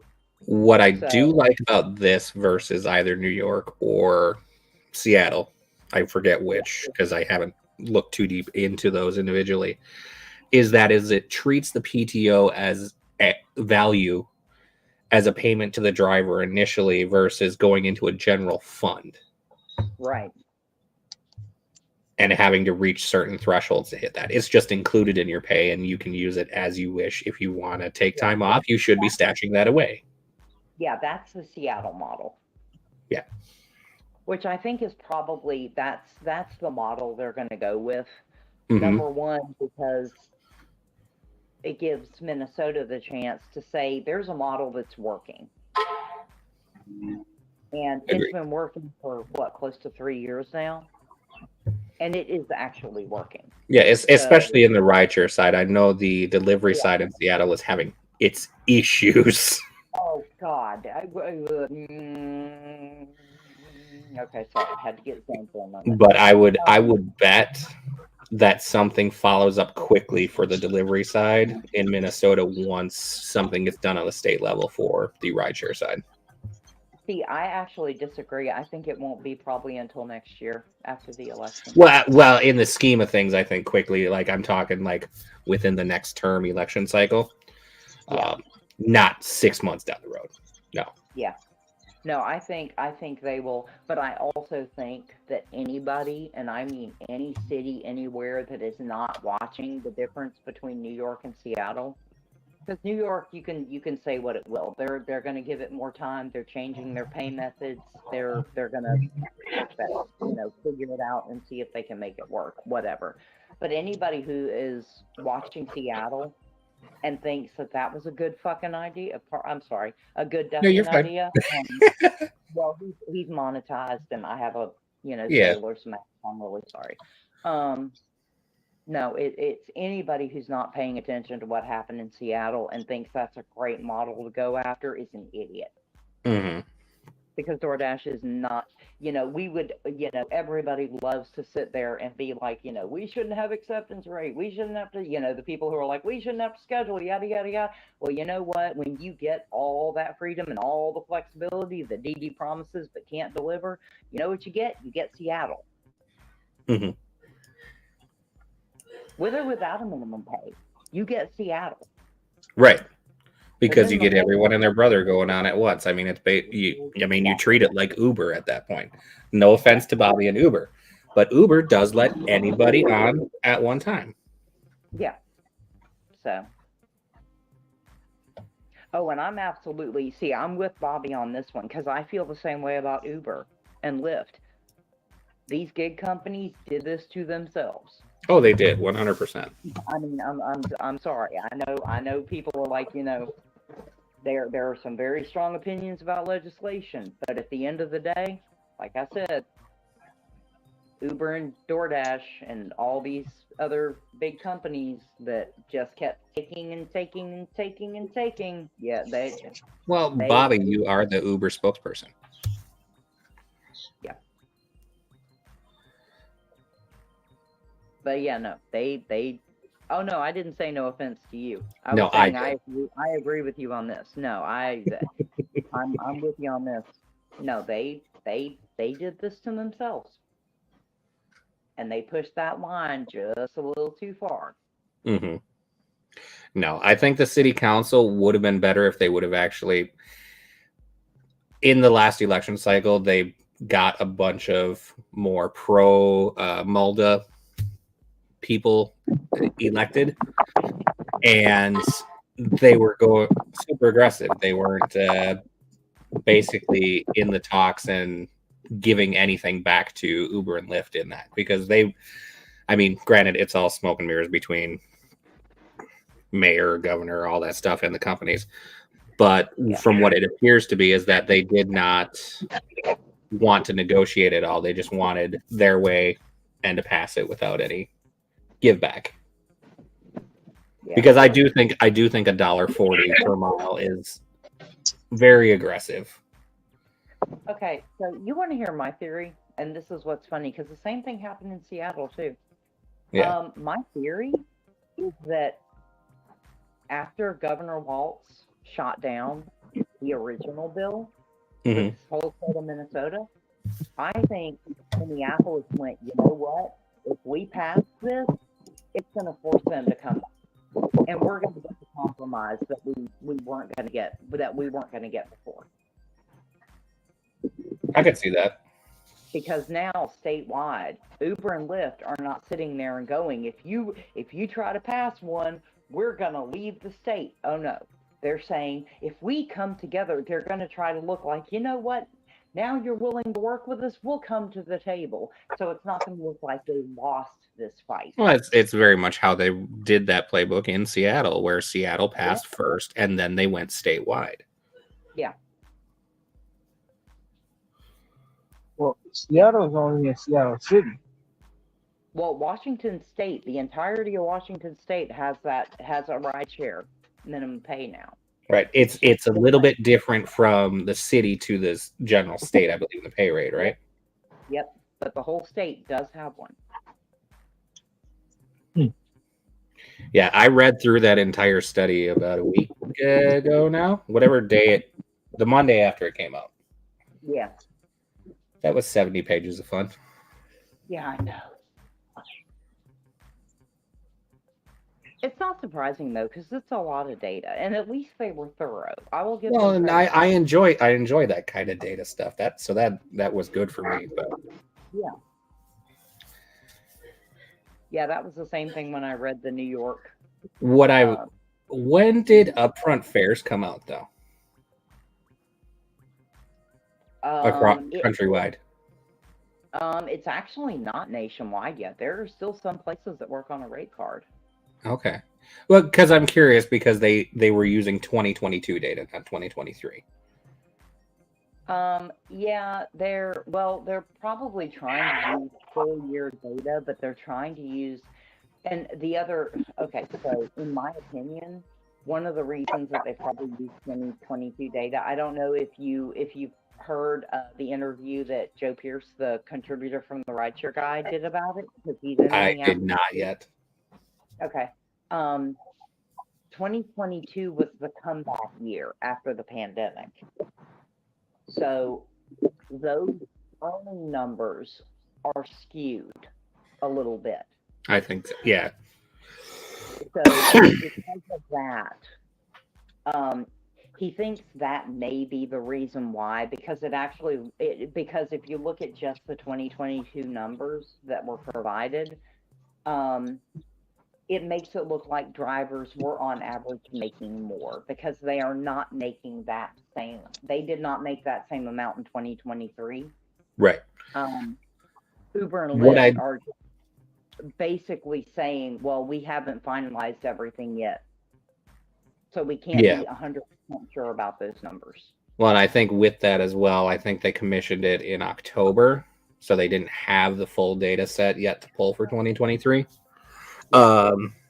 One thing I did like that the study did was that they cross-referenced drivers between both companies.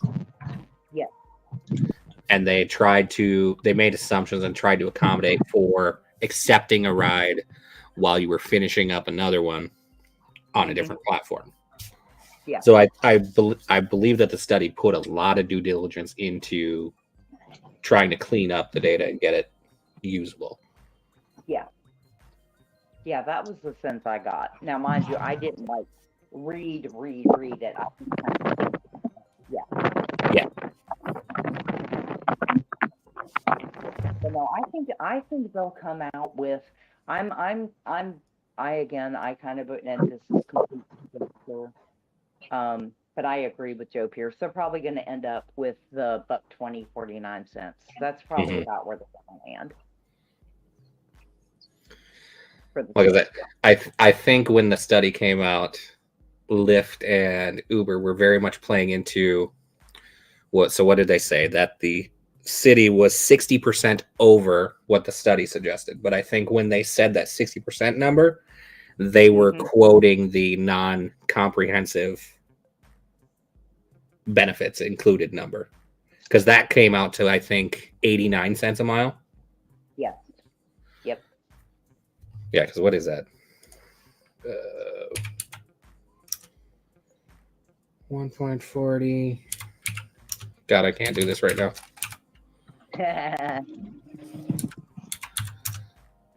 Yeah, that is about 60% over. Yeah. Or 60% of 1.4 is 84 cents. So right. Yeah, I think they were very much using that as a talking point to make it seem a larger disparity. So they're going to very much focus on that smaller one. And I think I could see maybe $1.10. I think they're going to meet somewhere in the middle. Yeah. I actually think they're probably, I think between 110 and 120. I think that's where, honestly, 115 is probably about where they're going to land, if I had to guess. Yeah, because the per minute is very static. That was the same across the board in every one they did. 49 cents or something like that. It was. Boots, will you tell those sirens to shut up? Yeah. I just want to. Sorry, we've been running our mouths. I want to know what that Panda Express paid out. Oh, that is true. I'm waiting for that. Was $15.50 plus.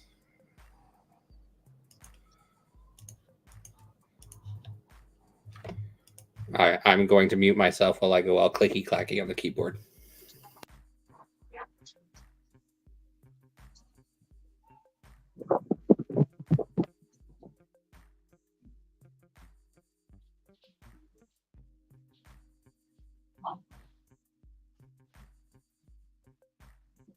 Woo-woo truck. Hey,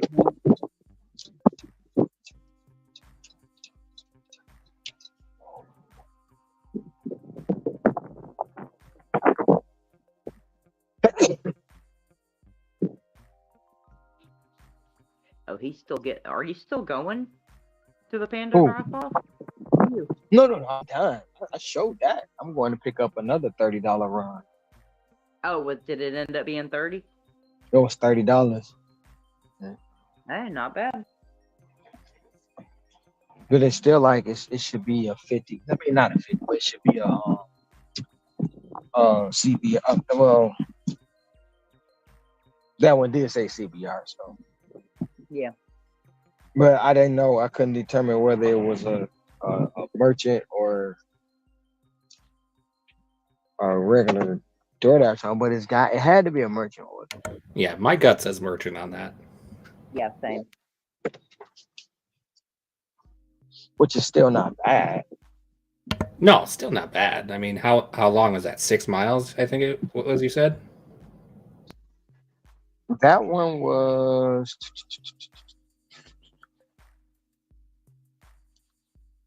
3.1 miles. Even better. See, the downside to merchant orders, though, is that you don't know what the tip split was.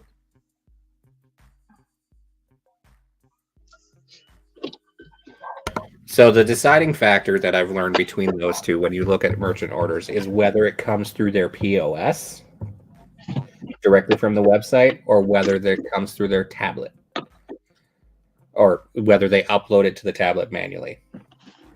Because if it's going through the POS, they can't touch the tip. But if if they have to manually put it into the tablet to dispatch a driver, that's when they can modify it. Yeah.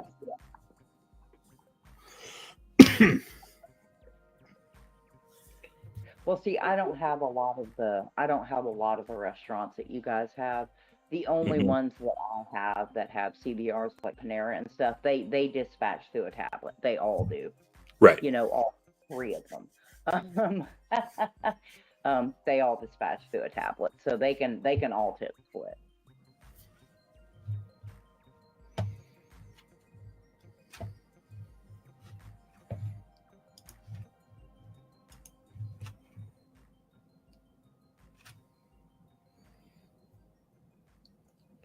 Trying to see where I'm at against the people on the bottom. Tracy, if you was talking about my Panda, that was $30. Those totals on the bottom, they got to be updated, Giga. Well, I'm just trying to see where I'm at. Go ahead. I'm at 38.91 for the month right now. And Tom's probably at 7 right now with last night's earnings. I know I'm at 65 with my yesterday plus today. I'll probably be over to like 7,000 myself.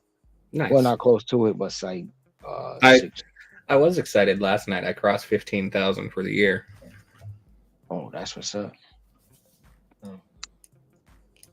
I gotta update it. I know Hector's at 42 and some change. So yeah, I gotta update it, Ricky. Saying you guys were saying earlier, which Hector went live? Was it Hector Hustles? Or no, other Hector Papachulo, Puerto Rican. Was it on that channel? Yeah, it was on his channel. Okay, I'll have to go find that later. Maybe that'll be my morning entertainment at the office before I go into my 3 meetings. Yeah, really. Yeah, he's starting at 9:30 in the morning. Is it 9:30? He already has a notification for tomorrow. What is it?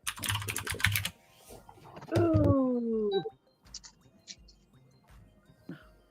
Where's my other content? Let's see.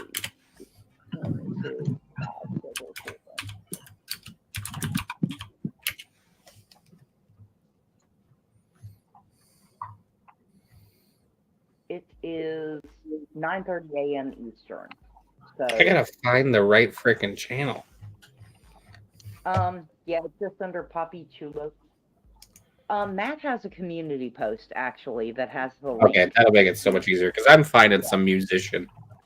Oh yeah, I know. I did the same thing, so I had to go into like some stream on Matt's channel and be like, dude, what? And he was like, go to my community post. It's there. So.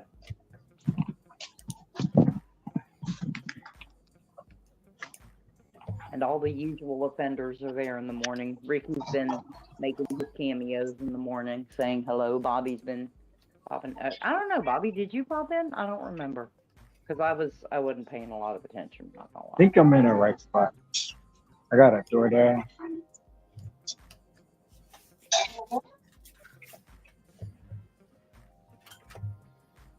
Right. There, I got that set.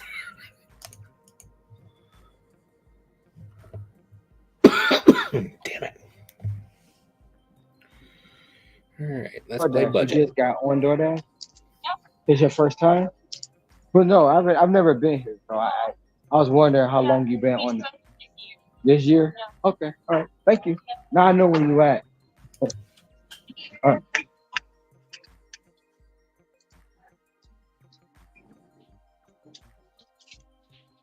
Another new restaurant.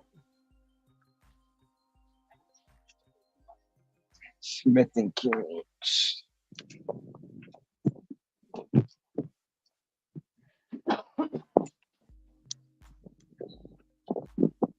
There's no beef thing going on. There's regular roll, Ernie. No beef thing. No, not even a dynamic. No, took the dynamic away.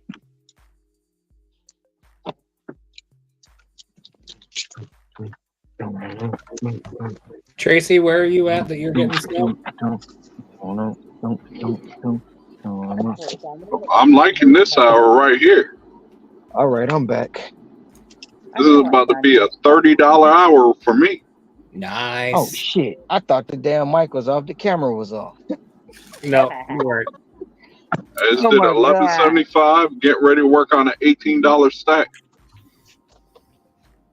That's what's up. And sheets. My next order after that should put me at $2.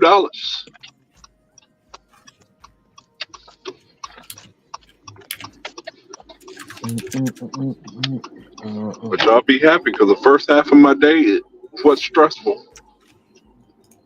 But I took it like a champ and I kept going.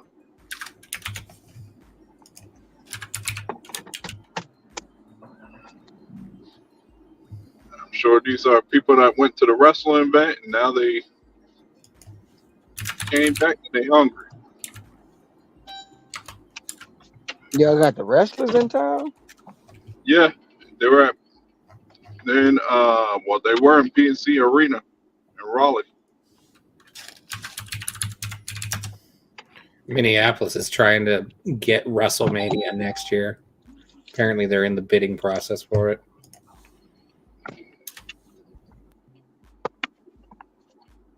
How much you I'm think? sure it's going there. It's going to probably be at hosted at US Bank Stadium. How much you think an event like WrestleMania will cost to actually host, to be it on it? Like how much? They're gonna get a lot more.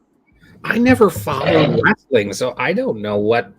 Like, how big is actually WrestleMania? Is it if it's only an annual thing? Well, I know the city makes money off it. It used to be huge. The one time it came to Joe Louis Arena and to the Silverdome, it sold out. At the time, the Silverdome was a 60,000 seat stadium. Yeah. And when the events didn't sell out, they put up a curtain to the section that was empty. But they sold out. It was like packed, 60,000 people at WrestleMania when Hulk Hogan wrestled Andre the Giant. Yeah, it was huge. So back, like I said, that's back then. Right now, I don't know because a lot more people know wrestling is fake, but they still do it, So. Well, right now, WWE is hot right now. So, and what they do with their WrestleManias is they split it into 2 nights instead of having it all on one night. You get more ticket sales that way. Yeah. Well, the cost to host one of those events, it can be, honestly, it can run It can run in the many hundreds of thousands of dollars because it's a huge production, huge staging, huge lighting. There's so many moving pieces to an event that large. It's an extremely expensive event, but when they place it right, it sells out, and you've got the pay-per-view views also, which are astronomical. Yeah, because that's about what, $60, $70 per view. Yeah, usually like $59.99, $69.99. So you multiply that by millions, yeah. So you saying like to host is in the hundreds of thousands? It's not in the millions. Well, I mean, you're providing the facility. You're not putting a new space up. It's not like the Super Bowl where you actually have to put a whole bunch of more infrastructure in, which that was already done for the Super Bowl at US Bank. So a lot of the infrastructure is probably technically there already. Yeah, I was about to say, I mean, it depends on the venue, and it depends on how many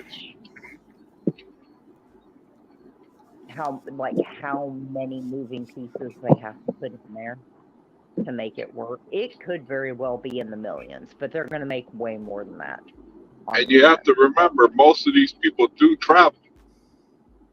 So the city's making money off of hotels and all that other stuff. Tax revenue. Yeah, they're getting their tax revenues. Better get my rideshare approval by the time that comes around, right? Well, I know when I was party promoting and you wanted certain artists, they had what they wanted to do the show, and then they had their writer. So sometimes the writer was more than a damn show. What the bruh? And you will have to like negotiate down on the writer versus show money. Yeah. So that's why like the even though you was the venue and they will always take a look at the venue and this, that, and the third, but it basically came down to the show money and the writer. You got to put them in. First of all, you got to put them in the best hotel. They want certain types of this. You got to make sure they have that. I mean, it's a lot with that writer. Yeah. Transportation to and from the show, security if they don't have their own security. But then too, that'll play a part too. Like, well, if I come and I bring my security, you got to pay my security team. So it's like, damn. Yeah.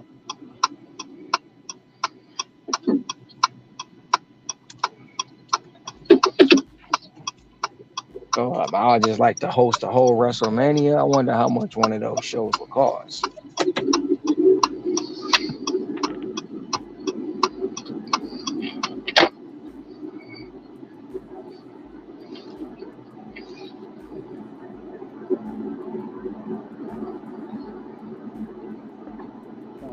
It's an expensive affair, but it brings in a lot of money.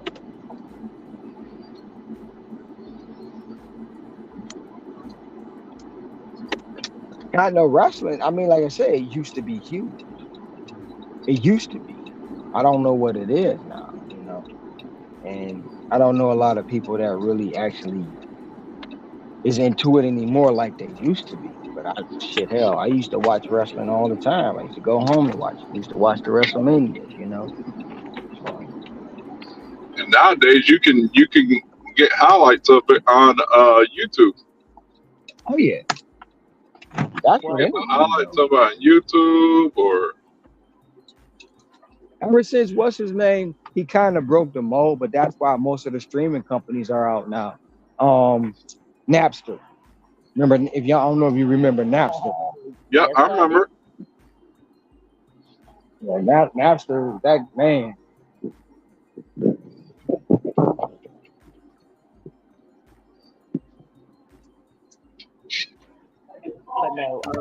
Flagstaff. So you're in that higher elevation, Tracy. Gotcha. No, a lot of people who follow wrestling now, it's actually kind of funny because it's like there are still like the old, more traditional people who just, they like the action, whatever. But there's like a whole new female audience now because let's be real, wrestling is like testosterone fueled soap opera. No This is offense to true. anyone who's a wrestling fan, but that's what it is. They have whole, storylines and like there's whole, there's a whole thing there. It's testosterone based soap opera, and the people who like that kind of thing, they love it, and that's the fan base I now. used to watch it when I was in my early years of life. Well, see, I I used to never sit watched. there glued on it every Monday. I'd be like, Monday wrestling. Yeah, see, This is I before didn't they really. started adding a second show. So Yeah, I didn't really watch wrestling per se. I had a friend. Now, mind you, we didn't have TVs in the house where I lived in when I was in the States. But if I went to friends' houses in Memphis, we watched Memphis wrestling, which is funny because I figured, those are all little obscure people, nobody's going to know who they are. And then somewhere, I don't remember where I was in Baltimore, when one of my coworkers was talking about wrestling because she's such a just diehard Roman Reigns fan, and she was telling me the backstories, and I mean, literally, I was sitting there like, okay, you're a soap opera fan, got it, and she, I actually and she went to a mentioned, couple of them. well, she mentioned Jerry Lawler, and I Oh, was Jerry like, the King Lawler. yeah, and I was like, wait, what? And she was like, oh yeah, that awful announcer, yada yada yada. And I'm like, whoa, whoa, whoa, whoa, whoa, hold up. He announces for Good wrestling old now? JR. Yeah, well, I mean, I was like, oh, so he's not, so he retired from wrestling. And she didn't realize that he had been a wrestler. And I was like, dude, he was he was the king in Memphis. That he was the wrestler for Memphis, for local Memphis wrestling. So, and I was about to say, Sin being from Memphis may actually know something about this, even though, I know he's not on now, but, and he may be, younger than, because, I mean, this was in the, God, early 80s, late 70s, early 80s. But no, that's where he originated from. He came from local Memphis wrestling. And so when she mentioned him, I was like, oh, okay. So he's still around.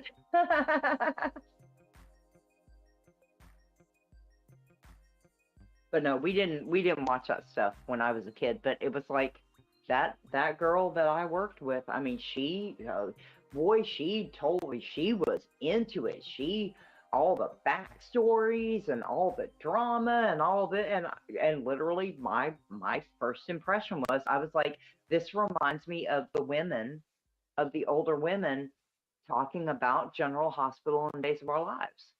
It reminded me of the soap opera grandmas. Again, no offense to anybody who enjoys wrestling. Please don't be offended.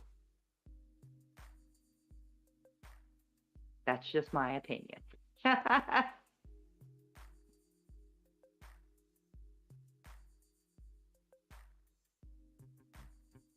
There wasn't a storyline.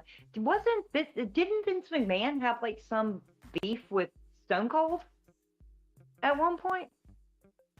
I vaguely remember that. I don't know why, but I feel like there was some like something with him and Stone Cold Steve Austin.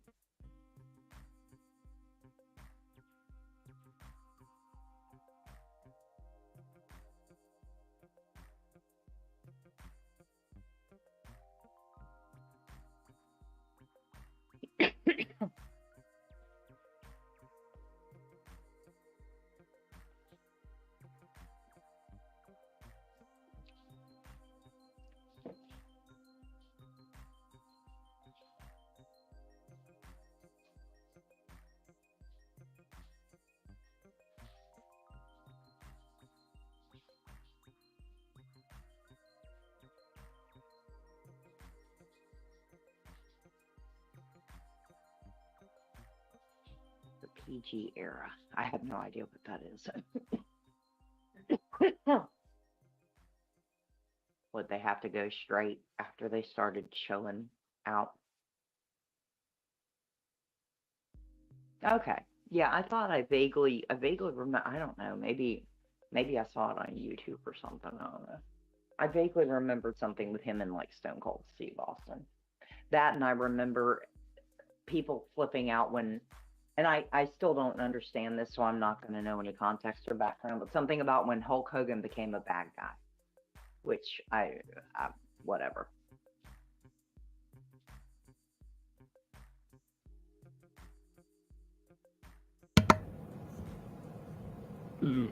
What I remember the most is, because I didn't watch wrestling, my cousins did. I remember them being all excited when The Undertaker came back from the dead, apparently. No, I don't know if that was WWE or WWF or whatever freaking wrestling thing it was. I don't know. They all kept merging so much. And yes, Vince McMahon's in hot water right now. Yeah, he's got some SA allegations against him.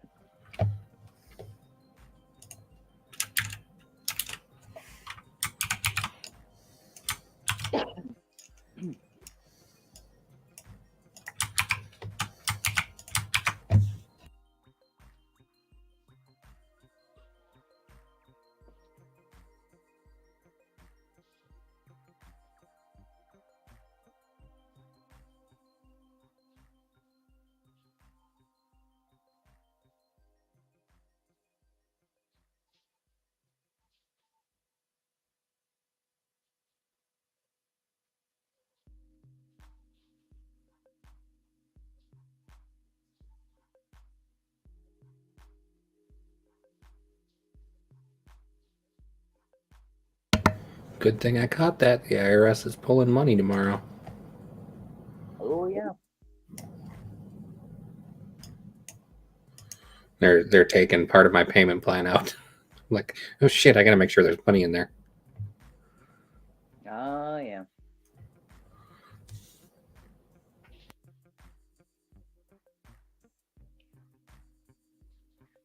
Yep. Thankfully, they don't get a penny of my money until the 15th. Yeah, I'm gonna actually work on my taxes here. Not this week. Because this week I'm gonna celebrate my birthday and doing that shit. I'm gonna wait till next week. Oh, when's your birthday? Thursday. Hey, happy birthday early, just in case I forget, which I probably will. Yeah, I probably won't be on that Thursday, Friday. I've been told to keep my schedule clear. There you go.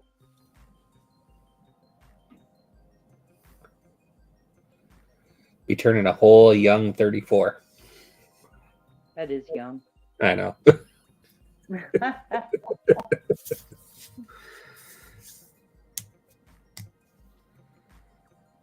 It's a great age. You're not 18 and still know everything, but you're not, 50 looking down the hill at that point. Mm-hmm. Nice little sweet spot right there. Though I think the cold weather right now is doing some potential arthritic stuff to some of my fingers. Oh yeah. But my hands have never been great.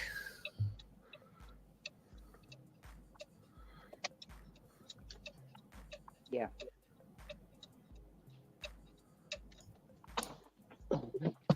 And back to what Hector said a long time ago. Monday Night Raw was the Yeah, who would back in the day watch WCW from 8 to 9 and then switch to WWF after at 9? All right, me and my brother was just going Because back that's and what I forth used to do. when we used to play football. Me and my brother going back practicing zeros in the house, no pad. Just going back, my cousin egging it on. For some strange reason, I decided to stick my arm out when he charged me. and I hacksaw Jim Duggan his ass. Clothesline the shit out of him in real life. Man, I ain't never seen him hit the hard ground so hard. See, I remember my cousins like mimicking WWE, but like I said, we didn't have TVs, so I caught it when I was at other people's. I used to mimic the moves back in the day. That was the best though. Your childhood, if you didn't mimic wrestling moves, you didn't have a lit childhood. I'm just saying. I had the Stone Cold Stunner to a T. Yeah. That was my favorite wrestler growing up, Stone Cold Steve Austin. Then The Rock came along. And then you had Undertaker, Mankind. See, I'm going back to the Iron Sheik, Junkyard Dog, Hacksaw Jim Duggan, I remember all Killer them. Bees, the Road Warriors. I mean, what's the Hart family? One of them, I want to say Aaron. They were doing WrestleMania, and he was coming out of the sky. Oh, I know you're talking about Owen Hart. Was it Owen? Yeah, Owen's the one that they had him dressed up like Mr. America, and his cord broke, and he fell 30 feet from the 30 feet and died. And I think the pay-per-view for that one wasn't WrestleMania. I think it was Over the Edge.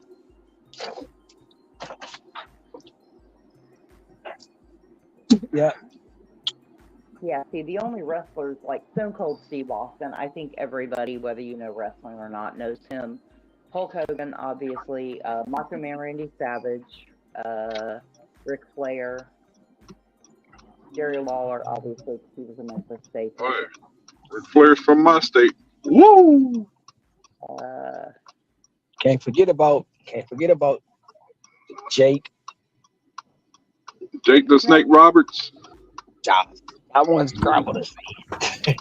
I still laugh a little bit every time I think about Jesse Ventura being the governor of Minnesota. Oh, yeah. Oh, yeah. And Arnold Schwarzenegger being the governor of California. Yeah. Well, California is notorious for, for choosing interesting people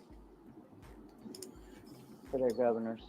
That was really interesting to me when I was between 9 and 13 living in Wisconsin. Like, wait, they have a wrestling guy as their governor? Yeah. God, that was 1999 to 2003.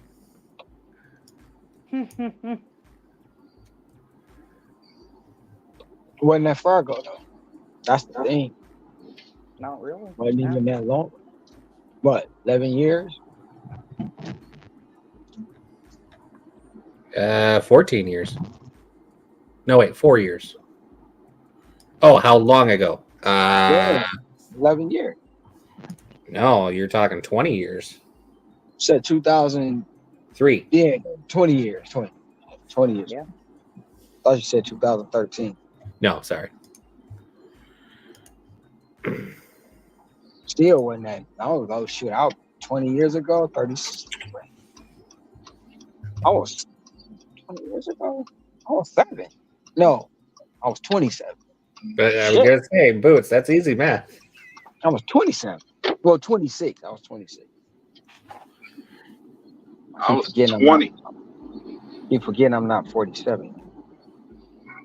Again, making me feel young right now, guys. Thanks. I appreciate it. Hey, you made me feel old, but I ain't gonna tell you that. I'll try to be quiet with Scrabble. I'm older than both of y'all. Scrabble was talking. I was like, damn, why are you bringing up age? I'm trying not to think about it. In my head, I'm only 19. Hey, with age comes experience and wisdom. No, you know what? No, I was about to say, the fact of the matter is that at my age, looking back at my life and so many of the stupid things I did, the fact that I am turning 49 this year is some kind of fucking miracle. Yeah, I've done a lot of dumb stuff too. Just think about if they would have had social media when you were younger. Oh my God. The 90s would have been lit. Oh man, I'd be in so much hot water. They would have had this shit when you was young. How much Hey, shit we got away with? there's a reason why I have a very, very small social media My presence. pops would have been like, "Fool, go to I bed." don't do no, seriously, I don't do Facebook, Instagram. I don't do any of that because I'm like, I look back and I'm like, I'd be in jail right now. I'm so, yeah, no, absolutely not. I'm so glad there was no social media. Just think about that. Like, what the? Wait a minute. Yeah, no, nope. Like I said, I'd be in jail. Nope. No, it was bad enough I came up through the days of, IRC, Pirate Bay, and, AOL chat rooms. Blaze says you're never a day old with being fine wine and look great. Yeah, I don't look that great, trust me. I just took a good picture of that one day. But hey, I have earned every line, scar, wrinkle, gray hair, well, silver hair, white hair, whatever. Yeah, it's all earned. It's fine. I wanted to say I enjoyed the live with you and Steve and Karen the other day as well. I did catch that.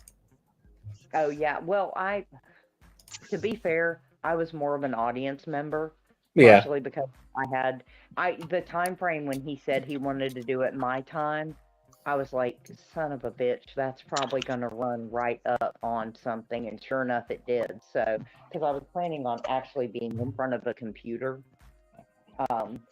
but I ended up having to kind of just park somewhere on the fly, but it was what it was. I mean, it was interesting. It was interesting to listen to. I got some information and some resources that I, didn't have previously. Some places to find some things that I didn't have previously. So it was good, and I of course appreciated the invitation. I didn't contribute much, and I wasn't going to, mainly because I didn't have a lot of information in front of me, for one. Because the only other phone I have was my work phone, and I cannot touch that for personal use. And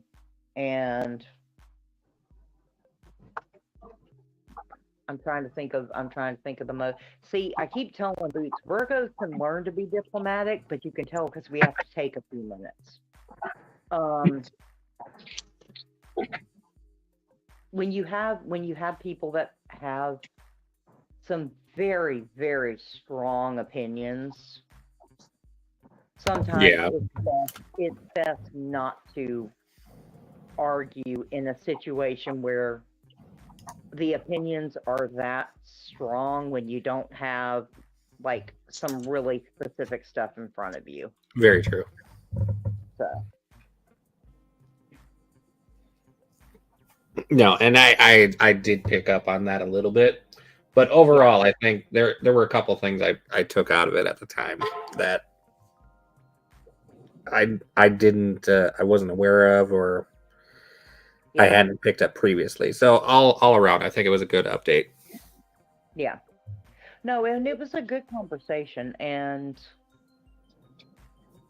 Karen Anderson especially, like, I understand why her opinions are as strong as they are, because if you saw, if you were in California dealing with AB5, you're going to have a very strong opinion about it as opposed to somebody who did not. Correct. So,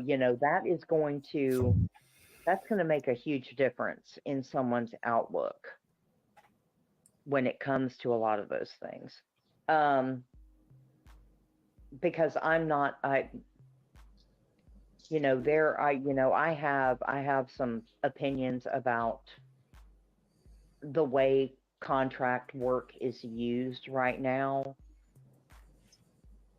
just from my experience having been a contractor since the 90s, and seeing the evolution of it way before the gig apps came around. So my opinions are mine are shifted. You know, my opinions are formed more by my experience and what I've seen, and nothing that I've seen, you know, is comparable to, you know, what she has seen and dealt with being in California, particularly under AB5. But the study that she mentioned, if you remember that study, she said a study just got put out where they were talking about the think so, yes. loss of, the loss of W-2 jobs. If ever I had the chance to talk to her about it again, I would be interested to see why.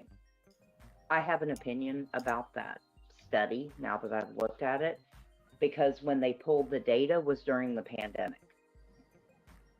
And all data, I don't care what kind of data it's going to be, is skewed due to that time frame. There is going to be an asterisk next to the years 2020 and 2021 because every state lost W-2 jobs, every single one, without fail, because everything shut down. Right, and which ones can you truly tie to creating a new job at this point? Well, is a lot of conjecture at this point, wouldn't it? Yeah, there's a correction period now. So it's going to take a few years for that correction period to really show itself. Right. I'm just meaning tying it directly to the job creation portion that's touted from AB5.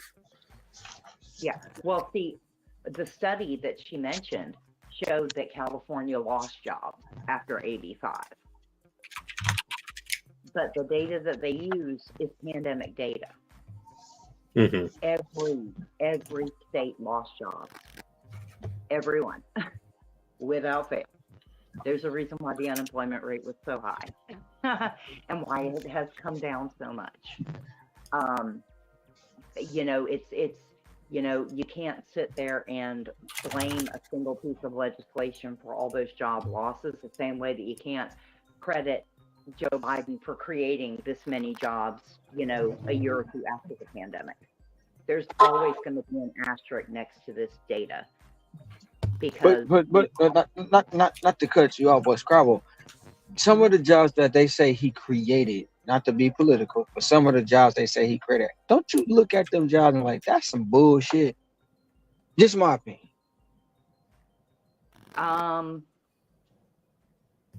Honestly, no, it tracks because we're going through an employment correction. So it actually, if you really, really dig into those numbers, it actually does track. And they make sense if you understand how job markets work and relate and kind of bounce back from recessions. And the pandemic was even more of an event than like the 2008 recession, the early 2000s, the 70s. You know, it's just it was something of a singular economic event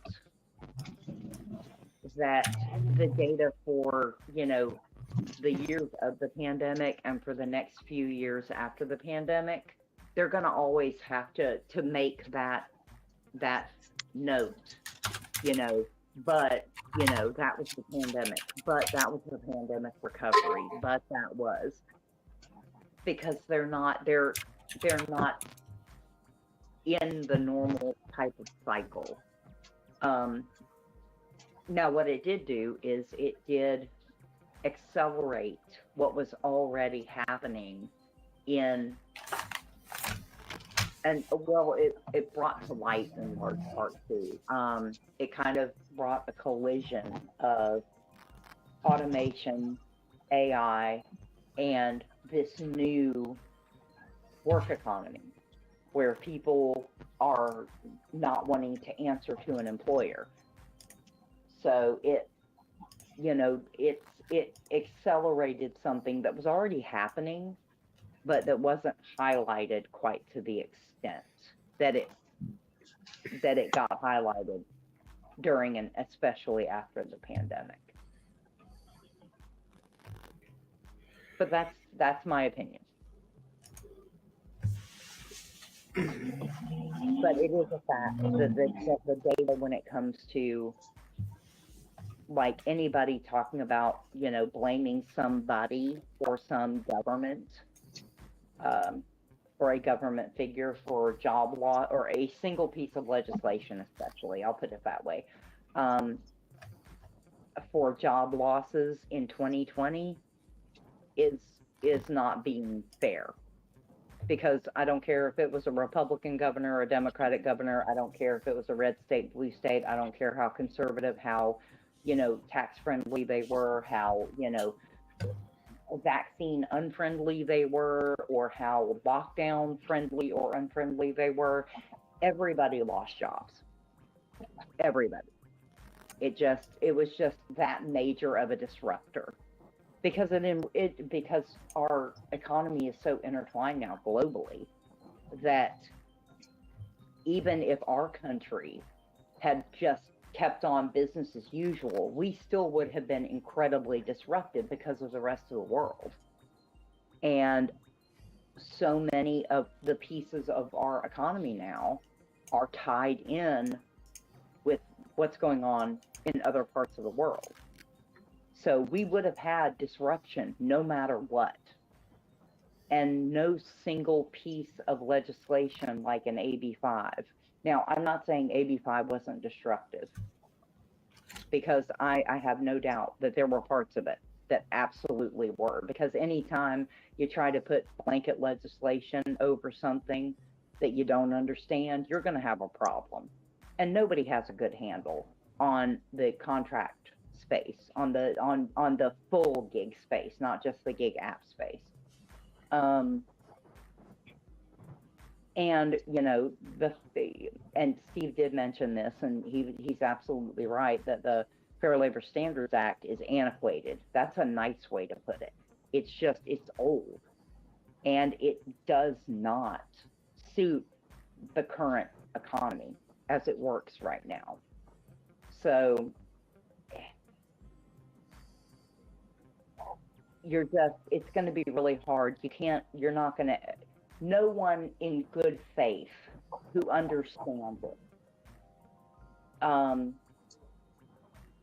is going to ever look at data coming out of 2020, 2021, and even 2022 and 2023, and are going to be like, yeah, we can, compare that fairly to, 2015, 2016, 2017. You cannot compare, because it was such a singularly disruptive event. So the fact is that data will always, they'll always have an asterisk next to it saying, but there was a global pandemic at the time. And if that hadn't happened, we don't know what would have happened. We don't know what any of these numbers would have looked like. They can guess based on trends that were happening, but nobody's going to ever know, because what happened. And,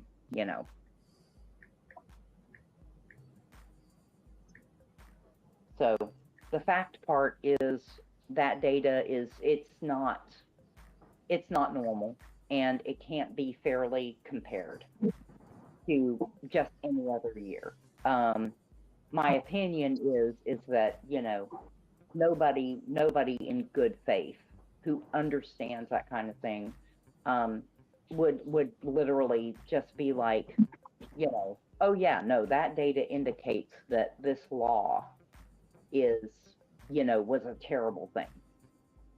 I mean, I'm sure there are plenty of other indicators, and she has way more reasons than just that one study. And the people who conducted that study would, I feel like it would be important to notate, the data was taken during this time, because just about anybody who wasn't just trying to prove a point from one side would do that. That's my opinion. That's where my opinion part comes in.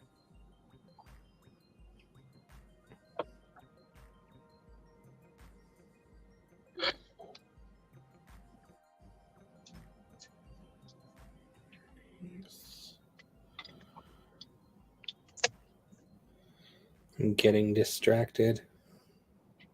Sorry. Have you did your Legos yet? Have I built my Legos yet? Yeah. Dude, there's probably 20,000 pieces to the left side of my desk still in the boxes. That's going to take me a long time. I need to not work so much if I'm going to build Legos. All different projects? Yeah. Oh. So all in all, with the information, do you think I'm saying after election is when everything's going to come back. If it comes back, going to come back to the table. What do you think? I think it's going to.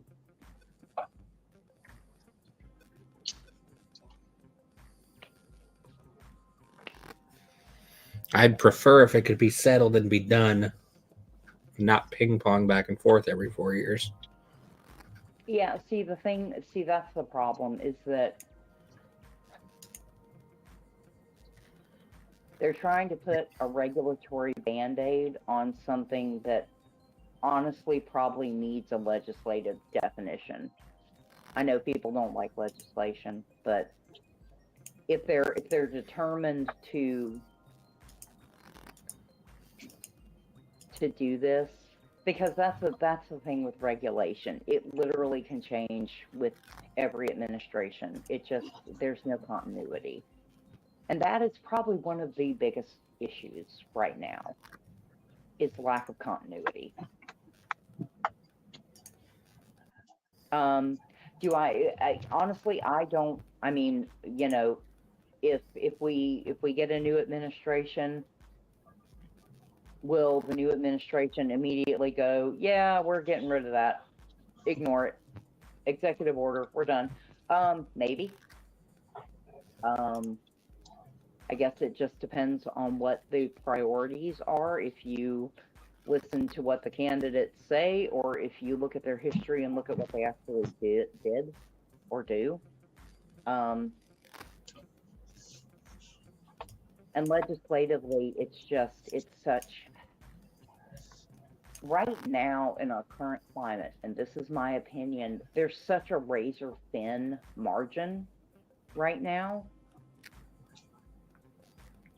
And it's going to be the same way after the election. Nobody's going to have a sweep.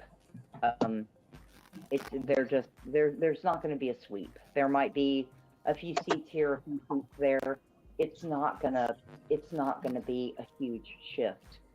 And the one thing that definitely won't change, and I don't care which administration gets in there, and anybody who thinks otherwise, I disagree with you, is that it's still going to be more beneficial for the people in power to showboat and not do anything, or to be as ineffective as possible, just to keep their talking points up, because nobody wants to compromise to give anybody else a win, and that's both sides. Nobody is immune from that, in my opinion. It's just there are a few maybe rare exceptions dotted in, but the majority, there's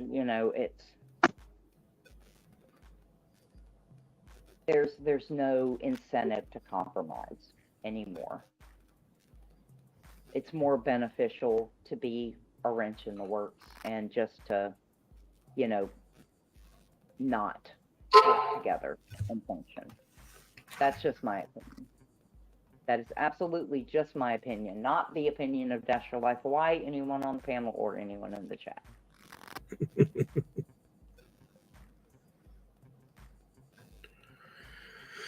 Oh God, it's 12:30. How are you still awake, Scrabble? Go to bed. I've actually been working on, so. How much snow am I going to get? How much snow am I going to get? Down shortly though, but see, y'all got me like and got my brain working, and it's not working. We woke you up. So apparently, we're looking to double our snow total for the entire year. Ooh! Over the next week. for this year, we only saw 14 inches. So they're talking 2 feet, 2.5, give or take. They're talking we might get between 1 foot and 2 feet over the next week. There you go. Well, shit, I'm going to be working Amazon and Uber and DoorDash then. There you go. Wonder if I can fashion a plow for the Tesla in the interim. How is the car in the winter? I mean, whenever I had ice or anything, it was doing fine. The all-wheel drive worked great. I mean, obviously, we didn't have a lot of snow. It wasn't a normal winter by any means, Boots. I mean, like I said, we got 14 inches for the entire season. Yeah, so you weren't one of the lucky, unfortunate ones that when it got cold, your car wouldn't start working. No, I planned for it. I was aware how much charge my car would have, and I didn't push it to the point where I was going to have 3 miles left when I got to a charger. That's stupid. Yeah. Realize that when things get cold, they go through more juice, keeping themselves warm. Especially batteries. Cold will kill a battery in a heartbeat. And it's not even really the cold. I didn't have issues when it was just cold. It's when there was wind that it would burn my miles up. When I had wind combined with that minus 20 degrees, that's when I was using 4 miles for what I would actually drive a mile.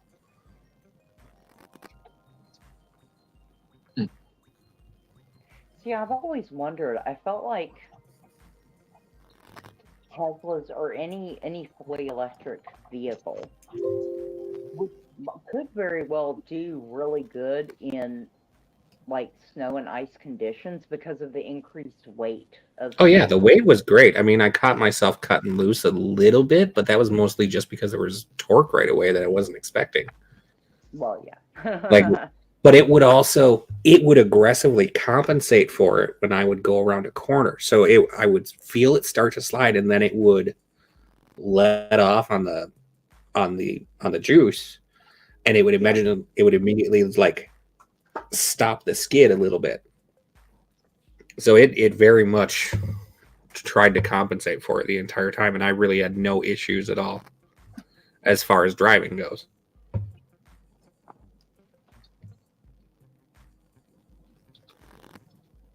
Yeah, I was wondering about that. I didn't know. I was. Oh, I was nervous. Yeah, I was hella nervous about it, like going into it, buying it last August. I'm like, okay, we're going to give this a shot. At least it's all-wheel drive. The weight should help me out.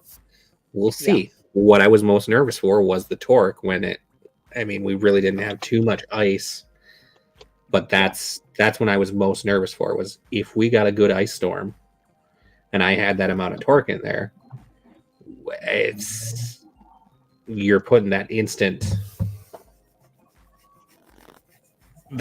movement into it. Yeah.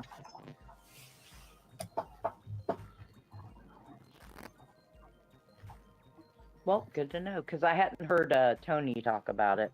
I'm sure he has at some point, but yeah, and I tried picking his brain a little bit, but he was reading the rest of the chat at the same time when I did. So, and it's like, okay, I grew up in Wisconsin. I've been driving in winter the entire time. Anything from a rear wheel drive Cadillac to a freaking pickup that I had at one point. It's like, it's not that big of a deal. I know what to do. Yeah.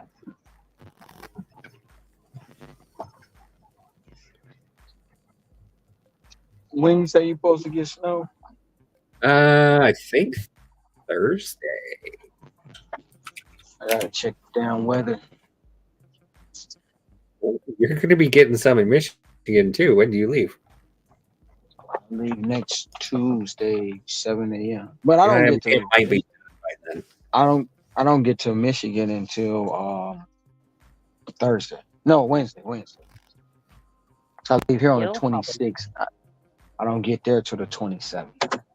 I got a 7 hour. When I leave here, I leave here at 7 a.m. Tuesday, 7:40 a.m. Tuesday, and I get to LA at 4:05. But I got a 7 hour layover in LA, which puts me leaving out of LA at 12 midnight, which puts me there Wednesday on the 27th.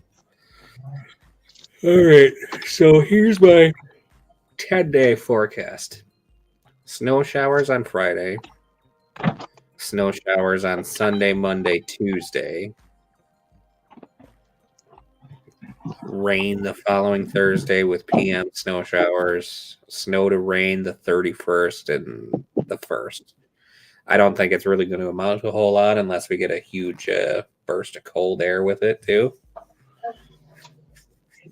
We'll see what happens. I mean, it's the freaking weather.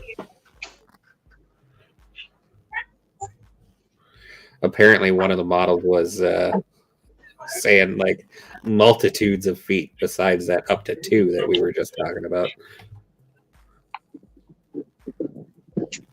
I just need to know how to dress. That's all. Because I would advise at least bringing a coat. The temps, at least here, are saying like in the mid 30s to mid 40s. I don't have a coat. I have a coat back in my storage. I guess you're going to have to talk to Nikki to grab you a coat. No. I have a coat back in my storage unit. I don't carry a coat here. I will have on. I'm gonna have. It's kind of ironic because I'm gonna have on some shorts and a hoodie leaving up out of here. Yeah, I know. I always wear shorts on the airplane. I don't like wearing pants. Same. I'm more comfortable in shorts.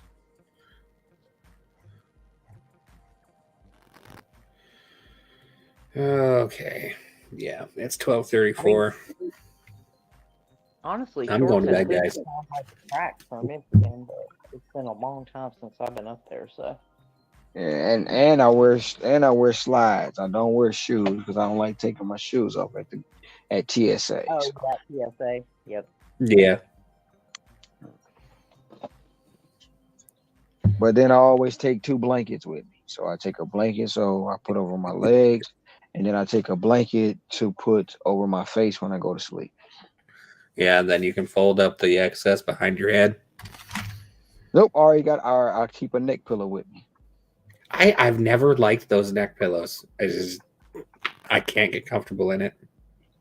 They have a different one now where it's not it's not per se a neck pillow. It's the pillow you get. It's probably uncomfortable looking because it looks uncomfortable, but you take the food tray down and there's a pillow. You put your hands in it and you lay your face forward and you leaning forward the whole flight. Well, however long you're asleep.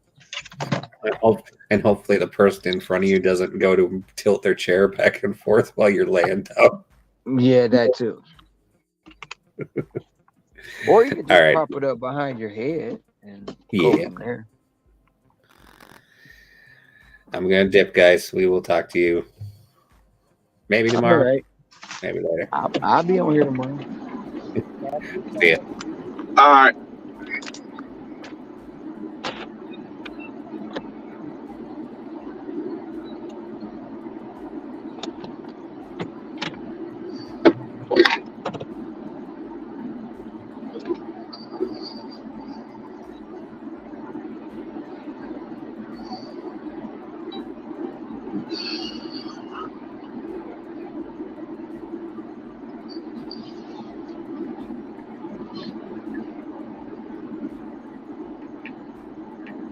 How much longer are you going for, Hector?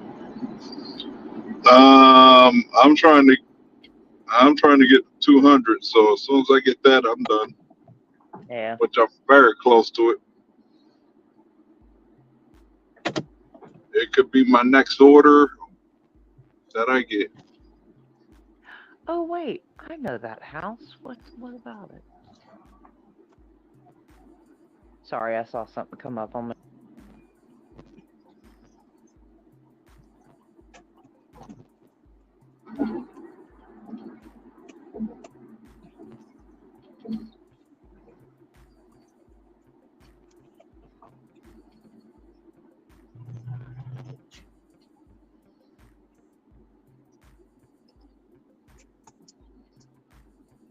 Ricky and Sin left.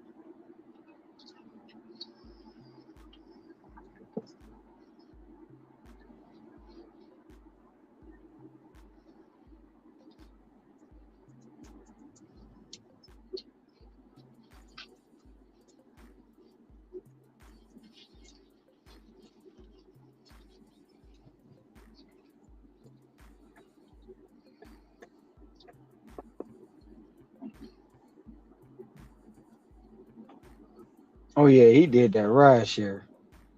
So he probably Oh yeah, he tired. said he did too. I think he said he was going to bed. He said he did like $500 something today.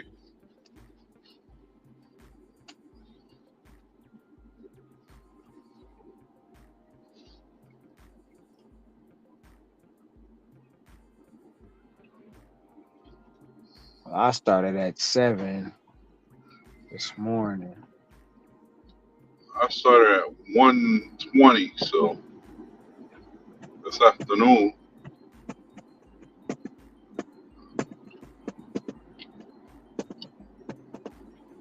Check my schedule. Make sure it's full. I'm probably next week is gonna be a long day for me on Tuesday. I leave Wednesday. I don't leave Tuesday. I leave Wednesday. I'm gonna say whatever day that you get ready to leave, you know that night will probably be a short night for you. No, it's not gonna be a short night. I'm gonna probably run it all the way till it's time for me to go to the airport. Cause I know I'm not gonna be working that whole day that day. So Yeah, and to be honest, you're gonna get plenty of sleep. oh yeah. Cause I was gonna, like I said, I was gonna rent a car in LA and drive for a couple hours, but I don't know if I wanna do that. Now if it was in Vegas, I'd go see my mom, hang out with her, and chill at her apartment, but I might just stay in the airport. I ain't made up my mind yet. Yeah.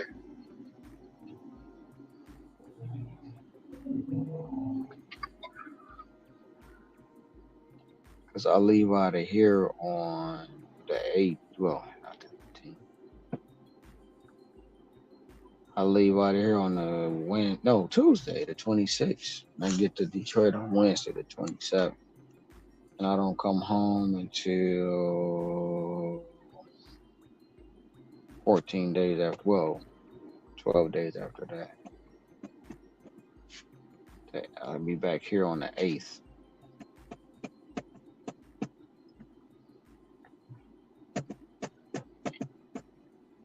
Yeah, that seems like we'll say that when I took a trip to Florida, it took like 4 hours to get there. And that's because my flight got delayed. No, I mean, I know how long it takes. From here, it's going to be 4.5 hours to LA. Then I got the 7-hour layover. and then it's going to be 5 hours from LA to Michigan, which I leave there at midnight. It'll put me there at 5 in the morning, Michigan time.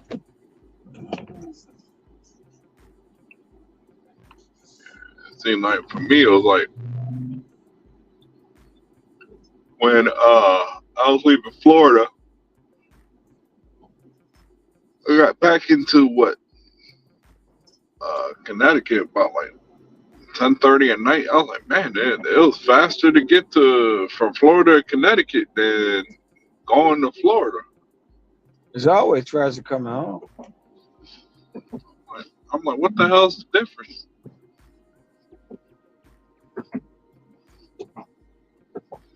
But leaving for me, it's always gonna be a 24-hour travel. Oh yeah, for you, yeah. It may not seem like it, but just because of the time zone, it's always gonna be 24-hour travel. Now, the first week is going. I mean, it might not, but the first week, my body gonna have to get acclimated, and then I'm back in business. Second week, I should be right on point with the time frame. And then when you come back,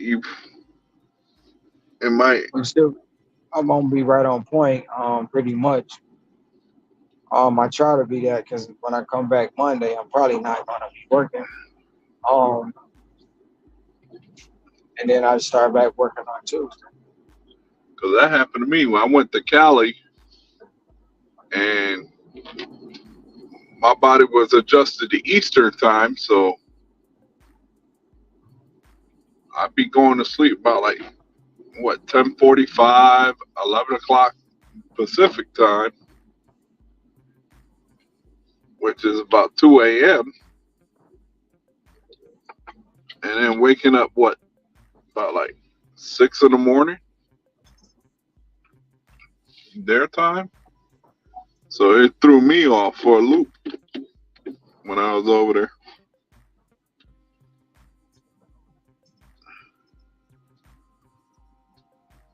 All right, come on, DoorDash. Give me one order for $6 at least.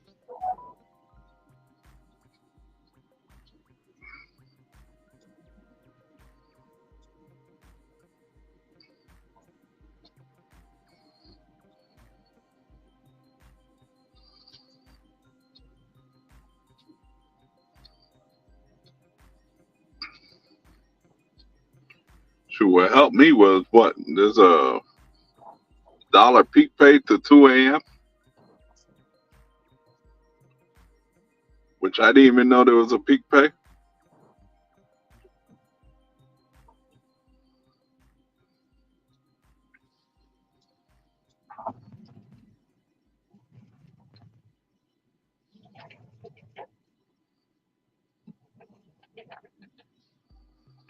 I ain't got nothing going on. Let me look at some numbers while I'm waiting on my next order.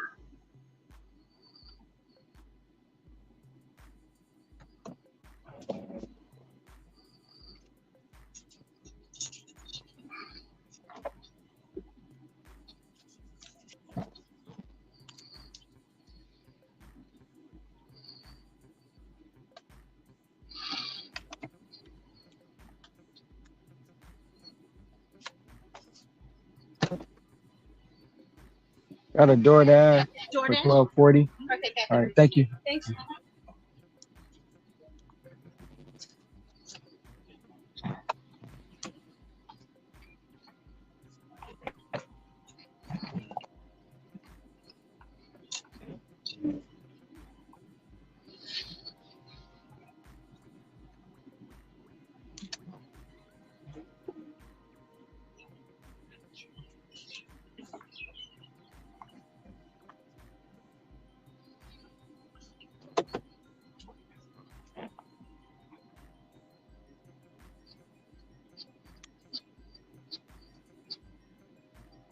Yeah, my first hour was nothing but trash.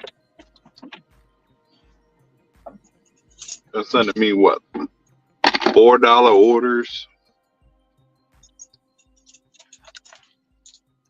They're sending me like 225s.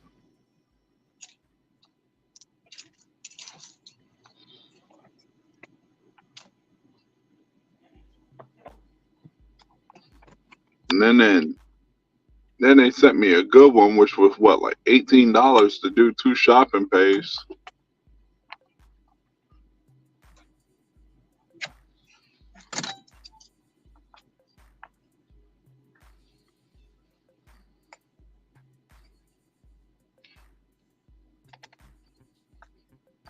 Sorry, I lost you guys looking for a little random house in my town.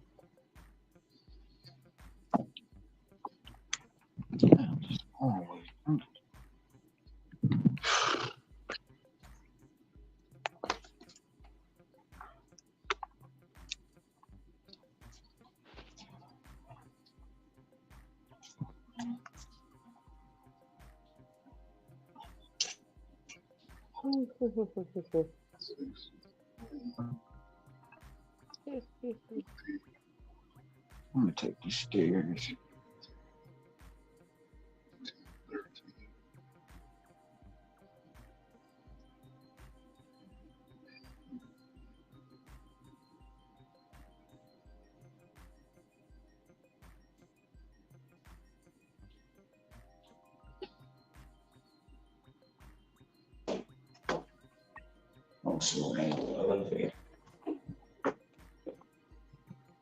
Oh yeah, buddy. It's gonna be cooler tomorrow. I'm so happy.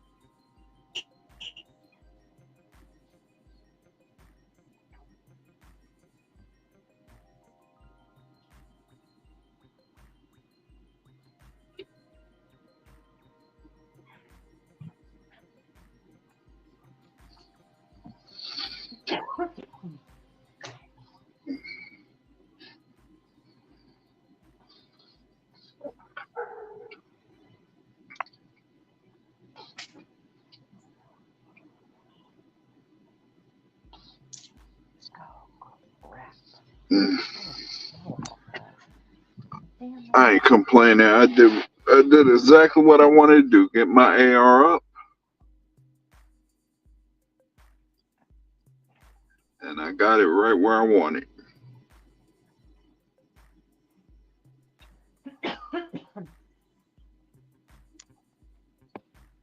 See, on the one hand, I kind of want to try Platinum Dasher in this market. In the other one, I don't know if I want to go through that bullshit again. I'm not even I gonna did it. front. I did it for an experiment.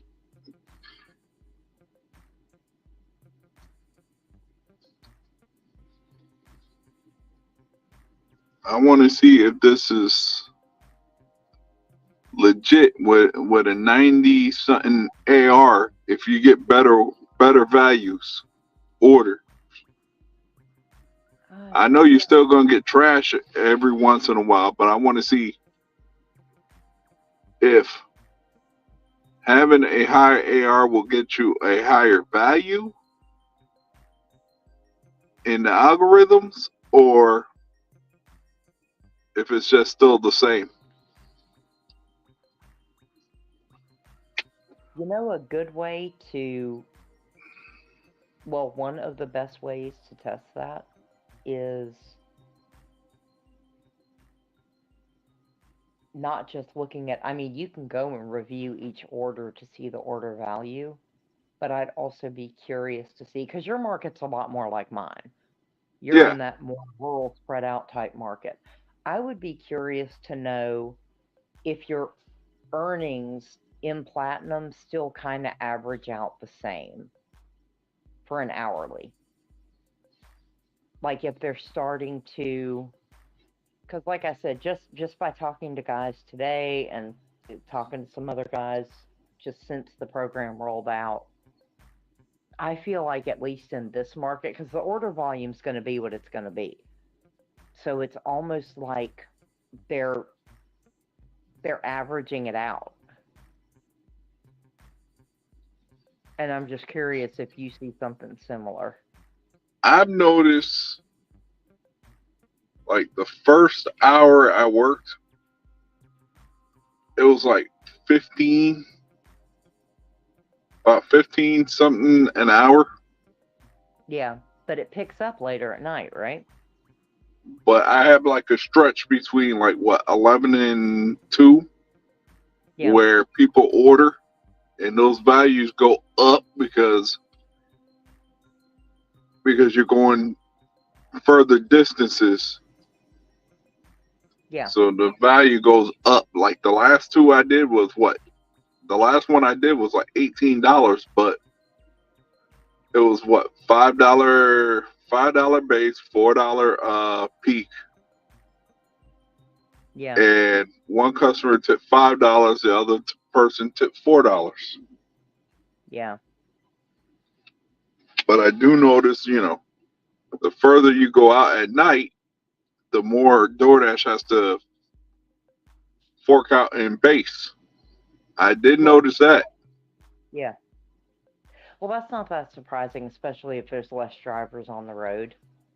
They're going to have to incentivize one way or another to get orders like that delivered. Mm-hmm. No, I would be curious because obviously the problem with me trying to figure this out is no offense, I respect the hell out of what y'all do. I'm not taking an entire week and working 8, 10, 12 hours straight on DoorDash.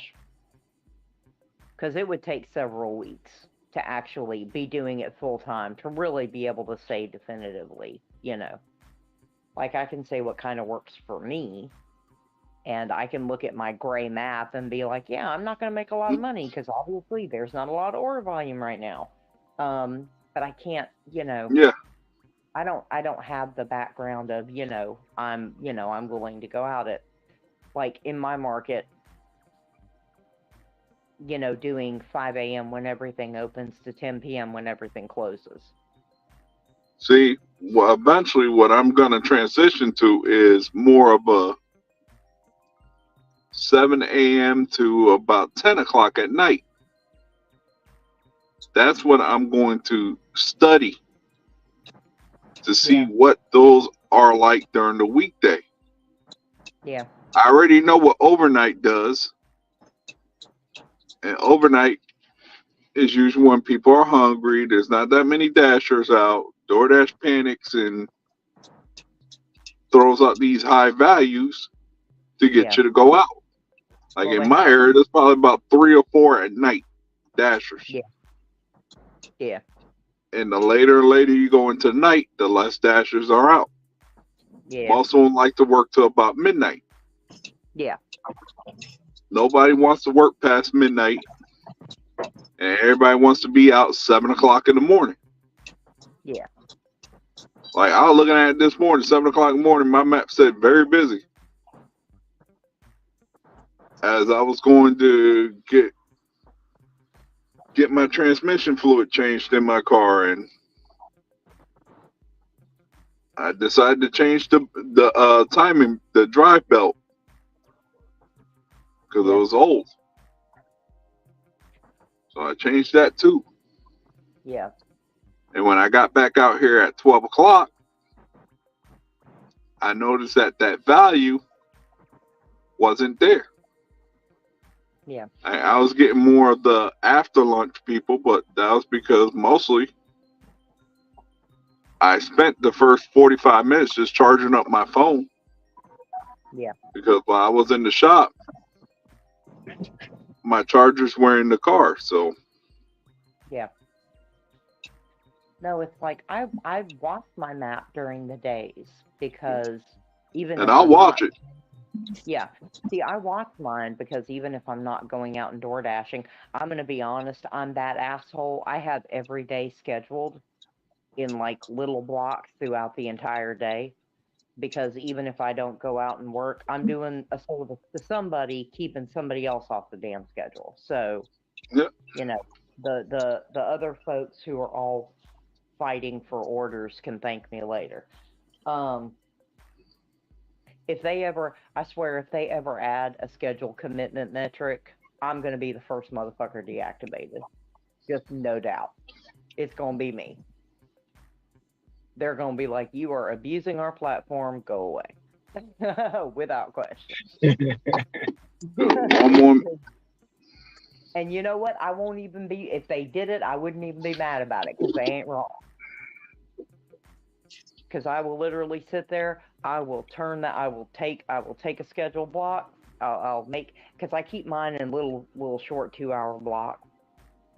I will sit there, I will wait until it's almost at the 30 minutes, and then I'll turn it on and pause it for the next 30 minutes before I delete the dash. I'm not even going to lie about it. I do that many, many times, especially right now, because I'm still a little salty about, a map that's gray 70% of every day, and they're That's sitting there crazy. offering a 900, 600 referral bonus in my zone. Like, really? Fuck Yeah, y'all. that's how I was in my area. They were offering what $900, $600 referral. Yeah. For the loggers, they just removed it. But so you still But got. also, I know we have in 600. my area there's a lot of new people. Yeah, we still got the remnants of the bonus. So they were giving out 5 bonuses at one time. Yeah. They gave out see, our bonus was 1,000 to 600. So they got 900. I mean, they got 6, we got 9. And then they gave that bonus out. Then they was like, well, if you do 5 rides, you get $100. If you do 15 rides, you get $275. So those were the bonuses they were giving out all at one time. Yeah. And that's why we have so many people out, because the people still trying to get that $1,000. Well, that $600 to the versus the person who gave them the bonus. Yeah. So I know eventually the water will meet the bridge, and half will die off, and it'll pretty much go back to the same. Yeah. Cause I've been in Buffalo Wild Wings, and they've been not Buffalo Wingstop, which ironically I'm on my way to. Wingstop before, and you might see 1 or 2 dashers waiting or Uber Eats or whatever, but it was never to the point it was like 15 of us in there at one time. Yeah. That's crazy. That's a lot. Yeah. Even what I notice a lot in my area is most of the people that are dashing are not. They don't speak English, so the first thing they do is when the merchant asks who you picking up, shoving their phone up their faces. Oh. I'm like, oh, yeah. Like that to me is like, what? I'm like, what in the world? Yeah. See, we don't Why are have you that. shoving the phone up someone's face? Yeah, see, we don't have that in my area. In my area, you're seeing either older people, more my age, that are just they're you know, they're driving vehicles that I wouldn't normally associate with doing DoorDash. No offense to any of y'all with the really nice cars. They're not as common down here. We don't have vehicle inspections and all that stuff, so you know, we got a bunch of real junkies. State of North Carolina, they got them every year. Yeah, see, we don't have that here, and it shows on our cars. And hey, I ain't gonna knock the people with old cars, because I drove patches, and that was how everybody in town. I swear to God, that was how everybody in town knew me. Oh, I have a story for y'all. Y'all find it funny in a minute. But about all the new people and all that. In the store, see my guy working. Those are they're people that are very obviously part-time. You know, they're the ones that I'm seeing like in the dinner hours now, or in the like really early morning. Like some of them are even like in like either dress clothes, or you can tell they work at the plant because they've got steel toes on and they've got a lock on their belt. Which is a good giveaway for anybody who's worked manufacturing. Steel toe boots, lock on the belt. You know where they're going. And so you either see those, or you're seeing and it's mostly women. And I don't want anyone to take offense to this, but y'all don't know who I'm talking about. They got boots. You saw the girls that I dropped that one order off to. We were talking about. I'll be right back. They're picking up DoorDash orders like that, and there's usually 2 to 3 of them in a car, and they got a cigarette in their mouth, they got the baby on the hip, they got all their friends in the back seat, boyfriend, girlfriend, whatever. They're going in like pairs of 2, pairs, triples, it's those. So so we have those 2 types here, and they're literally, excuse you, sir. Sorry, cat. Anyway, no, they're just really okay. They're just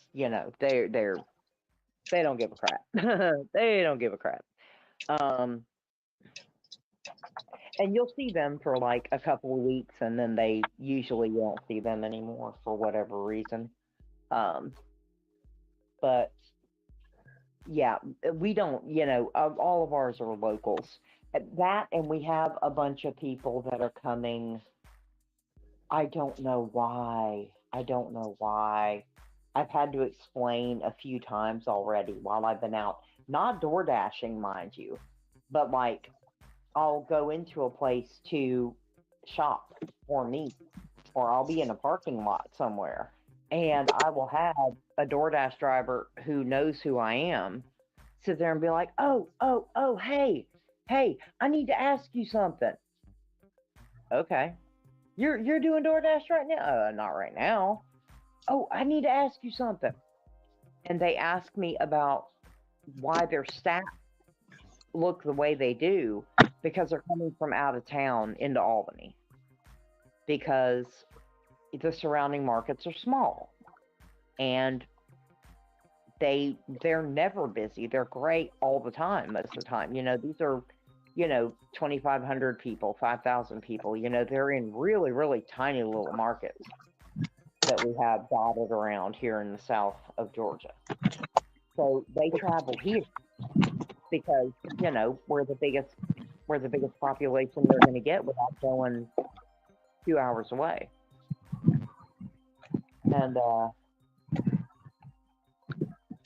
so we've got a lot of those folks coming in now too, more than we used to have. But my funny story, you guys will appreciate this. Hector's gonna miss it probably, but that's funny. But you'll appreciate it. So we got one of those girls in the market, and you know who I'm talking about, the Mm-hmm. DoorDash. I'm gonna call her. I'm sorry. I'm just gonna do it. I'm gonna call her the DoorDash employee because she's got the big magnetic decals on her cars. Mm-hmm. DoorDash delivery driver, and I mean she's got them back, side doors, big ones.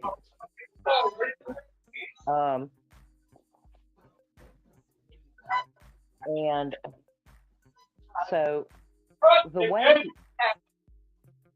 oh my goodness, the way most Dashers got to know me in this area was because of my car.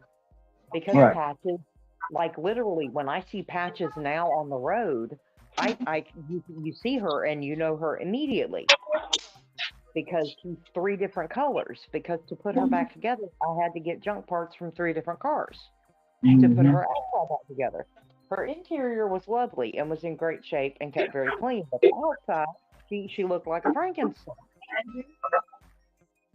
So that's how everybody knew me. There was no way for me to hide because my car, you just couldn't miss it. So many people did not catch when my car got totaled out and I started driving my little car that I have now, because now she's just a little white car like half the people in town have that don't own a truck. So I go into this place. God, what was it? It was Chick-fil-A or Papa John's. It was Papa John's. It was Papa John's. So I walk in because the manager laughed so hard. I walk into Papa John's and there's like 7 Dashers waiting. She comes in. Now, mind you, most of these Dashers do not have bags. So I already know that they're waiting because they've been jump Dashers, and that manager loves to make people wait when they act like a dick. It is one of the highlights of his day. So obviously I have my I had my 2 pizza bags. I had a stacked order, and this woman with her DoorDash decals comes walking in, puffing and puffing, has her DoorDash bag, her pizza bag. She walks in, looks around the room, and sits there and goes, "You know what? I am sick and tired of all these new people coming into this market. Why are all you new people coming into this market?" And then she turns, and now, mind you, there's a certain demographic that's a majority of the drivers, and then there's me in the corner. So I guess me being the only other white girl, she turns to me and she's like, "You know what? I don't even know why you're here." And the Papa John's manager, I hear him start laughing immediately because she started last year. And I remember because I helped her explain to her how to pick up her first order from Chick-fil-A. And she was talking about how excited she was about those decals for her car. So she looked at me and she's like, "I don't even know. What are you even doing here?" And the Papa John's manager's just laughing. And everybody else is kind of looking around like, what the hell's going on? And I looked at her for a second and I was like, "You don't remember me, do you?" And she goes, "No." And I was like, "Yeah, I remember your first order at Chick-fil-A when you didn't know how to ask for the order." And she was like, "Oh, no. She was like, "I remember that day because that ugly ass car that girl drove." And I was like, "Yeah, that was Cassie." I had to give her up for another car. And the Papa John's manager the whole time is just laughing. Now, mind you, I'm the last one that came in before her. And the Papa John's manager is like, "By the way, I have your order. Here you go." And I was like, "All right, well, I hope you have a good day." Sure. That's what it's getting like in my market. Yeah. See, that's why I built good rapport in my area so I can get my stuff. Most of them all know me, all know my name. Yeah. Well, see, all my merchants know my name. Um, but yeah, it was just that Papa John's manager though. It was just the look on his face when she was like, "And what are you even doing here?" And I just heard him bark out laughing, and I'm like, "Yeah, he's waiting I go to for it now. He's I go to waiting my for it." Papa John's. I'm getting mine quickly, and it's going. And they'll even tell me there's a tip or not on it when it comes to theirs. I haven't gone back since, but I need to ask him how many of those people he blacklisted that night. Because his favorite thing in the world is going to that tablet and saying, nope, nope, nope, nope, nope.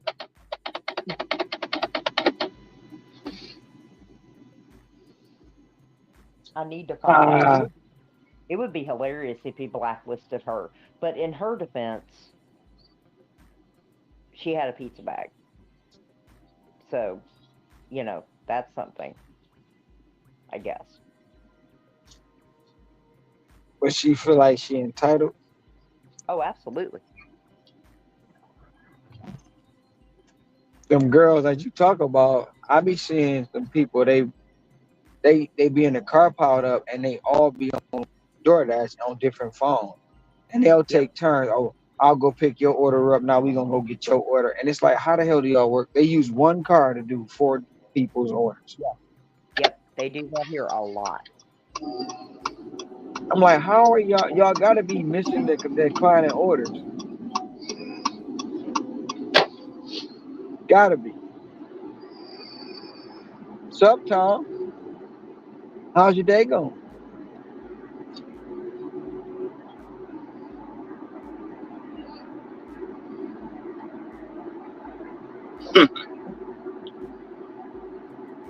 I thought I was about to watch Malice at the Speedway. But yeah, that was Some right dude up wanted there. But that, some yeah, dude that's wanted his beer, oh, and of course in North Carolina after 2 o'clock in the morning you can't buy beer. oh yeah. So the guy literally using race against the guy in there. He's like, you won't sell me beer. You won't sell beer to a black guy. Da da da da da. I'm like, you gotta be kidding me. He already drunk. Yep. Yeah, he was on site.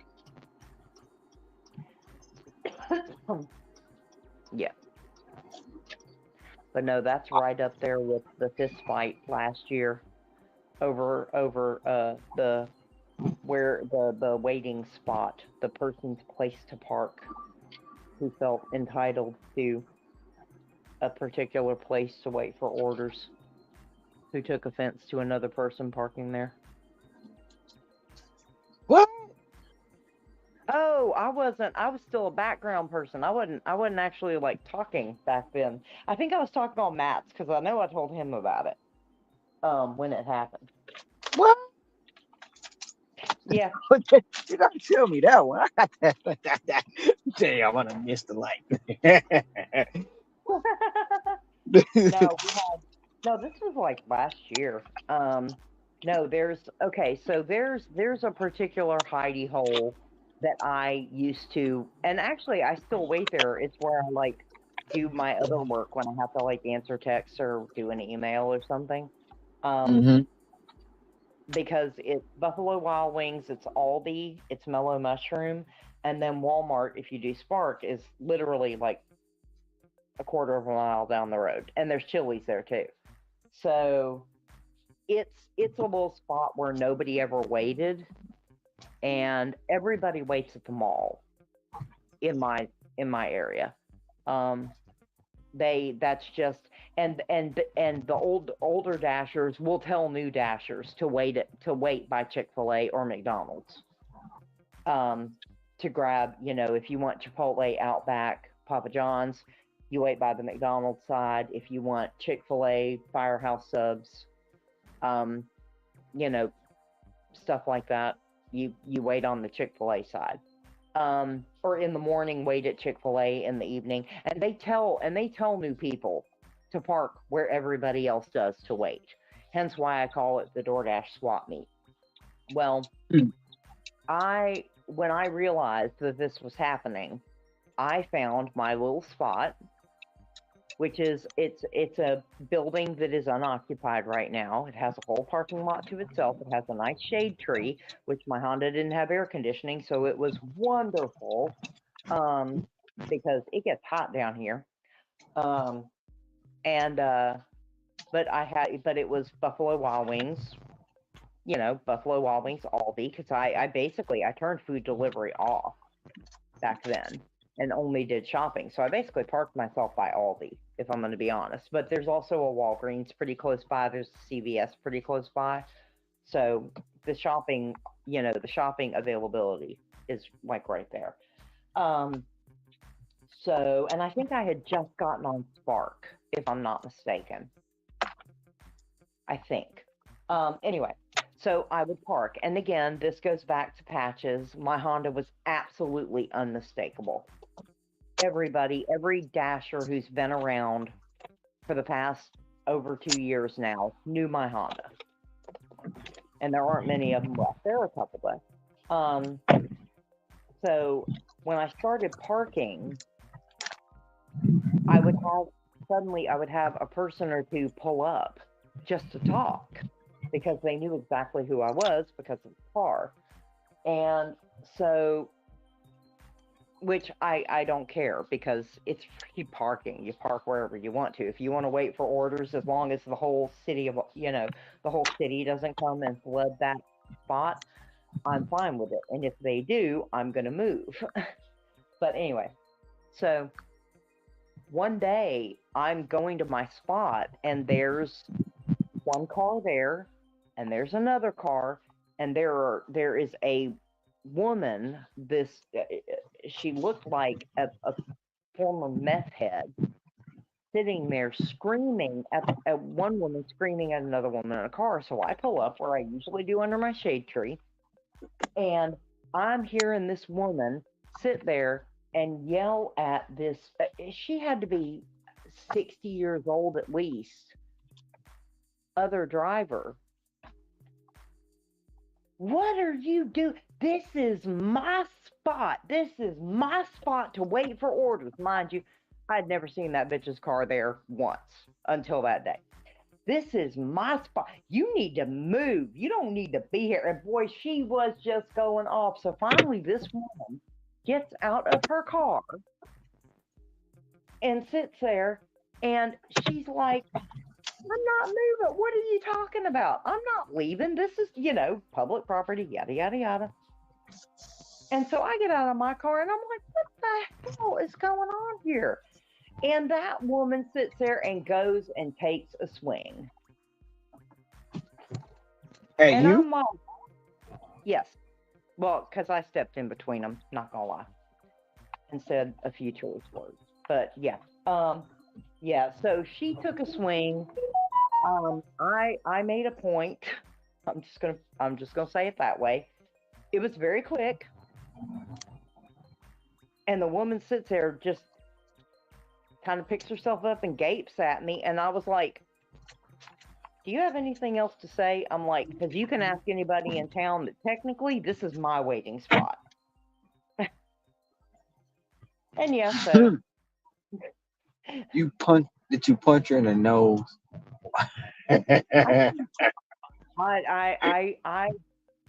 I don't close fist hit anybody unless I'm mean business. I just needed to get a point across. Oh my God. I'd have loved to see that. She left. And the funny thing was the next day when I parked there, she pulled up and she was like, I'm sorry, I didn't realize who you were. I need to ask you some questions. Yeah, it was, yeah.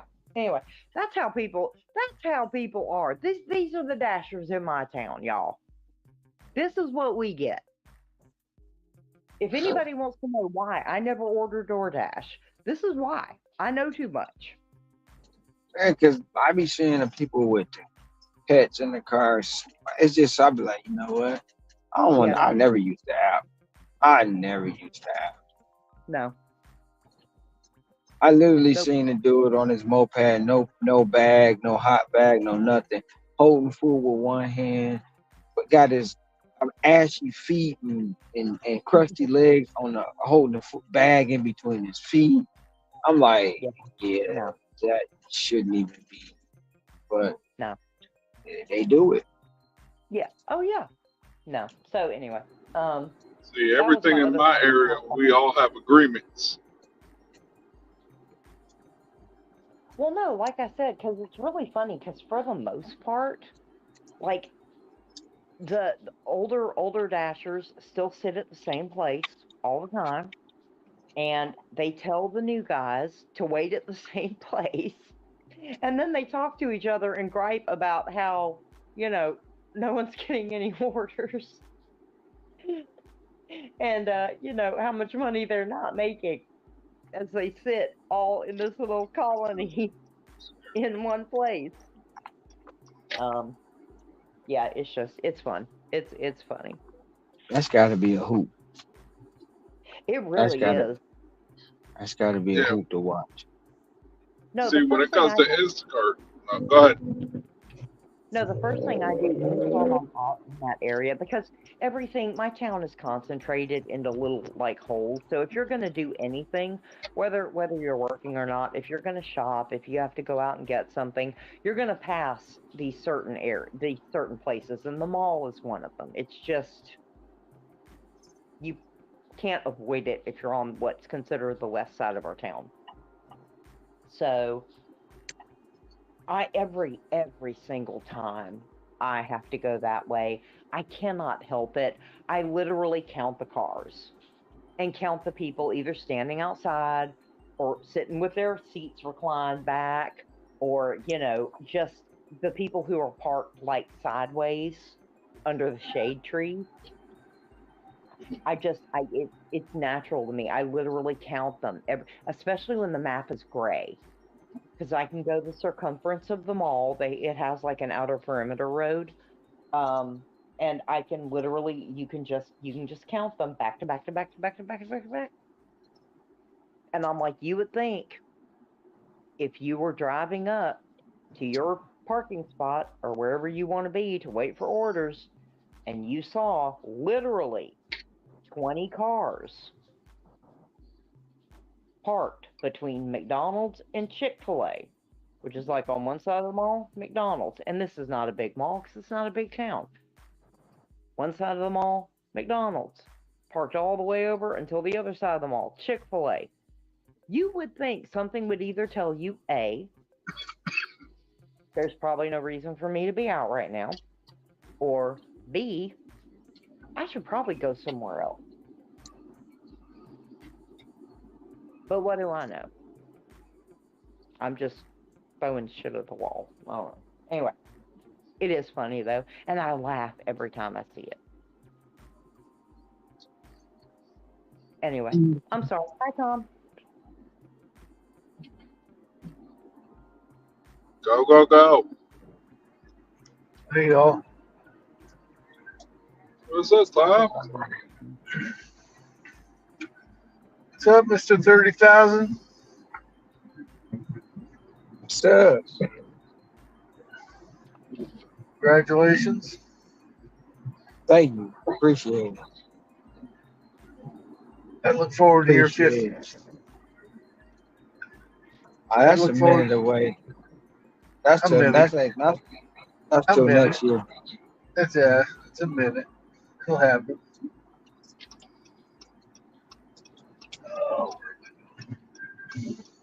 If I keep doing it, I don't know. Might give it up. Might give it up. No, you can't do that. I don't have anybody to chase. You got a lot of people to chase. It's a guy out there with 9 million. You got 9 million DoorDash deliveries in 10 years. All right. See ya. I'm out of here.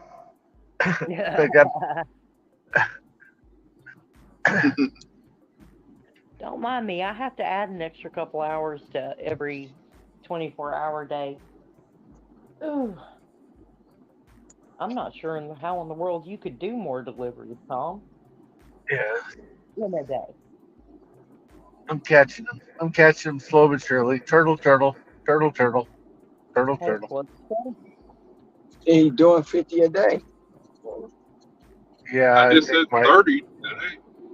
I think my average after the tier program came out is like 40, 48 or something like that. Oh wow. I was doing like boots, and it's like you try to keep track, and all of a sudden it's like 5 hours in, and you're like, did I add that one or didn't I? You start going back, and it's just like, I don't know what to do. All it takes is you forget to mark down one or two, and then you forget to mark down you don't count the stack as two, you just make it as one, and Then you start adding two because you thought maybe you missed it, and then but maybe I overdid it. Yeah. After the first 10 a day, I was like, shit, did I? I even have a clicker counter thing on my app, on the home screen. So all I have to do is hit the button every time. But it's like, did I do it when I received the order, or did I do it when I dropped the order? I can't remember. So it's just like, forget it. I just stopped counting. So I wanted to share a couple of weird things that happened today, and so I don't know if they're going back through their code and testing things. But my shopping orders, I had a couple of shopping orders. First of all, it seems like everybody's stocked up for St. Patty's Day. So I didn't have hardly any shopping orders where that's like my bread and butter. And but like later on in the day, towards the evening, all of a sudden it reverted back to not scanning the barcode, and it went back to the 55555. Huh. And then before that happened, do you remember when there was a small period of time where you'd get an order and you'd be on it, and just before you dropped it, you'd get another order?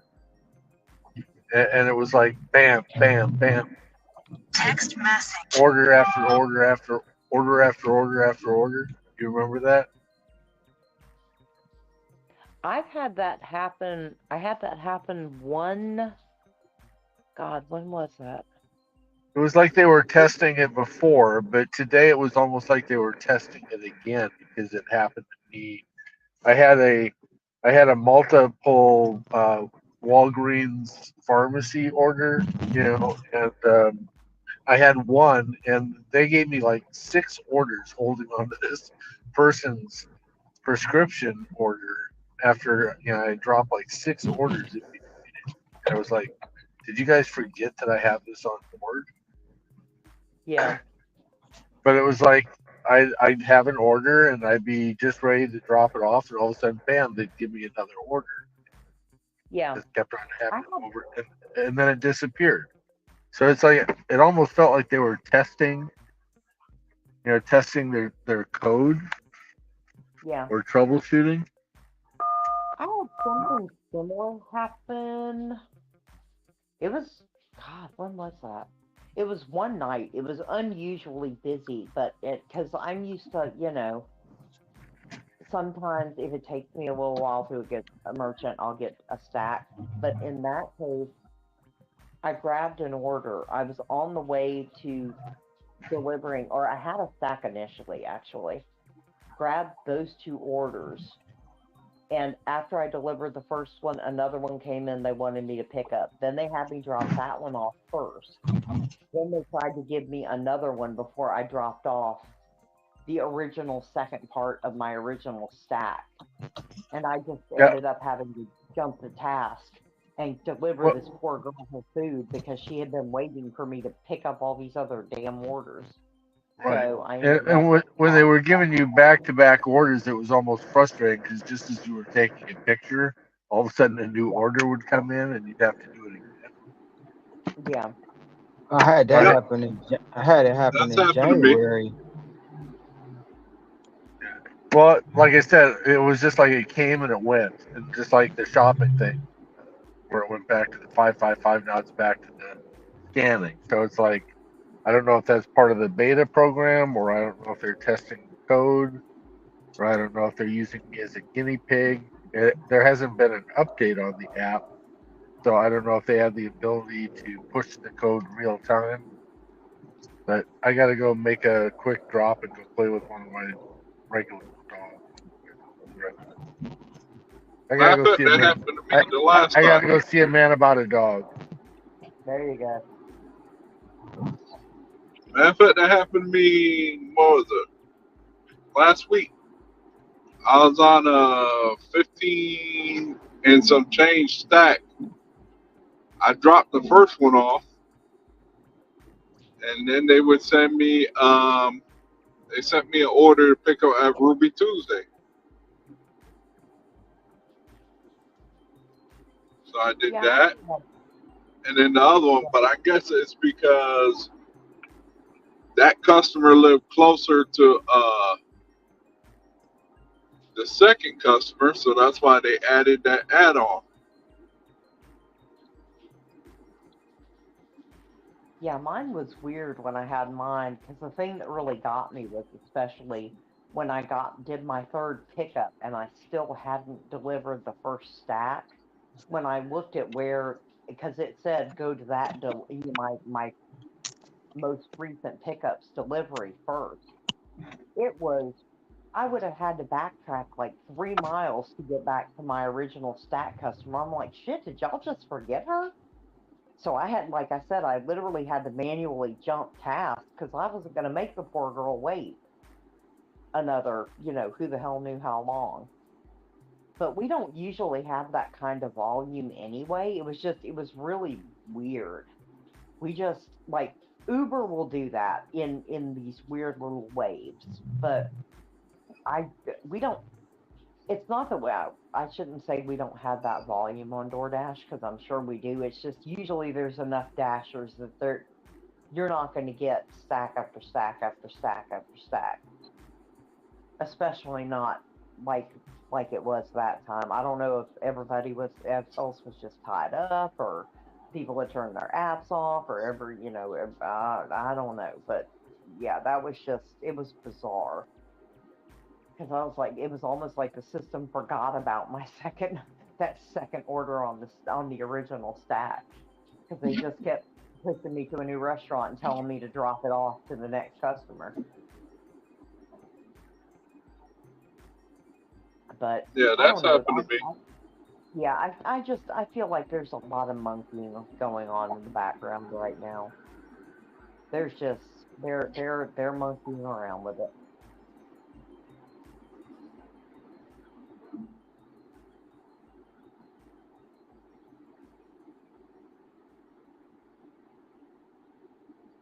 Yeah, I ended up with my night ended with 194.91.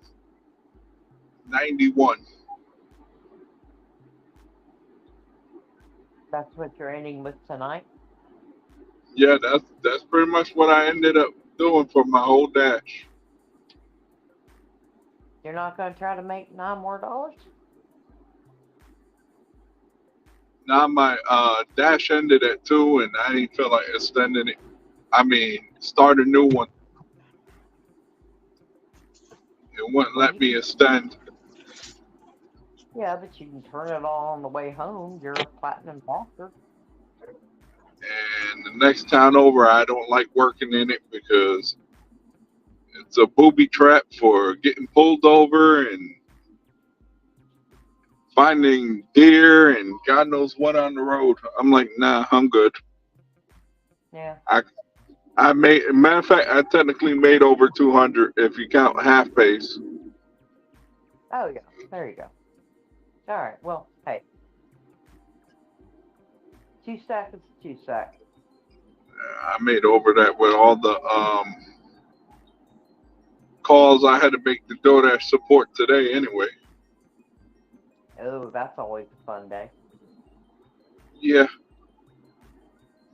I had to call on a Little Caesars order because I get there, they tell me the customer canceled the order. I'm like, okay. I didn't want to deal with Little Caesars in the first place, so I'm like, okay, that'll work. I'm back. We're here. So you think that Panda was just an anomaly, Boots, or do you think it's going to free up tomorrow? I don't know. I was just happy to get it. Yeah. Hey, I'm already in position, so Well, I will say, that last week I had those same orders, but they just didn't say catering bag required, and they were going. That's how I knew the building it was going to. It was going to the tax firms downtown. That's doing taxes right now, and they work late, and they've been grinding out. So when I seen the address and I seen the actually the office of such and such that it was going to, I was like, oh yeah.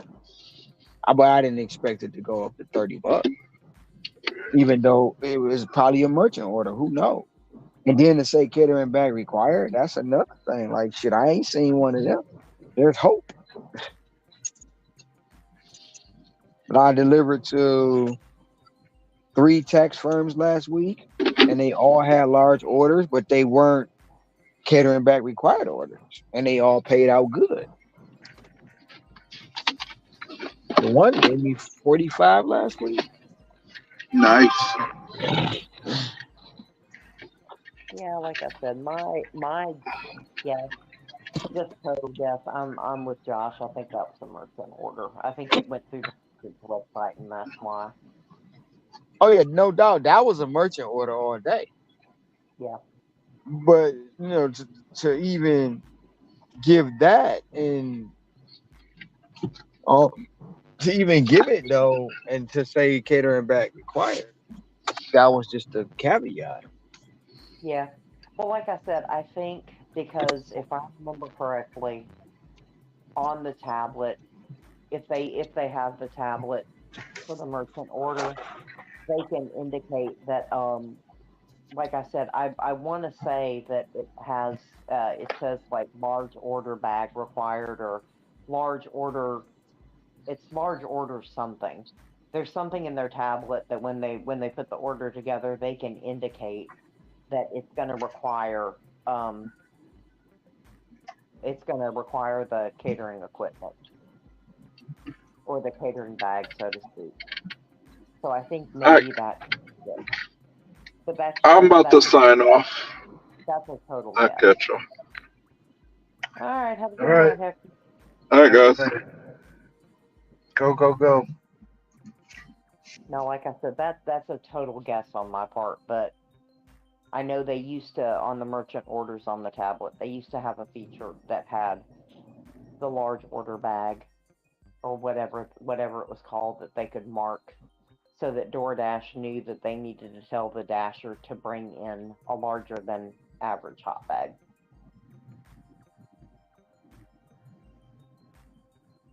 I threw out to Boots yesterday that is there a chance because of all this litigation and stuff that's happening in multiple cities, is there a chance that requiring a catering bag, is that almost like an employee requirement, so they're removing that for litigation purposes?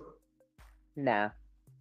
No, because I know that when I used to work, for the courier service, it's like we could not ask the drivers to wear, in a sense, a company shirt. They couldn't have any signage of our company on their car. Yeah. We couldn't go through any training or any of that type of stuff. So it was like there was just a lot of IRS stuff that we couldn't have a fleet. They couldn't use our vehicles, any of that type of stuff. Yeah.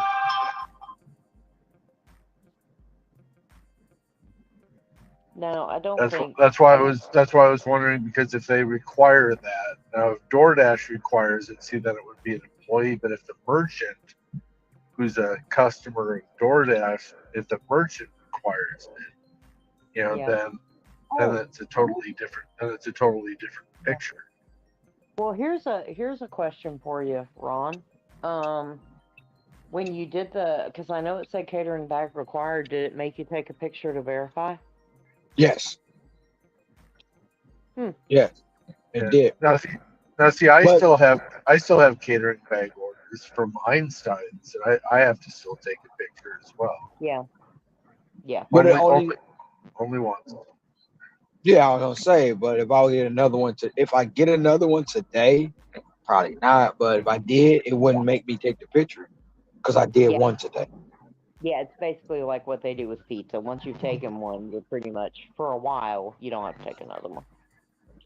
The other question that I have is, like, if you're on the Android device and you go into settings, there's a spot right in the settings that's, pizza bag verification, but they don't have anything for catering bag verification. It was just kind of weird that they only had the pizza bag and that they don't have the catering. Wait, yours doesn't have catering on it? No. Hold on, I haven't looked at mine in a hot minute. Hold on. No, it's just one line in the section that says pizza bag verification. And it doesn't really work. It's like, you can take a picture like in the middle of the day, even though you don't have a pizza order, but at some point in time, it'll ask you to verify your bag again. Yeah. So it's like almost like a placeholder. It's not something that's active or real. I have not looked at that for a hot minute. Because it used to say catering bag too, but of course, for me it would probably be different, even if it was still there, just because I'm not platinum. So technically, I'm not qualified or I don't meet the criteria for large orders. So. And for somebody like Boots or myself or yourself, Scrabble, it would be like, you want a picture of, the multiple catering bags and the multiple pizza bags so that you can see that I can handle a large order. But you ask them in the profile, and they're like, yeah, we have a bag registered. Well, I've got more than one bag. I've got more than one bag. I have so many bags. But, Right. well, no, but on mine, because I was in LOP, I had a line that showed that my catering bag was verified. Now, I still had to take a picture of it, but before they really started the transition, especially now, since Tiers, I haven't looked at my settings. And honestly, I hadn't looked at my settings, for a little while, actually. Not that I can think of off the top of my head. If I did, it wasn't for that, so I wasn't paying attention to it. But no, with LOP, I used to have a specific line item. Like I had, pizza bag verified, catering bag verified, But it was in the same place where my shopping and food delivery toggles were. So, and all that's gone now.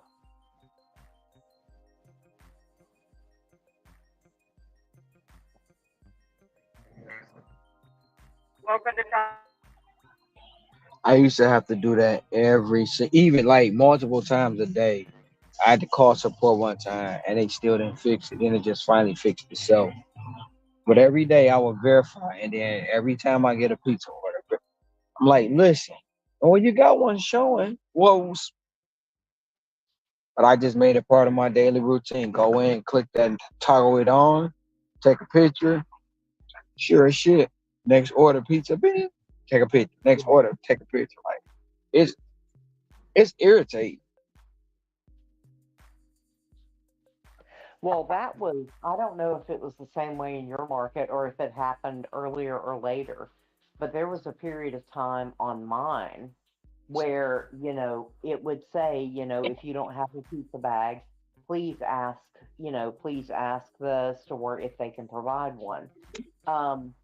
But now, at least on mine, it says, and mind you, my pizza bag shows it's verified. I still have to take a picture like every 4 hours, give or take, if I'm out that long, or if I do split shifts. I'll have to re-verify it for the first time, and then I'm usually good for the rest of the night. But now it's like, if you don't have a pizza bag, please ask the stores if they can provide one. If not, continue with the order anyway. Yep. Yep. It still say ask for a pizza bag if you don't have one, but if you don't, continue with the order. I'm like, Yeah. that doesn't make any sense. Yeah, see, mine used to not say that. They added that yes, at least 6 months ago, probably. Yeah, and even like when I walk into like a place, it's called Pyology. I don't know if you have one there or it's called Mods. Mods and Pyology are the same pretty much. But when I walk into those places, they like, you got a pizza bag? Like everybody looking at me weird. Like, yeah, okay. And the Yeah. people, the manager was like, you the only one coming here with a pizza bag. Yeah. Okay, but you serving pizza. You know what I'm saying? Like I know. It's easier to package it inside the lobby than it is to go package it inside my car. Yeah. But that's what the guys at My Pie say to me too. The first time I walked in with my pizza bag, they were like, the girl was like, "Oh my gosh, you actually have a pizza bag," and I was like, "Yes, I do." But it's the same way when Papa John's. So those new what are they called? It's their take on like a calzone or a stromboli. Papa Diaz. Yeah, those things. Those things are insanely popular here, and people will order just those. And so when they order just those, I bring in my regular hot bag because the box fits. I have a hot bag that they fit really nicely into, and it actually, because pizza bags are designed a certain way, and the cheap pizza bags don't work as well. But pizza bags are meant to wick, and so they behave a little differently in a hot bag, which is why a pizza bag is better. But for those things like the papadillas and like the cookies and the smaller stuff like that, at least for mine, the regular hot bags tend to work better and they don't make the boxes feel as weird and gross. So I bring in my regular hot bag, and my Papa John's manager, again, will look at me when I come in, and he'll look at the bag I've got, and he's like, "I know what order is yours." Okay. Because I walked in with exactly, because I look at it ahead of time, obviously, and I know exactly which bag to bring in that's going to work for what he's giving me. So whatever happened on March 11th? Is that postponed or? No, it went into effect, and as you can see, the entire gig economy collapsed. The entire gig economy did what? I said, and as you can see, the entire gig economy collapsed on that day. So we're employees now?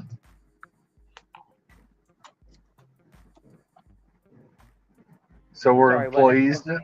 So we're employees? Yes. I'm actually waiting for my benefits letter from DoorDash right now. That's what I mean. Sarcasm. What I missed? Yeah. Sorry. I was letting Tom was asking about the status of the March 11th DOL rule, and I told him it happened, and as you guys can tell, the gig economy collapsed. Yeah, my Uncle Tony told me that last week that they were going to be sending out all kind of paperwork, so we got to fill it out. Yep. All like the paperwork. I said, I'm waiting for my benefit letter from DoorDash right now. And don't forget your open enrollment that's going to happen on April 1st.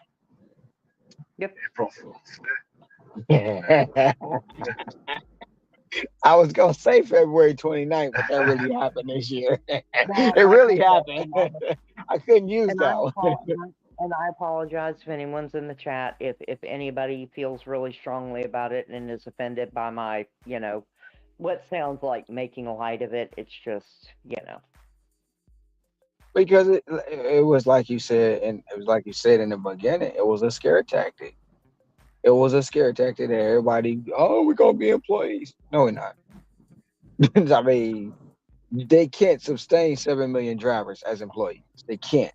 There's no way possible.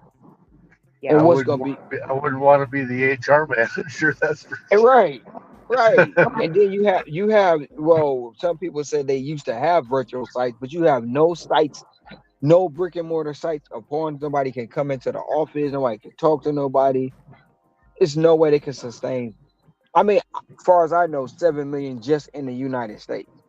Well, we have There's an no way. office here in Tempe, but I walked up there and they're like, "Sorry, sir, we do not support drivers." Okay, Yeah. yeah. Now, in that frame of reference, I've been watching, DoorDash's channel on YouTube and just watching their funny commercials, some interviews with Tony and some merchants and whatnot, and and you really get the sense and the focus that DoorDash's core business is the merchant support. That's their everything revolves around the merchants, not the drivers, not the customers. It's all about the merchants and how can we support you, help you expand your business, possibly open up new locations, Yeah. integrate with That's your all. software, roll out Yeah. new software.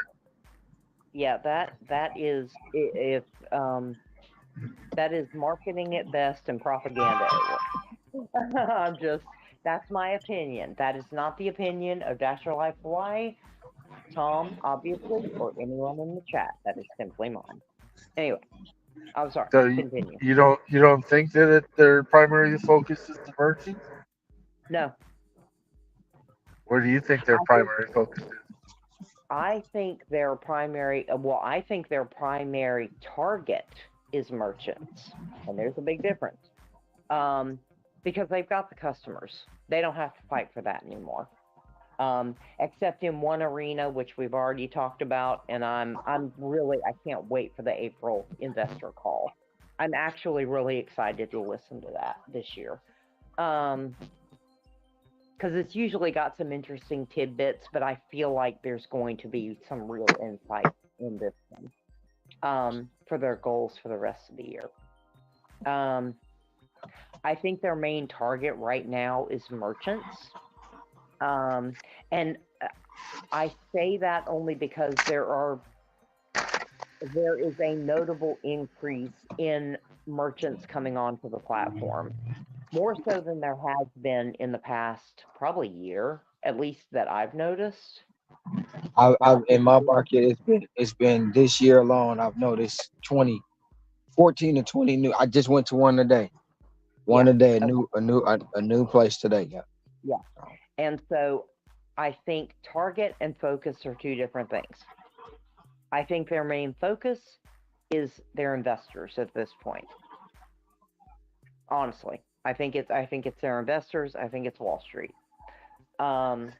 Because, and I said this earlier tonight, I'm going to say it again, but again, this is my opinion. This is not the opinion of, anybody on the panel, anybody in the chat. Tony Xu has had 10 years to make this company profitable, and Uber has done it now. They may not be in the same lane, but they're close enough. And he's got to show some results. And he's going to have to do it very soon to keep his job. Now, is it going to, be is it going to ruin his life if his board goes, you're not cutting it, you got to go? Absolutely not. They're going to pay him a crap ton, and he'll move on and do something else. He's set either way. But no CEO wants to go out being the one who couldn't get it done.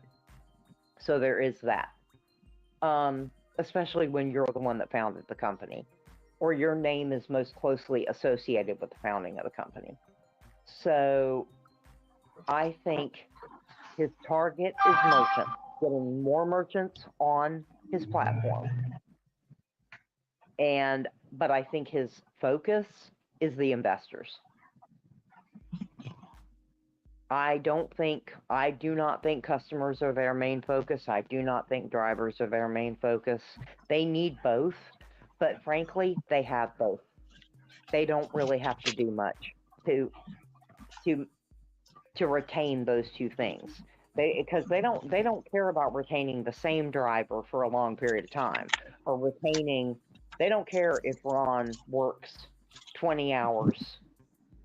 Or they don't care if you work 20 hours and Ron works 16 hours. They don't care if Ron decides that he's only going to work 10 hours. Because for every one of you guys, there's 10 more that are going to take your place in some form. Are they going to do it as well as you? Are they going to be as professional as you? Absolutely not. But they're going to be a body that's going to pick up an order and drop it off. So, yep. and I don't mean to minimize what anybody does and how much how hard you guys grind. You're bringing a tear to my eye. Stop it. But from their standpoint, once again, disclaimer, please, nobody be offended. I certainly hope if you guys have been around this channel this long, if this shit offends you, you probably don't belong here anyway. That is my opinion. That's not the opinion of anybody on the panel or anybody in the chat. But no. So that's where I think their target is getting as many merchants on the platform as possible, and not only that, but locking out or really dominating them compared to the other competitors. But I think their focus is the investors. I think the focus is going to be, I think this year in particular, this year going into next year, they're going to be laser focused on those investors. But that's just my opinion. Oh, we've already seen the stock go from like 85 all the way up to 130. Mm-hmm. And it's stalled out right now, but I believe it's going to go up to 140.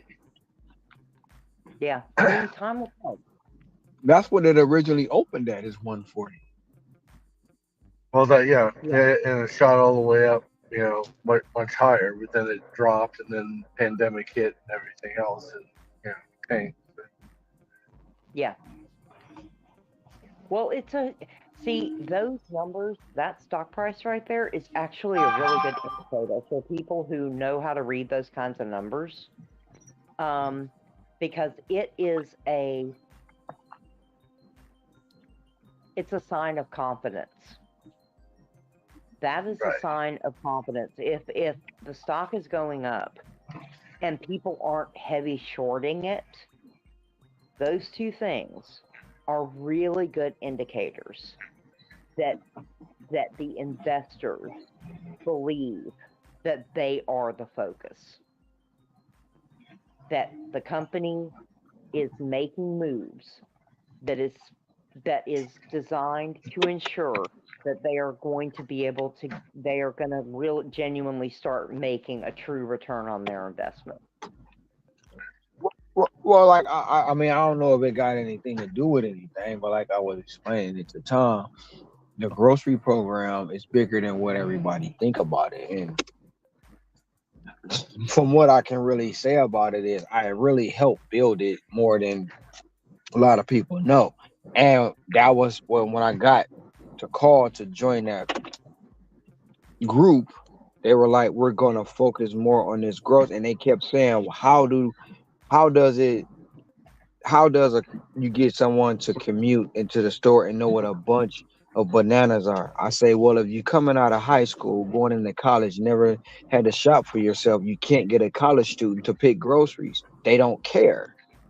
Yeah. Well, why don't nobody know a difference from a T-bone to a porterhouse? They don't care. Yeah. So that's when the pictures and things had to start being added, and why people get cracked eggs, they don't care. So all those cracked egg pictures and those milk carton pictures and all the stuff you see, I was a part of that. Yeah. So I'm letting that's what they were focusing on too. So, but the part, like you say, Scrabble, that got me was the catering. Why the hell Easy Cater here? They don't need to be here. Yep.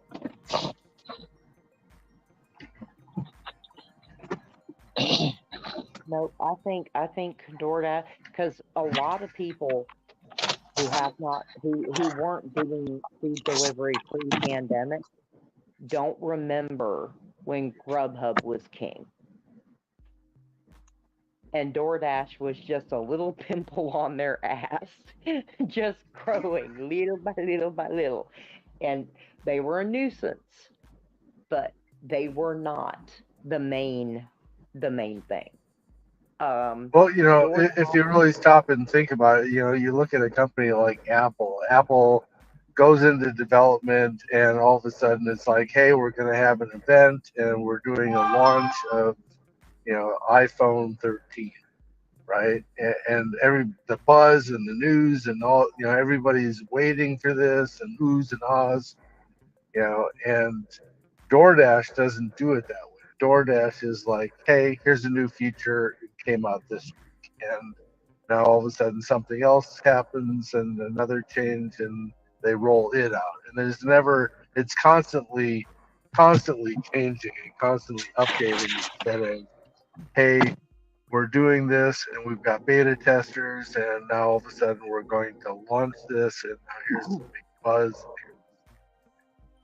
Here's the mic drop moment for everybody to be, wow, this is great. Well, they do the big event announcements after they've done kind of the testing and all that. It's kind of like that. It was that kind of ironic, when DoorDash made that huge announcement about, we're going to offer more earnings options, and we're going to offer this for a lot of us who had it for like 6 months. Those of us who are like, dude, we've had Earn by Time for like a year now, whatever.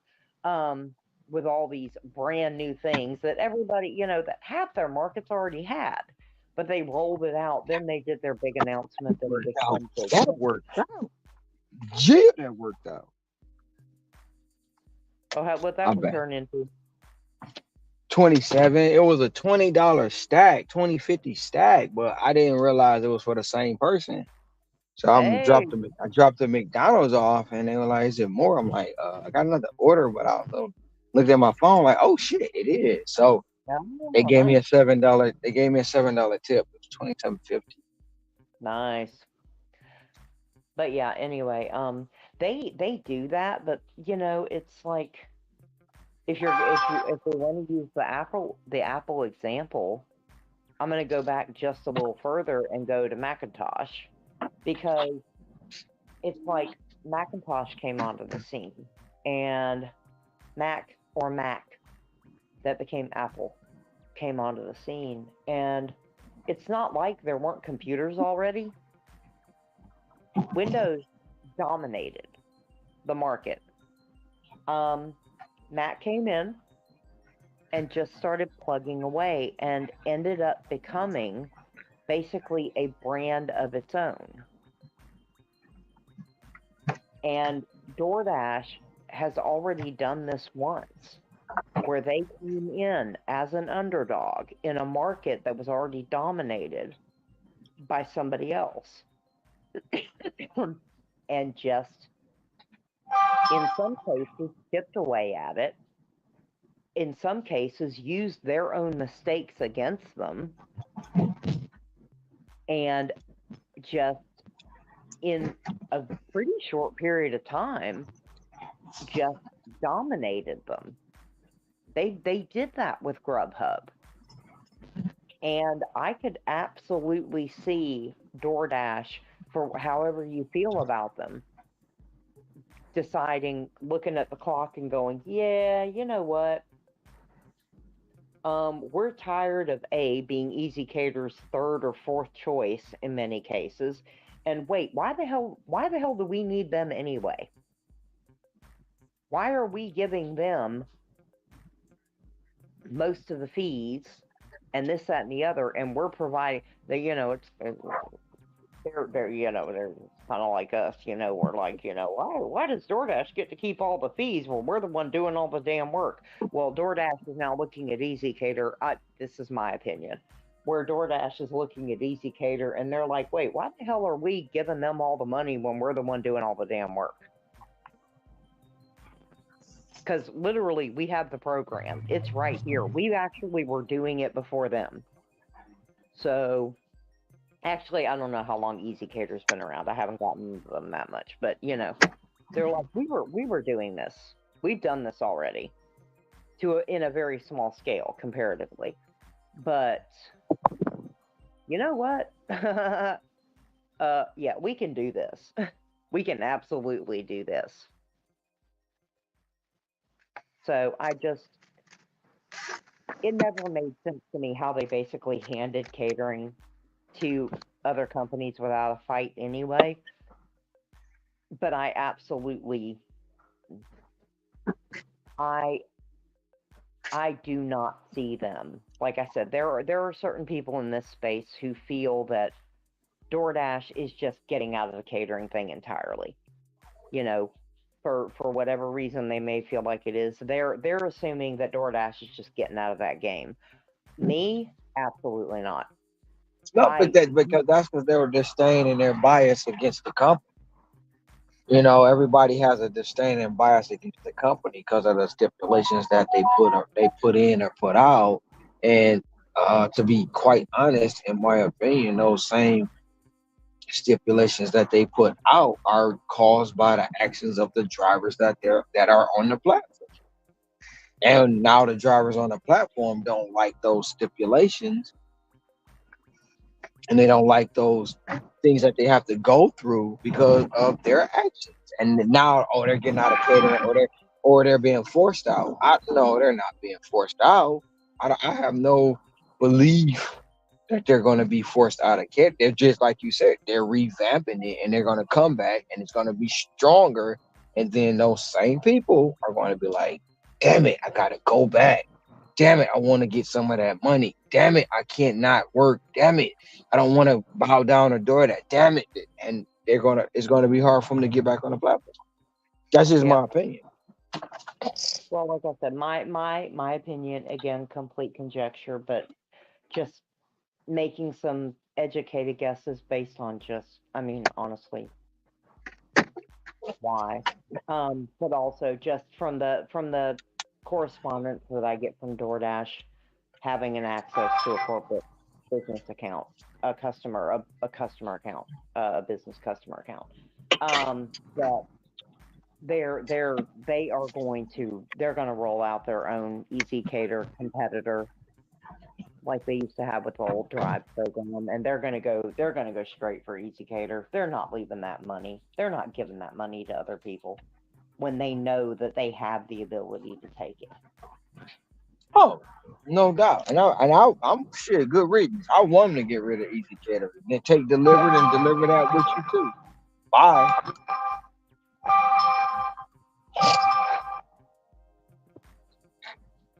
See, I can't be mad at Delivered. Delivered has not screwed me.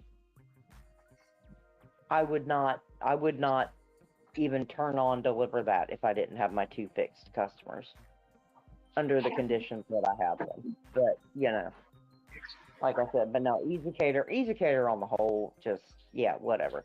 But just reasonably speaking, when you have a company with the resources and the infrastructure kind of already in place and the positioning of DoorDash, why would you not? Why would you leave that money on the table? And I could be completely wrong, you know, if those who feel like they're just getting out of catering, you know, DoorDash on their earnings call, they're like, you know what, we've made a deal to transition all of our, you know, catering things to Easy Cater. I mean, okay, you know, I will absolutely admit I'm wrong. Can I imagine even for 1 second that DoorDash isn't going to do what it's done to Instacart and to all the other, you know, the other verticals that they've taken on to say, no, we're not, you know, there's money to be made there, and it's kind of in our wheelhouse. So why are we completely ignoring this opportunity? I cannot imagine that would continue. That to me makes no sense. And again, like I said, I am completely guessing and I could be completely wrong. But I cannot imagine them continuing to allow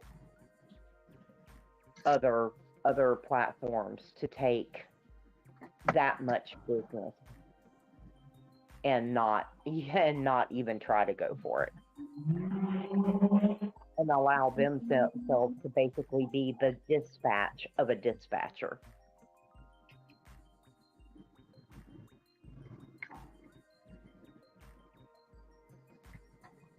Maybe I have too much faith in them. I think they kind of cracked the door open with the pandemic because they thought, companies weren't going to be doing large gatherings and everything else. Where, restaurants and stuff were having to totally redo their business model in order to stay afloat and keep the doors open. So if corporate events and people are staying home and they're working from home instead of coming to the office, you're not putting on events and smoozing your clients and that type of stuff.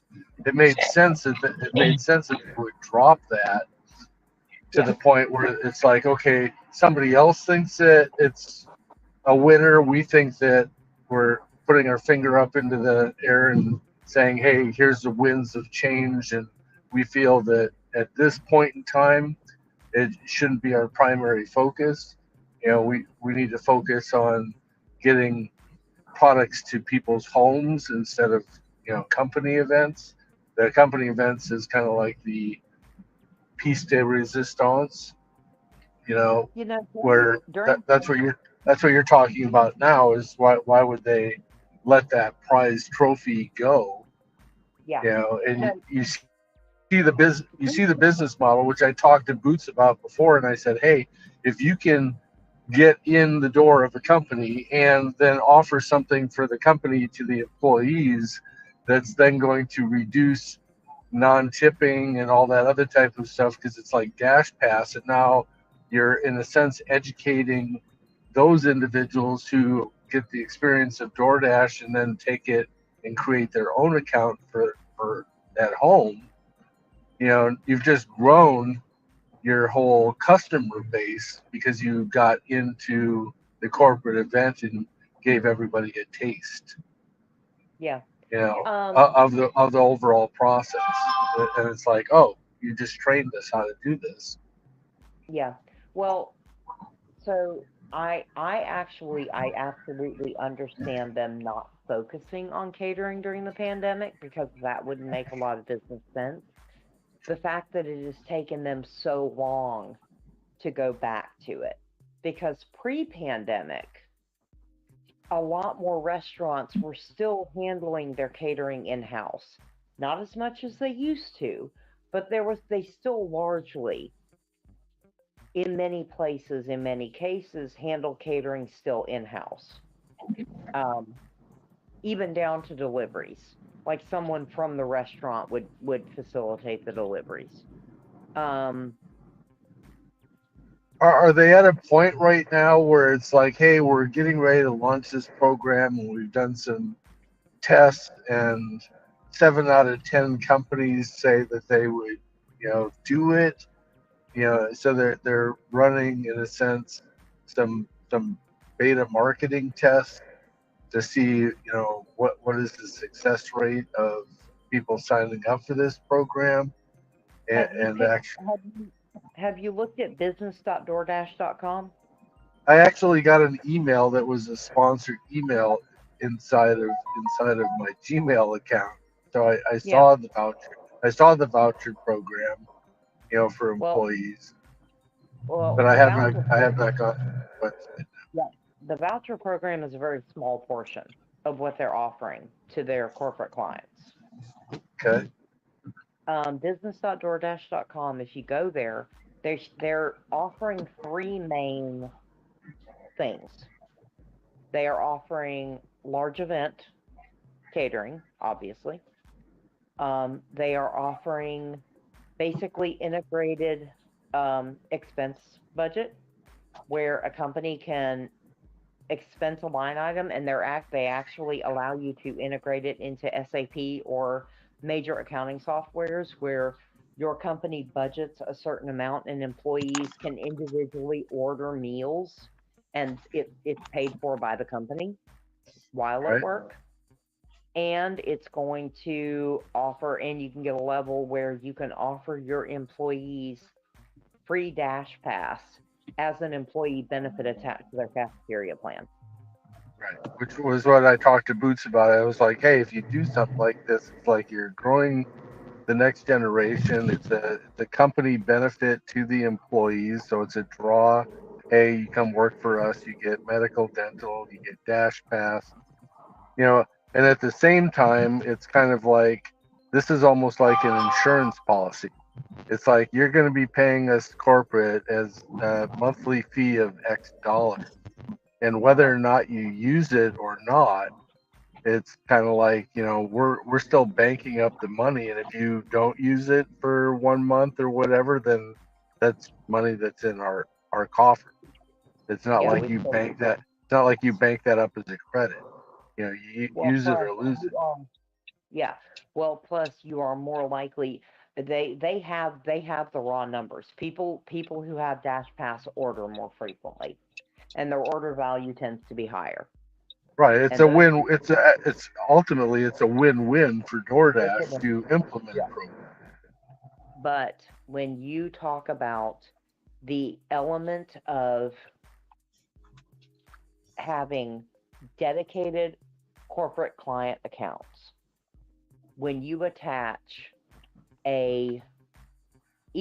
just a regular delivery aspect to it, you know, you have to be a little more careful about who's getting those orders.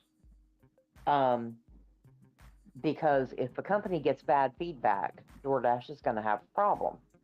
They don't have to care about individual customers and what they think about them. They don't give a shit. Business customers, on the other hand, large accounts, enterprise accounts, got to worry about those. But especially when you have an enterprise account and you have a contract to give them discount on large event catering, because almost every company does large events, whether it's once a month, whether it's a couple times a year, whatever. They are going to do large events. You cannot give those to just anyone, because if it gets screwed up, there's a lot more money at stake. So it's just them facilitating with that particular clientele, unless they are absolute morons, and I do not think they are. I don't care how people feel about them. Otherwise, they cannot give those types of orders to any dasher with 70% or higher, or with a platinum tag. They can't. I mean, they could, but it would be a terrible idea. So I think, well, that's where I almost think, you know, they're focusing on the front end and the marketing part of it and getting excited, and they're hoping that just the workforce can muddle their way through it and go back to corporate and say, sorry, it's growing pains, and issue credits or whatever, as they're then developing back end to support. Yeah, the problem is that companies, and I mean, maybe it's changed in office. Well, see, I mean, as an investor myself, let me stop real quick. As an investor myself, I'm looking at business.doordash.com and the benefits that the company would get, the employees would get, and then they get their own Dash Pass, and then it goes into the household, and then the kids are ordering and getting McDonald's and after school stuff, and the kids then learn how to go use it. It's like, hell yes, an investor, what an amazing program that is. That's phenomenal. Yes, buy, get in at ground level. And then you go back to the Tony Hsiu needs to make it profitable. And it's like, okay, well, how can we launch this as quickly as possible so that we can make it profitable? And I'd much rather have 7 successes and 3 failures and issue the credits, as the workforce is trying to do it with their, catering bags, and blow Easy Cater out of the water and deliver that and everybody else because they're focusing on this massive push for this new program. And it's not one or the other. They're probably multitasking. The ideas on the front end are like, hey, this stuff, the marketing part, all that, the front end is great. But now we need to go work on the back end. So we've taken away the CBRs in the meantime while we're working on the program. Yeah, no, I'm not saying that, they're going to go to their corporate clients and go, oh yeah, we got the Dash Pass, we got the individual orders. We can't do any large event things yet because we don't have the platform in yet. They're not going to do that.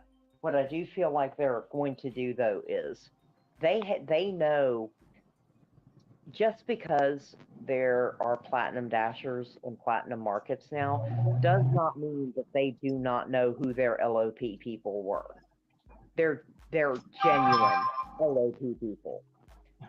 Well, I understand that, but in the past, it's just kind of like, okay, yeah, we're kind of dabbling in catering, but when you take a program like this and then you put a marketing engine behind it, and people are looking to try and keep their employees and give their employees value, and it's a tax write-off for them, and they also get the benefit of it.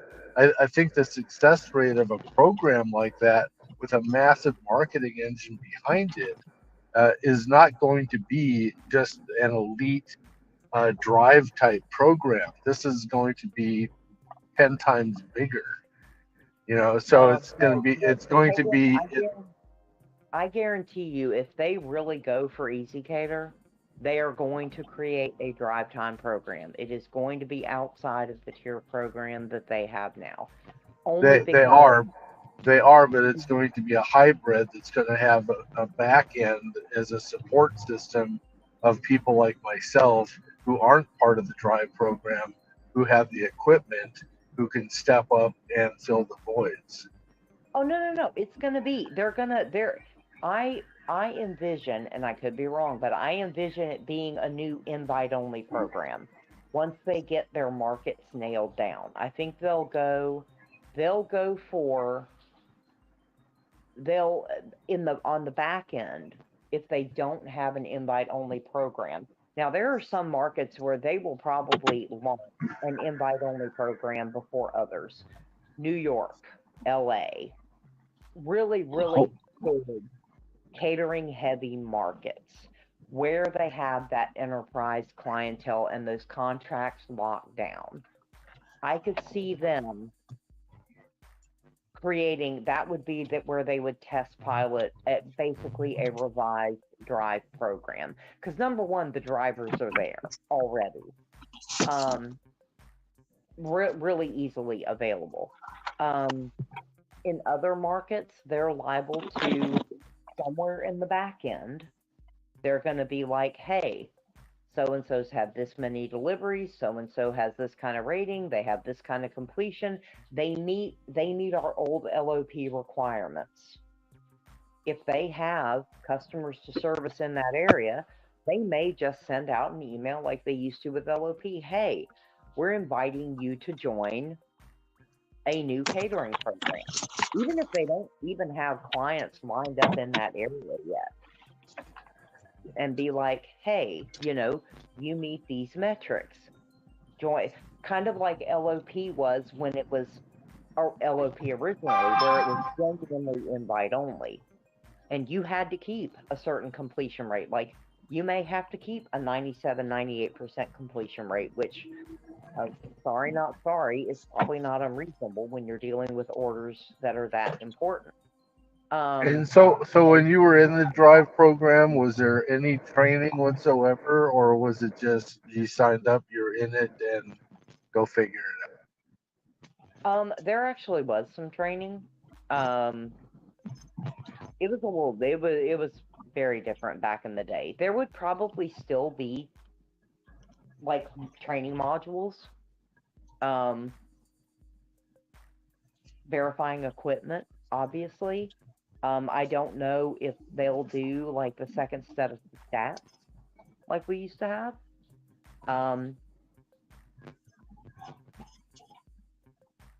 But I would assume they would have the scheduler again, where it's like the catering apps are now. You basically you pick your block, you pick your orders, a day in advance when you're going to be doing them, what time you're going to be doing them, and you basically follow the steps like you do a catering order now with the traditional catering apps. It's very similar. That was the old drive program, basically.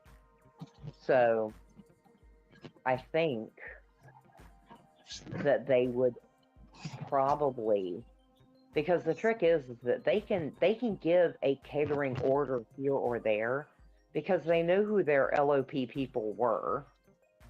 They know if they're still around, if they meet the metrics. If they don't, they still know, even though they're not saying catering bag required anymore. They know who has one, especially if you've ordered it through the DoorDash app.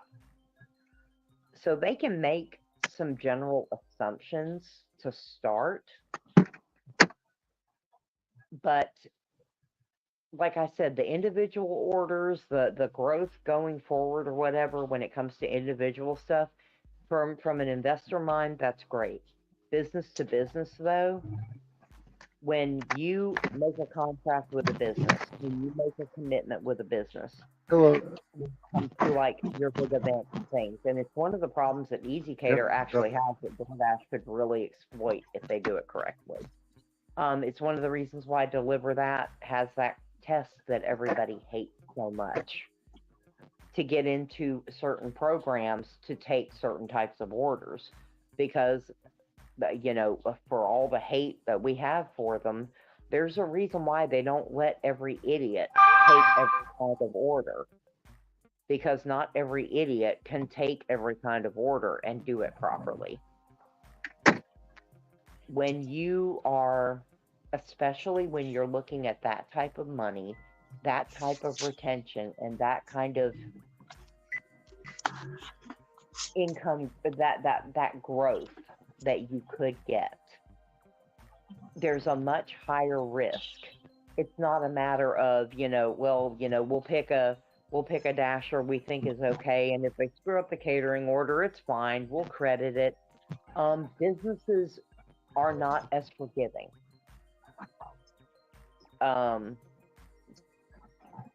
And if they want to make sure that they retain those large-scale corporate customers, because those large-scale corporate customers could still keep a couple of the other aspects and just never use them for catering again. And then as soon as that contract's up, they're going to go to Uber, because Uber's going to start doing the same thing. If anybody thinks they're not, you're fooling yourselves. And quite frankly, Amazon is starting to do some very strategic investments in Grubhub. I could see Amazon, who does logistics way better, just saying, going, you know what? We can do that. We can keep our little niche markets where we still do really well. We're not going to waste money in places we don't, and we could start shifting more towards that corporate money.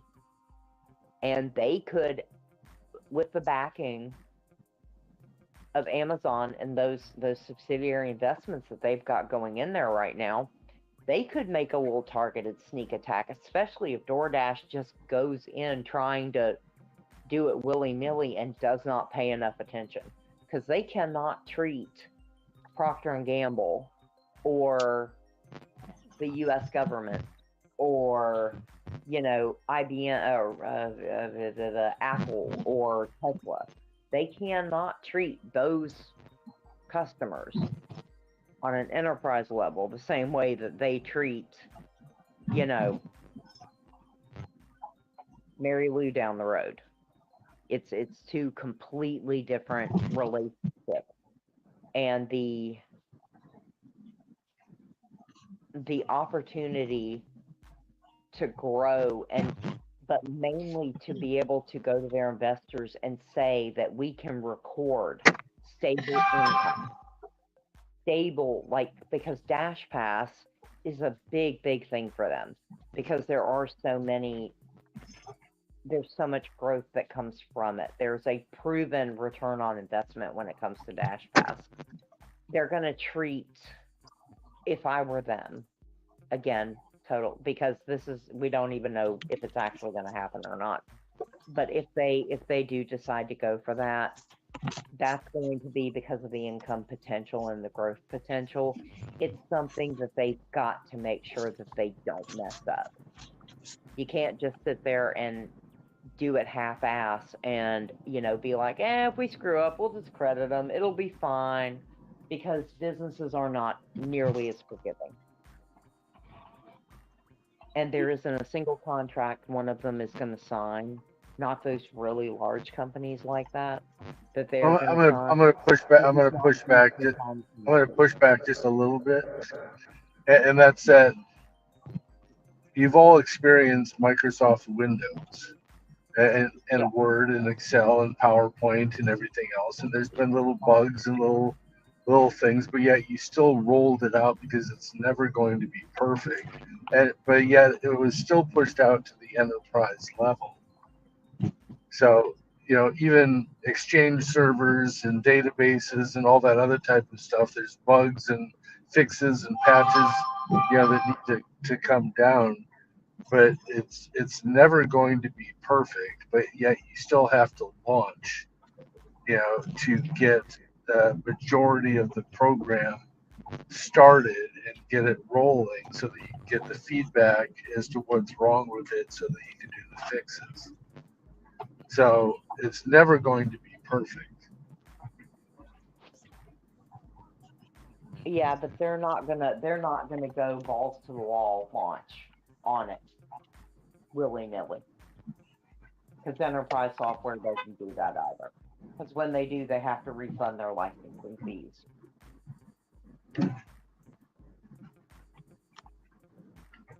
And then a lot of people, if there is another option, which Windows Office Suite, in many cases, there's not a genuinely comparable option that everyone feels comfortable with.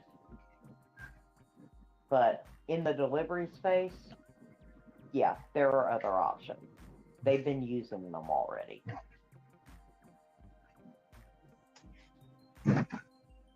If they want to be a disruptor, they got to do it right. So what was it like? What was it like doing the Drive program? Do you just do that to make your money for the day, and that's the only thing that you focused on, and you were done? Or did you just say, okay, this is a period of time that's blocked out, and now I'm just going to go dash the rest of my scheduled time so that I can meet my financial goals? All right. So, I mean, honestly, we dashed anyway because the money was there. But I mean, were you making really good money in the Drive program? Was it something worthwhile? Yes. Yeah. But Yes. I was in a much different. It's going to be much different for me here. The Drive program was great in Baltimore and in the DC area. I would think that it would be great in Hawaii, and I think it would be great in Phoenix as well. So. Yeah, I mean, any big metro area that has large businesses, especially large, like multi-state, multinational businesses. Um, but even smaller businesses could use it and benefit. But those big enterprise accounts are going to be a lot of the bread and butter, because like a small company isn't going to make Dash Pass part of a cafeteria plan. They're just, that's smaller companies don't tend to do that to the same degree that larger corporations with like really, really full benefit packages tend to do. And they definitely don't just, pay for everybody's lunches all the time. Not like that. Definitely not through DoorDash. Now, when somebody has something like a Dash Pass, how are the drivers compensated? The no tip delivery? I mean, you better hope it's tip delivery. I see that. I don't know. I don't. I don't know. As far as I know, at least to my knowledge, like I said, I have access to an account. I haven't used it because I am not authorized to use it right now. Should I ever need to? I don't know what the tipping option looks like. I would assume usually standard tip is, people are really going to hate this because I know how we all feel. Standard tip is generally, especially on like larger orders, it's 10% of the order Well, value. I guess here's the picture that I'm painting. You got Sue over at company ABC, .com, sitting at the desk by herself. She orders her Chipotle. She's a miserable employee who doesn't want to tip. He feels like he's entitled that I have to eat every day, and I'm not going to tip the driver. So you get the base pay, maybe some peak pay, and no tip. But now the companies signed up for business.DoorDash.com. They've given Dash Pass to this employee or given them a voucher, and part of that money that was paid in, it's like now with Dash Pass, some of the delivery fees are waived. So, where does base pay come from? And if the individual, because they were miserable before, doesn't mean now they're not going to be miserable now. And so, no fees, no nothing. Are we just delivering it for free? Or you see, it's like where's the money flow? Oh no, that's fantastic. I wonder.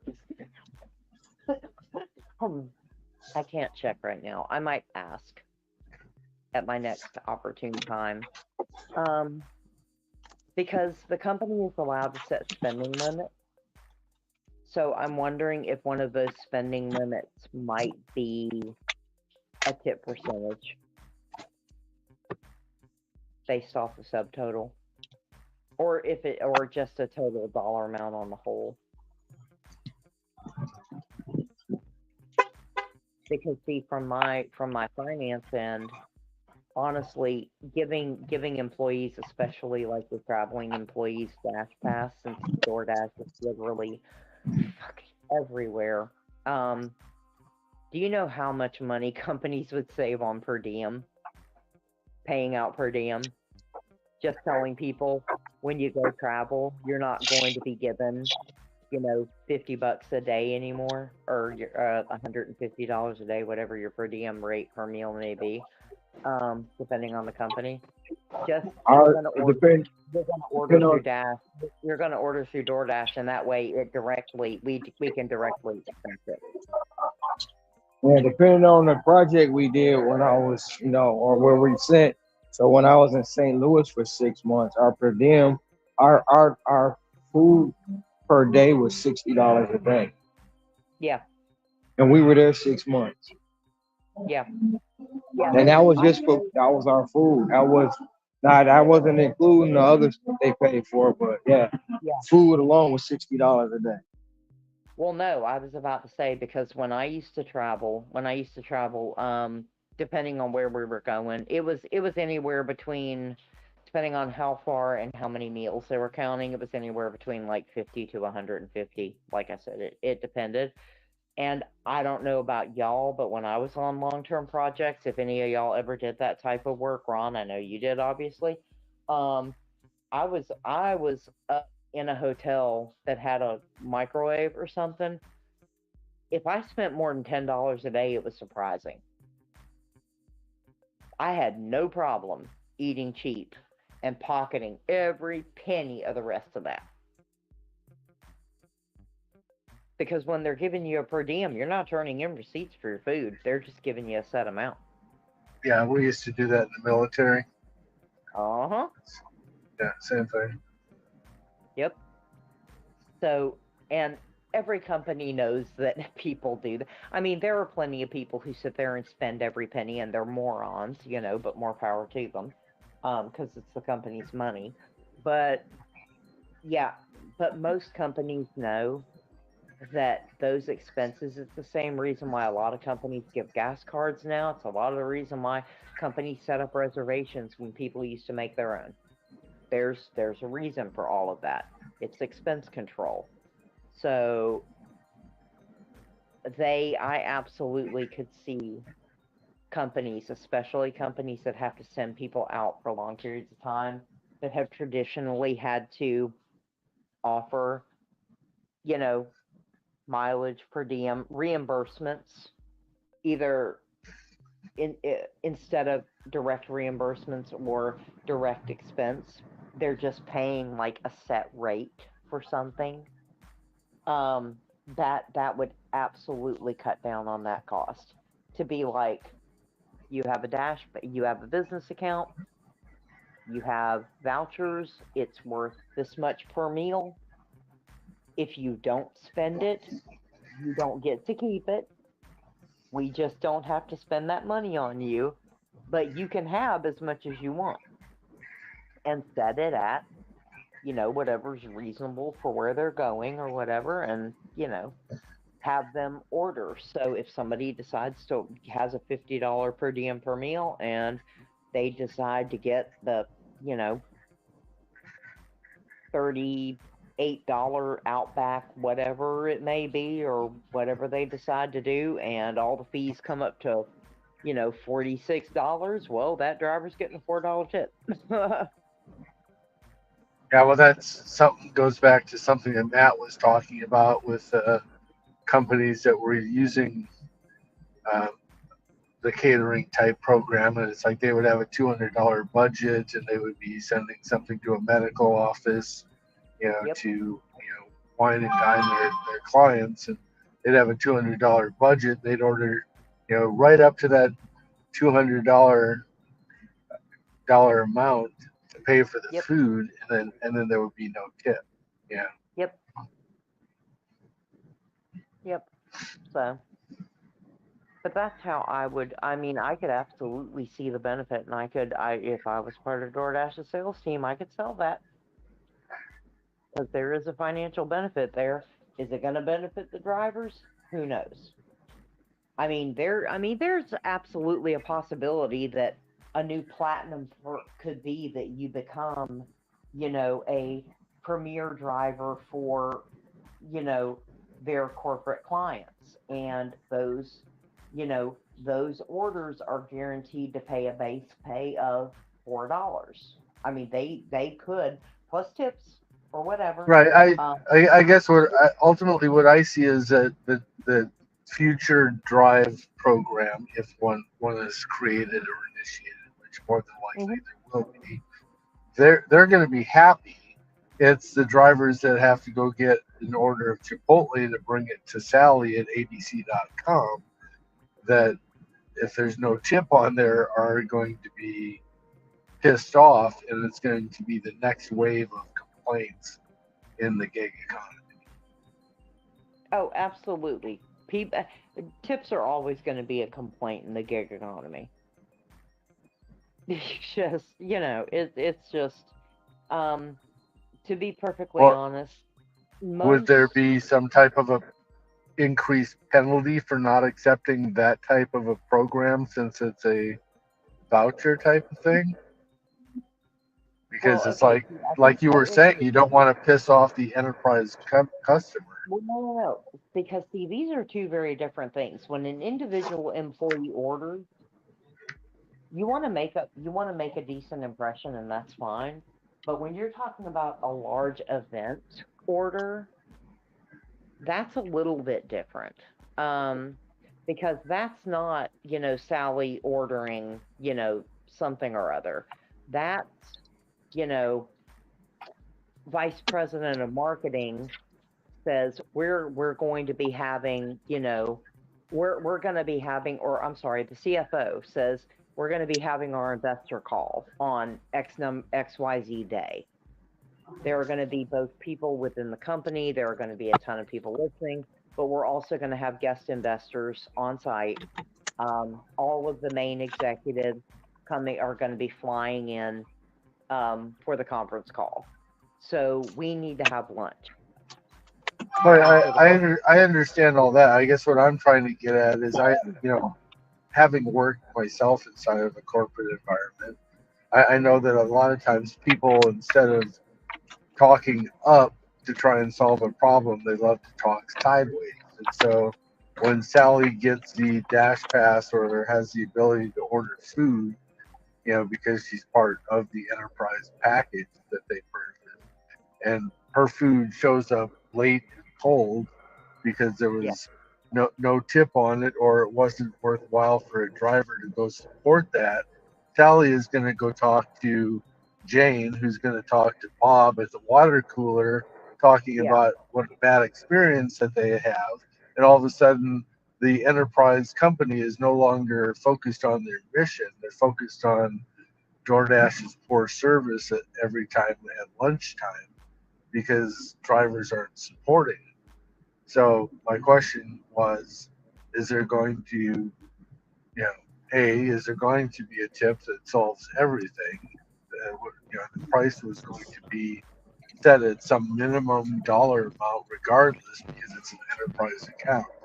Or is there going to be something that's going to say, hey, you have to take these types of orders, which they can't do because we're not employees, we're independent contractors.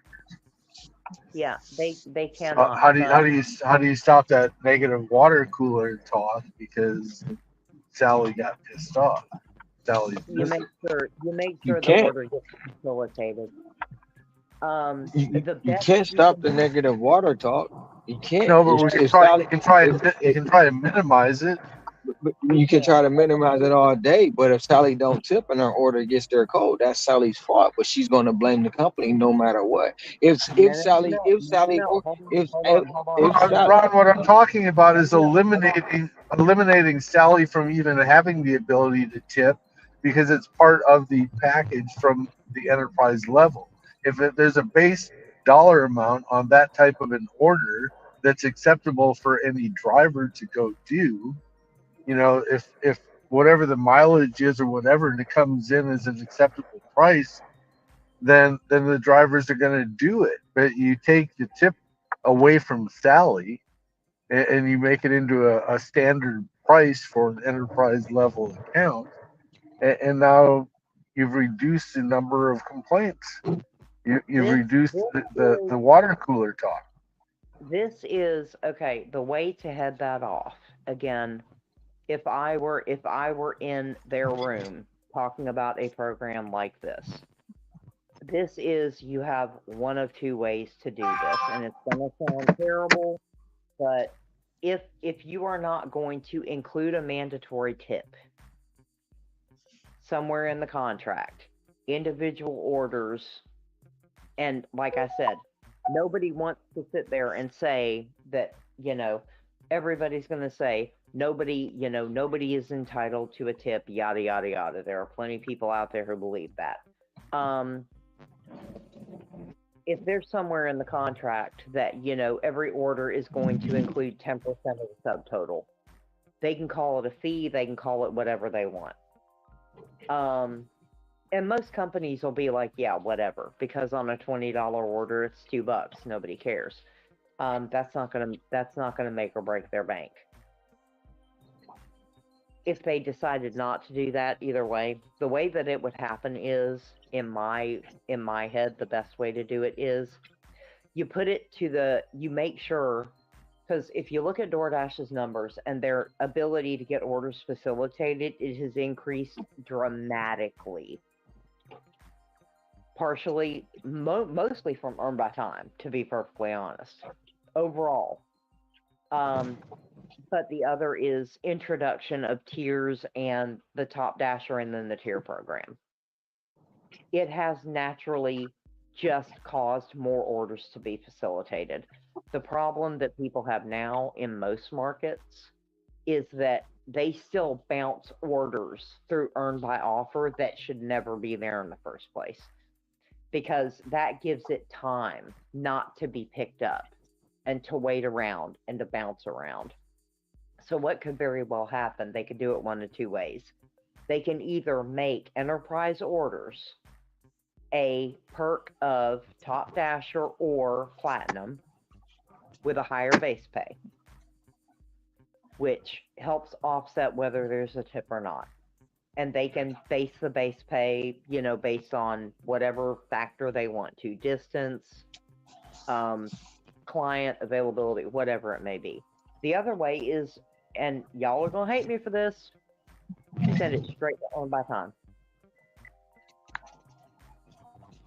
Because people who are on earn by time, unless they're idiots, have no expectation. If you've done earn by time and you expect a tip on every order at this point, you haven't done enough of it.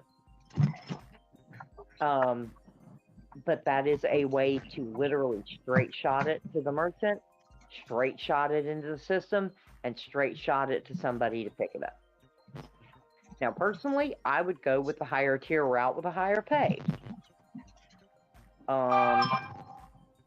If I had to go by DoorDash's history,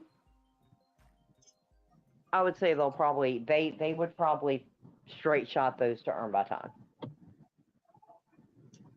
because it's the cheapest way to get an order facilitated and the quickest, usually, especially looking at their most recent, all of their data since earn by time came out. That has been the single most effective utilization and facilitation tool that they have put out to date. And if you listen to the previous investor calls, they talk about it. It has been incredibly effective. That would be, if I was in their room, those would be the two options that seem to make the most sense to me.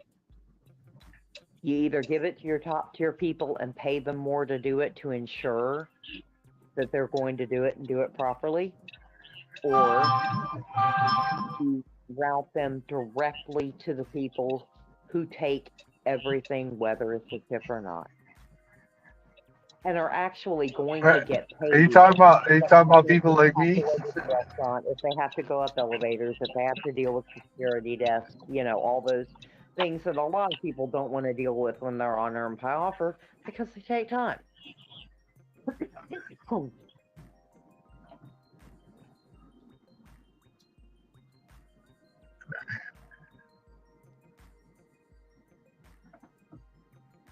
Well, hopefully they're listening to your live. Hopefully we've given them some good feedback.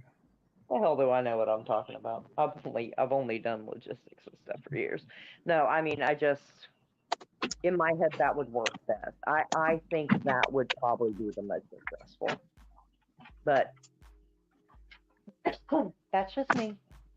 That is my opinion.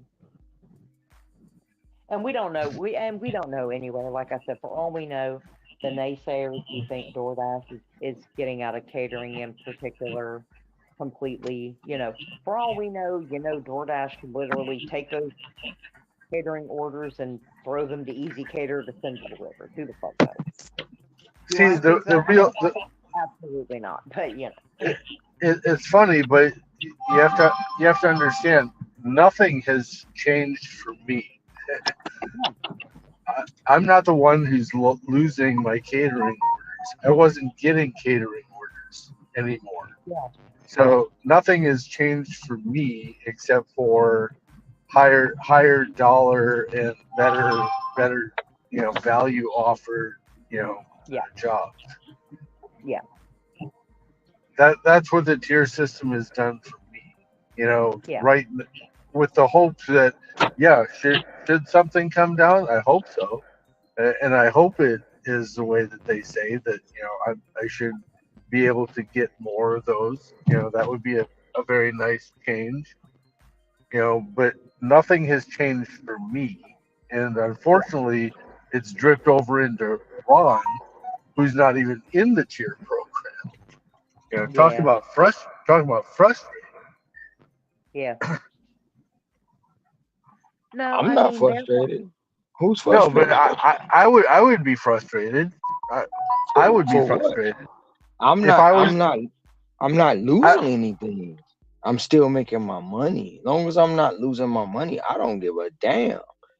well, you're making But money, but you're not making as much or as no, I easily. don't. I make my money easily. The reason my money is not being made is because of me. It's not the program. I'm not getting up on time. I'm not putting in orders. I'm cutting my days short. It's nothing that's changed for me. Only thing that's changed is me. I'm not frustrated because I'm still making my money. If I really wanted to work and make 500, I can. I just don't do it anymore. And I just don't. Like right now, once I'm done with this last order I just got, I'm going home. And it's 10 o'clock. I'm not pushing it to 12 o'clock anymore. I changed, not the program. I'm still making my money. As you can see, I just had today alone, I have 4 orders that gave me over $30.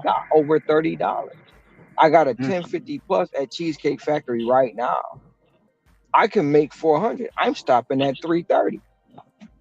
There's no frustration. I'm still going to make the money that I make for the 10K. I'm going to clear 10K this month. I made 11.4 last month. I made 10.5 in January. I'm already ahead of the game than I was last year at this time.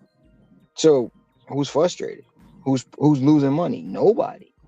The problem the things that's coming along for me is I'm stopping my money. I can go to 12 o'clock and get damn near close to 500 if I wanted to, but I'm not. I'm going to stop and go home.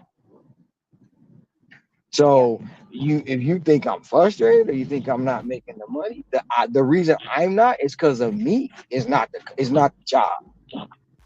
Yeah. No, It's I not think the more. job at all. It's all me.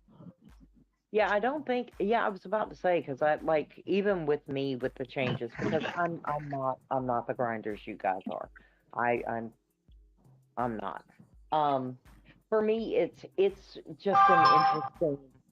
I'm really interested in the changes because it's such. Like I said, it feels when you do it for a long period of time, it feels old. But DoorDash hasn't been around that long. So it's really interesting to see how they change and to see how the people who make it work for them, how we, roll with the punches, how, which changes we notice and how we like share that information and how, it gives us a chance to kind of be like, huh, I wonder what they're up to. Because, it's kind of, it's kind of like a game. It's like, okay, let's see what they're gonna do. Let's see if, let's, see how we're gonna make it work. At least for me, because I like a challenge and I like a puzzle. Um, so like I said, it's not, I don't think it's so much a frustration. It's noticing that things are changing before they're telling us things are changing and kind of trying to figure out why and where it's headed. Because I mean, either way, you do what you got to do. You adapt, you make it work. Um, but in the meantime, it's kind of cool to kind of look at it and try to read the tea leaves and see what they might be up to, because they never tell you until afterwards. So it's a cool little thing to try to figure out what they're changing behind the scenes before they come out and you get that well, you're part of a new program, or welcome to your new Dasher rewards, or whatever the new change may be. At least for me, I'm speaking for myself.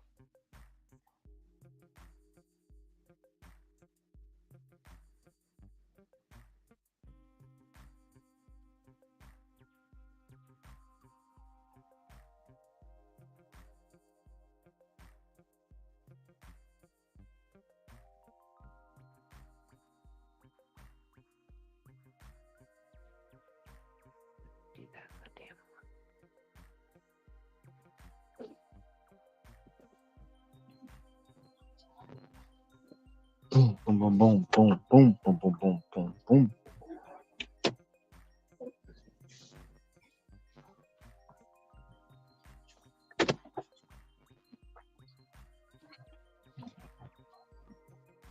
Oh. All right. So that's gonna be your last delivery. Oh yeah, I'm calling it a night. And it's no rhyme or reason. I'm just done. Like last night, I could have easily hit 450. I called it. I went home early.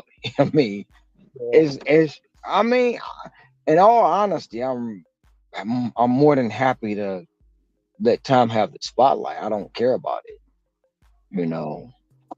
I really don't. Um, Oh, well, you know me. I am not the one who's going to be like, no, stay out and make your 400. I'm the lazy motherfucker to be like, baby, I already be in bed. I'm sitting on my bed right now, literally just running my mouth with y'all. I could be out in my car, probably. Well, no, not at this time of day. I mean, I could have been out earlier making money. No, no. So I made my $95 on Spark in my 3 hours, and I was happy. And I took my ass home.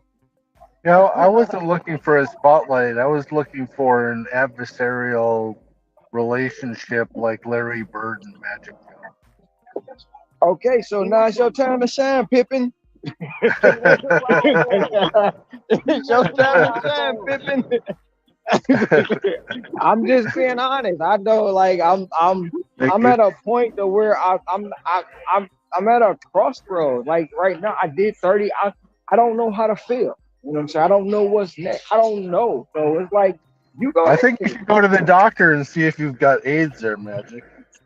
No, sir. I'm Jordan, not Magic. I said Pippin. Not worthy. But no, it's all a point of thinking about the next move. Like I say, I got investments that I'm doing. I got things I got to take care of in Michigan. I mean, that's it. We're out of the cookie dough. If you could, but if you're gonna ask them like if they wanted to step out on the cheesecake, or if we could just.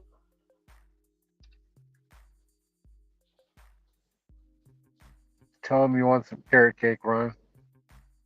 And of course, people missing stuff.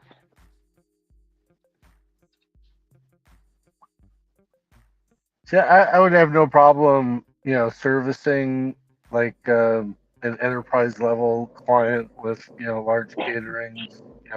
I just want some type of basic training to what my responsibilities are instead of just go here, pick up the food and deliver it and set it up and go figure it out. Yeah. I just that's not how I operate. Show me once. Show me once, give me a baseline standard or whatever, and I'm off and running. But I'm a visual learner. I don't like to just be thrown into the fire. Yeah. Well, it was very frustrating to start DoorDash. It was very frustrating when I first started, but then I managed to work through it and figure it out. And I would probably do the same. I would probably do the same with the other program, but it's not my preferred methodology. Yeah. Well, no, I would assume they would probably do training modules the same way that they do with, shopping and alcohol and all that other stuff. Right, because obviously if I can make more money so that I could reduce the amount of time that I'm working to achieve the same amount, I would happily do Yeah. Oh yeah. Oh yeah. I mean, anybody would. It's that's where I'm at. Like, I have the investments that I'm doing to make more money. That's why I don't really worry about it no more right now. Yeah. And plus, I'm not gonna say if the drive is not there, but it's like, what do I do to get back to fire?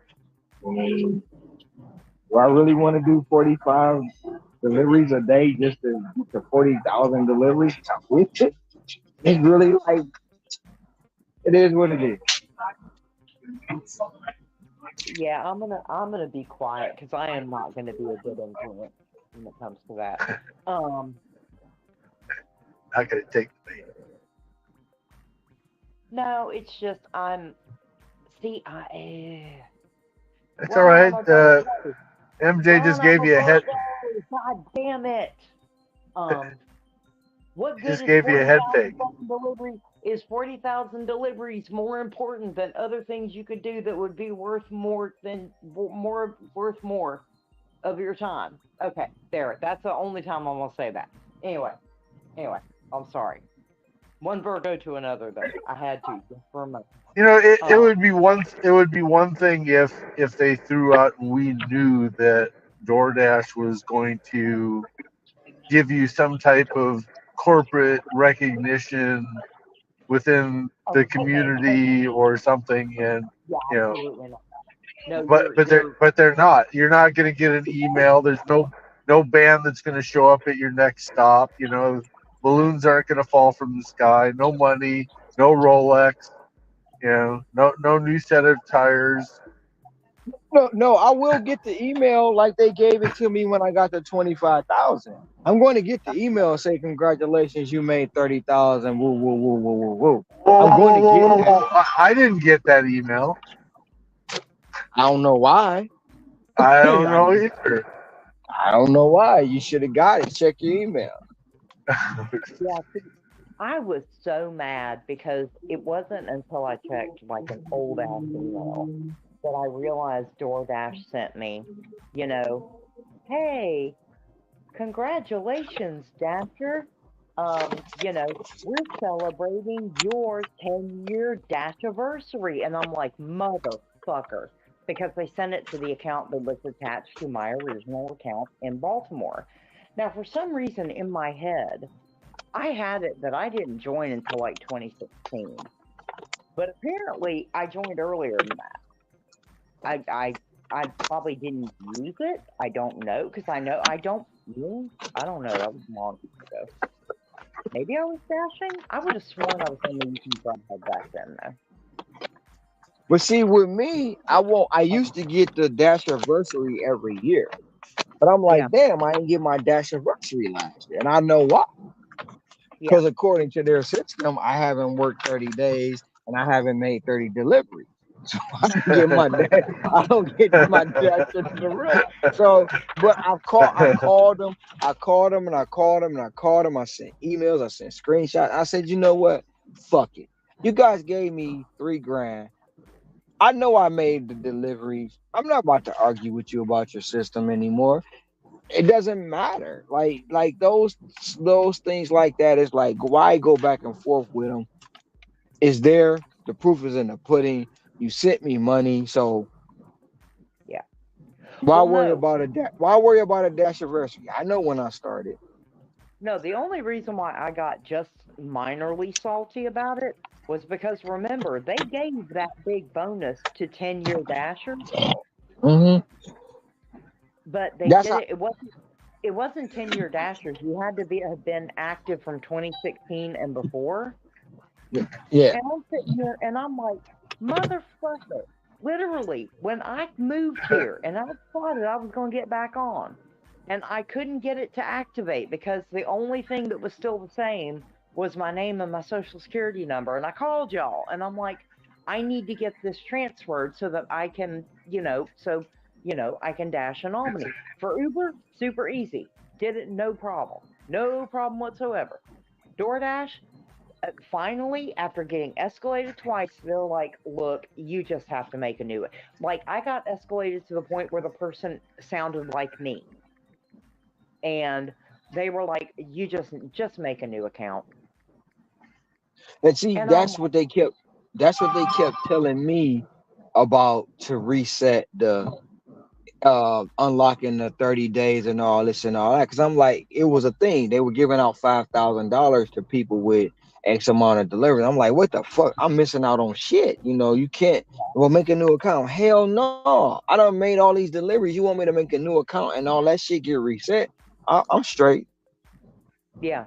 Now, do I feel like I'm missing out on certain things? I do. I might get slighted because of what the system is saying. But if someone actually goes into there and see the numbers, they're like, wait a minute. And that's what happened when the guy contacted me about the grocery program. He like, man, how in the hell did you have 3,000 grocery deliveries and everybody gave you a 5-star? I don't know. And I was like, well, when I go to the grocery store, I shop for myself. And he was like, what do you mean? I said, I shop like I'm shopping for me. I don't shop like I'm shopping for someone else. I think about them as me. So if I go in here and I see some molded strawberries, I'm not buying that shit. If I see some brown meat, I'm not buying it. Broken eggs, I'm not buying. He was like, well, how do we fix that? Because half the people you got getting groceries are college students. They have never shopped for themselves. Their parents have always done it. And they were like, well, we never thought about it like that. I said, well, sometimes you need a picture. And he was like, what would a picture do? If you look at a picture and you look at a product, you know what to get. Some of the people don't even look at, they don't know what a bunch is. So the one lady, they gave us an example. A lady wanted 10 bananas, 10 individual bananas. Me personally, I'm looking for 2 bunches, five bananas each. Do you know they bought 10 bunches of bananas? That does not, you know. How do they bypass the weight? Because if it's over like 3 pounds, it won't take it. They I had an instant like that just today where it was like, hey, I'm just buying something, and it was it was actually bananas, and I said 3 pounds, and it says it wouldn't let me put it in there, so I put 2.99. I put 2.99 and it took it. That's how they bypassed it. That's how they bypass. When they don't take, like, if I go get if a customer wants a 4-ounce steak, it's not gonna let me buy the 4-ounce steak. So I'll put 3.5. And when it gets to the register gives out the exact weight. So once it clears out my screen, I'm good. Anything after that is on the register and it's on the merchant. So it's not on us anymore. And now I had a lady today that said that she wanted three packs of chicken, right? Of chicken breast. They didn't have it. Tried calling her. Hey, what is it that you want? Because it says 3 at 1.8 or approximately 5.4 pounds of chicken. Okay. So it's like, all right, well, I found some hand trimmed, and it was the only thing there, and she didn't answer the phone, so it's like, well, obviously she wants this. So I just went ahead and bought it. Now I know darn well that she probably did not want 3 packs of chicken, but because it said 5.4 pounds, guess what? She got 5.4 pounds worth of chicken. She got 3 packages. She may have only wanted 3 breasts. Uh-oh. Well, did the AI did the DoorDash AI just pick up because I said breast? It might have. but too, sometimes, like, even when I look at the picture, I be like, damn, it's got 3 steaks in here. So I call, like, the picture showing 3 steaks. Oh yeah, we just want 3 steaks, not 3 packs. You good? But you have to, even not even just a college student. You have to think about some of these people who go shopping for someone else. They can give 2 shits less. They just want the money. We ain't naming no names, by the way. I'm sorry. I'm going left. I'm sorry. Anyway. They just want the money. They don't care about I can blaze through the store fast. That's all fine and dandy. But are you doing quality stuff? I'll be right back. I've been on shops to where I knew I had the eggs on the front seat because I packed them individually. I had the eggs on the front seat. I had to do a hard break. The eggs slam, bam, they break. I was like, fuck it. I turned around, went back to the store, and purchased the eggs myself. Took them back to that customer. I've done that. And they don't even know I've done that. But somebody else would have went, put them eggs on that doorstep along with all that other stuff. They'd have lift that bag up and they'd have seen all the eggs in the bottom of it. Yep. You know, and it's like, I mean, and it's probably nothing major. Like when I go to the place called Leonard's, it's a bakery. And now, mind you, they have the hot bags. They give them to Dashers for free. Right. I'm not handing somebody a DoorDash hot bag with their order. So I say, how much are your catering? I mean, how much are your reusable bags? They're like, they're $3.50. The first time I did it, they were like, I said, I don't want a free DoorDash bag. I want to buy this bag right here. So I bought the bag. I did it again. He was like, why are you? So now when I buy the bags, they only charge me $2. Yeah. The customer don't know I'm paying for that. I mean, they thinking it's coming from Leonard's. So in terms of what I bought 2 bags today, I paid $6. Well, I paid $4 today for 2 bags. Customer gave me $6 tip. So I got my money right back. And it's not like I did it on purpose to get my money back. One customer gave me $6. I spent $4. I made a $2 profit, really. Yeah. So that's how I look at things. But other Dashers, no, they getting the donuts, they tossing them around, they crushing the boxes. You know, I'm not doing that. But see, I do a lot of things. I do a lot of things behind the scenes that nobody know about, and they don't have to know about it. Even with the girl today on my 30th delivery, my 30,000th delivery, I had the balloons on the bag. I forgot to get a card, so I put the money in the bag and wrote 30,000 delivery on the bag. They never came to the door when I was knocking. So when I walked away to the van, they snatched the bag up. Really didn't know what was going on. After a while, they sent me a text with the crying, like, thank you. Like, yeah, $20 for your meal. I spent $8 on the balloons. It is what it is. Yeah. So, but other people, not saying it like it's something special. It's just things that when you do things differently, it comes back to you in different. It's not like when I say it's not always about money. You get things back in monetary ways, and other people don't understand that. Yeah. See, I was afraid that you were gonna. I was afraid that you were gonna share Dasher Life Hawaii, or tell them that, look me up on YouTube, because it's like you got Roy up there yelling, you got Gary up there yelling. It was just like, oh yeah, we're gonna go watch this 30,000th delivery, on YouTube.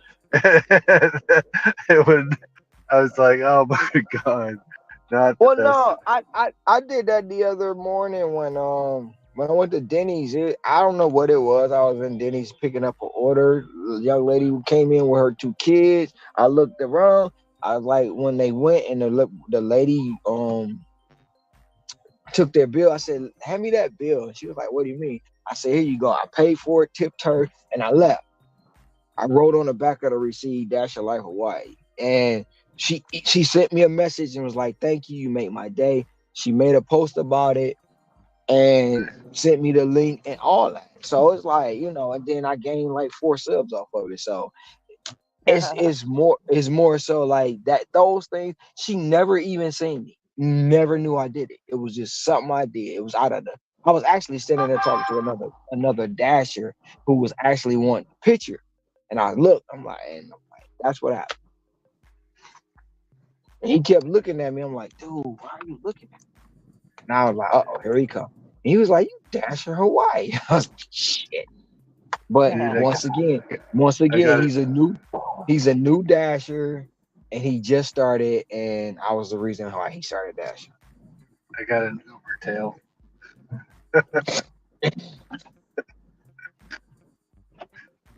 Help me. I'm going to share my location with you. Oh, that's right. I don't have your phone number. Never mind. Yeah, but it was kind of funny when Cherry was like, "Nobody know who you are." I was like, "Okay, yeah, all right." Yeah, Senator DM me. Yeah, nobody knows who I am. Google me. Google me. Google my name. But nobody's gonna watch your shit, but you still watching it. It's so funny, man. Thank you, sir. May I have another?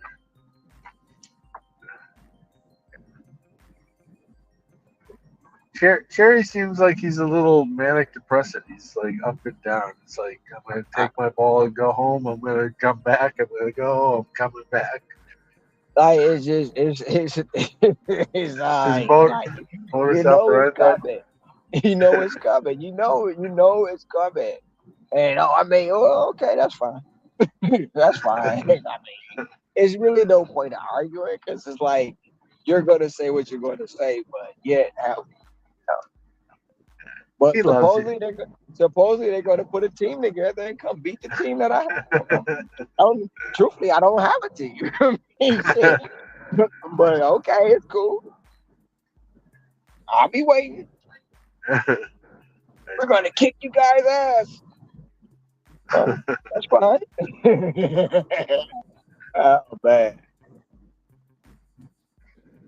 The gig civil war. It's not even a civil. They're mad about nothing. They're mad about nothing. And they don't want to say they're mad, but they are. But nobody know who you are. See, if I was weak-minded, I'd have been like, oh man. But YouTube said 90,000 people viewed my channel, so I guess nobody knows who I am. My studio says that.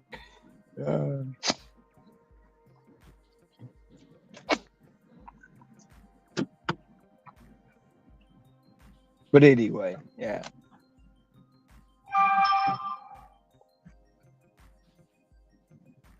I thought about it. I don't know. I don't know if I want to go as hard as I was anymore. Just don't. Even going to Michigan, like, do I really want to go to Michigan and work? I mean, I understand it, and you actually, I mean, you're in love, right? I mean, found yourself a good girl. You're wooing this girl, and it's like, priorities might have to change a little bit. I know that you're like, no, this is who I am, and accept me for who I am, but sometimes there's a little give and take in a relationship, and it's like, I actually have fun with you. Want to go enjoy life together. And then it's like, too, even with the channel, like, okay, now you're here. Do you grow it? Do you sit stagnant? Do you, I mean, I don't know what I want to do with it. I don't know I know the direction I want to go, but I don't know what I want to do with the channel. See, it's like, I think, I enjoy doing this because I get to meet merchants, and now I'm starting because I text the customers. I'm meeting more and more of them at the door. They, I say that I'm here before I get out of the car, and then I meet them at the door because they're coming to get their package. So it's like, I enjoy the interaction with people. I enjoy serving people, and doing that type of stuff. It's kind of like a plan B that I don't want to necessarily let it go dormant and get shut down because I'm not doing it. So it's like, I always think that I would do it even if it went down to 1 day a week or something along those lines, just to get out, have some time to think or do whatever. But it's like, just like, Pedro talks about, it's like bet on you, or this is a stepping stone to something else. It's seed money, as we discuss. It's things that you do, but it's like, hey, if you've got four different businesses going or more, it's like, do you really need to run and do that much in order to support it? Your time is better spent probably in those other businesses, or even looking for new opportunities. The idea, my understanding, it's, I don't know if you've ever read the Robert Kiyosaki book, The Cash Flow Quadrants, with the ESBI model, but it's like you want to try and get away from being a small business owner. You want to try and become an investor, or you want to become a big business owner, where if you're in Michigan, your businesses here are still maintained or are increasing in value while you're away, right? So that, even when I'm in Michigan, my two of the businesses I have here are going to make me money. Like perfect. really, like I'm not even going to be here, and I'm still going to make money. And that's I literally don't have to be at those businesses because it was an investment I put out, and it's a person who takes care of everything on that end plus the initial investment. Now they get their cut, I get my cut, and we're all happy. And I literally don't have to show up. But people Right. use Well, they usually say with a small business is if you're not there, because you're usually putting in 16 hours a day, and if you're not there, your business will collapse after a week or two, right? Because one, nobody does it as well as you do, and you're the leader. So you want to try and make your business be sustainable while you're away, so that it can be increasing or duplicating, exponentially, and it's a business that makes you money while you're not there. So if it, go it's ahead. the beauty of it, though. The beauty of the business is it's being utilized every day where I don't have to be there. I don't have to have employees. I don't have to have anything. It's just okay. Technically, if you don't want to call it, it's an investment. It's an investment that makes me money without being in the stock market.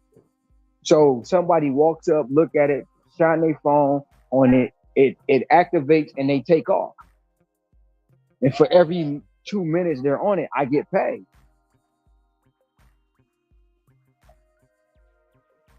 So basically, it's still a business, but it's an app-based business that I don't have to do anything but purchase the equipment. Once I purchase it, it runs itself.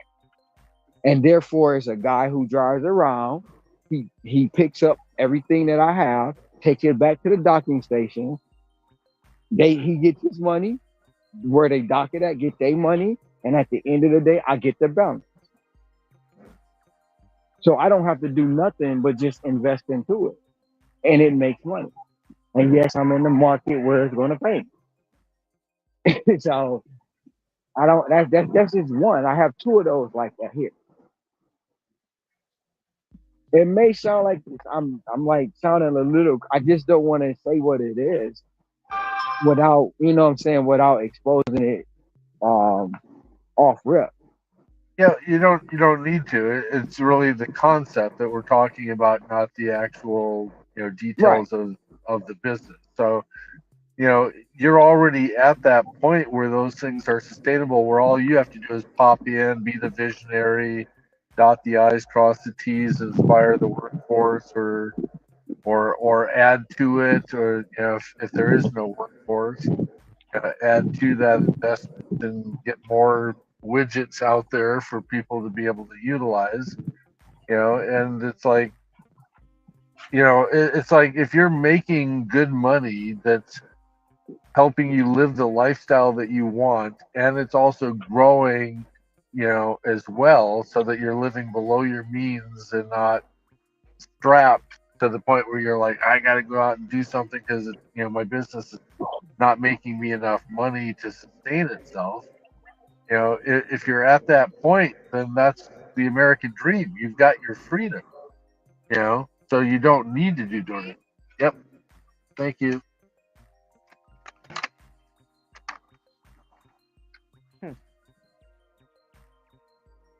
That's interesting.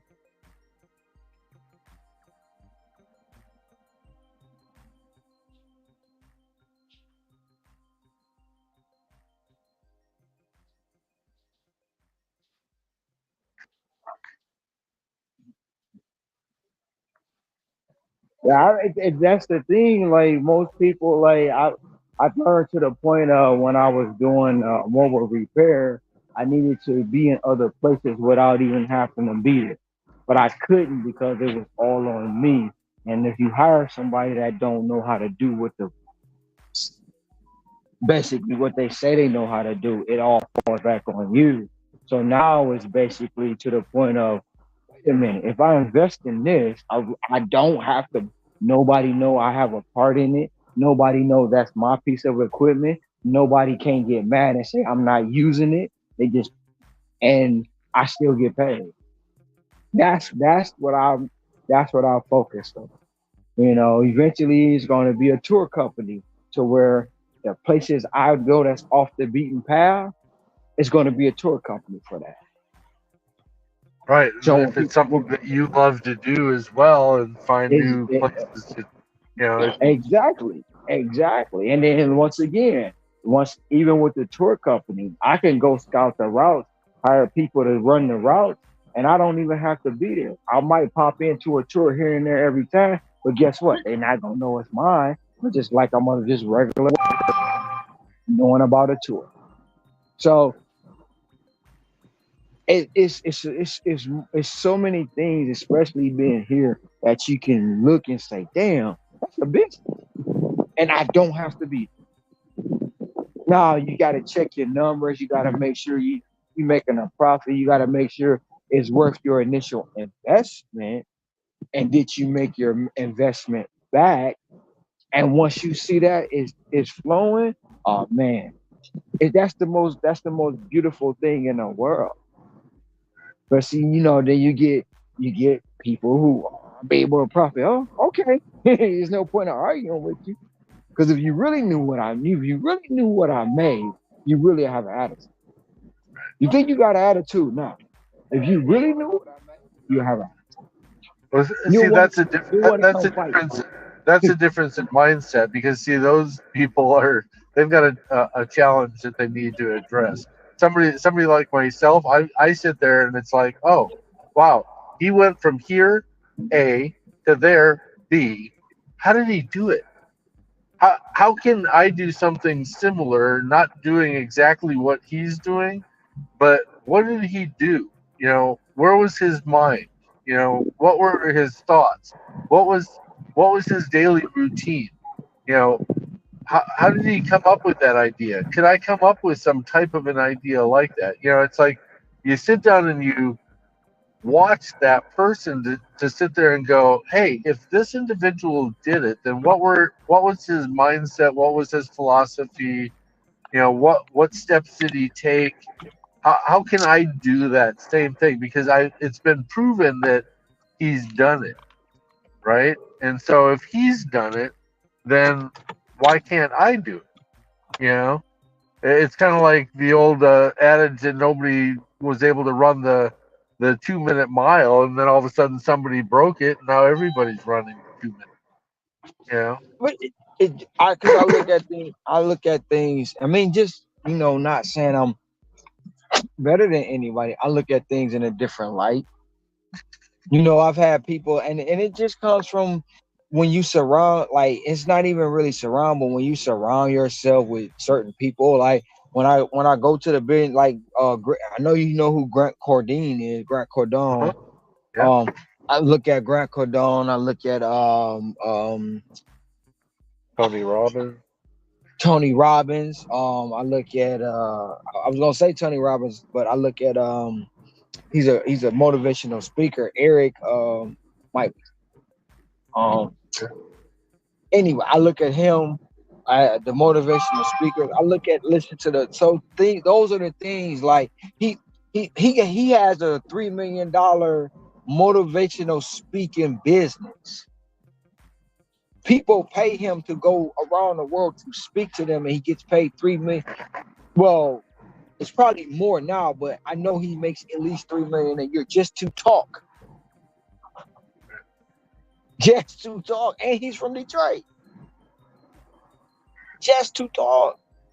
Which is why I say, hey, if we had personal development in school with just kind of like a did you participate, no grade or anything, but imagine how people's lives would change no matter what their ethnicity was, no matter what their background was, if they would just hear the message and see that other people have done it and other people are walking alongside of them applying those same actions. Imagine the leaps and bounds that we would take. But no, everybody wants to play the victim, and they're like, it's almost like the message of religion. It's like, hey, here's something that you might want to take a look at, and it's changed people's lives. No, I'm not gonna turn around. I'm not gonna do it. I'm not gonna participate in it. It's baloney. Or hey, here's what you can do. You can go on out, and if you just do half of what I do, you'll survive. You'll be very happy. Oh, I ain't gonna do it. It can't be done. Blah blah blah. It's the same thing, right? All this is the same path. Yeah. Nothing's changed. His name's Eric Thomas, by the way. Eric Thomas. He's a motivational speaker, and I mean, it's like I listen to a lot of different things, and anything you do, I've learned it from a lot of people, a lot of millionaires, a lot of billionaires. In the conferences I've been to, sitting down, the business classes and courses I've taken, anything you do can be a business. It's just how do you market it? How do you make a profit? How do you design it? How do you build it? Do you build it, or do you get the help to build it? And like I say, even with the YouTube, I don't know what I want to do with it. I don't. But once it comes to a point to where, how do I market this? I mean, I can come out here all day, 100,000, but really, how can I market this without having to be in one niche, one spot, one space? Okay, what value do I offer if I have to offer membership?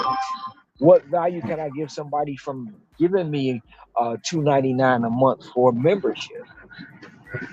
What will they learn? Okay, then if they giving me this for $2.99, what value is it for $4.99? What value is it for $9.99? I don't want 3 memberships, but they're forcing me to have 3. I don't want to have my merchandise on their platform, so I got to find a different route for that. And then not only it's not even just with the YouTube, it's X, it's Twitter. I mean, not Twitter, it's YouTube, X, Instagram, it's TikTok.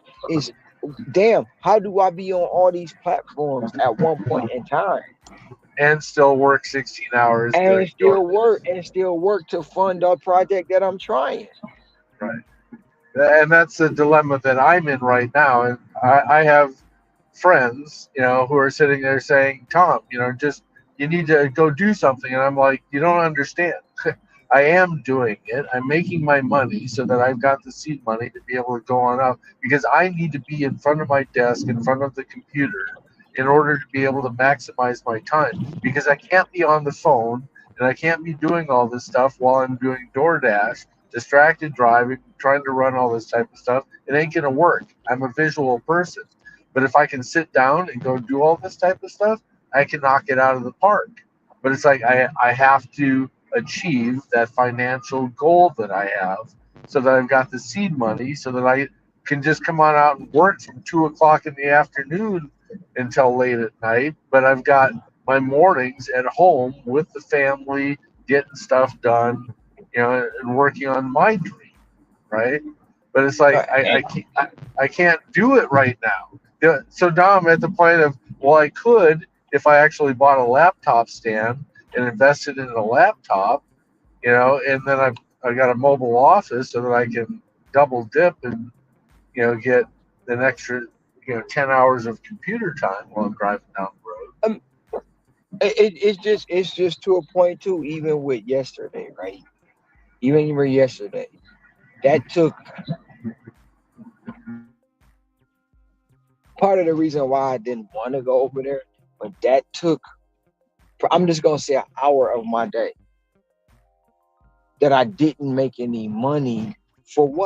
What did it solve? Nothing. What's the purpose? Nothing. Did I need to go over there? No.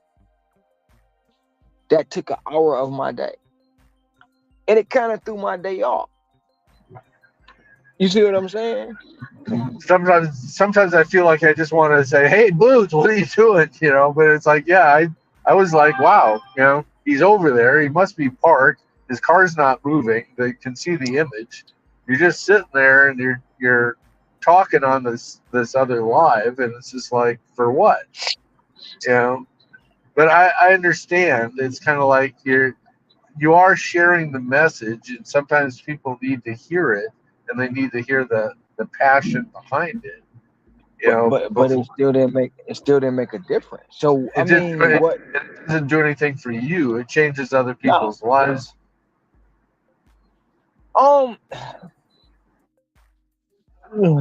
I don't know. I mean, I got people pissed off at me for what? I don't know. They haven't told me, but it is what it is. Like I can't like in the sense of it, I can't allow myself to fall into a trap of going to certain places I know it's going to be so where I'm going to be. Even today on this channel, I had when everybody was coming to the back room, I had to stop taking orders. Right. And I didn't have I had orders in my truck that I wasn't delivering, or in the van that I wasn't delivering, to focused on the panel, so I wouldn't have no, whatever. But that takes time away. That took up a half hour by me just sitting in that lot after I picked up the order. For what? To prove what? To go back and forth with somebody who's always going to have something to say, whether it's good, bad, or indifferent. Somebody who's mad about me having confidence in myself to be able to have the ability to go anywhere in the world and make money because that's what I do. So, and then somebody to come back and say, you didn't have to let him up on stage, but I didn't. But then you don't let him up on stage, and first thing, he's a coward. That's coming next. He wouldn't let me up. He's a coward. I'll make more profit. You're gonna kill some. And then the thing about it, they tried every week. Oh, you saw that drunk on your pants. Bring up if I was drunk, go to the video to bring it up. So they're creating their own narrative to try to decipher and bring out something negative in what's going on, because that's what it is. Claim they don't watch, but they watch. Claim nobody's gonna watch but I don't listen. And I say it all the time. If nobody watching, you are, so therefore what? I get views. And at least I know they watching. So that's the whole point of it all. Like, and it still didn't solve anything. Because at the end of the day, they're still gonna feel what they feel. And they still gonna feel like they made more profit and they're better and this and that. That's fine. They're entitled to it. But don't get mad because we're doing something that they're not doing. And we have goals. We have places that we want to get to. And we don't just want to be the traditional way.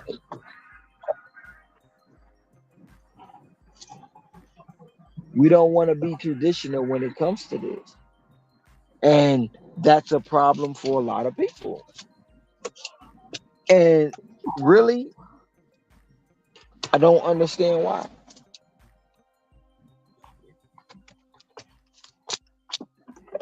And you're going to go out and hurt yourself, and you're going to do this, and I care for you, but I don't give a fuck if you die. I'm worried about the next person. Wait a minute. I thought you cared about me.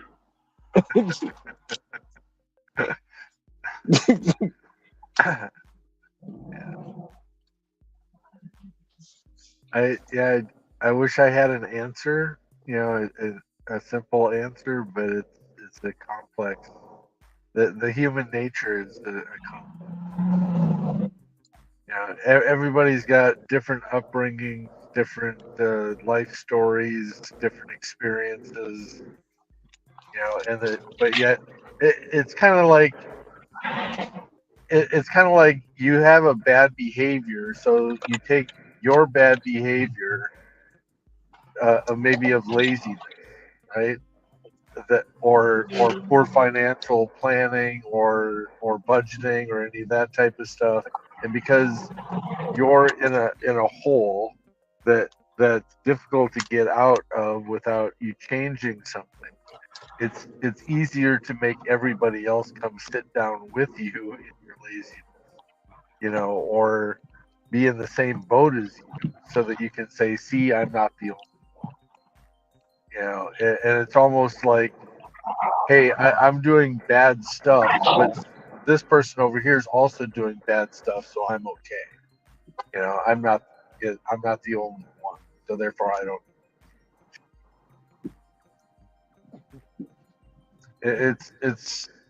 It's easier to try and have a pity party with more than just self.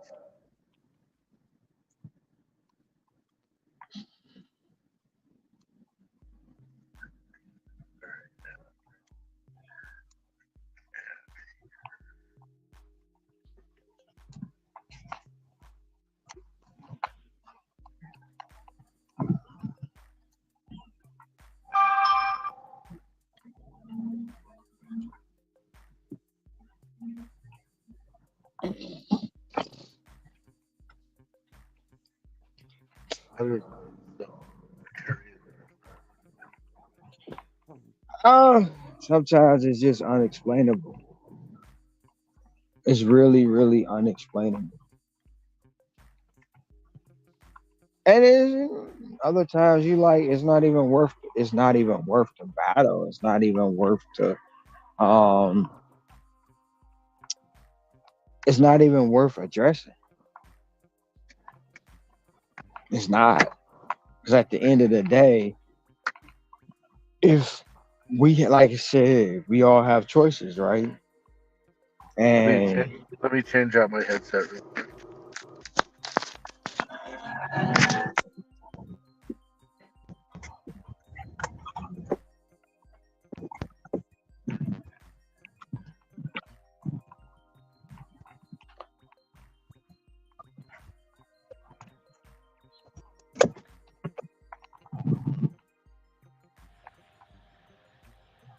Are you there? yeah, I'm here. At the end of the day, we all still have a choice, right? Um, so even with that choice that we make, there's a consequence. And when a person realizes that, it's better off, in my opinion. And some people have to. It may be a bad analogy. When you sit back and you see something you don't like, you change it. But along with that change, the company that you keep may get mad because they feel like you're leaving them behind. But instead of them coming along, they go find other people to try to say, oh no, you're supposed to stay with us. This is what's going to happen. Even though we're defying odds and showing them, no, there's a better way.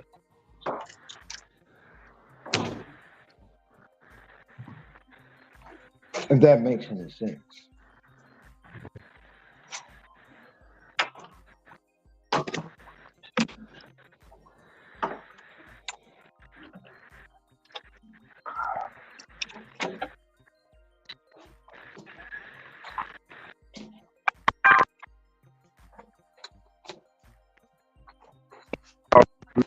I'm what I call a +1 person. I do when I'm with somebody else, even if it's just bouncing ideas off, because then it's kind of like burning it in the fire. That's why I'm engaged with your channel on a daily basis.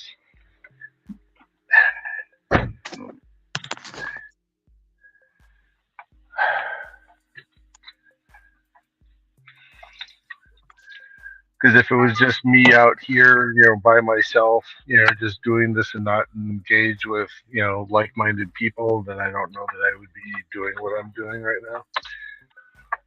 And that's kind of like what's more and more for me